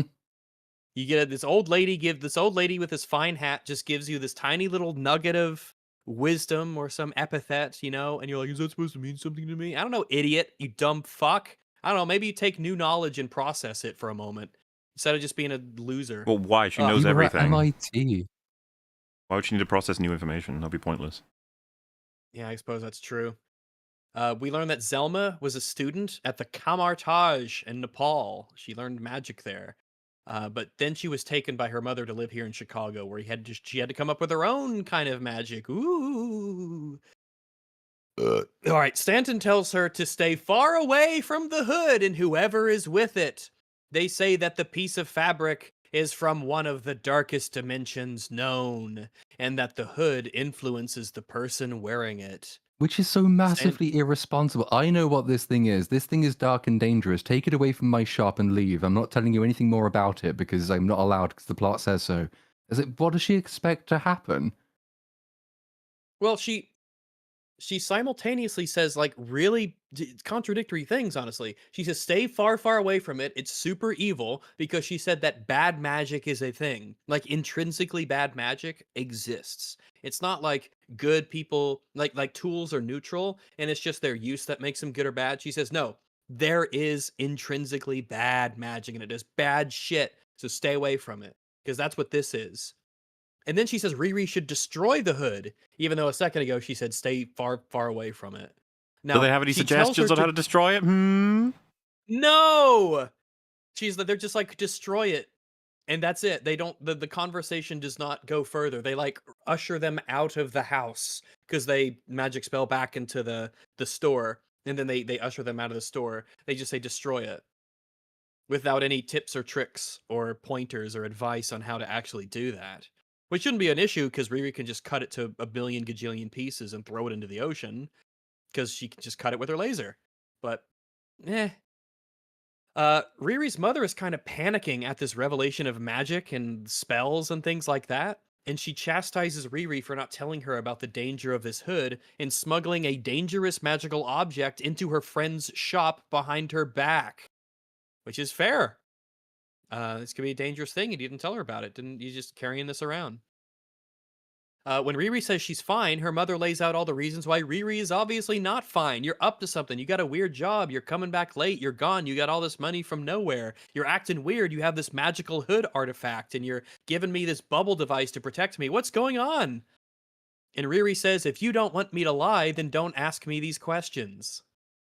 To which her mother is like, obviously, like, I can't believe you said that. Like, what a terrible thing to say, you know? But yeah, Riri just tells her mom that you can't handle that I'm not like you. And then she flies away in her Iron Man suit. Aww.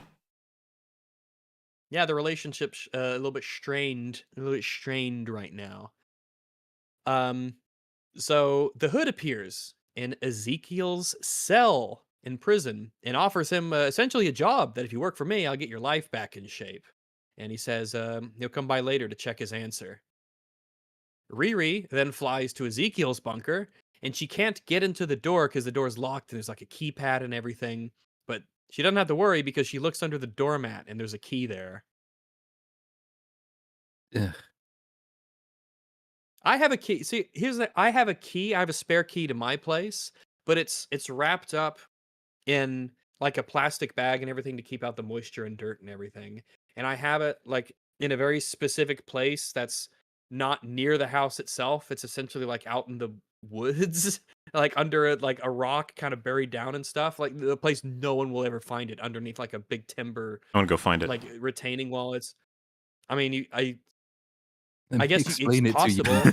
you online, so no one will ever find it. No, if you find it, man, you've worked hard. Props to you. It's incredible that you found it. But yeah, you don't leave it under the like. What an idiot Ezekiel is. Not even he would be that stupid. He has been characterized as being like stupid, but I guess he is. So, da, da, da, da, da. So she uses Ezekiel's lab to try and find ways of destroying the hood. She tries bombs and explosions. She dunks it in acid. She cryo freezes it and tries to smash it. Nothing works. Whatever could she do to destroy this hood piece that she has? Obviously, she cut the piece off the cloak. She has a laser that will cut through it. So, probably use that. But I guess the thought never occurs to her. Darn it. Never comes up. Dang, Riri just isn't smart enough to find a way. Oh no. It's also important to note that Riri has decided to DoorDash some Chinese food to the secret underground bunker. I saw that Az got in trouble for remarking about that. Yeah. Because and yeah. it's funny because they were like, yeah, but remember in Iron Man 3, it's like Iron Man 3 is terrible. It's a bad movie. Yeah, why but a would lot of we people have think it's Iron very Man 3? good, so it can work in the like. Well, you could just have the argument in which I can't believe it, but I'm defending Iron Man 3 again. He was out of his mind and he made a bad decision when announcing where he lives to the terrorist. Yes, that was a bad move, and the movie thinks it was a bad move. It's a bad move. In this, and also this doesn't even fucking cross her mind as an irrational decision. She's just doing it to indulge. And also, it doesn't matter how stupid you try and portray Tony Stark. That doesn't change how retarded Riri Williams is to do this. You really cannot is just possibly like, drag you down never Tony say Stark anything enough to about lift her up. Ironheart without it being like, yeah, but what about an Iron Man? It's like, what is going on? We're just talking I about don't care Ironheart. about Iron Man. Yeah, I don't give a shit. I don't give a shit about Tony Stark for this argument. Literally doesn't matter. We're talking about Ironheart. We're talking about Riri Williams and her stupidity. I don't give a shit what else you bring up. That ain't what we're talking about. If you want to argue they're both stupid, I win the argument. It's like, it doesn't matter. So yeah, by the way, Riri has been really, really worried about her mother being attacked by Parker, especially now that she's certain that Parker knows that she consorted with Ezekiel and that there's a replacement coming to replace her job, and yet she is happy to be away from her home all day working on this when she should be very concerned with the safety of her mother. So, not good.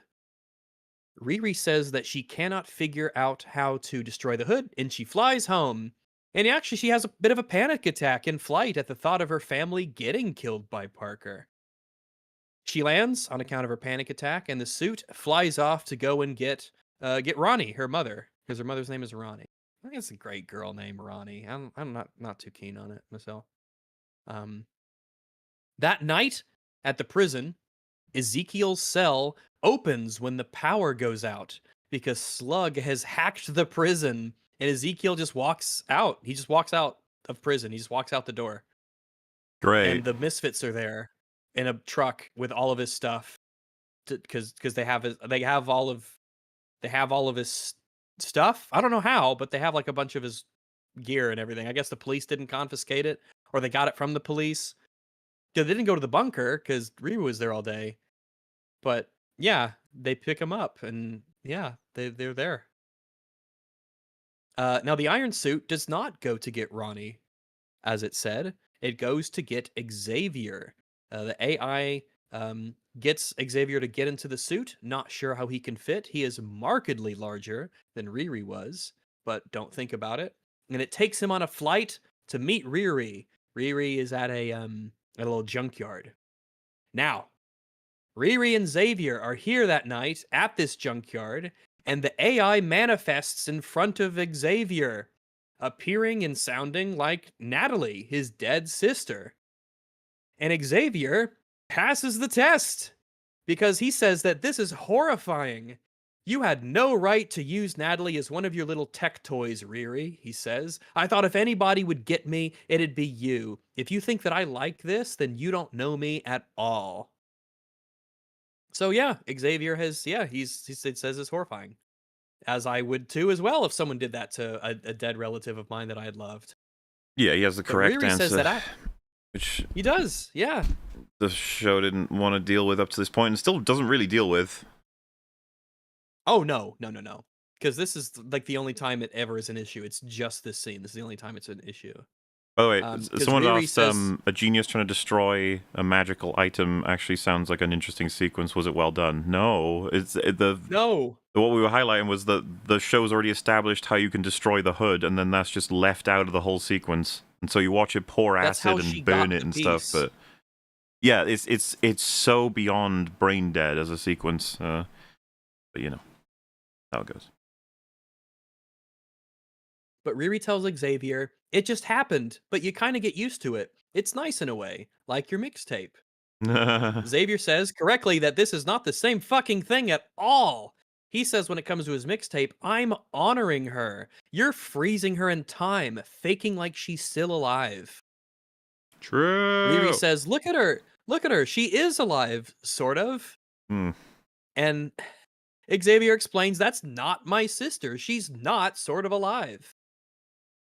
And Riri says, wow, okay, so what do you want? What would you do? If you were me, what would you do? And Xavier gives the obvious correct answer, make her go away. Delete it. And at this, the AI gets into the suit and flies off. Yeah, because it's upset. Yep. Another great fucking feature. Nothing like, that this AI can get emotional at other people and decide to make irrational choices that leave you vulnerable without your suit. I sure hope the plot doesn't kind of Xavier starts to walk off, and Riri says that she can't delete the AI. And then he tosses her back the watch that she gave him. That is actually the bubble. He doesn't know it's the bubble, but he tosses her back the watch. So he is now unprotected as well. So yeah, Which could have been it could have been a really strong scene, but absolutely none of the work has gone in to make it so. Is that there are some powerful themes that the show is kind of aware it's playing with, but it's playing with them irresponsibly, like a drunk child. He's basically taking the correct position. It's just that they don't really do much or explore anything with it, but it probably is best that they didn't, because they would have had it be that he realized he was wrong, like if they had gone further with it, you know, as opposed to maybe everyone we can't else have Riri being wrong. Yeah, so, but then you could build it up in such a way that he was wrong, like, depending on how you wrote the Natalie stuff, how you actually created the fiction for what she is. You could make it to the point where, like, if he's not totally wrong, he's at least wrong enough, or at least he should be considering that this thing is more than just a merely artificial recreation. Like, it is based off Well, of you could a collection of go the memories and direction all the of rest of it. it would be unethical to kill it. You could have that. Like, you could Maybe, have but her advocate we don't that. get into any arguments about the personhood of this AI and what it Yeah. if it really is like or if it's just code or if it's like Jarvis or. Yeah. But like I think I want it to be a person so it does get the experience of being deleted and dying because it's the most annoying character in the show and it deserves to die. It does. Well, like, the other thing is, like, otherwise you'd have to really, really, really, really, really stress Riri's attachment to it. Like, Riri might be wrong, but she's convinced that it's real, it has validity, it has personhood, it is her best friend. She can't bear to kill it. Which, I guess this scene sort of, the one we got moves in that direction, but it's quite dispassionately delivered. We haven't really had the scene where she completely commits to the idea that this is what Natalie is. She can't bear to be parted with her. It's just, it's so emotionally flat for what could be and should be like an emotionally strong moment. So we cut to Parker. He is looking at some old videos of him and John because he does miss his cousin's dead. They had a real connection. He liked him, and he's looking at old videos of him and John. And Ezekiel is at the Misfit base, and he undergoes like this weird, painful medical procedure that drills into his head so that he can get some tech upgrades. Yes, he does. It'd be interesting to know, like, Yep. how many minutes he's had on screen since he said, "No, I'm not even touching technology because I don't want to be like my dad," to drill into my skull so I can be like my dad. Makes sense. So Parker goes to the Misfits, and he says Riri killed John, and so they need to go and kill her. Then the episode ends. Another one Episode 5, down. Karma's a glitch. That's right. So the AI in the suit is sitting on a building, looking up at an old video of Riri and Natalie. This is the one from the first episode where they're talking about stuff. It's gonna be Because I guess bigger than jobs and everything, right? yes, and of That's course, right. and I guess the AI, like again, the AI knows it's an AI, but apparently it still is like looking at old memories, reminiscing about how it and Riri were like friends and they hung out, but we still don't get anything on that, so it's just weird. But she's yanked off the building because Slug uses like a magnet launcher to yank the suit into the back of a van. I don't know how it found it. A lot of or- questions. One, how'd you find the suit? Two, do you just have like a giant fucking magnet laying around? And three, That you I can thought launch the suit onto had the like, top of I a thought building? the suit had an anti-magnet thing, right? Wasn't that the Yeah, thing? the RMF. Yeah. So you made a specific note about how it's got like an anti-magnet system, and then it's vulnerable to magnets. Magnetizing her into that, like, that doesn't change the fact that you have like rockets, missiles, lasers, and Yeah, exactly. raw strength. And it's even just attached to a truck. yeah, Oh, Even if it stayed attached to the machine, if she just destroyed the machine and depowered it, then like the magnetic force would stop because magnets that strong typically have to be like activated and given like electric currents and stuff, as far as I know. But even if she had to stay attached to the magnet part, she'd just slice it off the truck.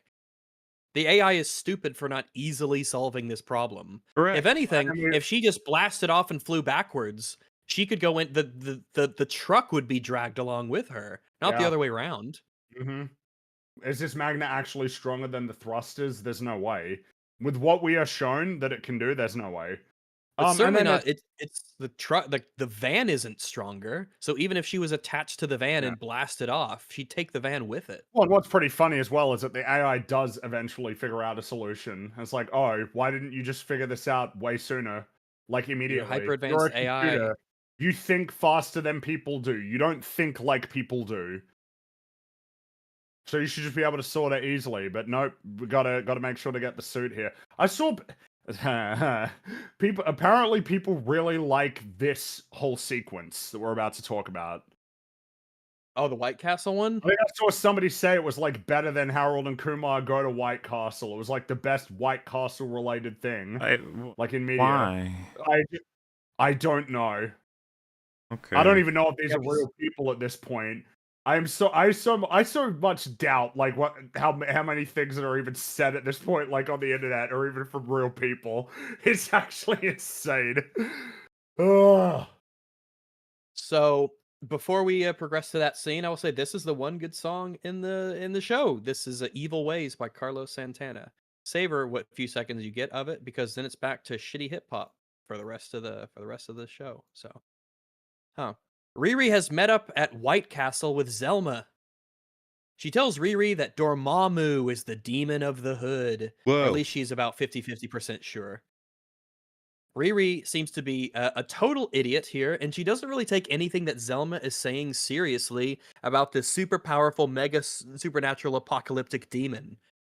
Is that supposed to mean something to me? Does that matter? So what? Riri just has this attitude of not giving a shit about important information that's given to her, and it's super annoying, and it makes her incredibly stupid. She just doesn't care. If this magical person who could cast spells told me that this object that you need to deal with is enchanted or possessed by this insanely powerful cosmic entity that has powers beyond what you can comprehend, I would be a bit worried, but Riri is too smart to be concerned with that, I guess. So, she says that Dormammu needs a puppet like Parker who is ambitious and easy to manipulate so that it could come into the world essentially and do things. However, Belch. it is at this point that the siblings come into the White Castle restaurant. They essentially attack this guy there and tell everyone to beat it. So everyone leaves the White Castle like it's a robbery or something. Don't worry about the police being called or anything like that, or the employees having to go. Just don't think about it. Dude, imagine it was just some citizen with a gun. Like, it was just saying, I'll save you. This is Chicago, man. You got to be careful when you go around like bugging people like that, because they just might pull out a piece and pop a cap in your ass. Or like, oh yeah, it's like, wow, why would you do that? Well, then Because, in like, this universe, somebody unironically, might actually there's- use magic on you because, you know, Like- spells are a thing that some people can use if they I know want that to. Zelma leaves. I know that because this is Marvel and like people's brains don't work, but somebody getting their face slammed into a table just by some random would probably be pretty traumatic for them. Yeah. That might actually kind of fuck them up a bit for a while. And So, people would probably come to their defense. Like, and people yet, yeah, I mean, react to this stuff in the real world. I'm saying, man. These guys, you're not meant to view too badly. Like, the show's perception of these guys is that they're actually like somewhat sympathetic. They certainly put the pathetic in sympathetic. Oh ho ho ho ho! Pun fun. Hey. That's punny. But yeah, they so yeah, Zelma just leaves. Zelma, who can use magic spells, just leaves, and Riri says, "No, I'll be fine." So Zelma leaves. She fucks off. She does not return, by the way. Don't hold your breath for There's it. probably some Zelma's fucking gone. oath She's you outta here. take as a sorcerer to always protect the innocent or something, you know, as part of all of that bullshit with Camotage, but whatever. Camotage? There is, yeah. But whatever. Nope. Riri not only says they just let Zelma go, Zelma leaves. Riri says she's totally fine. She does not have her suit, by the way, because the AI threw a hissy fit and left. Great. Now, these two siblings are the two brawlers of the group. They have been shown to be extremely competent in hand-to-hand combat. But there's actually a really prolonged fight sequence here where Riri is able to essentially beat up one and almost beat up the other until they just decide it's time for them to win the fight, and she gets kicked. Yeah, which that is kick. Just odd because The editing on it, I gotta highlight it here. Oh yeah, the shot, yeah. Oh I man, loved it because you can see how they filmed it, and you would be thinking, why did you film it like this, Why guys? did you do that? You have it probably rigged either with the camera or on like a dolly with the camera or whatever, moving and going back and be like, yeah, I just need this for a couple seconds so it looks like you, the actress, was hit, and then we'll cut to the double. And it's like, just do the double, dude. I know that this is I gotta stop bringing up random fucking tweets that annoy me. Never mind. Yeah, just let it go. That's what I've done. All these No, that's right. Can't be just one guys or anything or whatever the fuck the saying is. But look at that. It's so bad. This show probably cost more than $100 million. Probably. Like, Funny well look said. at that. And It could like I want to highlight with this, you can cut something out to improve this. All you do is get rid of that just one get shot, rid and of it's the fine. reaction shot. Yeah. Also, if you're getting kicked that far, you're in big trouble. You're That's in big pain. I was gonna say broken ribs, but you just might No, be they dead. established like, she's outright. strong Yeah. because of Ironhead or whatever, right? No, So it's she like can when you take get- hits.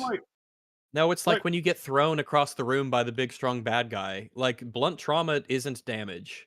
It's just a slight that is pause the to the attitude fight. of movies. We're, Yeah, we're already back to stabbing, like, that. Andor was a slashing, brief reprieve for a moment there, but now we're a back. reminder that actually getting hit really, really hard, like When a anywhere. hurt you. K2SO unit Yeah, throws you the that'll- fuck across a courtyard and you land on that Mhm. floor or against a wall, you very well might be dead. This in terms of a scene, like, again, it just feels pretty straightforward. Like, if Riri is going to be really awesome at like engineering and building stuff, you got to give her a trade-off, and the obvious trade-off would be like, oh well, she can't really fight. Yeah, look at her. She's really Tony's small. not winning a fight. Like, look at what happened when Tony went up to fight Winter Soldier. It's just like, oh yeah, instantly knocked And he out, knew he was basically, losing that. He was just going to try and delay Yeah. him. just instantly. I mean, God, like it's just so straightforward. If you're gonna make her really, it's like a video game, right? The skill points, you need to make choices about what you're gonna be good at. You can be an all-rounder like Mario, like how Mario is kind of the balanced choice in basically every Mario game. But when you're picking it's those an element points, if you of- want to be really good at something, you got to be kind of bad at something else. And it feels like fighting should be the obvious one. That the suit is doing a Yeah, lot and of the work. It's like if you're making a character for your tabletop game, D&D, Pathfinder, Warhammer, or whatever. It's just more interesting to play a character who has these very definitive flaws that you can lean into for just the sake of it being interesting. Like I'm playing a character in a Warhammer game right now. It's an old war veteran who's very good at a lot of soldier stuff, but he's not well educated. He can't read, and he has like personal foibles and things of that nature. And it's neat to lean into those. It feels like you're playing a sort of developed character who isn't just some OC for your fucking Marvel show who's To bring it up, amazing at but, everything. in Iron Man 3, Tony had to like kind of try to do clever things to beat the extremist people because he ain't beating them in a fight. Got to use that brain. My Yeah. brand. But somehow Riri is almost able to beat them just through sheer combat, which is bullshit. There's no fucking way. However, she's able to trap them in a bubble because she's like, "Oh, if you're gonna kill me, then do it now and make it quick." So one of them pulls out a gun because It's they've like, had a gun this what? entire time. You had this thought. Why are you fucking around? Is they What- stupid? what They is- like to do punch. 'Cause- All right. Yeah, then they shoot the bullet, but the bullet gets trapped in the bubble because they're actually standing on the God's watch bubble. that Xavier gave her earlier on. I When he mean, gave it if to she her. had it, well, as soon as she got in trouble, why didn't she just put the watch on? Like during all of this, why didn't she just put I it don't on know. and then be like, "Oh, cool, you can't get me. I'm actually safe, entirely, completely, 100% safe," and then just Yeah, no roll out clue. of there. I- like, I just couldn't tell She you. just had in her pocket essentially something that could have protected her instantly from all of this. What was she thinking? She wasn't. She wasn't, because Riri is stupid. Riri is actually, that's why I started off this whole like episode by saying, remember that she's supposed to be insanely intelligent, and think about the fact that her stupidity in the show is the reason for almost all of the issues and decisions that she makes. Riri is an extremely stupid character. She's actually one of the dumbest I've ever seen in these shows. Almost every decision Are you she sure? makes is That's because when we talk about the amount of things that she decides to do in this show and the things she doesn't realize and the decisions that she makes, her track record is abysmal for how many we get. it really is, but like you gotta because I'm sure there's stiff competition. You know how recency bias is generally pointed to as like a thing that will lead people to say that something is better than it actually is. I'm not saying that's what's actually happening here because it might just be a matter of not even being There's able an to element 'cause remember it's fresh in very my mind. well. Yeah, it's fresh compared to because a lot of people have said this is one of the better Marvel shows, and on its face you might be like, man, that's farcical. It might be just by virtue of how bad a lot of these shows have actually truly like 1 out of 10 territory that this show kind of can't even get to because it's not even dealing with time and space. It is like awful. It's horrendous. But like we're dealing with a world of Lokis and She-Hulks, like and secret invasions. You know what I mean? Like that's the reality of its competition. Some of the chat's actually bringing up a good point. I didn't write it down because at this point I was really mentally starting to check out. I'm just gonna be honest. I'm just gonna keep it real with y'all. But yeah, the twins. The Riri essentially says to the twins before they attempt to shoot her that her death isn't even gonna make the news, and they're like, "Wow, that's sad." But it would. So This would It definitely be obviously on the would. news. Yeah. A person that, like, two people came into a White Castle specifically to assassinate an individual. It was weird as hell. And the fact that it's her and she has done all of these things that the film just Yeah, tries she's to also- black hole as accomplishments of hers. So Yeah, she's also got like a level of fame, and it could be billed as like or titled as a X.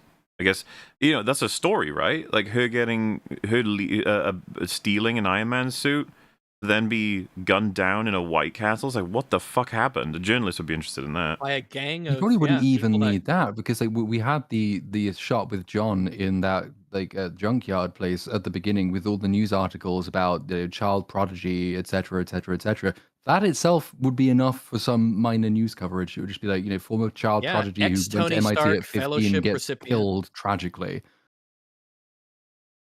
Yeah, and I mean, all the people that got booed out of that White Castle are reporting this already. Like Rag said, the police would be on their way.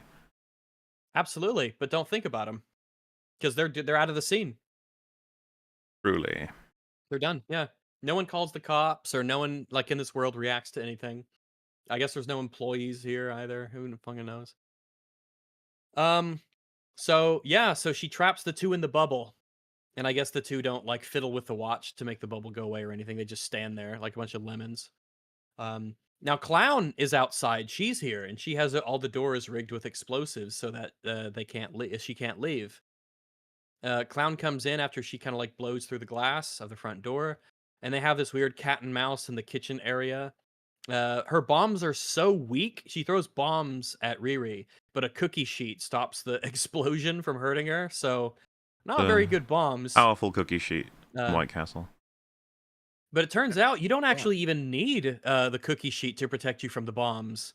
Because Riri uses a gas tank in a tube, and she knocks off the handle, and it shoots the gas tank at Clown, and Clown flies through the air and smashes into a table, drops a live Somehow. grenade. Oh yeah, she's fine. She's fine. She How? smashes into a table, drops a live grenade. Well, you The gotta show 'em. grenade blows up. You gotta No, I show it. don't. The grenade blows up right next to her, but she's fine. What kind of grenade is this? What's the point of a grenade Shitty that you're ones. trying to use to kill someone if like the explosions don't do anything? It's You how got- it's a trope that when you have an explosives expert on your team, what they want to do is get as close to their target as possible with Oh, all their God, high yeah. explosives. And so she's deliberately toned them down for the sake of drama. She's a naturally dramatic person. Yeah, that makes sense. Yeah. You gotta show it, Molly. You gotta show no. that the fucking No. yes. And let What the do you scene mean, play no? in You're full. depriving. That's true. It really lets the weight of the scene. You So don't the- want to those feel at like home, how which, they to be linger a fair, lot this has on the- already played, but now they can definitively see how it all comes together because it is a bit of brilliant bit of Cookie sheet filmmaking in takes her here. Yeah, There's you really want to make there's sure... some layers with the characters. It's like Alien. There's the fact that you refer to one of the characters as the clown all the time, and that's accurate is also an interesting element to all of this. The rare for Did, us. Did Riri kill any of the underwater people in Wakanda Forever? She must have, right, during that battle. Probably. Like she I doesn't don't really have remember a problem with like killing people, right? So is there any reason why she isn't just taking them all out? This would have been a kill, right? If not for just the should've miracle been, of plot yeah. armor. So I mean, getting hit It like is with the that, miracle of plot armor. That I will actually at was least referring more knock so you to the just... the thing that gets fired at her. It's like, dude, you got hit like by a big steel like object right in your chest that sent you flying several feet into a wall. Like your organs are soft. yeah, I could see her Like, being in enormous pain, all paralyzed, and basically minutes from death, probably. Yeah. Internal bleeding would be insane.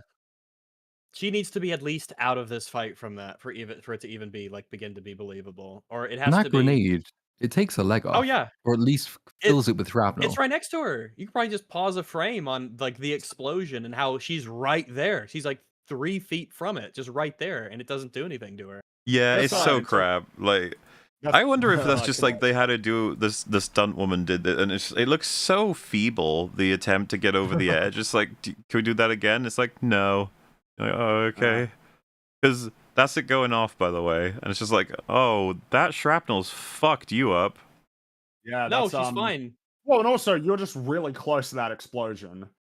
It's In right general, there. even But I putting don't to get it. one It's side the the CG shrapnel, the people force of the just explosion. have this explosion go when she Wait, clears it's it a little further. bit more. No. Well, maybe their logic is that you got to show her being somewhat close to the explosion because that's what's got to knock her out of the. She's not like knocked out, but like, oh man, I'm so Well, hurt. there's I that, gotta but lay there's here for a while. So it that could the just stuff be can as happen simple as outside. like it's more exciting for the viewer to be that close to an explosion. Like, look at it. Wow. This again, the reason why I bring up the Wakanda Forever thing is like, is there really any reason why like Riri wouldn't just be? They're trying to kill you. You know what I mean? Like, is there any reason why she'd be seemingly like making tremendous efforts to essentially like protect them in any way? Because they You are know, She writing this hasn't with a made season any. 2 in mind, and they want all of these people back because they are all good people fundamentally, and they will be on her side in her season Oh 2. yeah, I need more of them. That probably I would Like, need have I'm been not the saying story. like gotta get one of- more slug. I'm not saying Gotta like get if more one of them slug. got incapacitated that she would then like choke them out or something. But like, is there any reason why it seems like she's almost making an effort to essentially disarm them? Nothing rather in than universe, but I essentially, think Platoon's right that they want all these yeah, to back. bring the characters. They need to Well, save. Yeah, we we gotta talked get a little a bit about it. slug, a Star Wars story. Marvel has become it's complicated in terms of the nature of the sanitization because well, it's like in Wakanda Forever, right? A whole bunch of people will die. It's just not any of the named villains who are ultimately responsible for any of the conflicts. The minions will die, just the random goons, but Yeah, like random guards and the goons, actual yeah. like main people who are ultimately responsible for all of the destruction and the chaos are generally spared. So yeah, what an incredible action sequence that was. It was retarded through and through. It's not even done yet. There's plenty more retardation to come. Yeah, there's Because still Oh yeah. boy, that's what do you right. do if you've got her vulnerable because she doesn't have her suit? You have her suit in the back of a lorry. Let's drive the lorry with the suit in it at her as she runs straight down the road rather than turning off to the fucking Yeah, it's side. And then, oh no, the suit saves her. Who could have seen this Why coming? is classic she running Prometheus. straight? This Yeah, is like, worse just than That's follow your literally Prometheus. my car. notes. It's a road. Yes. It's a literal road. Like, you know how Just this get works. off the Slug, Just go road. left Get or behind the right. Yeah, so- cars. Yeah, I've got Riri is she's using I'm gonna the outrun a Prometheus school of car. running away from things Don't to run a car. It's a truck. It's a vehicle. What are you doing? Just move to the right. Get behind the cars. Get off the So road. stupid. And by the way, this is But, the yeah. scene I saw shared the most as an attempt to try and say Yes. this show is good. And I was just like, really, this one? I guess so. Yeah, fine. Like, you haven't got anything else to work with. Well, I think this is a clear example. Like the idea that they had was suit gets her, she turns around and then stops the truck, and they were so attached to that they didn't think, yeah, but why would she like run straight? Why wouldn't she just like run off to the right? Well, why and get wouldn't the behind one of those suit have cars? stopped the car? Smartest What girl. the hell took the suit so long? The suit shouldn't even be trapped by that magnet. Its arms and legs are free. It can do whatever it wants. And do you see the AI select the buzzsaw? It's like boop, boop, Yeah. boop. It's like, Ooh, you buzzsaw. It's like, are you move a serious? bit faster? Yeah. It's slower than a human. it's like, come on. I miss Jarvis. Jarvis is I awesome. just Yeah. do.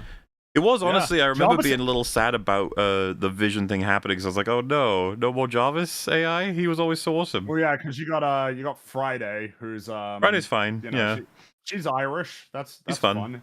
It's just but yeah, no, Jarvis would be a good example of like how do you create an AI that is fundamentally functional and competent, but also does have a personality, has a little bit of snark, a little bit of wit. You know, Jarvis is a Yeah, bit we gotta have cheeky. I mean, Cortana is like an excellent sort of blueprint. Yeah, to Cortana's a good kinda use example. for- She doesn't Yeah. make jokes to the detriment of actually like being of service, basically. yeah.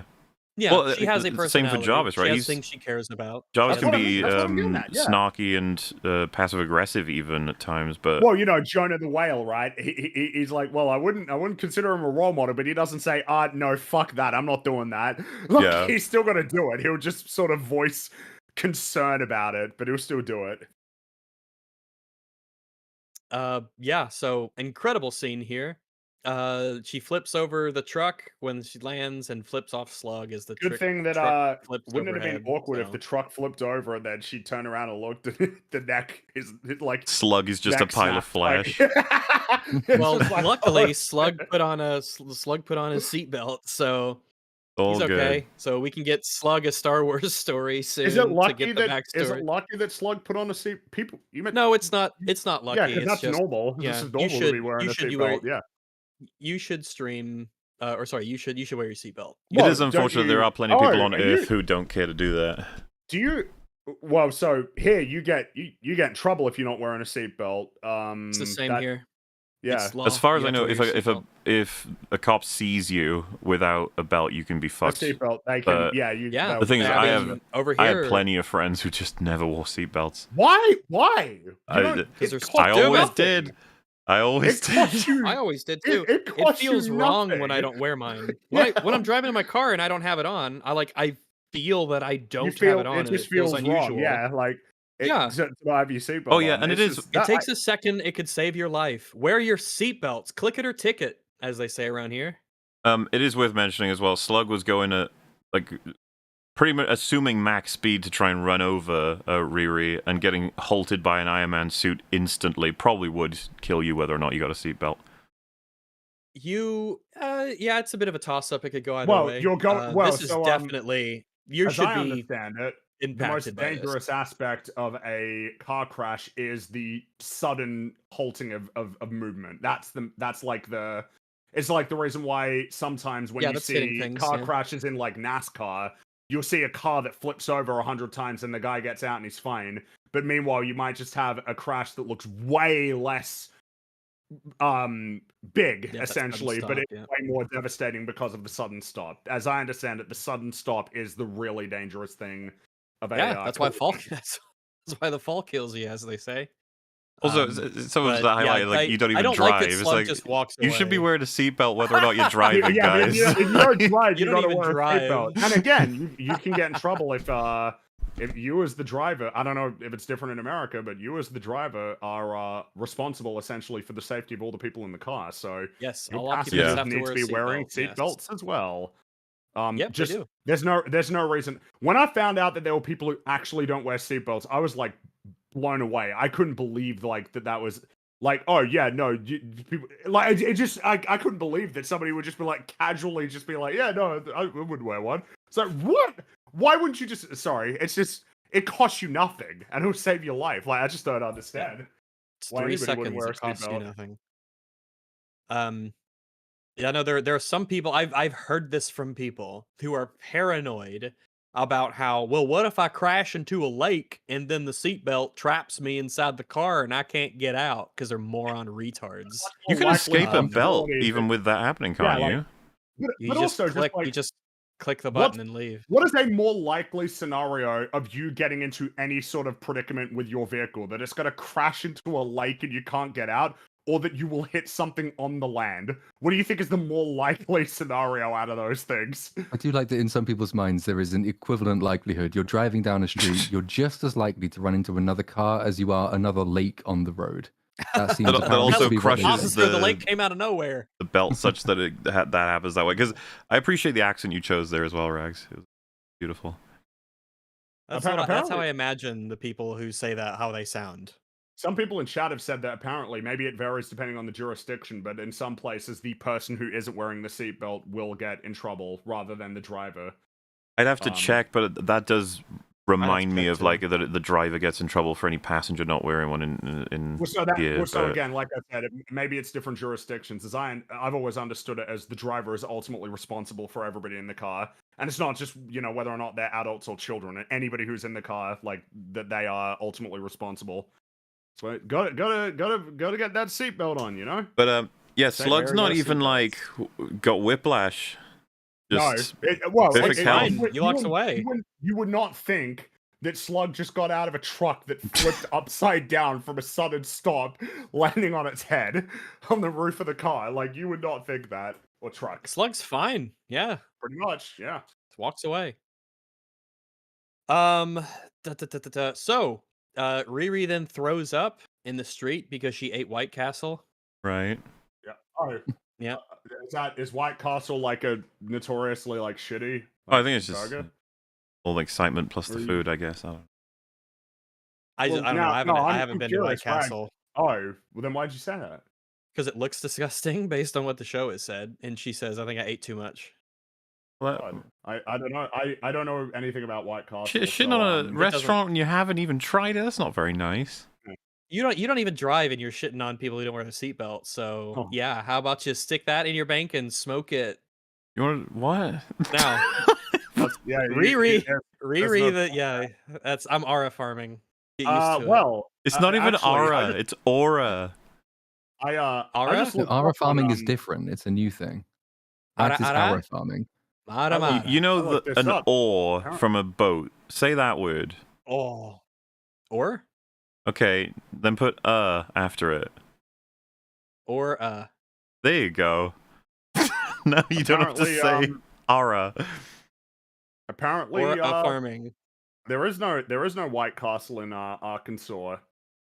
Oof. Yeah, I haven't seen any, so maybe it's a Oh, regional Oh, do you think thing, this 'cause is we have- you've uncovered region- the true things? Like they chose not to be in Arkansas, and Rags was like, yeah, well, I don't fucking Well- like you either. Well, I guess it's because If 'cause they I guess serve that's the people thing like is- Riri Williams, I don't want to have anything. I don't mean black people. I mean her specifically. But if they serve people like Just to Riri clarify. Williams, I don't want to have. Just to clarify, all right? Because Apparently- I hit the occasional Popeyes every once in a while. Okay, and we have a good one near me. apparently, yeah, according to Wikipedia, it's only in the Midwest, New York, Las Vegas, Phoenix, and Orlando.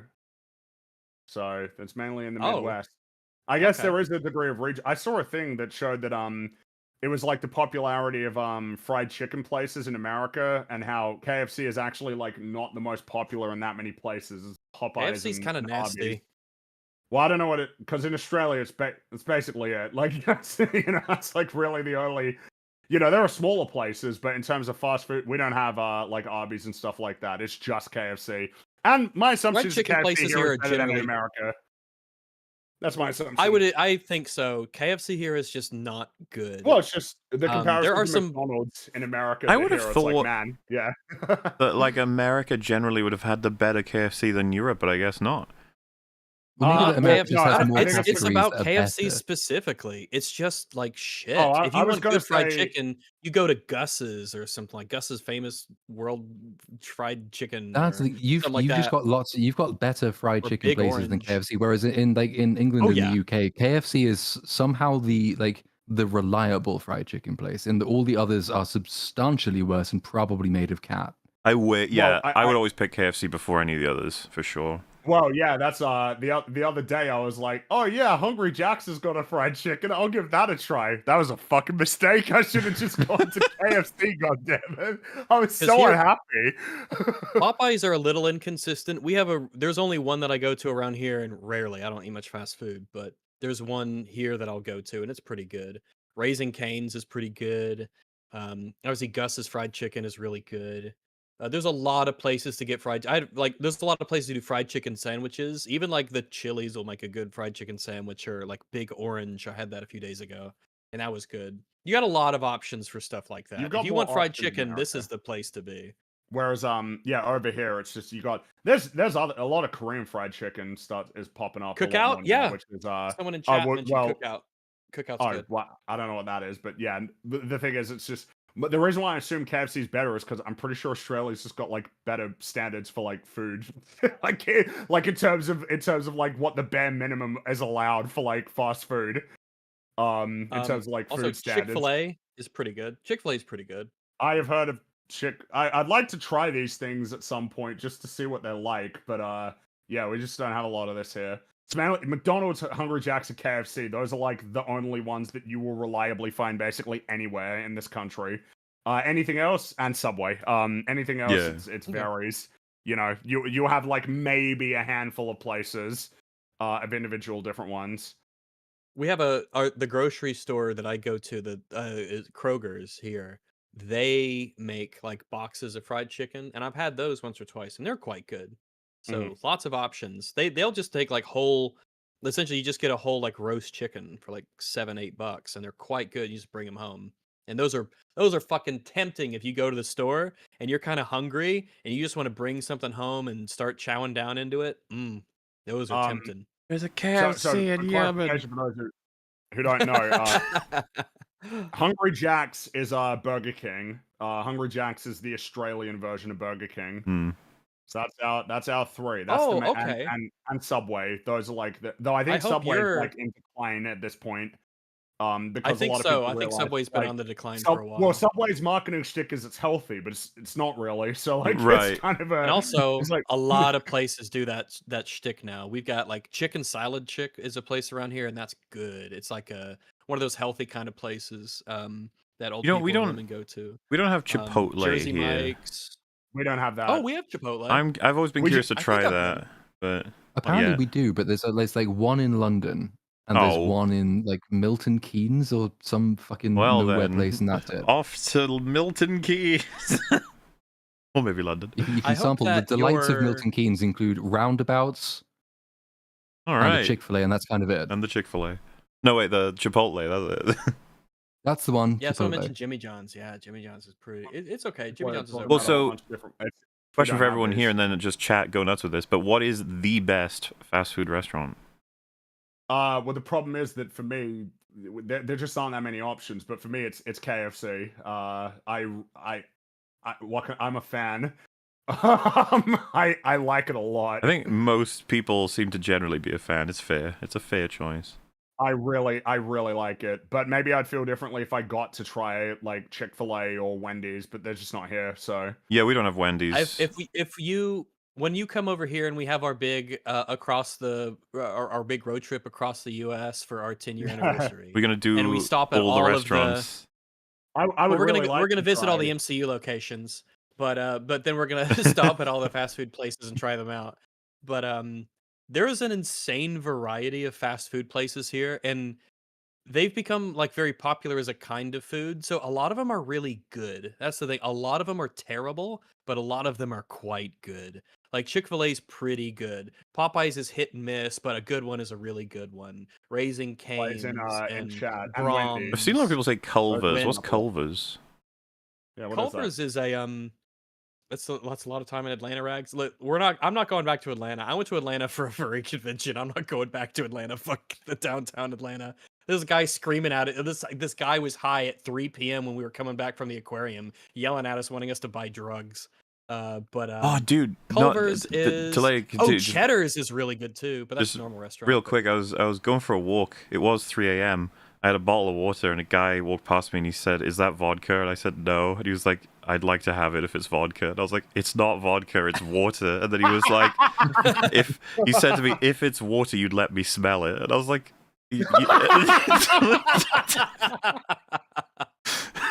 This poor guy needs help. Well, the funny Oh, thing by the was, way, I there have was like not been none to a left. Culver's. So I was just like, maybe it's just worth having the water, like instead of the vodka. And he was just like, "Oh, it is water. Never mind." And I was just like, "Okay." Weirdest fucking One of the- interaction.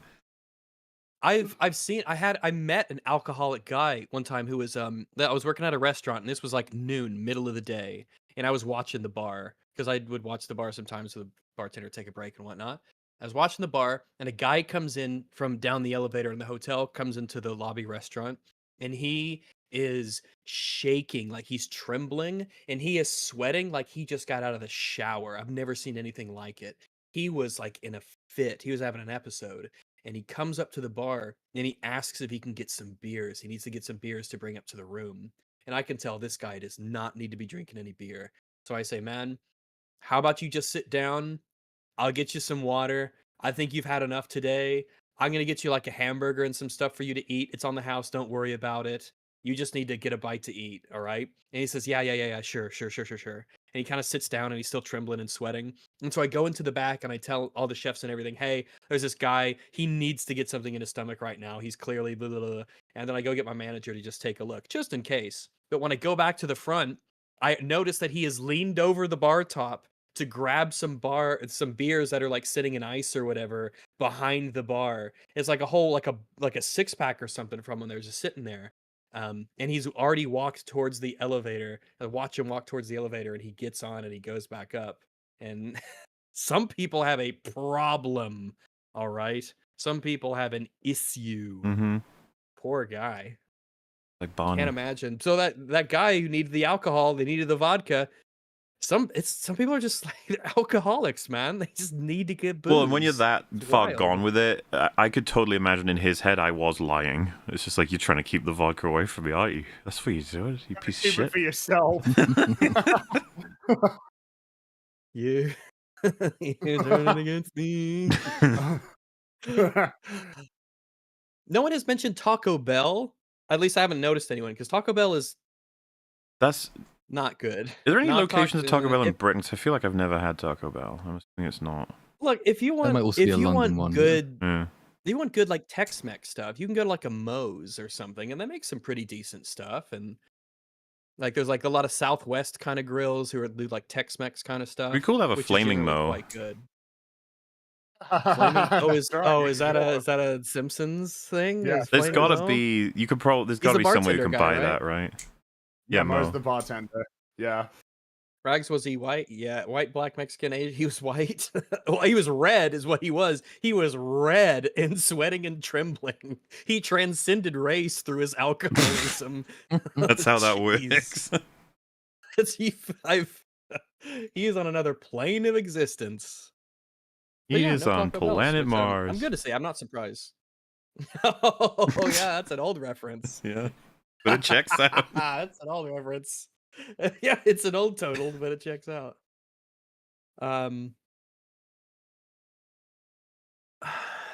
Riri confronts the AI for leaving her vulnerable without the suit.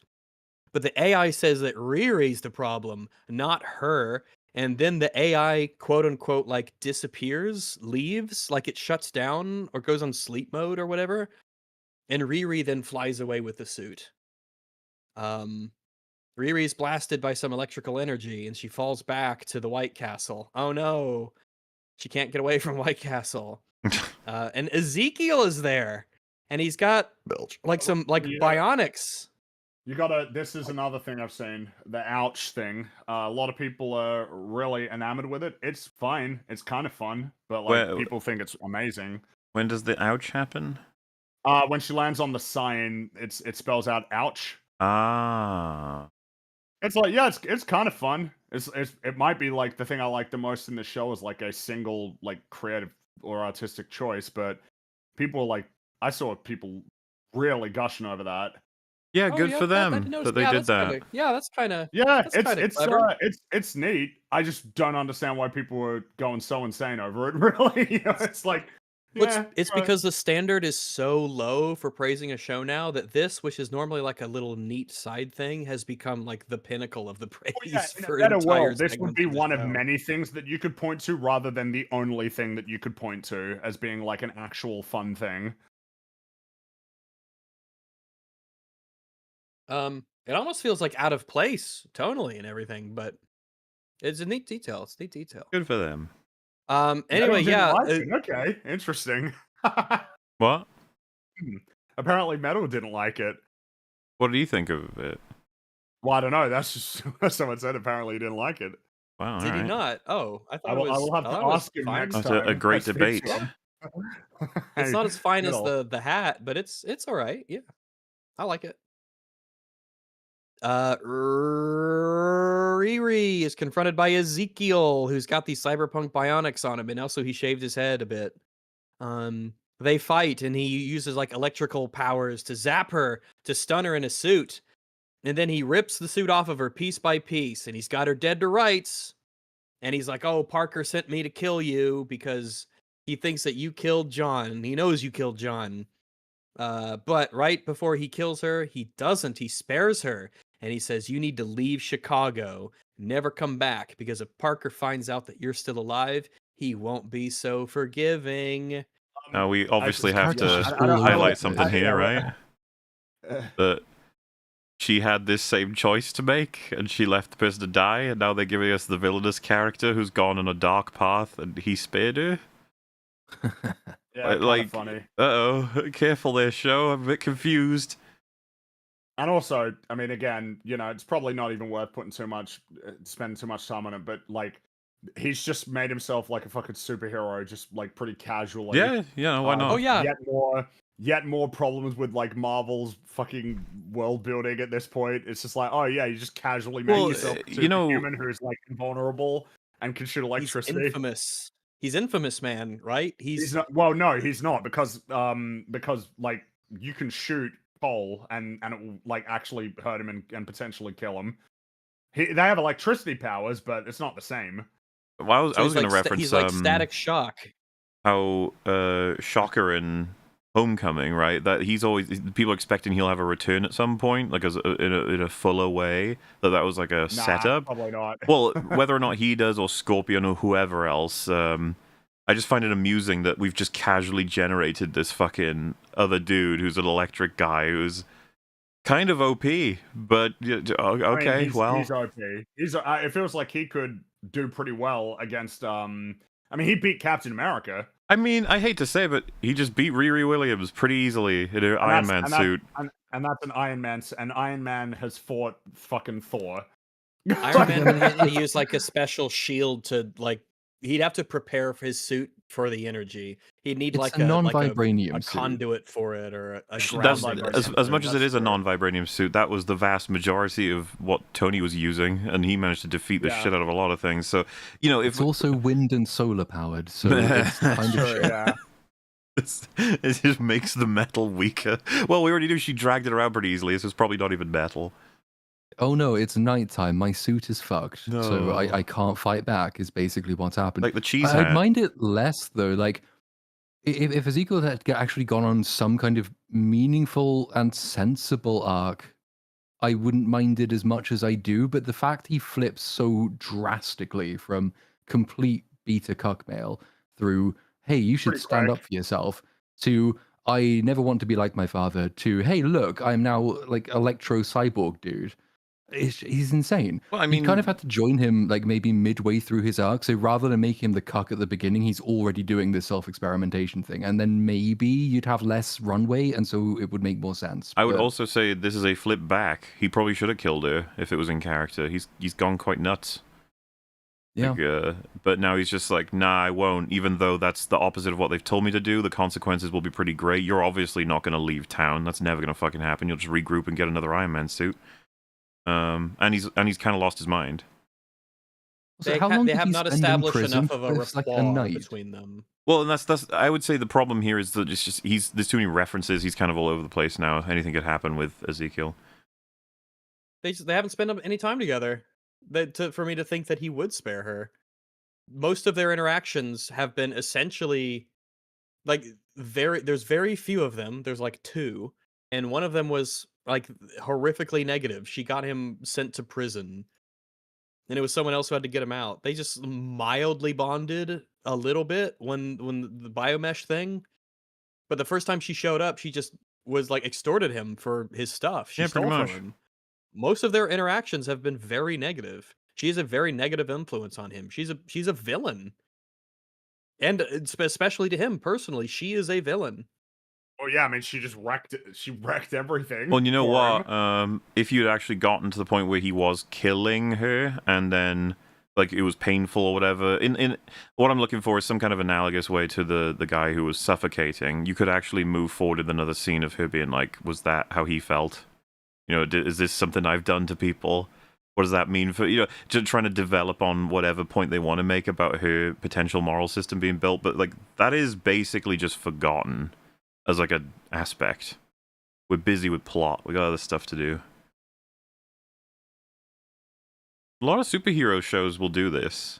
They gotta wonder if they're willing to kill and stuff. Why is it so weird that it was thrown in? Well, It's like, oh, you wouldn't do that unless you're gonna explore it, right? And it's like, hmm.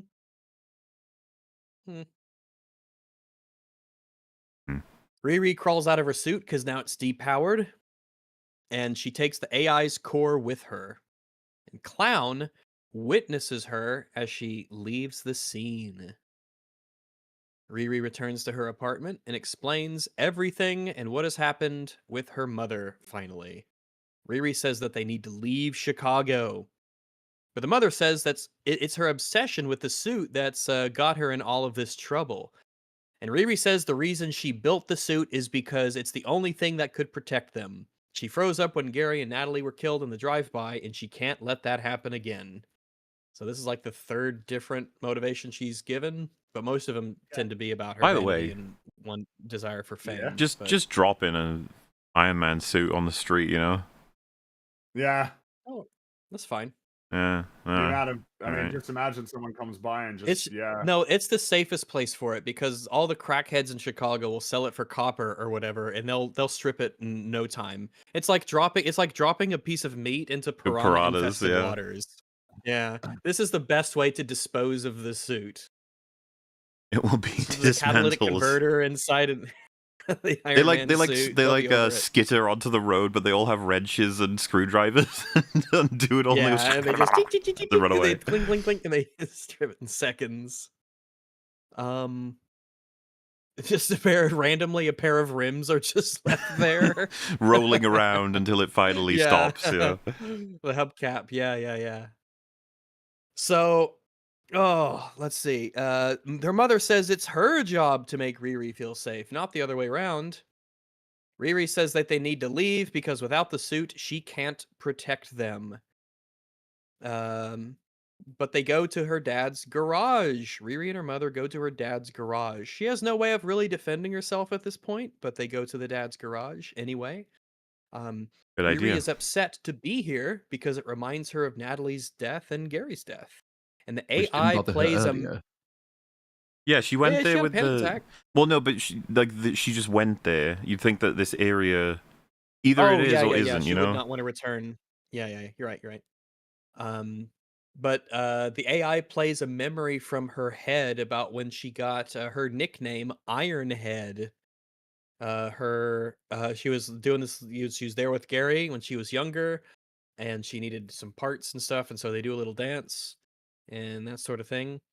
And the AI says Riri turns it off midway through and asks AI, "What's the point of the memory?" And the AI says that Riri's trying to forget memories so that she can lose the bad ones, but that means she also loses the memories worth remembering. They're really Probably the trying to strongest make up for lost scene- time. It might Yeah, like I this. think this- so. This little sequence, I was so. like, this is bordering on being back to a TV show, maybe the first time ever. The problem is, like, it belongs in a different TV show. isolation. Is kind of the problem. Yeah, this Yeah, scene specifically. Completely compartmentalized. This scene in isolation is pretty good. Because it's a good message the AI says, and it's a good scene with the acting with the dad and the little girl and doing the dance in the garage, and like I get it, but it's just surrounded by the rest of the entirety of the show in the context of who these characters are and how much I want them to die. So that kind of ruins it a bit, but the scene's good. The scene in isolation's good. Riri says that Chicago is home and she has to build a suit, but she has nothing to build it with.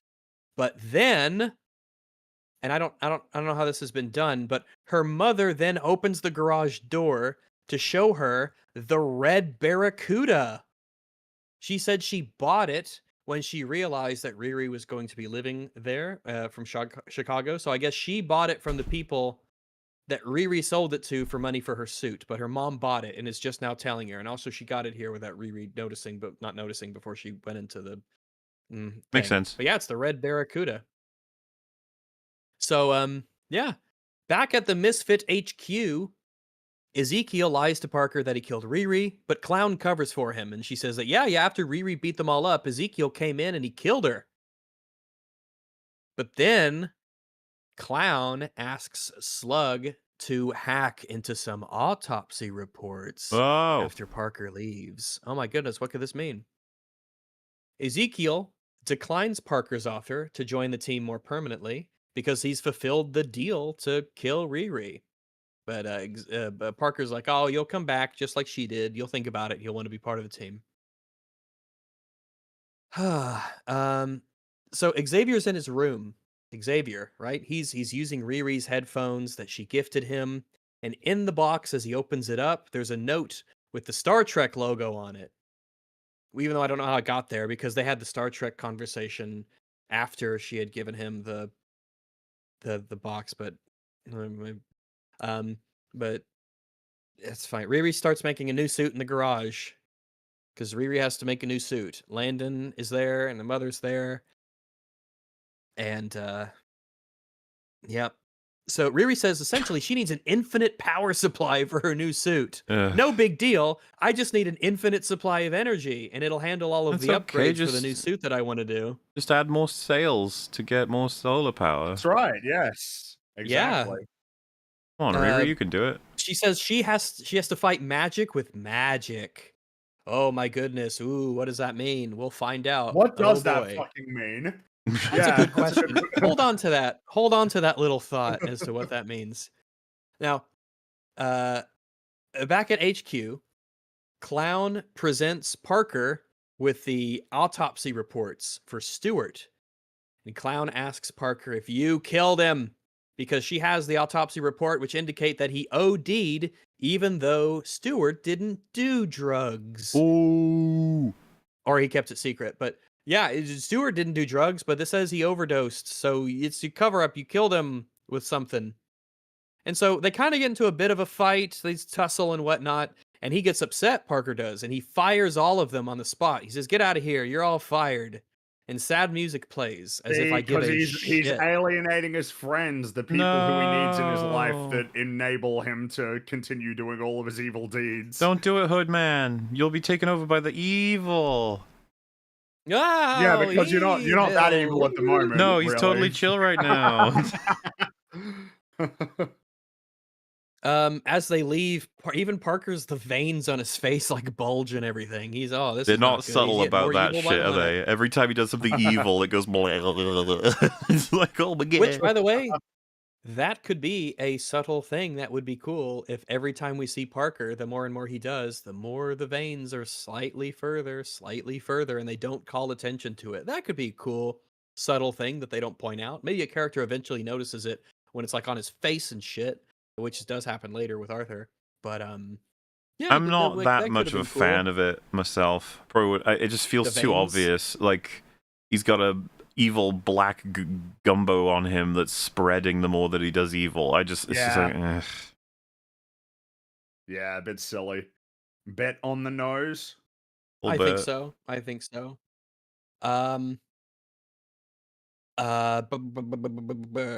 Back at the garage, Zelma has arrived at the garage as Riri is discussing getting power from Dormammu.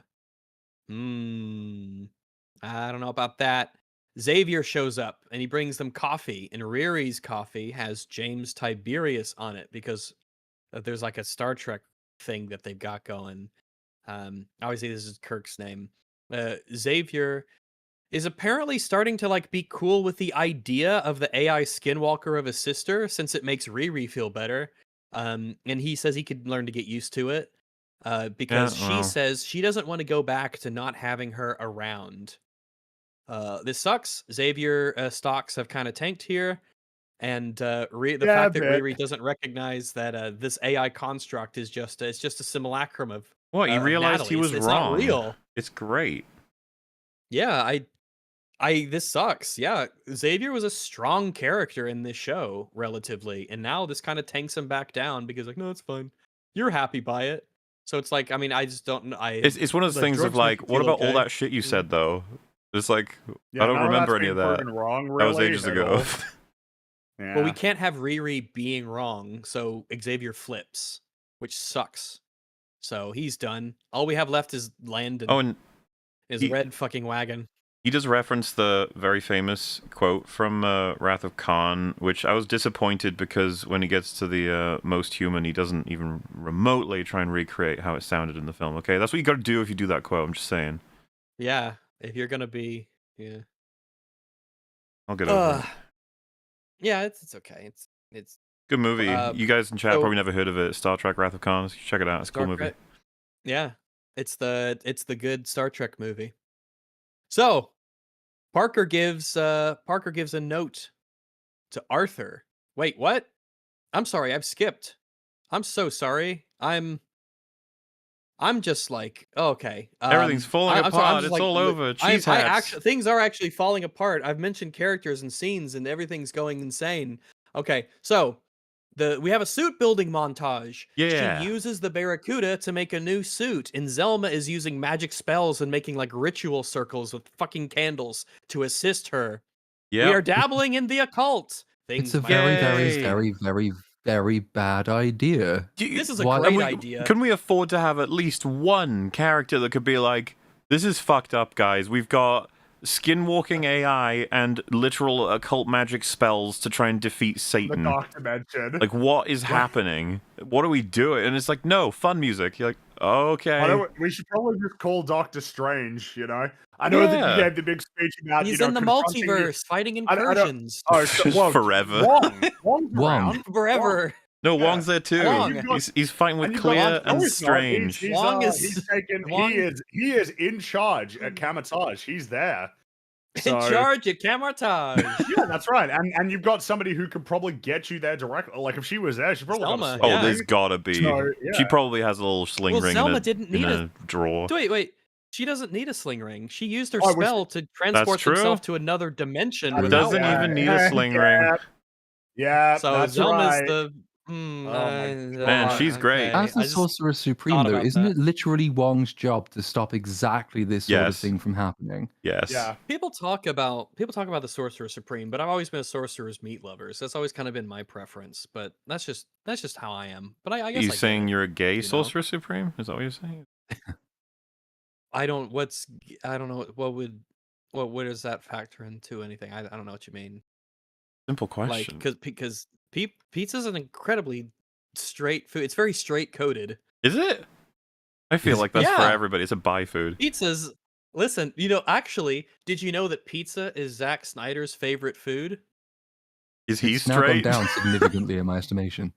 No, because it's all edge and no point. Oh, hey, Oh my god. Man, Oh, you brutalized that poor hey. man. But it's not even true. Frags. It does have a point. If you cut it in triangles, it No, has no, three that's if you Well, cut it that's- though. well, That's if you that's cut it. different. That's after you cut it. Got a point. Well, Unlike the spirit pizza. of the Cut the the spirit pizza. of the pizza joke is pre-cut. How could you If do you that to don't Zack make it cut, Snyder you- after he's had to face the failures of 3 movies in a row?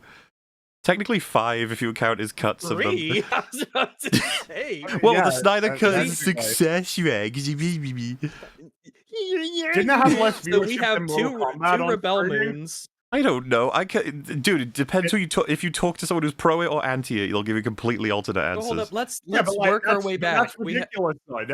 There is just the truth. Like, There's just the truth. Grok, is this we, true? we need to Grok was we have- Snyder Tell me, cut am I supposed to successful. Believe this or not? Grok. Grok, am I right? Grok- No. Oh Grok- man, Grok is compromised. Grok is propaganda. compromised. Grok. I'm gonna fix this. I'll get on Slug this. his ass, I'll get Grok. this sorted. Well, yeah, because we have. We can work back. Zack Snyder made Rebel Moon, A Song of Lava and Obsidian, Rebel Moon, The Beginning of Madness. We have Angel of Dark or Army of the Dead. Sorry, I'm losing my mind. We had before that. We had the Snyder cut. Yeah, Army of the Yeah. Dead. I totally forgot about that. That was, when I I said actually Yeah, forgot you that. did. when I Yeah. said 3, I meant Rebel Moon, and Army of the Dead. But they're a special Rebel kind of What failure are the because at names least of with the those Snyder cut, movies? it got its celebration from whoever. But that's why I went to 5 because I was like, well, there's technically 2 other versions of the 2 Rebel Moons that Netflix desperately wanted him to be successful with. But all of that was fail to the point where isn't Rebel Moon wrapped now as like a IP? Oh, I'm surely it is right. I Unless they remember put 'em reading all something together. about how it's like officially canned or there's no work that's planning to be done with it, even though it's supposed to be like a game and more movies and more whatever. Because it was planned as a Isn't it franchise. like a mobile game or How something. many times have they planned a franchise and it actually worked? That wasn't already a It's hard to franchise. Hard to think of one, honestly. I mean, Concord got pretty close, to be fair.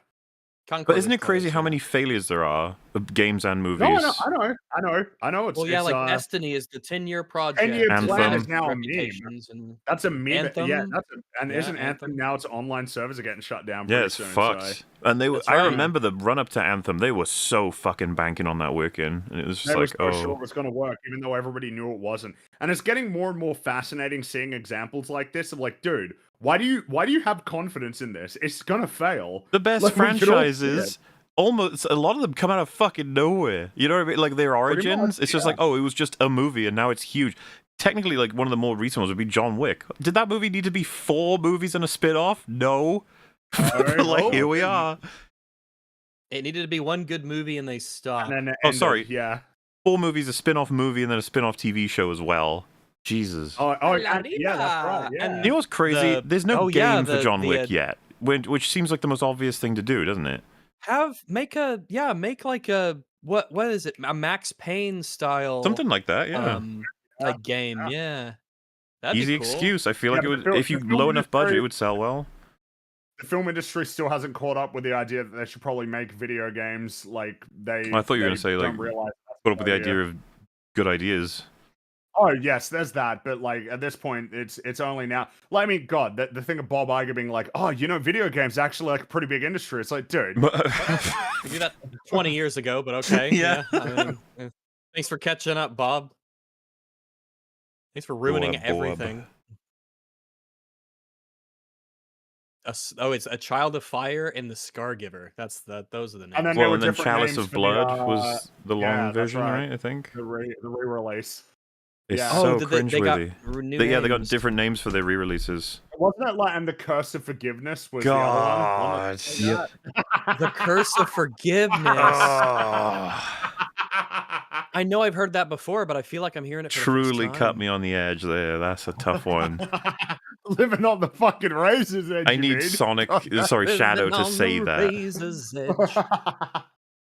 with a lightsaber that's black. He has to hold that as well. No, I thought you were going no, it's edgier if he's just got like a M4. No, give him this lightsaber as well. That's his weapon. But when we're combining IPs, we need that. What was the other one that we were talking about? We were comparing the lightsaber to something. What was the edgy weapon? Oh, the flaming sword. Oh, the from, flaming from sword, How to yeah. Train- the terrible sequels. To The How to flaming Train Your sword, Dragon. the black lightsaber, probably Mandalorian armor at this point. At least Mando himself, all the silvery shit. You know, it's like 'cause he's super cool. Maybe I can't take too much from Star Wars all at once. He'd be riding a Rancor as well, of course. Oh yes. Rancors are really cool. Oh, like a no, that's Filoni. I almost said like a wolf Rancor. A wolf I core. mixed up my wolf core. That's my favorite music genre is wolf core. Hell yeah. So much That's good what media out Powerwolf there. is, right? Wolf core. Powerwolf is wolf core. Supposed to power metal, but yeah, sure. So close. I think it's wolf core because it's got wolf in the name, right? You know what? You are correct. Well, trying to keep up my reputation here. Mm-hmm. So, Ezekiel goes back to his house, but his powers don't work anymore. He's trying to zap that bitch Karen from across the street. He's like, you know Waiting what? for him I got to, powers now. I'm gonna. Yeah. And he's about to destroy it. do it. And it's the most investment I've ever had in anything ever. But his powers don't work. I was like, how come my powers don't work? I was gonna zap this cunt.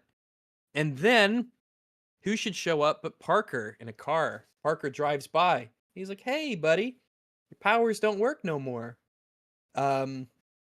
It's kind of weird how that happened, right? And so Parker says that he has full control of the power in Ezekiel's body. I guess. All right.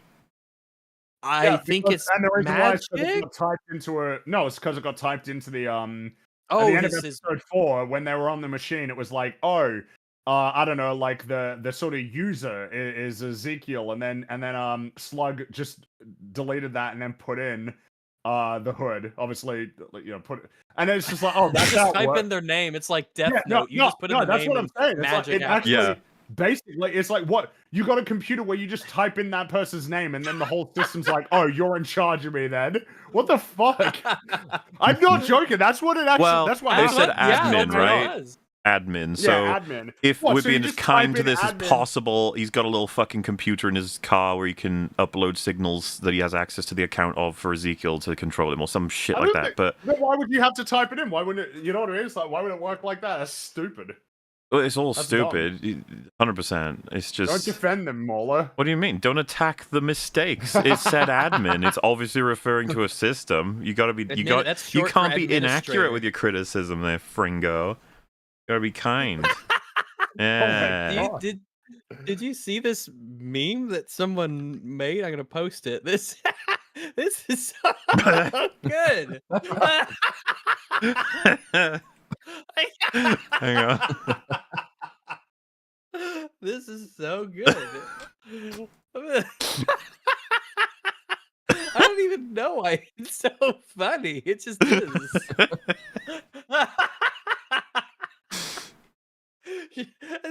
He took a perfectly fine hat and put your two. I still don't think she pulls this hat off. I'm sorry. That's because it's got shit written all over it. And It's got shit all over it. it's got some like passive aggressive like girl boss bullshit on it. No one, it ruins the aesthetic.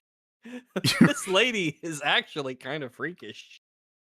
Well, careful. She'll cast a spell It's- on you, buddy. Well, she'll just yeah, it's like I don't know. I just I don't know. I'm amused by that everyone chose the classic witch hat, and she chose this hat, and she's the only witch with it. With the "you're too good howdy, for partner. him" on it You want as to come and well. cast some spells? They all have the classic black cat, and she has like a fucking swan. An alligator. Yeah, an alligator.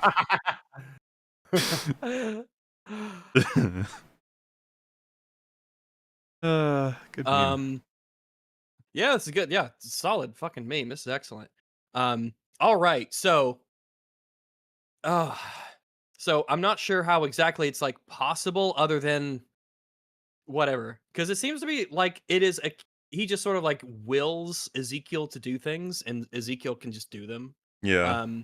But yeah, he That tells part's Ezekiel ridiculous because because it would be like you'd have to have a voice recognition software that then wirelessly transfers to a program that has to recognize the account, I guess, and then it can as the upload, hood. This is the voice of the hood. the override admin. his system 'Cause that he's is, for called some reason that. is integrated in his biology with actual. It's like, what have we created here? Like, what technology is this? This seems very unethical. I'm just saying, guys. Wait a minute, the hood is don't- evil? I think the hood might be a Oh bad my guy. god. So they get in the car. Ezekiel's like, get in the car, and he like forces him to walk into the car. But it's like an awkward walk for a few moments. He's like do you remember, in Men in Black? When the farmer gets taken over by the alien and he kind of Oh, walks yeah. all fucked up and weird. He kind of walks like that for a little bit. But then he's back to sort of normal walking a little bit. So I'm not usually fashion police, but the suit with the cloak looks just unbelievably shit. I don't think I remember This- being less intimidated by a villain walking toward me than this guy with his stupid suit. It's just a nice suit, but it's got this clashing hood over it that's like It's got this ratty clown and inside weird it as looking. well. Yeah. Yeah, it's also got this guy. Oh god, he really does I look. think it looks silly. It's like there's so many ways to describe it. Like a kid who is like super rich went to the Halloween store, really liked the little cape they were selling, and put it on. It's like, Dad, look at me. Yeah, like a 7-year-old. You're like, oh He's god. funny, yeah. I don't even think, like, as weird as this sounds, he's not pulling off the pistols either. The Well, pistols the look pistols bad. make no sense. The So, like, pistols look his- bad. The pistols are shit, but like his unique ability is that he can bend bullets, and yet not once across this entire show does the ability to bend bullets actually change anything about anything he does. He can also turn invisible and just get in line for a straight shot, as he could have just done there. But like for some reason, I guess they thought it looked cool. It's like, no, let's have them also curve because gimmicks are good. That's how you do characters. It's just not working. Sorry, bud. And also Ezekiel's just dressed.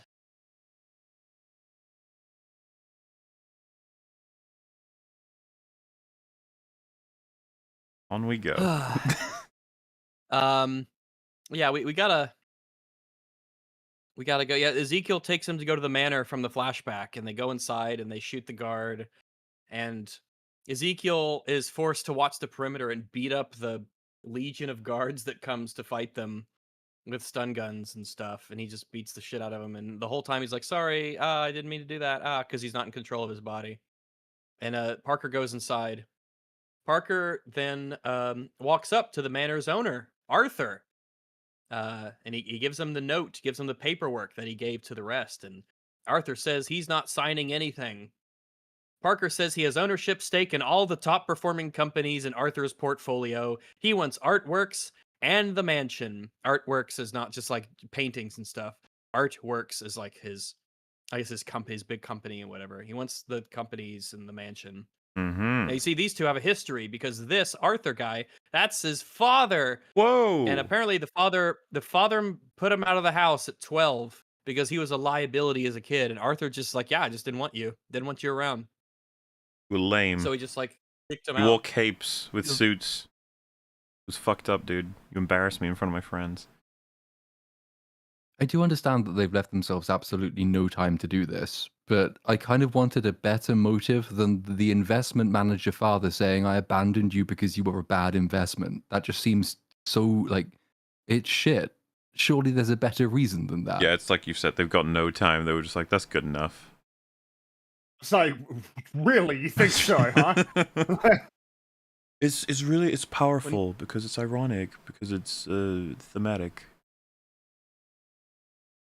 So Parker puts a gun to Arthur's head, and then Arthur signs because of the gun and the implications that sort of carries with it. And then Parker says, if you talk to the cops or you come back, I'll kill you. And Arthur leaves. He's no longer a part of the story. Bye. I'll miss him. Yeah. So, I mean, all of the criticisms for like you can't just sign away everything like that, and it's obviously it's under duress and blah blah blah. But that's apparently just how it works. You just sign a piece of paperwork and you have all Just the done, stuff yeah. now. Forever. Yeah. Arthur leaves. Parker sits down in the fancy chair, and then he hears evil whispers. Meanwhile, Riri has finished the suit. And I just don't believe it. I just don't believe it's possible that she could have possibly built this suit. Is this new suit, again, with the stuff in like some old mechanic's garage and the stuff they find line. I just don't believe it at all. But she asks Zelma to juice her up with magic. But Zelma says there's gonna, with magic, there's always a cost for it. Why didn't you so you'd be like, oh, really? Like what? No, Riri agrees without knowing what the cost is. It's just like a fucking gamble. All right. It'll cost me something. Who knows? Imagine she said like it could be your my skin. arm, my You're just soul, like, oh, geez, that would be bad if it was that. It's like, But yeah, this but is Riri. it could All also she be a has is her poster. skin. It could also be some wheels outside. Also, it's like it could be anything. It's just like, oh, that's like a really bad crapshoot. Like, could it be one of my family members? Like, yep. Like, oh wow, that could be bad. Maybe I shouldn't do this. Nah, it's fine. So they do a magic ritual. Magic ritual. Oh, spirits, occult. Ooh. And Don't the you AI. enjoy that, essentially, because people are like, oh man, magic, like that's so cool. Like magic and tech, it's like, what is the magic? Oh, it just powers it up. Yep. It's like no spells. Well, or and by the way, it's just it powers the suit. The That's it. cost is not quite what you'd imagine from what she had said, as in there's like an exchange and you must sacrifice something in order to gain something, or like in a magical way. It's not that. It's just that what it is can't. There's not enough space for two things. Not enough space. That's Yeah. it. That's the That cost. feels like it's not in the spirit of the cost of magic. The like, stupidness can't of it. fit on the hard drive. If she had said, you know, when you said the price, what do you mean? She goes, oh, well, I just mean it takes up hard drive space. Probably so much so that maybe there's not enough room for some of the stuff on there. Got anything you kind of care about you would never want deleted? And it's like, oh, I guess I could back up the AI. And then they go, no, you don't need to do that because you've already done that, because that's an obvious thing that the AI itself would have done and you would have done. You know, you don't need to back it up because, of course, that would be ridiculous if you only had one version of it. Because that would be stupid. And that would never happen. No. Yeah, magic ritual. Spooky. The AI glitches out and something's going on. There's confusion. Oh no, scary music. The reactor cannot handle the magic and the AI. Oh no. I guess. So Riri tries to tether the AI to the laptop, but it doesn't work. Oh no, it failed. Thank God. Hopefully the AI is gone forever. End of the episode. just remarkably funny to me. That a lot of the characters don't know how to feel about it because, like realistically, it's just like, okay, I guess, you know, like, oh no. Man, all right, bye. This wasn't a person or Yeah, anything. the This was witch just like lady a weird is digital. The witch lady has an expression of sort of like, lol, oops. She's just, that's gone. Obviously, Riri's fucking distraught, and I just thought it was funny that it cuts to, you tried to copy it, and you only got to like 88 or 90%. You're just like, what? What does that even mean? It's like, you couldn't copy the rest So because you the couldn't find it AI is anymore. retarded now? Well, I was or gonna say, what? it's like, you've got 88%. When the AI comes back I and mean, like, hello, Riri. isn't how that are enough? you?" And then Of just course, like- if you don't want to get a little bit too into certain like things, trains. is a copy the same as the original? well, yeah, I mean, that's the thing. Don't even start. I just don't get how, Because the show doesn't. in the course of discovering, somehow Witch Lady knew that the AI was being deleted. Like, that's just information she has that she didn't tell her before, of course. But it's like, oh god, quick, copy her. They get this far. It's like, so we already took. What? How was this something you already did? Why wouldn't this AI that's infected all of your technology anyway, like, it's based in the suit and such that it like would be deleted? Like, is that how it? I'm trying to follow this nonsense. It's like, well, but the other suit you had fucking crashed and burned on the street, and then it was in your necklace. Is it stored in that, and that's connected to the suit? Earlier in the movie, we established there was already a direct line between the laptop and the suit that the AI could flip across in the space of half a second. So, like, it could have just done that. But like, even discarding all the mechanical fuckery, I don't understand how, as a writer, you like arrange this in such a way that there isn't a choice element to it. Because like that's where the drama of the scene is. The drama of the scene isn't, oh no, by unexpected fuckery, the AI is dead. It's, you have a choice now, Riri. To beat the Hood, you have to use magic, but to use magic, you have to sacrifice your friend. Will you see her die again? You have to make this choice. And she has to make the choice to get rid of Natalie, and she can promise to bring her back, not knowing she'll do it. But like, that's a powerful-ish kind of scene, more so than just, oh, that's a kerfuffle. I don't know what happened. Yeah, whoops. I'm sure it'll be fine in the long run. Oh well. Rip. I'll just make a deal with Satan, it'll be fine. Well, but I mean, the other awkward thing for all the audience is like, can I just make her again?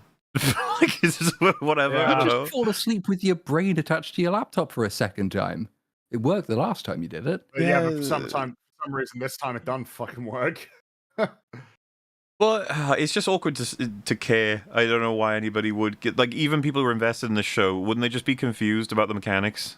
Like, I don't know, is she gone for like ever? What does that mean?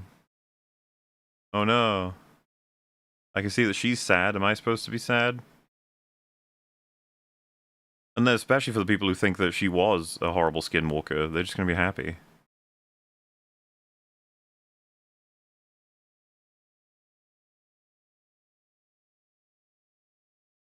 Silence. Sorry, I was looking at something else. I do agree though. Episode 6. The past is the past. Good name. Wow, good Incredible. name. The thing is what it is. It doesn't have any other choice, really. We return to the flashback where John and Parker are at Arthur's manor. While running away from the guards after killing the man inside, he bumps into a man in a tunnel in the park. A man with a red hood. Ooh. The man summons a door in the tunnel, Ooh. and a whisper says, "Go in, let me help you," Ooh. as the guards get closer. Parker goes into the door, and the guards should have seen all this happen, but Parker goes into the door, and it's like a pizza shop. On the side of the tunnel, it's like magic. It's like a portal into the thing. This thing. Now the guy in the hood, who's played by Sacha Baron Cohen. Okay. I think he's a good casting for this. I could see it working. Well, I mean, we you know, can I see cut it. to the chase I see it. somewhat. Everyone's been waiting for when they're going to bring Mephisto in. We'd suggested years and years ago that it was always a good move at any time because you can just blame everything on him. He's been fucking with everything. Like, he can explain a lot because he's basically Satan and can make deals and can fuck with reality. There's lots you can do with him.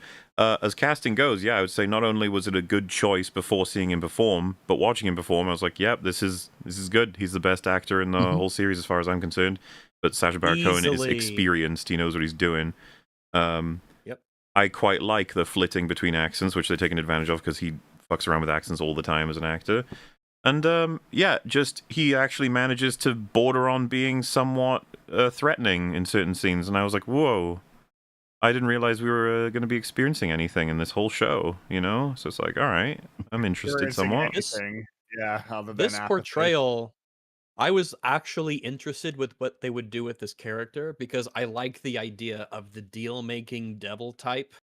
I really like the the devil at the crossroads making deals, Yeah. the mysterious person who grants you your wishes with strings attached, or maybe not even any strings attached. That's just Of sort of he is. course. The Gaunter O'Dim kind of character, this mysterious, extra planar, supernatural entity who dresses nice or is far more than they seem to be, and has essentially omnipotent sort of powers, but seems to be in it because they just love the fucking this is for the love of the game. This is It something would that they help. enjoy doing. I will say it would help if, because it's like, well, so there's two parts of that equation. It's like, well, yes, in much the same way that you can have this interesting sort of archetype. I mean, it's basically an archetype. Yeah. It's like whoever their opposite could be really interesting if you were really invested in them. It's like, who's opposite? Oh, the Hood. It's like, Yeah, pretty useless. Not particularly engaging as an actor, certainly not as a presence or a character, so, yeah. Having Sacha Baron Cohen's Mephisto talking to, like a Tony Stark or Captain America in their prime of their stories would have been fascinating, but oh well. yeah. So yeah, essentially they're in this restaurant and they're chatting a little bit, and the man says he'll make Parker the greatest human of his generation. And the man essentially freezes in time everybody around them. And he asks Parker what he desires most. And Parker is kind of doesn't really give much of an answer. I don't really know. Da, da, da. And so this guy who's Mephisto, we'll learn later, he starts to get up and he's like, well, then we don't have anything to really talk about. Like he knows Parker's not really being that honest about what he really wants. But then Parker says, hold up. I want to be rich. Stupid, disgusting, greasy, rich. And the man essentially says that he'll give Parker the tools to get what he deserves. Parker says he wants to be king. So be it, says the man. And Parker asks what it'll cost him. And the man says, something you won't even miss. And Parker agrees. They shake hands, and the man gives him the hood, leaves, and unpauses the restaurant. Probably worth So- asking him, like, what the fuck does that mean? Yeah, What do you I mean, mean? What do you mean something you won't even miss? Like my appendix, or what's According going to, on yeah, like, here? exactly. Yeah. yeah, it's so hard Are to you have being a cheeky? little But, bit like, of seriously. self-awareness. It's like this crazy magical being just ported me into another area, asked me what I most desire, and then offered a deal that would obviously have strings attached to the point where he's being vague about the cost. It's like, do you need it spelled out anymore, dude? There is No, an he needs to aspect be of wearing devil hordes. It's like, oh, I got you. depending on the which route you want to take. There are versions of this archetype where there are people whose interactions with this character go positively because they either want simple things, or because of their personality they don't I can mind think the of one. cost, or they just yeah. Remember, well, it's not the devil, but it was debated over, and it's a similar situation, but House of Usher with Mark Hamill's Oh, character. That yeah. was fucking great. Yeah, that's right. But yeah, there's people who either don't take the deal, or they are able to essentially, through their cleverness and wit, make the contract such that they do come out on top. And there's a part of the devil character archetype who appreciates that people can do that. He's not vindictive against people who make a good deal. In fact, there's a part of it that maybe excites him. He's like, "Oh, hey, you're a clever guy. All right, I like that. I like to see that in people. Keeps things The interesting." Simpsons, I know what I'm thinking about, the donut. It's like, wait, So if I don't have this last bite, you can't take Well, my technically, soul. no. I'm I smarter than the swear devil. I'm You are not smarter than me. I'll see you in hell yet, Homer Simpson. I love that episode. It's fucking great. So, you like donuts, eh? Yeah. Well, have all of the donuts in the world! Womp, womp, womp, I don't womp. understand it. James Coco went mad in 15 minutes. Cut to present day. Parker is at the head of a table, this big table in the mansion, and there's a huge feast laid out before him because cartoon. Most of it's uneaten, completely untouched. And Ezekiel is at the other end of the table. Why don't you eat? I don't want to because I'm held against my will. I lost my appetite. Fair enough. But Parker then forces Ezekiel to eat with his mind control or whatever. Ezekiel tries to stab him when he gets close, but Ezekiel is programmed to prevent anybody from harming Parker, even himself. Ezekiel mocks Parker for him not seeming like he actually believes in or belongs in a mansion like this. And then Parker's like, yeah, you know what? Yeah, kind of. And then they leave to go do some stuff.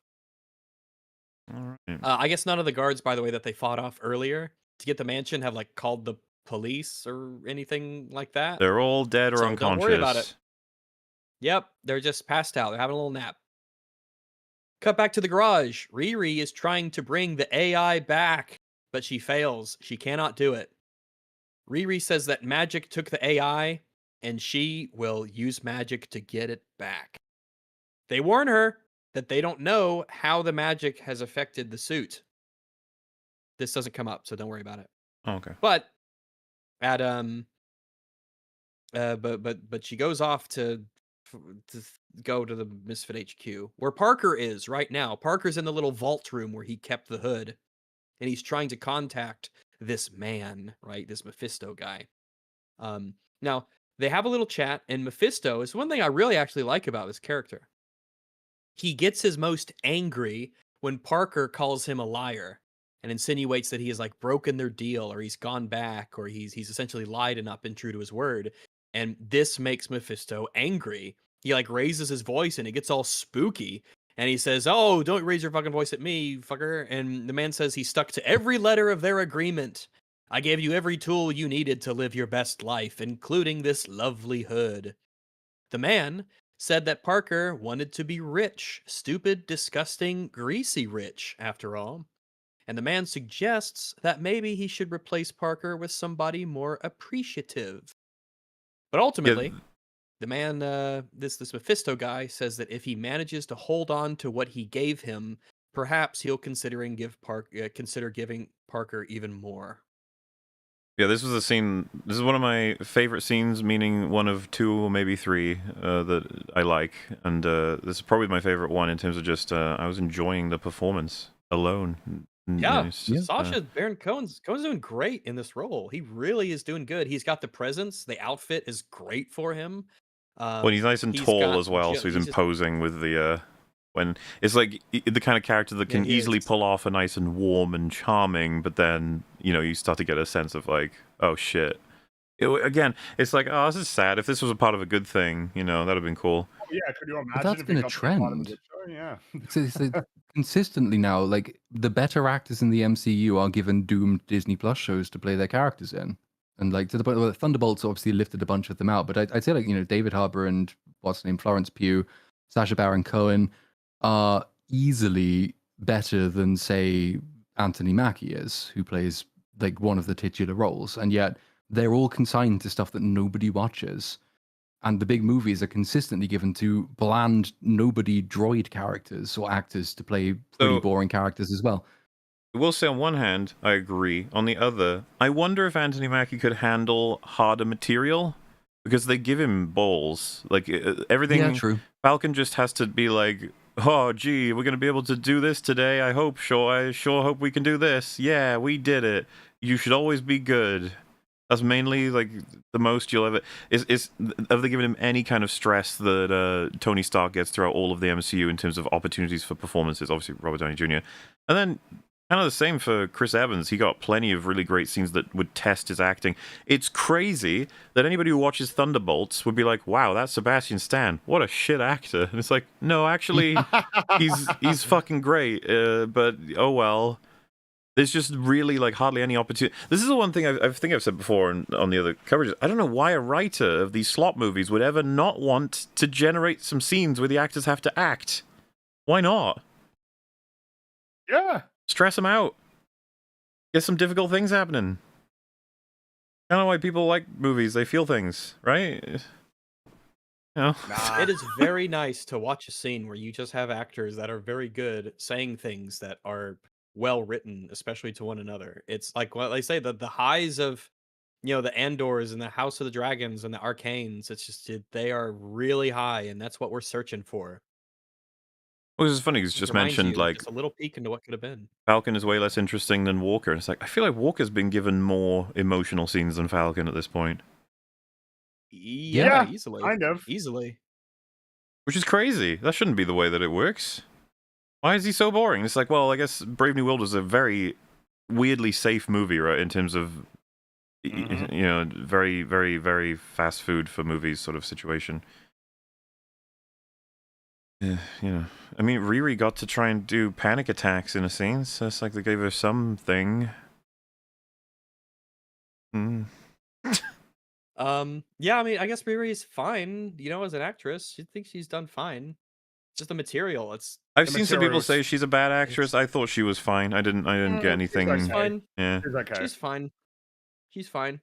She's kind of like a hat, sort of. She's fine. Yeah. You know? Cool. Man, that So- hard. That. It's fine. I mean, it's like it's fine. It's so Riri arrives at Misfit HQ and she detects that Ezekiel has been hacked. No. That's just a line. I just wrote that. It's crazy. They fight in the pizzeria. She plans to knee him in the groin where there are no bionics in order to stun him. But like, to be clear, so that this she is can put a virus into him and this is a hard plan they reset concoct system. together, right? It's like, I need to knee you in your balls to reset you. It's such a like, what? Who wrote that? What? Why? What's wrong with you? Isn't the typical thing that you shocky someone who's like electrical? So like she pulls That's out a usually what you wire do, and yeah. The whole shocks kick you in him. the nuts. It's like, yeah, that'll reset the It's system. insane. Like, It's like there's no bionics in your balls, and so your body will reboot, and you can manual overdrive. It's like, what? There's Didn't she say, What? like, you'll go into survival mode or something like that? I think is the Well, justification. It's I like, don't What? know. There's no getting kicked in the nuts or kneed in the nuts with an iron suit. Like, that's gonna be a fucking nightmare. It's gonna be like when Sideshow Bob landed on on the pipe. Listen, Obadiah Stain's line is gonna end. Oh with no! Save some Ezekiel, sperm, okay? buddy. Save some.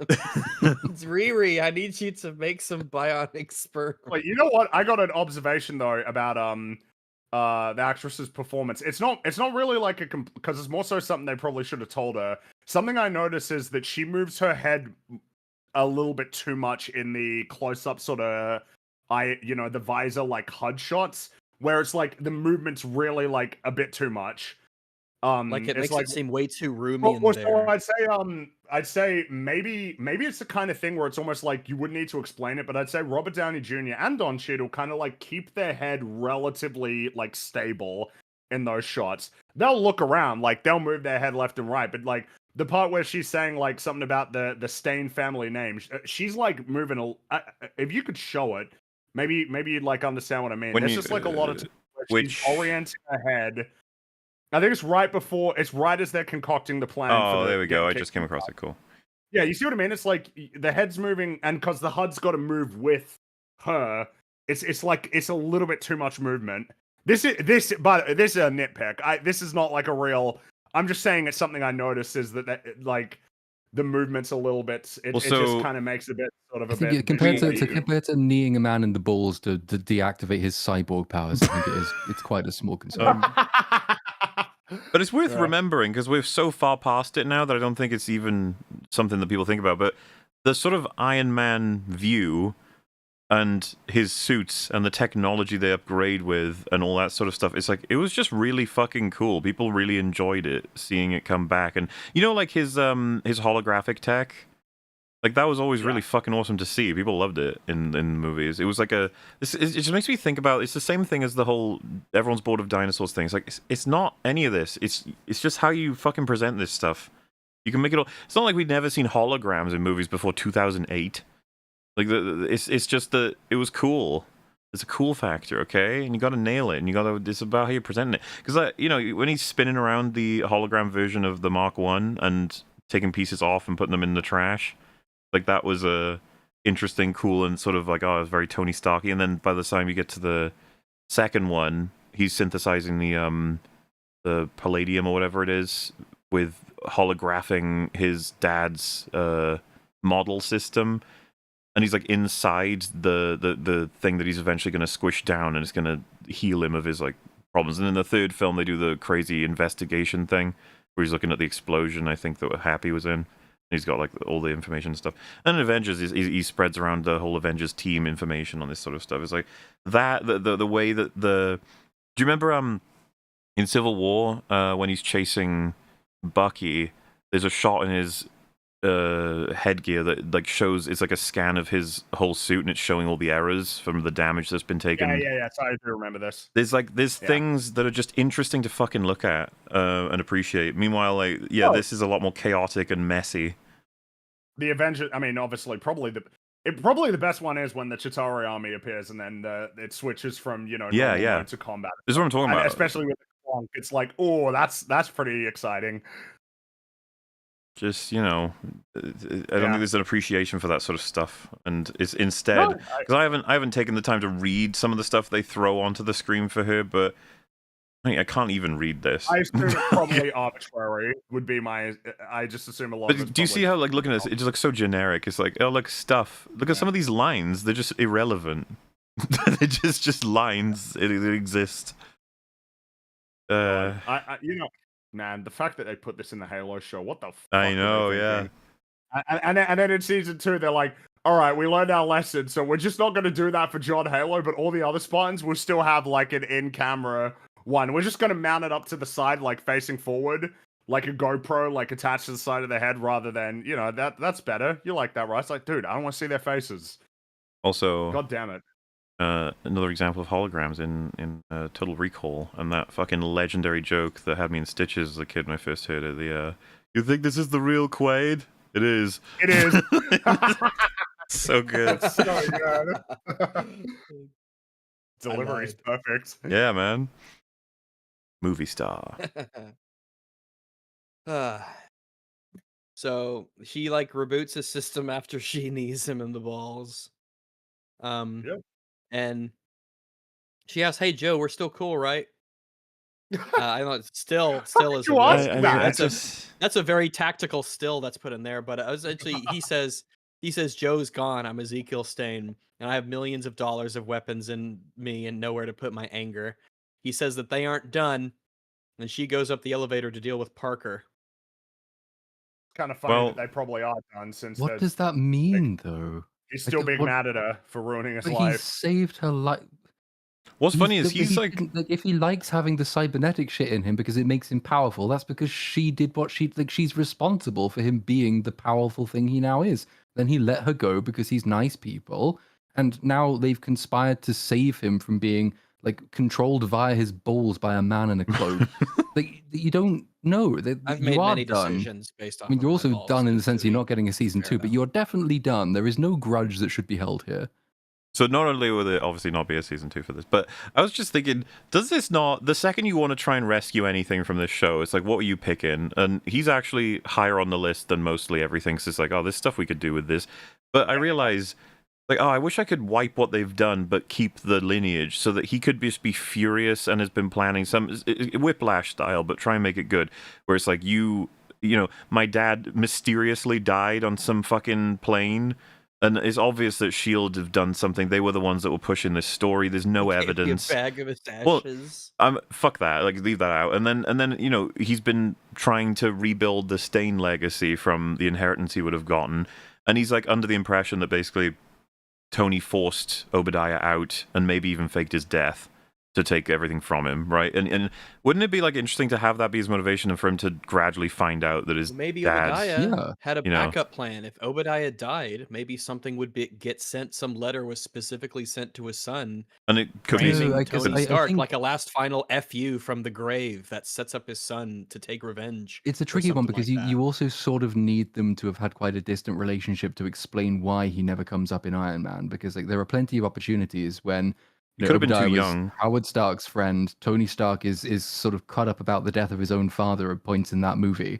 There are sort of points where Obadiah, agree. if he were a father, then might have mentioned it. Whereas like, You at know, least having them distant avoids that problem. This is the sad thing about the MCU. The potential is through the fucking roof, but it's just too late now because everything's destroyed. But do you remember in Kill Bill where she goes after Cottonmouth, right, is the code name, and her daughter sees what happens, and then she says, Yeah.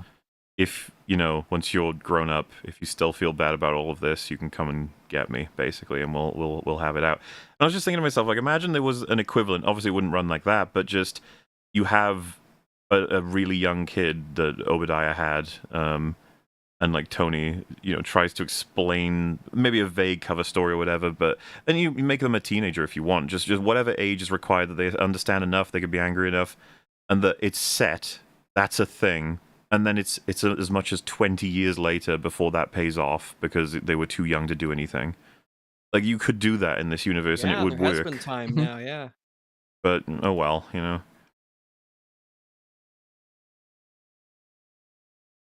We got some last things to do, though. Then we can go home. Yep. So, she confronts Parker upstairs to fight him and try and get the hood. She needs to get the hood off of him, right? That's essentially Can't her use a objective laser. here. Laser doesn't work. Listen, Can't use a laser. you haven't got enough solar energy. Just gotta get some more. Well, she can use the laser now anyway with the infinite power source. Infinite power is not as good as solar. Yes, infinite power. It says that infinite power isn't like, it's not actually a number. It's more like an abstract sort of concept sort of thing. So Palpatine was kind of after an abstract concept. Then, We said really. unlimited. That's different he was than under infinite. unlimited. Yeah. He's unlimited see. power. Okay, Yeah. okay, Yeah. I just figured they were synonymous, but I guess I was mistaken. No, it's a Sith. It's a Sith. It's a Sith secret thing, yeah. It's a Sith thing. So he's up there and he mocks her. He says that you got a new suit, but you're not using the power to help people. You know, you're not going out there fighting bad She guys. fucking and all that never sort of was. thing, helping them. Yep. He says you just want the power for yourself, which is she hasn't actually done anything heroic ever, really. So he calls her a criminal, which is correct. Yeah, there's not much conflict here. It's just like, yep, true. All right. Anyway. Now Riri uses a big magic spell to detect the hood when he turns invisible. Because Riri can just use magic spells now. Yeah, it's why just not? a thing she could do. She could just use magic spells now. She's getting juiced up like fucking Toothless. So they fight in the building. And he starts turning into like this demon vampire creature. I was gonna ask about this. I was like, "What the fuck is happening? Why is he Dracula?" Like, what's going on? He's turning into like, "Oh, I'm going to suck your blood." And he like claws at her with his hands, and it like cuts through the suit. He's like a Dracula. Yeah. The VFX actually did remind me a lot of Van Helsing in the sense, and I don't necessarily mean that to compliment it, because like Van Helsing's quite an old movie at this point, and like it wasn't bad for its day. It's fun. It's a fun movie. It is. This should look better than that, though, I think, and I'm not convinced that it does. No, yeah, I think that's what it's reminding me of, because of course they probably be aiming for demon, right? That's what they want, but well, he's morbing out a little bit. A little bit. Yeah. He's morbing out. I mean, well, when you watch it, you're just like, what is going on? Why does he look like this? What is happening? Because it's Morbid time. It is Morbid time. Okay? He's in Morbid. and he's about to rip out the suit core, which is just like there in the front. He's about to rip it out, but then Riri like explodes the suit, like self-destructs the suit or something. Okay. And then when this, because there's a truth and a retruth of what this scene is, and I got confused when I was watching this because I was like, wait a minute. So he was damaging the suit, not a hologram, and then he Yes, the got real blown away, like by an by actual explosion. energy. But then, but then she is in the suit, right?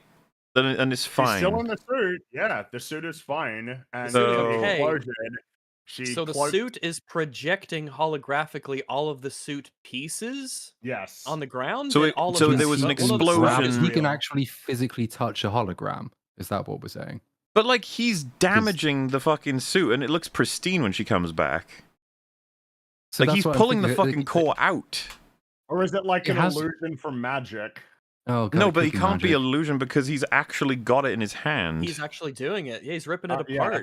apart. No, like in a magical illusion that makes it look like he's actually, and makes it even feel like he's, Not ripping stuff out. possible. of the Reality heart. is a magical illusion. That's what this show is. This is Tom. what I mean, Yes, 'cause it's like- whatever Scarlet Witch's powers are or something. he's real, doing but a big not yank real. there, and it just seems like Yeah. whatever explosion was enough to knock him back, but it does nothing to the suit. I guess I don't know what fucking happened, but it works. Whatever it was, that's good. Yeah, I guess. It just works, I suppose. But yeah, anyway, there was a real explosion, but then like a fake it just doesn't make really Nope. a lot of sense. or Sense is anything. not It just- found I just here. don't see how that works. All ye who Nope. entered. No But she has sense. plot magic, and so it just works out for her. Anyway, she crawls up on the floor, and then Parker is okay from the explosion, and he points his guns at her, and then he shoots her, but she's a hologram. The I suit bet is all of you actually thought completely she was active and fine. definitely gonna die there. You were like, "Oh no, Riri, no!" I mean, I was crossing my fingers, but I mean, like I knew she wouldn't actually die here. I was just hoping for it. I'll admit But, though, yeah, I obviously knew she wouldn't die, but I had no idea what the fuck the twist was gonna be. I was like, "But what is the information I don't have? Who's the person who's gonna come in and say, like, is it gonna be Zeke? Is he gonna go no and take the bullet?" I assume it would be Ezekiel. That's what I thought. Ezekiel would zap him or something. That's the only. Well, all Nah, the but team come back, and that actually would have been better. Yeah, one of Clown's even joking. bombs. One of Clown's bombs lands right next to Parker. It explodes and does nothing, and then they shoot, and then they shoot Riri. But yeah, so the suit is actually there behind him, and it grabs the hood and it rips the hood off of him. He sure does. There, and he's on the ground. And he's like, "Ah, it hurts without the hood." Since And when? she says she knows. It's gone so far now that he needs it to. It's like a drug. He needs Well, it. it's Oh, it's like the ring. yeah, it's Yeah. Okay. It's like a golem. well, it's like a catheter, right? You can remove it normally, but if you just rip that thing out, you're gonna feel it. So I that's assume kinda it's how just the hood because he's works. too far gone now, and he's desperate for it. It's like He needs the hood. Like, yeah, he's- because it's all yeah, over his like face maybe and the- shit. And he's like, eh. Yeah, like he's saying it, like to not have the He hood did and access just- to that power. as you it mentioned, hurts, not like a physical way. He did so. mob out, and that might like somewhat bind you to it, maybe. Oh yeah, he Morbin. Oh, he's in Morbin mode, definitely. He's Mhm. toned down It without is, the hood, but Riri has presumably noted at this point that this is what dark evil magic shit does to you. It turns you into like drug addicted, You should be Well, worried. rage but- demon, and you can't leave it. Like so, in this case, she's gonna swear off using magic forevermore because she's not gonna want to knowing end up that like he ended up that way from having made a deal with some horrifying dark creature, possibly Dormammu or whatever. I assume what you're saying is that would give her a strong indication that any deal with a creature like that would be a huge negative for a person. yeah, Yeah, I not mean, worth look at- taking. This is Interesting, awful. interesting. Yeah, this is, She's looking at her own future as she looks at him on the Interesting thought there. So down in the bottom floor, yeah. Oh, she leaves the room and she takes the hood with her. She leaves him here. He's a psycho killer murderer. Yes. And He'll come back. she just leaves him here. It would be Yeah, so she just fucking leaves him. funny if for some reason halfway through season 2 that'll never happen, they need his help specifically. They're like, where is he? And it's like, oh, he was never the same after he lost the hood. And they go Magic and Fuck it, yeah, he's in Madripoor, and they have to go to this like skyscraper, and at the top of the penthouse, he's just a little golem creature in the corner and has lost most of his hair, and he's just like, have you got the hood? It's just like, oh my god. Hello. And then they're like, we need your help, and he's like, I'll do anything if you give me the I do it for a hood. hood. Yeah, and then that's the conundrum, and they give him it back, and he becomes really powerful and strong, but still golemy. And he's like, oh, I was kind of hoping that I'd look like my old self. Yeah, because he like stands I and he feel gets better. his hair gets a little bit thicker, but he still mostly looks like a golem. And he's like, oh shit. Yeah, maybe it just takes time to work. Maybe that's. I'll look how it works. It better just takes some tomorrow. time. Maybe in a couple weeks. Maybe if I shower. Yeah, I'm Like gonna go shower. I'm gonna shower with my hood. I'll take a hood shower. Thanks for this, by the way. Really appreciate it. And he jumps into the washing machine because he needs to clean that thing. But That's how he can't boss let now. He go. jumps into a washing machine. Yeah, he just goes. He just holds his Yeah. breath and jumps in. They're like, why don't you just shower? And he's like, it's actually way more efficient to do this. More people this is should do actually, this. It's actually quicker. Yeah, it's a nice buff. Yeah. So down on the bottom floor in the pizzeria place, the man, the Mephisto, he is there eating a pizza, and it looks. These are the good-looking pizzas. I say they look pretty good. He invites her to sit and eat with him. He flicks his hand, and it makes the suit disappear. She like gets out of the suit, and it disappears. And he says he'll give the suit back when they're done catching up. This man says that he helps people realize their wildest ambitions. He's been watching her, rooting for her, wanting to meet her for so long since she is so exceptional. So great, now we have Mephisto fucking glazing. The devil Riri has Williams. been watching Riri Williams thinking, this is a prime candidate. for Yes. evil." I was about to say, I'm way more willing to interpret that as he means, holy shit, you are like a complete ass who will do the craziest things to gain more power to satisfy your ego. You're like perfect for me to give a test to, you know? Now I will find a new apprentice, one far younger and more powerful, and here she is. Or someone that entertains him a bit longer, you know? Because, man, that guy, Parker sucked. I'd want to have a like if this was real life, I'd want to have a really long chat with this guy and ask him questions and learn about who he is and like he's just fascinate me.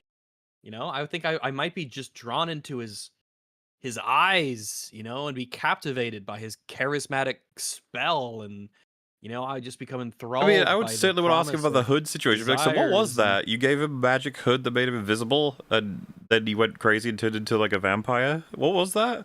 And then you could be like, yeah, you don't need to worry about it. It's like, no, I do worry about it. I want to know, like, what was that? What was that? I'm holding the hood, It's by not the gonna way. happen to me, right? I need you to say explicitly something like that will not happen to me. All right? I need you to say those no words. fucking around. Just tell me that. I'd probably be critiquing his methods, actually. Like, your last guy, he said he wanted to be really rich and to be the king. And so you gave him an invisible hood, and then he had to go on his own initiative and plan a series of increasingly elaborate, retarded heists in order to, like, somehow convince the heads of big companies to sign away those companies. Like, is there not a more efficient He would way stop her, you and can he'd be give like, me the "Nah, that powers I'm was- after?"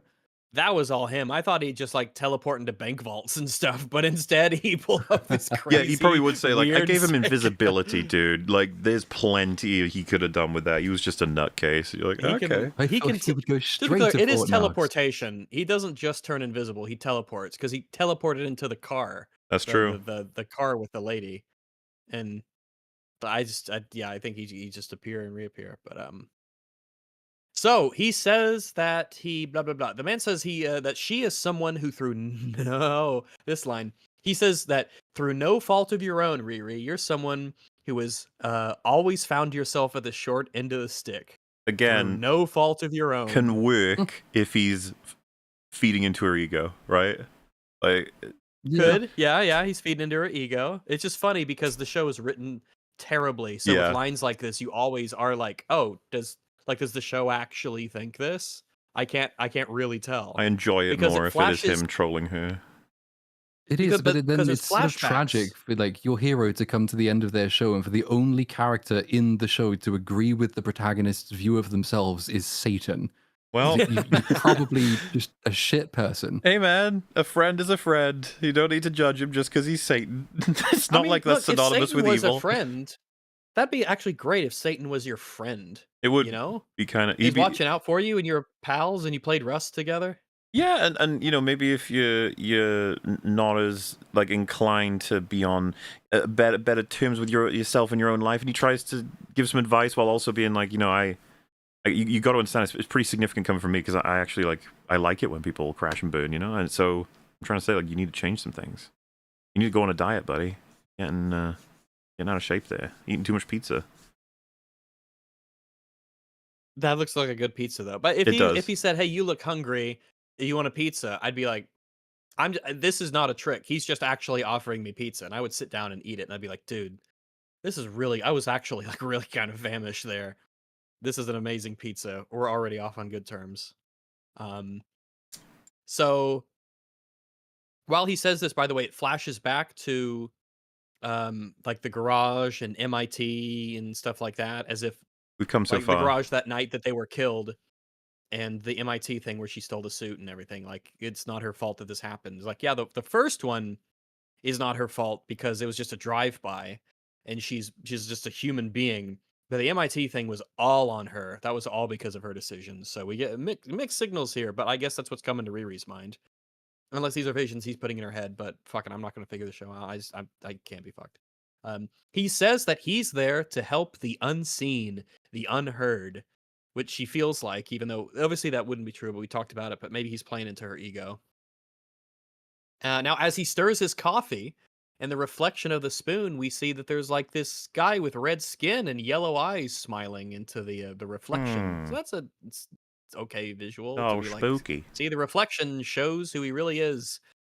It's like when it's like in Van Helsing during the flashes of lightning, we can see Yes. Dracula's like true form. Yeah, I like that sort of thing. Or like when someone walks by and the shadow they cast is different from what you see. I like stuff like that. You know, I like those little like glimpses into the reality that we can't see. It's good. This one isn't Reminder, subtle or anything. there is a god-level scroll flying around that has casually admitted she'd feel no remorse wiping out all of humanity if it helped her cause, and she's gone unnoticed by Mephisto, apparently. Look, when we mentioned earlier, as we often do, about the state of the world building in the MCU is absolutely fucked to shit. There's that. There's That's just also the Mephisto element would of be it. like, I don't want to fuck with her. She probably would kill all of humanity. That's boring to me. Like, I'm trying to find I don't people, want you humans know. to die. Yeah, that's my playground. Fuck it, hell. She's crazy. To be honest, she could probably kill I don't want her to blow him. up Kazakhstan. So, as he says that he's made deals with every single person on the Forbes 100 richest list. Every single one, right? Was it every single one? Or He was said it on the like, top 100, I says think he said out of- every one of them, yeah. He said, Wasn't it? of the people on the Forbes 100 richest list, I've made deals with 100 of Is them. Bob Iger on that list? Presumably. I just find it funny if they unwittingly did that. You know, like, yeah, no, every single one. And then it turns out their boss is on that list. Like, oh, whoops. Uh-oh. He said he's made deals with 14 kings, which seems very low. by the Low, way. yeah, way Probably too should be low. 100 It should be hundreds. You of should have said kings and countless queens across kings, to be honest history. with you. Countless kings. He said 3 popes, which is again too few. And Ringo Starr catches a stray here. Poor guy. He's a bit of a meme, though. Poor Ringo Starr. They always pick on him. That I guess it is, but like, as I understand it, isn't that just like kind of a bullshit thing? I don't know. I'm not going to pretend I know much about the Beatles, but something that I've heard said is like it's just not even true. This idea that Ringo didn't Starr made a deal belong. with Satan. No. That like Ringo. Not even true. Oh my God. That like Ringo was like a loser basically who just got very lucky that he got to be part of that group, because that's the meme, is like he's the not talented one. Yeah. Well, not as talented as the rest But of them. Simpsons helps him out. They mentioned that he always replies to fan mail eventually. Someone said that Ringo Starr was the only living Beatle, which is going to be a shock to the other living Beatle that we have. So, Paul McCartney is still alive. Paul McCartney is alive, and I will say he had an excellent music career after the Beatles. So wasn't there a theory that he actually Wings, secretly died and they replaced him with like a double or something? I'm sure there's some weird Beatles theory like that. It was that Paul McCartney is a Skrull. Fuck it, why not? Yoko made the deal? Oh no! I can believe that Yoko is Satan. Well, no, Mephisto would never want to break up the Beatles. Yeah, even he would be Um, like, no, that's fucked up. But yeah, so Ringo Starr catches a stray. He says if they work together with her once in a generation mind and his skills, she's capable of building something iconic. And she calls him Dormammu, but he laughs. I like his laugh. I like he's like legitimately. Yeah, Cohen's a great actor. There They is laugh. an art mean- to a performance, a laugh that actually like is good, basically. Convincing, like making Well, one that sounds good. I'm presuming he's pretty much just good in everything you'll ever catch him in. He's a wacky actor. He pops up all over the place doing all kinds of. And for anybody, by the way, Borat is funny as hell. Like it should never be understated. That was like a phenomenon when it came out. That sounded a bit defensive. Like, do people currently say No, like, what it means it's not is good? that people see it as funny movie, while it's like, Oh, but first of not all, it is actually- yeah. exceptionally funny, and secondly, he's doing stuff in that's borderline. Like, it takes a lot to do what he does in actually it. convinces people those people Yeah, are real. it's a tough act to pull off with dignity, in the sense with as a human who would have dignity or an ego. Obviously, what I'm saying is we've said this before. It's like a sign of if you can pull off great acting and you can degrade yourself to that degree and nail it. Like, yeah, he's pretty top tier if you get him to do stuff that's more conventional and pushes it. Like, this is what I mean about the potential of him playing Mephisto. It's a good cast. agreed. Absolutely. Just saw that. It's a great meme, by the way. It's Hang on. very good meme.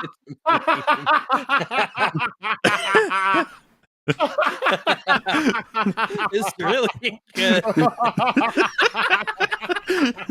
The fact that it's clearly labeled water is really helps to sell.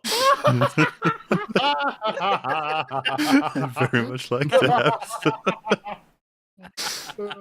If it was water, you'd let me smell it. I think what makes it so funny is that it doesn't show the scary face, but you know that's what Yeah. That's, You know, that's the it's face like- of the alcoholic beneath. it's left unseen, so it's in your imagination.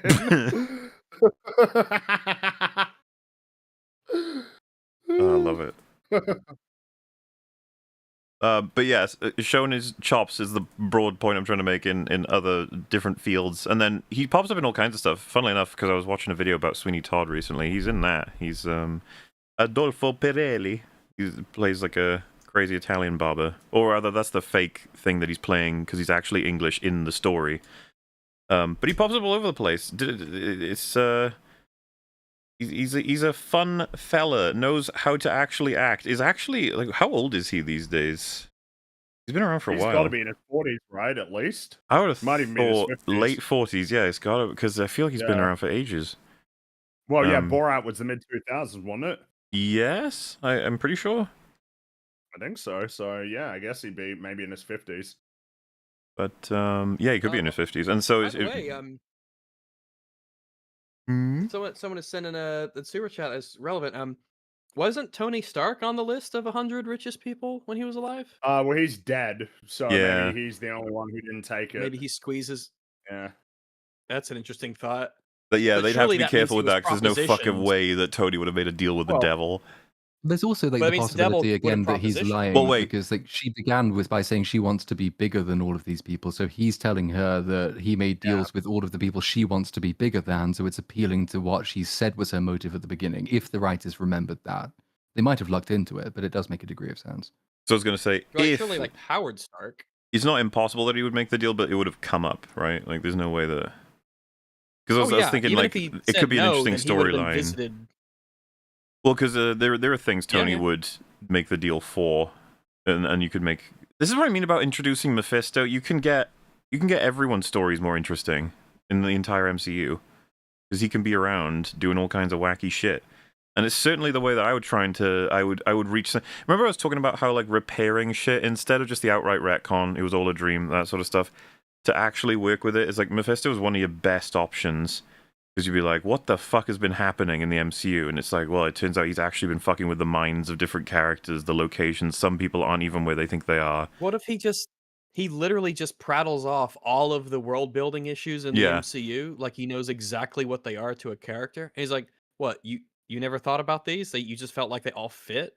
And it's like a revelation to the It character can be he's nice talking and to, meta. like, once you You actually can bring it up. weave in some lines that are working for the scene itself, but also address the audience a bit in terms of like, maybe I took it too far actually, because this is, you know, like you could say, you know, it's got a little bit painful to watch.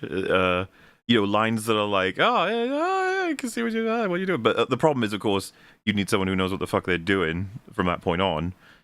They could pull this trick whatever they wanted to, but it would still be awful afterward as well. Which is technically what they're doing by the whole, they want to, you know, restart after the Avengers films, right? The double bill. They're gonna go clean slate it with a universe that's fresh or something, which won't solve any problems because they're still shit at doing everything. Still, yeah. But They oh need a well. whole new crew. Certainly what Yeah, I would we're have at the opted finish for. line. Let's. Yeah. So yeah, she calls him Dormammu, and he laughs. He's like, "Oh, Dormammu, that guy's not fit to clean my asshole." And he belittles Dormammu, saying Dormammu's fucking weak. Dormammu's a nobody. He's a loser. He says, "My How name. did he I've gone said by that? many names." It's like he's like Sauron. He did. No, I mean like asshole, lick my asshole. So it's just something that's overtly way further than the line they draw in Marvel stuff. It would be fun. Well, I mean, they say, yeah. I mean, yeah. They don't, you know, It they. struck me as a bit. It sounds like something Satan would say. I Oh, guess, that's a good point because they just said Hope Van Dyne is definitely on that list. Yeah, they would have to be because the Pym sort of family are enormous in terms of the technology they've offered, the work they do. They would surely, you know, the thing it's like if you actually think about that list in this fucking universe, there's gonna be plenty of people we recognize, right? Oh yeah, like fictional absolutely. characters and you know, real ones. yeah. But oh well, it's fine. Don't worry about it. So yeah, he says no. I'm not Dormammu. He pulls a bit of a Sauron here, and he says, "I'm gone by many names." And he says that he is known to many as Mephisto. So yeah, there he is. He's Mephisto. So they sort of interlace the scenes here, but essentially what happens is Riri is back at the garage, and the AI is essentially alive because I gotta say, Riri has essentially made a deal with Satan to get the Natalie AI construct That is not just back alive, but to be physical. because there's been some To have a debate over physical form. this. Because as his take, and mine was very similar, was that with her memories and what she's asking of Mephisto, it feels like she just wants the AI back. And then it's like, But she has wished for Natalie to be back. Yeah, like actual But- Natalie.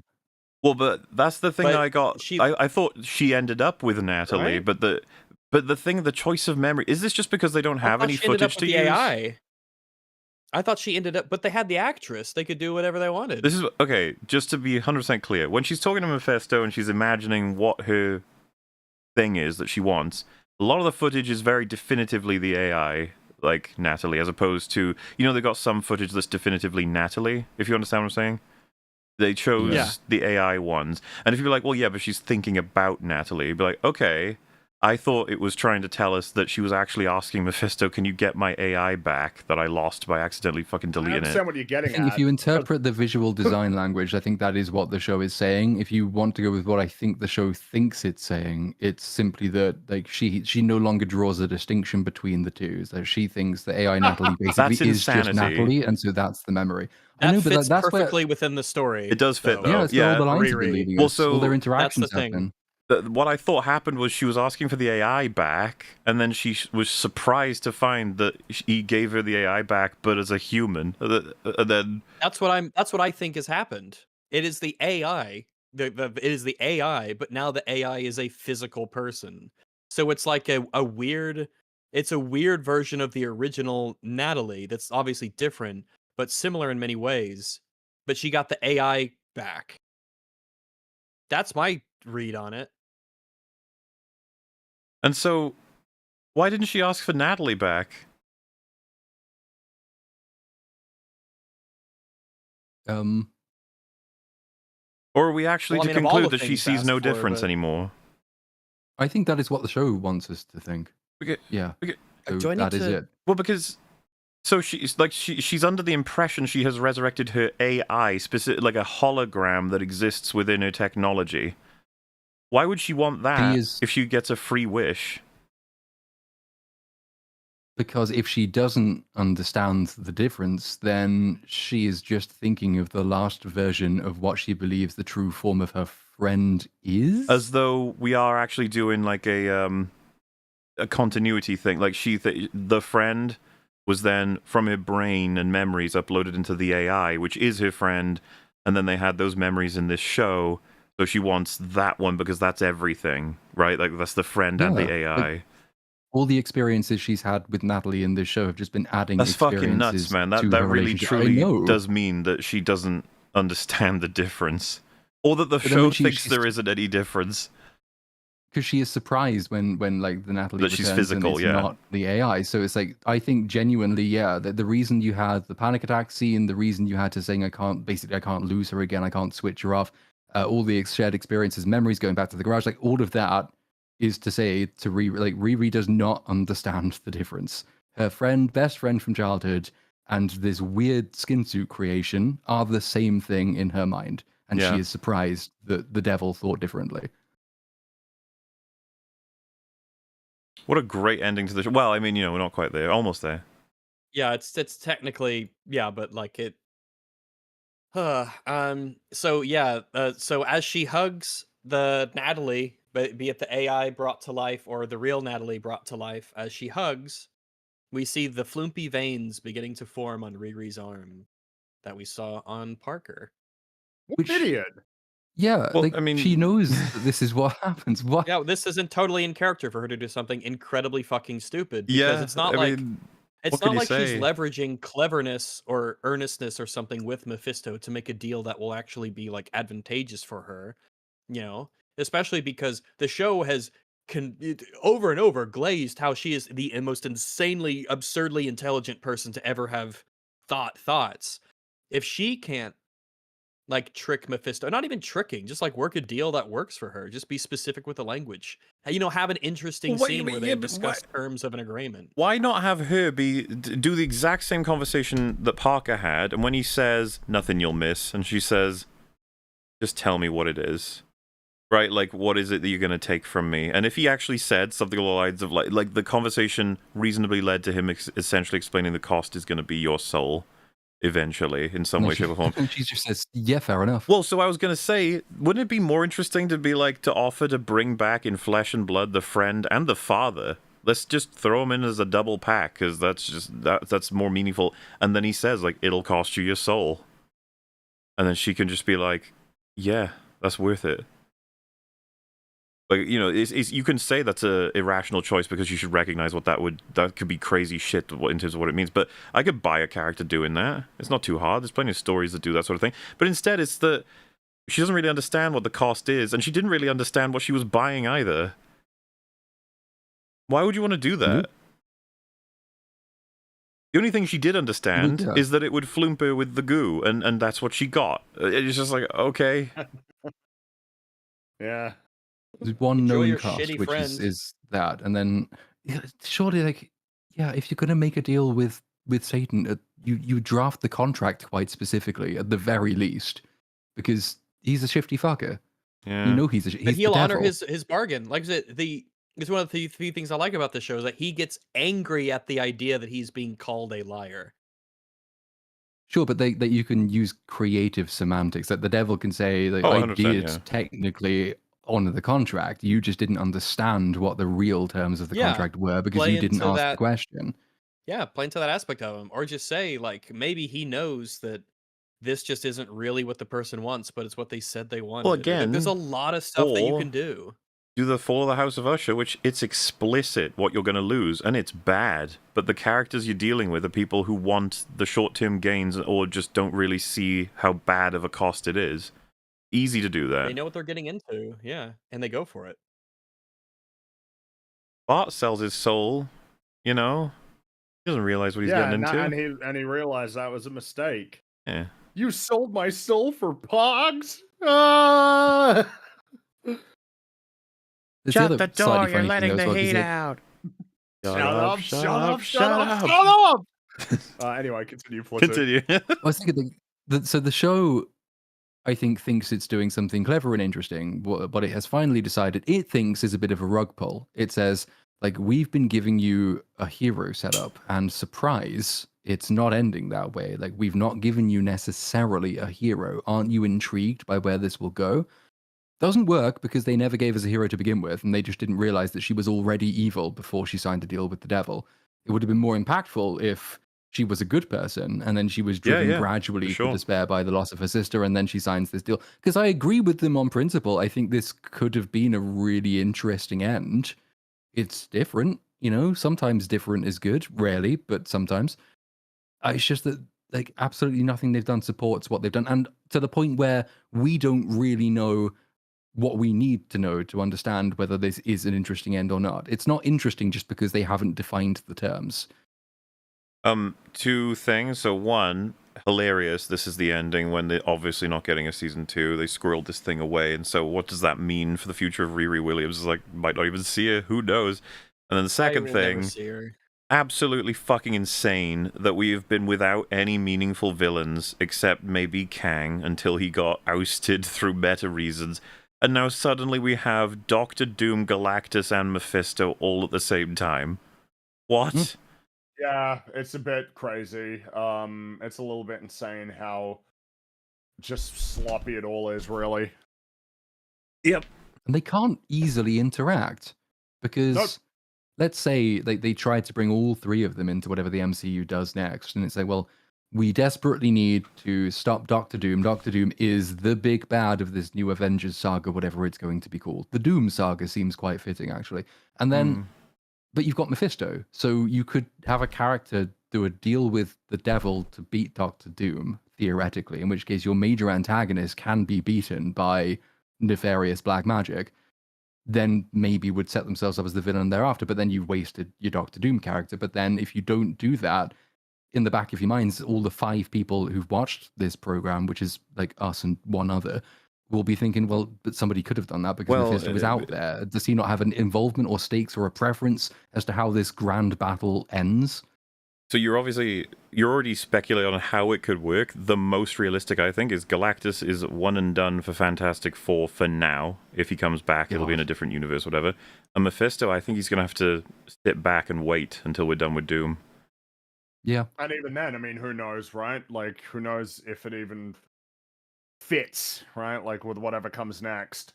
Not that that really matters. At this point, it's pretty clear, right? Like, it doesn't matter what makes sense or what fits. It's just whatever they think will work. But even then, like, Riri Williams is in the MCU now. So when it comes to Doctor Doom, if the world goes to shit and he seems to be winning, we are going to have to accept that she did not go and strike another deal because she wanted to react to things. Because, I mean, was she on one of the many thousands of chairs? Everybody else was. I assume she is somewhere. I don't know if she's in the Doctor Doom movie. I don't know if she's confirmed or not, but God, it's going to be such a it's a mess. It's a crazy fucking mess. It already was, but still. It would be a crazy fucking mess if there was no history to have to account for. As in, movie is free to do whatever it wants. Like, with that cast, what the fuck could they possibly do? Yeah, still. Oh, man. There's a end credit scene, if you... It's going to be vitally important in setting up the nothing that comes next, so we should probably go over it. Parker goes to the candy store and he visits Zelma and he's like, yo, teach me magic stuff. Just like, okay. Yeah, it's a bit farcical, isn't it? Because it's just like, dude, this is not going anywhere, and like we all know it. So what's the point? Why'd you even? Is it just because Marvel shows are supposed to have post-credit scenes, so you'll leave them in even when everybody knows that this is going nowhere? Also, I guess this means that Riri really did just let him go. Yeah, pretty much. He's free to walk around and do stuff, even though he is a killer. He has We know you killed guys people. were She annoyed knows he's killed that people. we know that you guys were annoyed that certain villains got killed off, so we learned our lesson. So the Hood is gonna be a recurring bad guy. We'll keep him around. Well, it's just that awkward day where she's casually chatting with this, the magic lady, and she's like, yeah, this guy with like scars all over his face that like grow and are alive just came into the shop and wants me to teach him magic, so I just started. It's like, oh, is his name Parker? It's like, yeah. It's like, oh, he's like evil. Oh, probably shouldn't teach him magic. Okay. Well, that's that then. Is that stuff gonna keep growing, or is that just, does it stop when you take off the hood and now you just got weird goo? I mean, I guess it would stop because like the Hood was causing it. Like the power was coming from Satan and corrupting him, but now it isn't. So But is he's it- just Because Riri's permanently- But is it just, like, active? coming Like, from within. Does it? Yeah. Does it have an influence on him, or is it just aesthetic? don't know. I guess It we'll seems find to out in be season sort of 2. painful and uncomfortable, I guess, sometimes. So, Hmm. I mean, I don't know. Like, oh, wait. Oh, shit. I just realized I don't give a shit how it works. What? Fuck it. Who cares? Screw it. I don't give a shit. I will say, when reaching the credits of the whole series, it's like, well, I think we're about done. We're good for that. Yeah. What a great show. Really great. Exactly as good as everyone thought it would be, pretty much. Pretty awful, yeah. As for ranks, it's like, yeah, that's kind of the problem, isn't it? Because some of these have been like so bad. To, Yeah, I'm just. to a degree that's I'm almost just- comical. That this one probably is middle of the road. If not, maybe even actually ends up being higher on the list because of how bad some of these shows are. Obviously, Daredevil annoyed me a lot more than this one. Oh, yeah. Did, Yeah. but that obviously. Man, that Well, was yeah, a there are miserable shows that show. matter more for their failure, but then again, this one Yeah. did introduce Mephisto. So, That's like, good. does that not matter? Apparently, it doesn't, which is kind of staggering.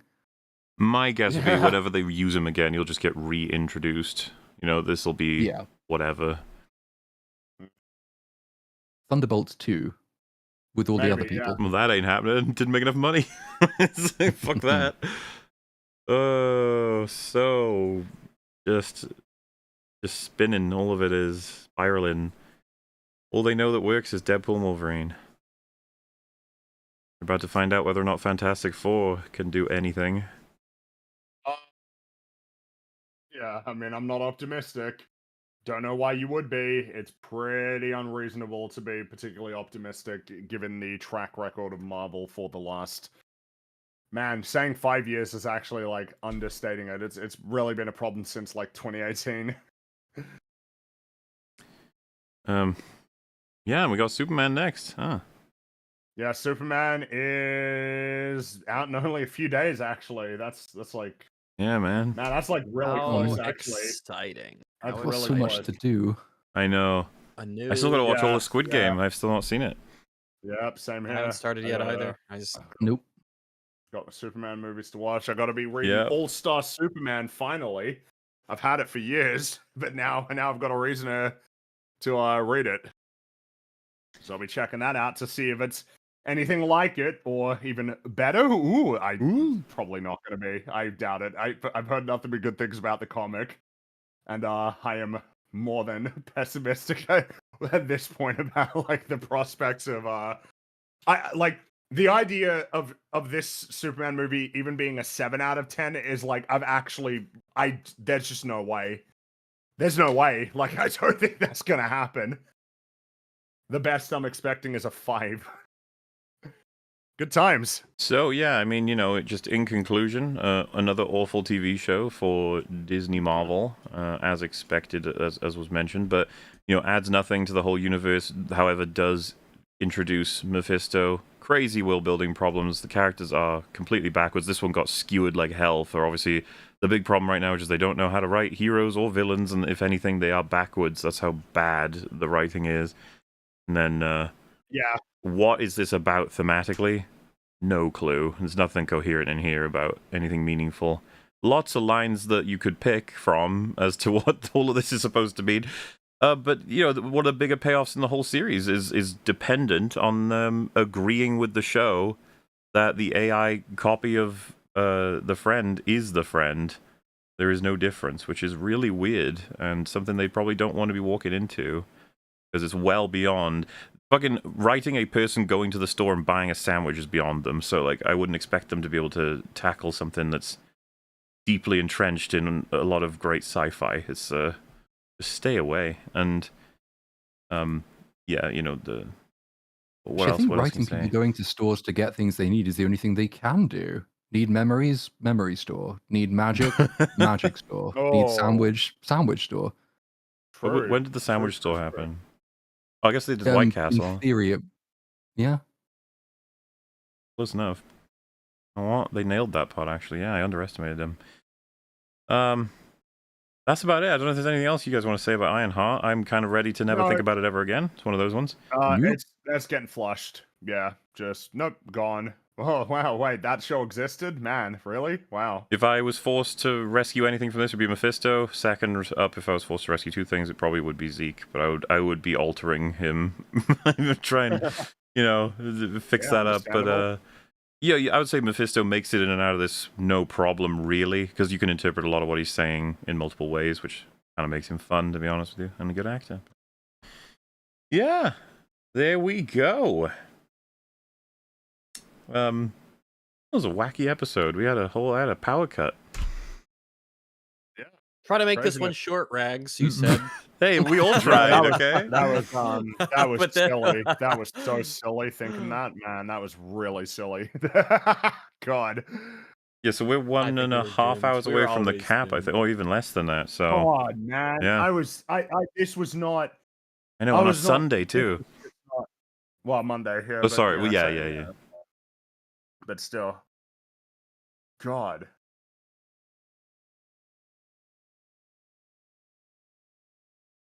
Oh well, what's everybody working on? Yeah, well, I was gonna say, I mean, we did it not that long ago, 24 hours ago plus, but yeah, still, what's everyone working on? What's everyone doing? I'm working. That's what I'm doing.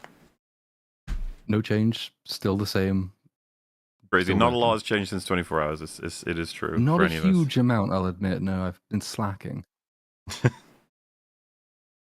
Rags, anything you want to mention? Or I mean, I hopefully a video soonish this week because I was hoping to have one done earlier, but I had to be like out of the house for like 2.5 or so days this week to do some other stuff with the IRL, as they say. So my life has kind of been subsumed by dinosaurs and black girl magic, and now that we're finally over Complete. this horrific hump and it's finished, I will be able to actually like devote time to doing some stuff. I'm thinking of actually I've been saving up some videos, and I think I might do like more casual live streams on Dog Bites, my second channel, to cover some stuff because there's some fun videos that are sort of floating around that I've seen that I would like to like chat and cover, but I don't want to make like proper big videos on it with all the editing and the big stuff, but I'd still like to cover them, so it could be fun to do in a live setting. So maybe that'll happen sometimes. I'd certainly like to make that be a thing. So yeah, I will see you guys later on. And thanks for sticking around. I mean, the fact that so many of you are still here is kind of well, I'm worried about you, but thanks. Absolutely. I really appreciate it. Yeah, I mean, you know, as for myself, it's probably worth mentioning there's 11 days and 23 hours and a half, so there's 12 days left on Saints and Sinners, the anthology comic book in which I wrote one of the 6 stories. If you want to check it out, that's how much time you got left to throw in an order. There is a link at the top of the description if you're curious. And as for because I said it is yesterday, I said it was longer than 10 hours. And so today the question is it longer than 11? And the answer to that is yes, it is longer than 11 hours. What? Which at this point, That's it is insane. getting a little bit, it's like, what does it cross from being crazy or surprising to just like, are you okay? I guess we'll find out because it's not over yet. As for a clue, what I'll do is rule out. I've seen some discussion, but all I can do is keep ruling out things that it isn't, obviously, before giving it fully away. But I've seen some speculation of it's clearly gonna be a video about the industry as a whole, covering many games, or it would be about several really bad ones, and that it's gonna make a point broadly, because there's no way I could spend 11 hours on any one subject, which I thought was fucking baffling to see my own fans saying that. I was like, TFA is a movie, and I've already spent a ridiculous amount of hours. You think I couldn't spend 11 hours on a game? Who do you think I am? Anyway, it's what I'm saying this time is it is not a broad commentary across more than one. It is about one game, just one game. But it's just so still in production that the whole point of this is to avoid telling you about something unless I know it's going to come, and that's how it's been a difficult production. All right, so more information perhaps next week. Who knows? Who can say? But what we will be talking about is Superman. Yeah. Exciting, guys. We finally get to know if James Gunn's going to save film. Can he do it? Yep, I'm sure the discourse surrounding that film's going to be fucking great. Yeah. Woo. Okay, good night, everybody. Hope you have fun. See you. Yeah, good night, everybody. Bye. Have a good night. Bye. See ya. Mwah.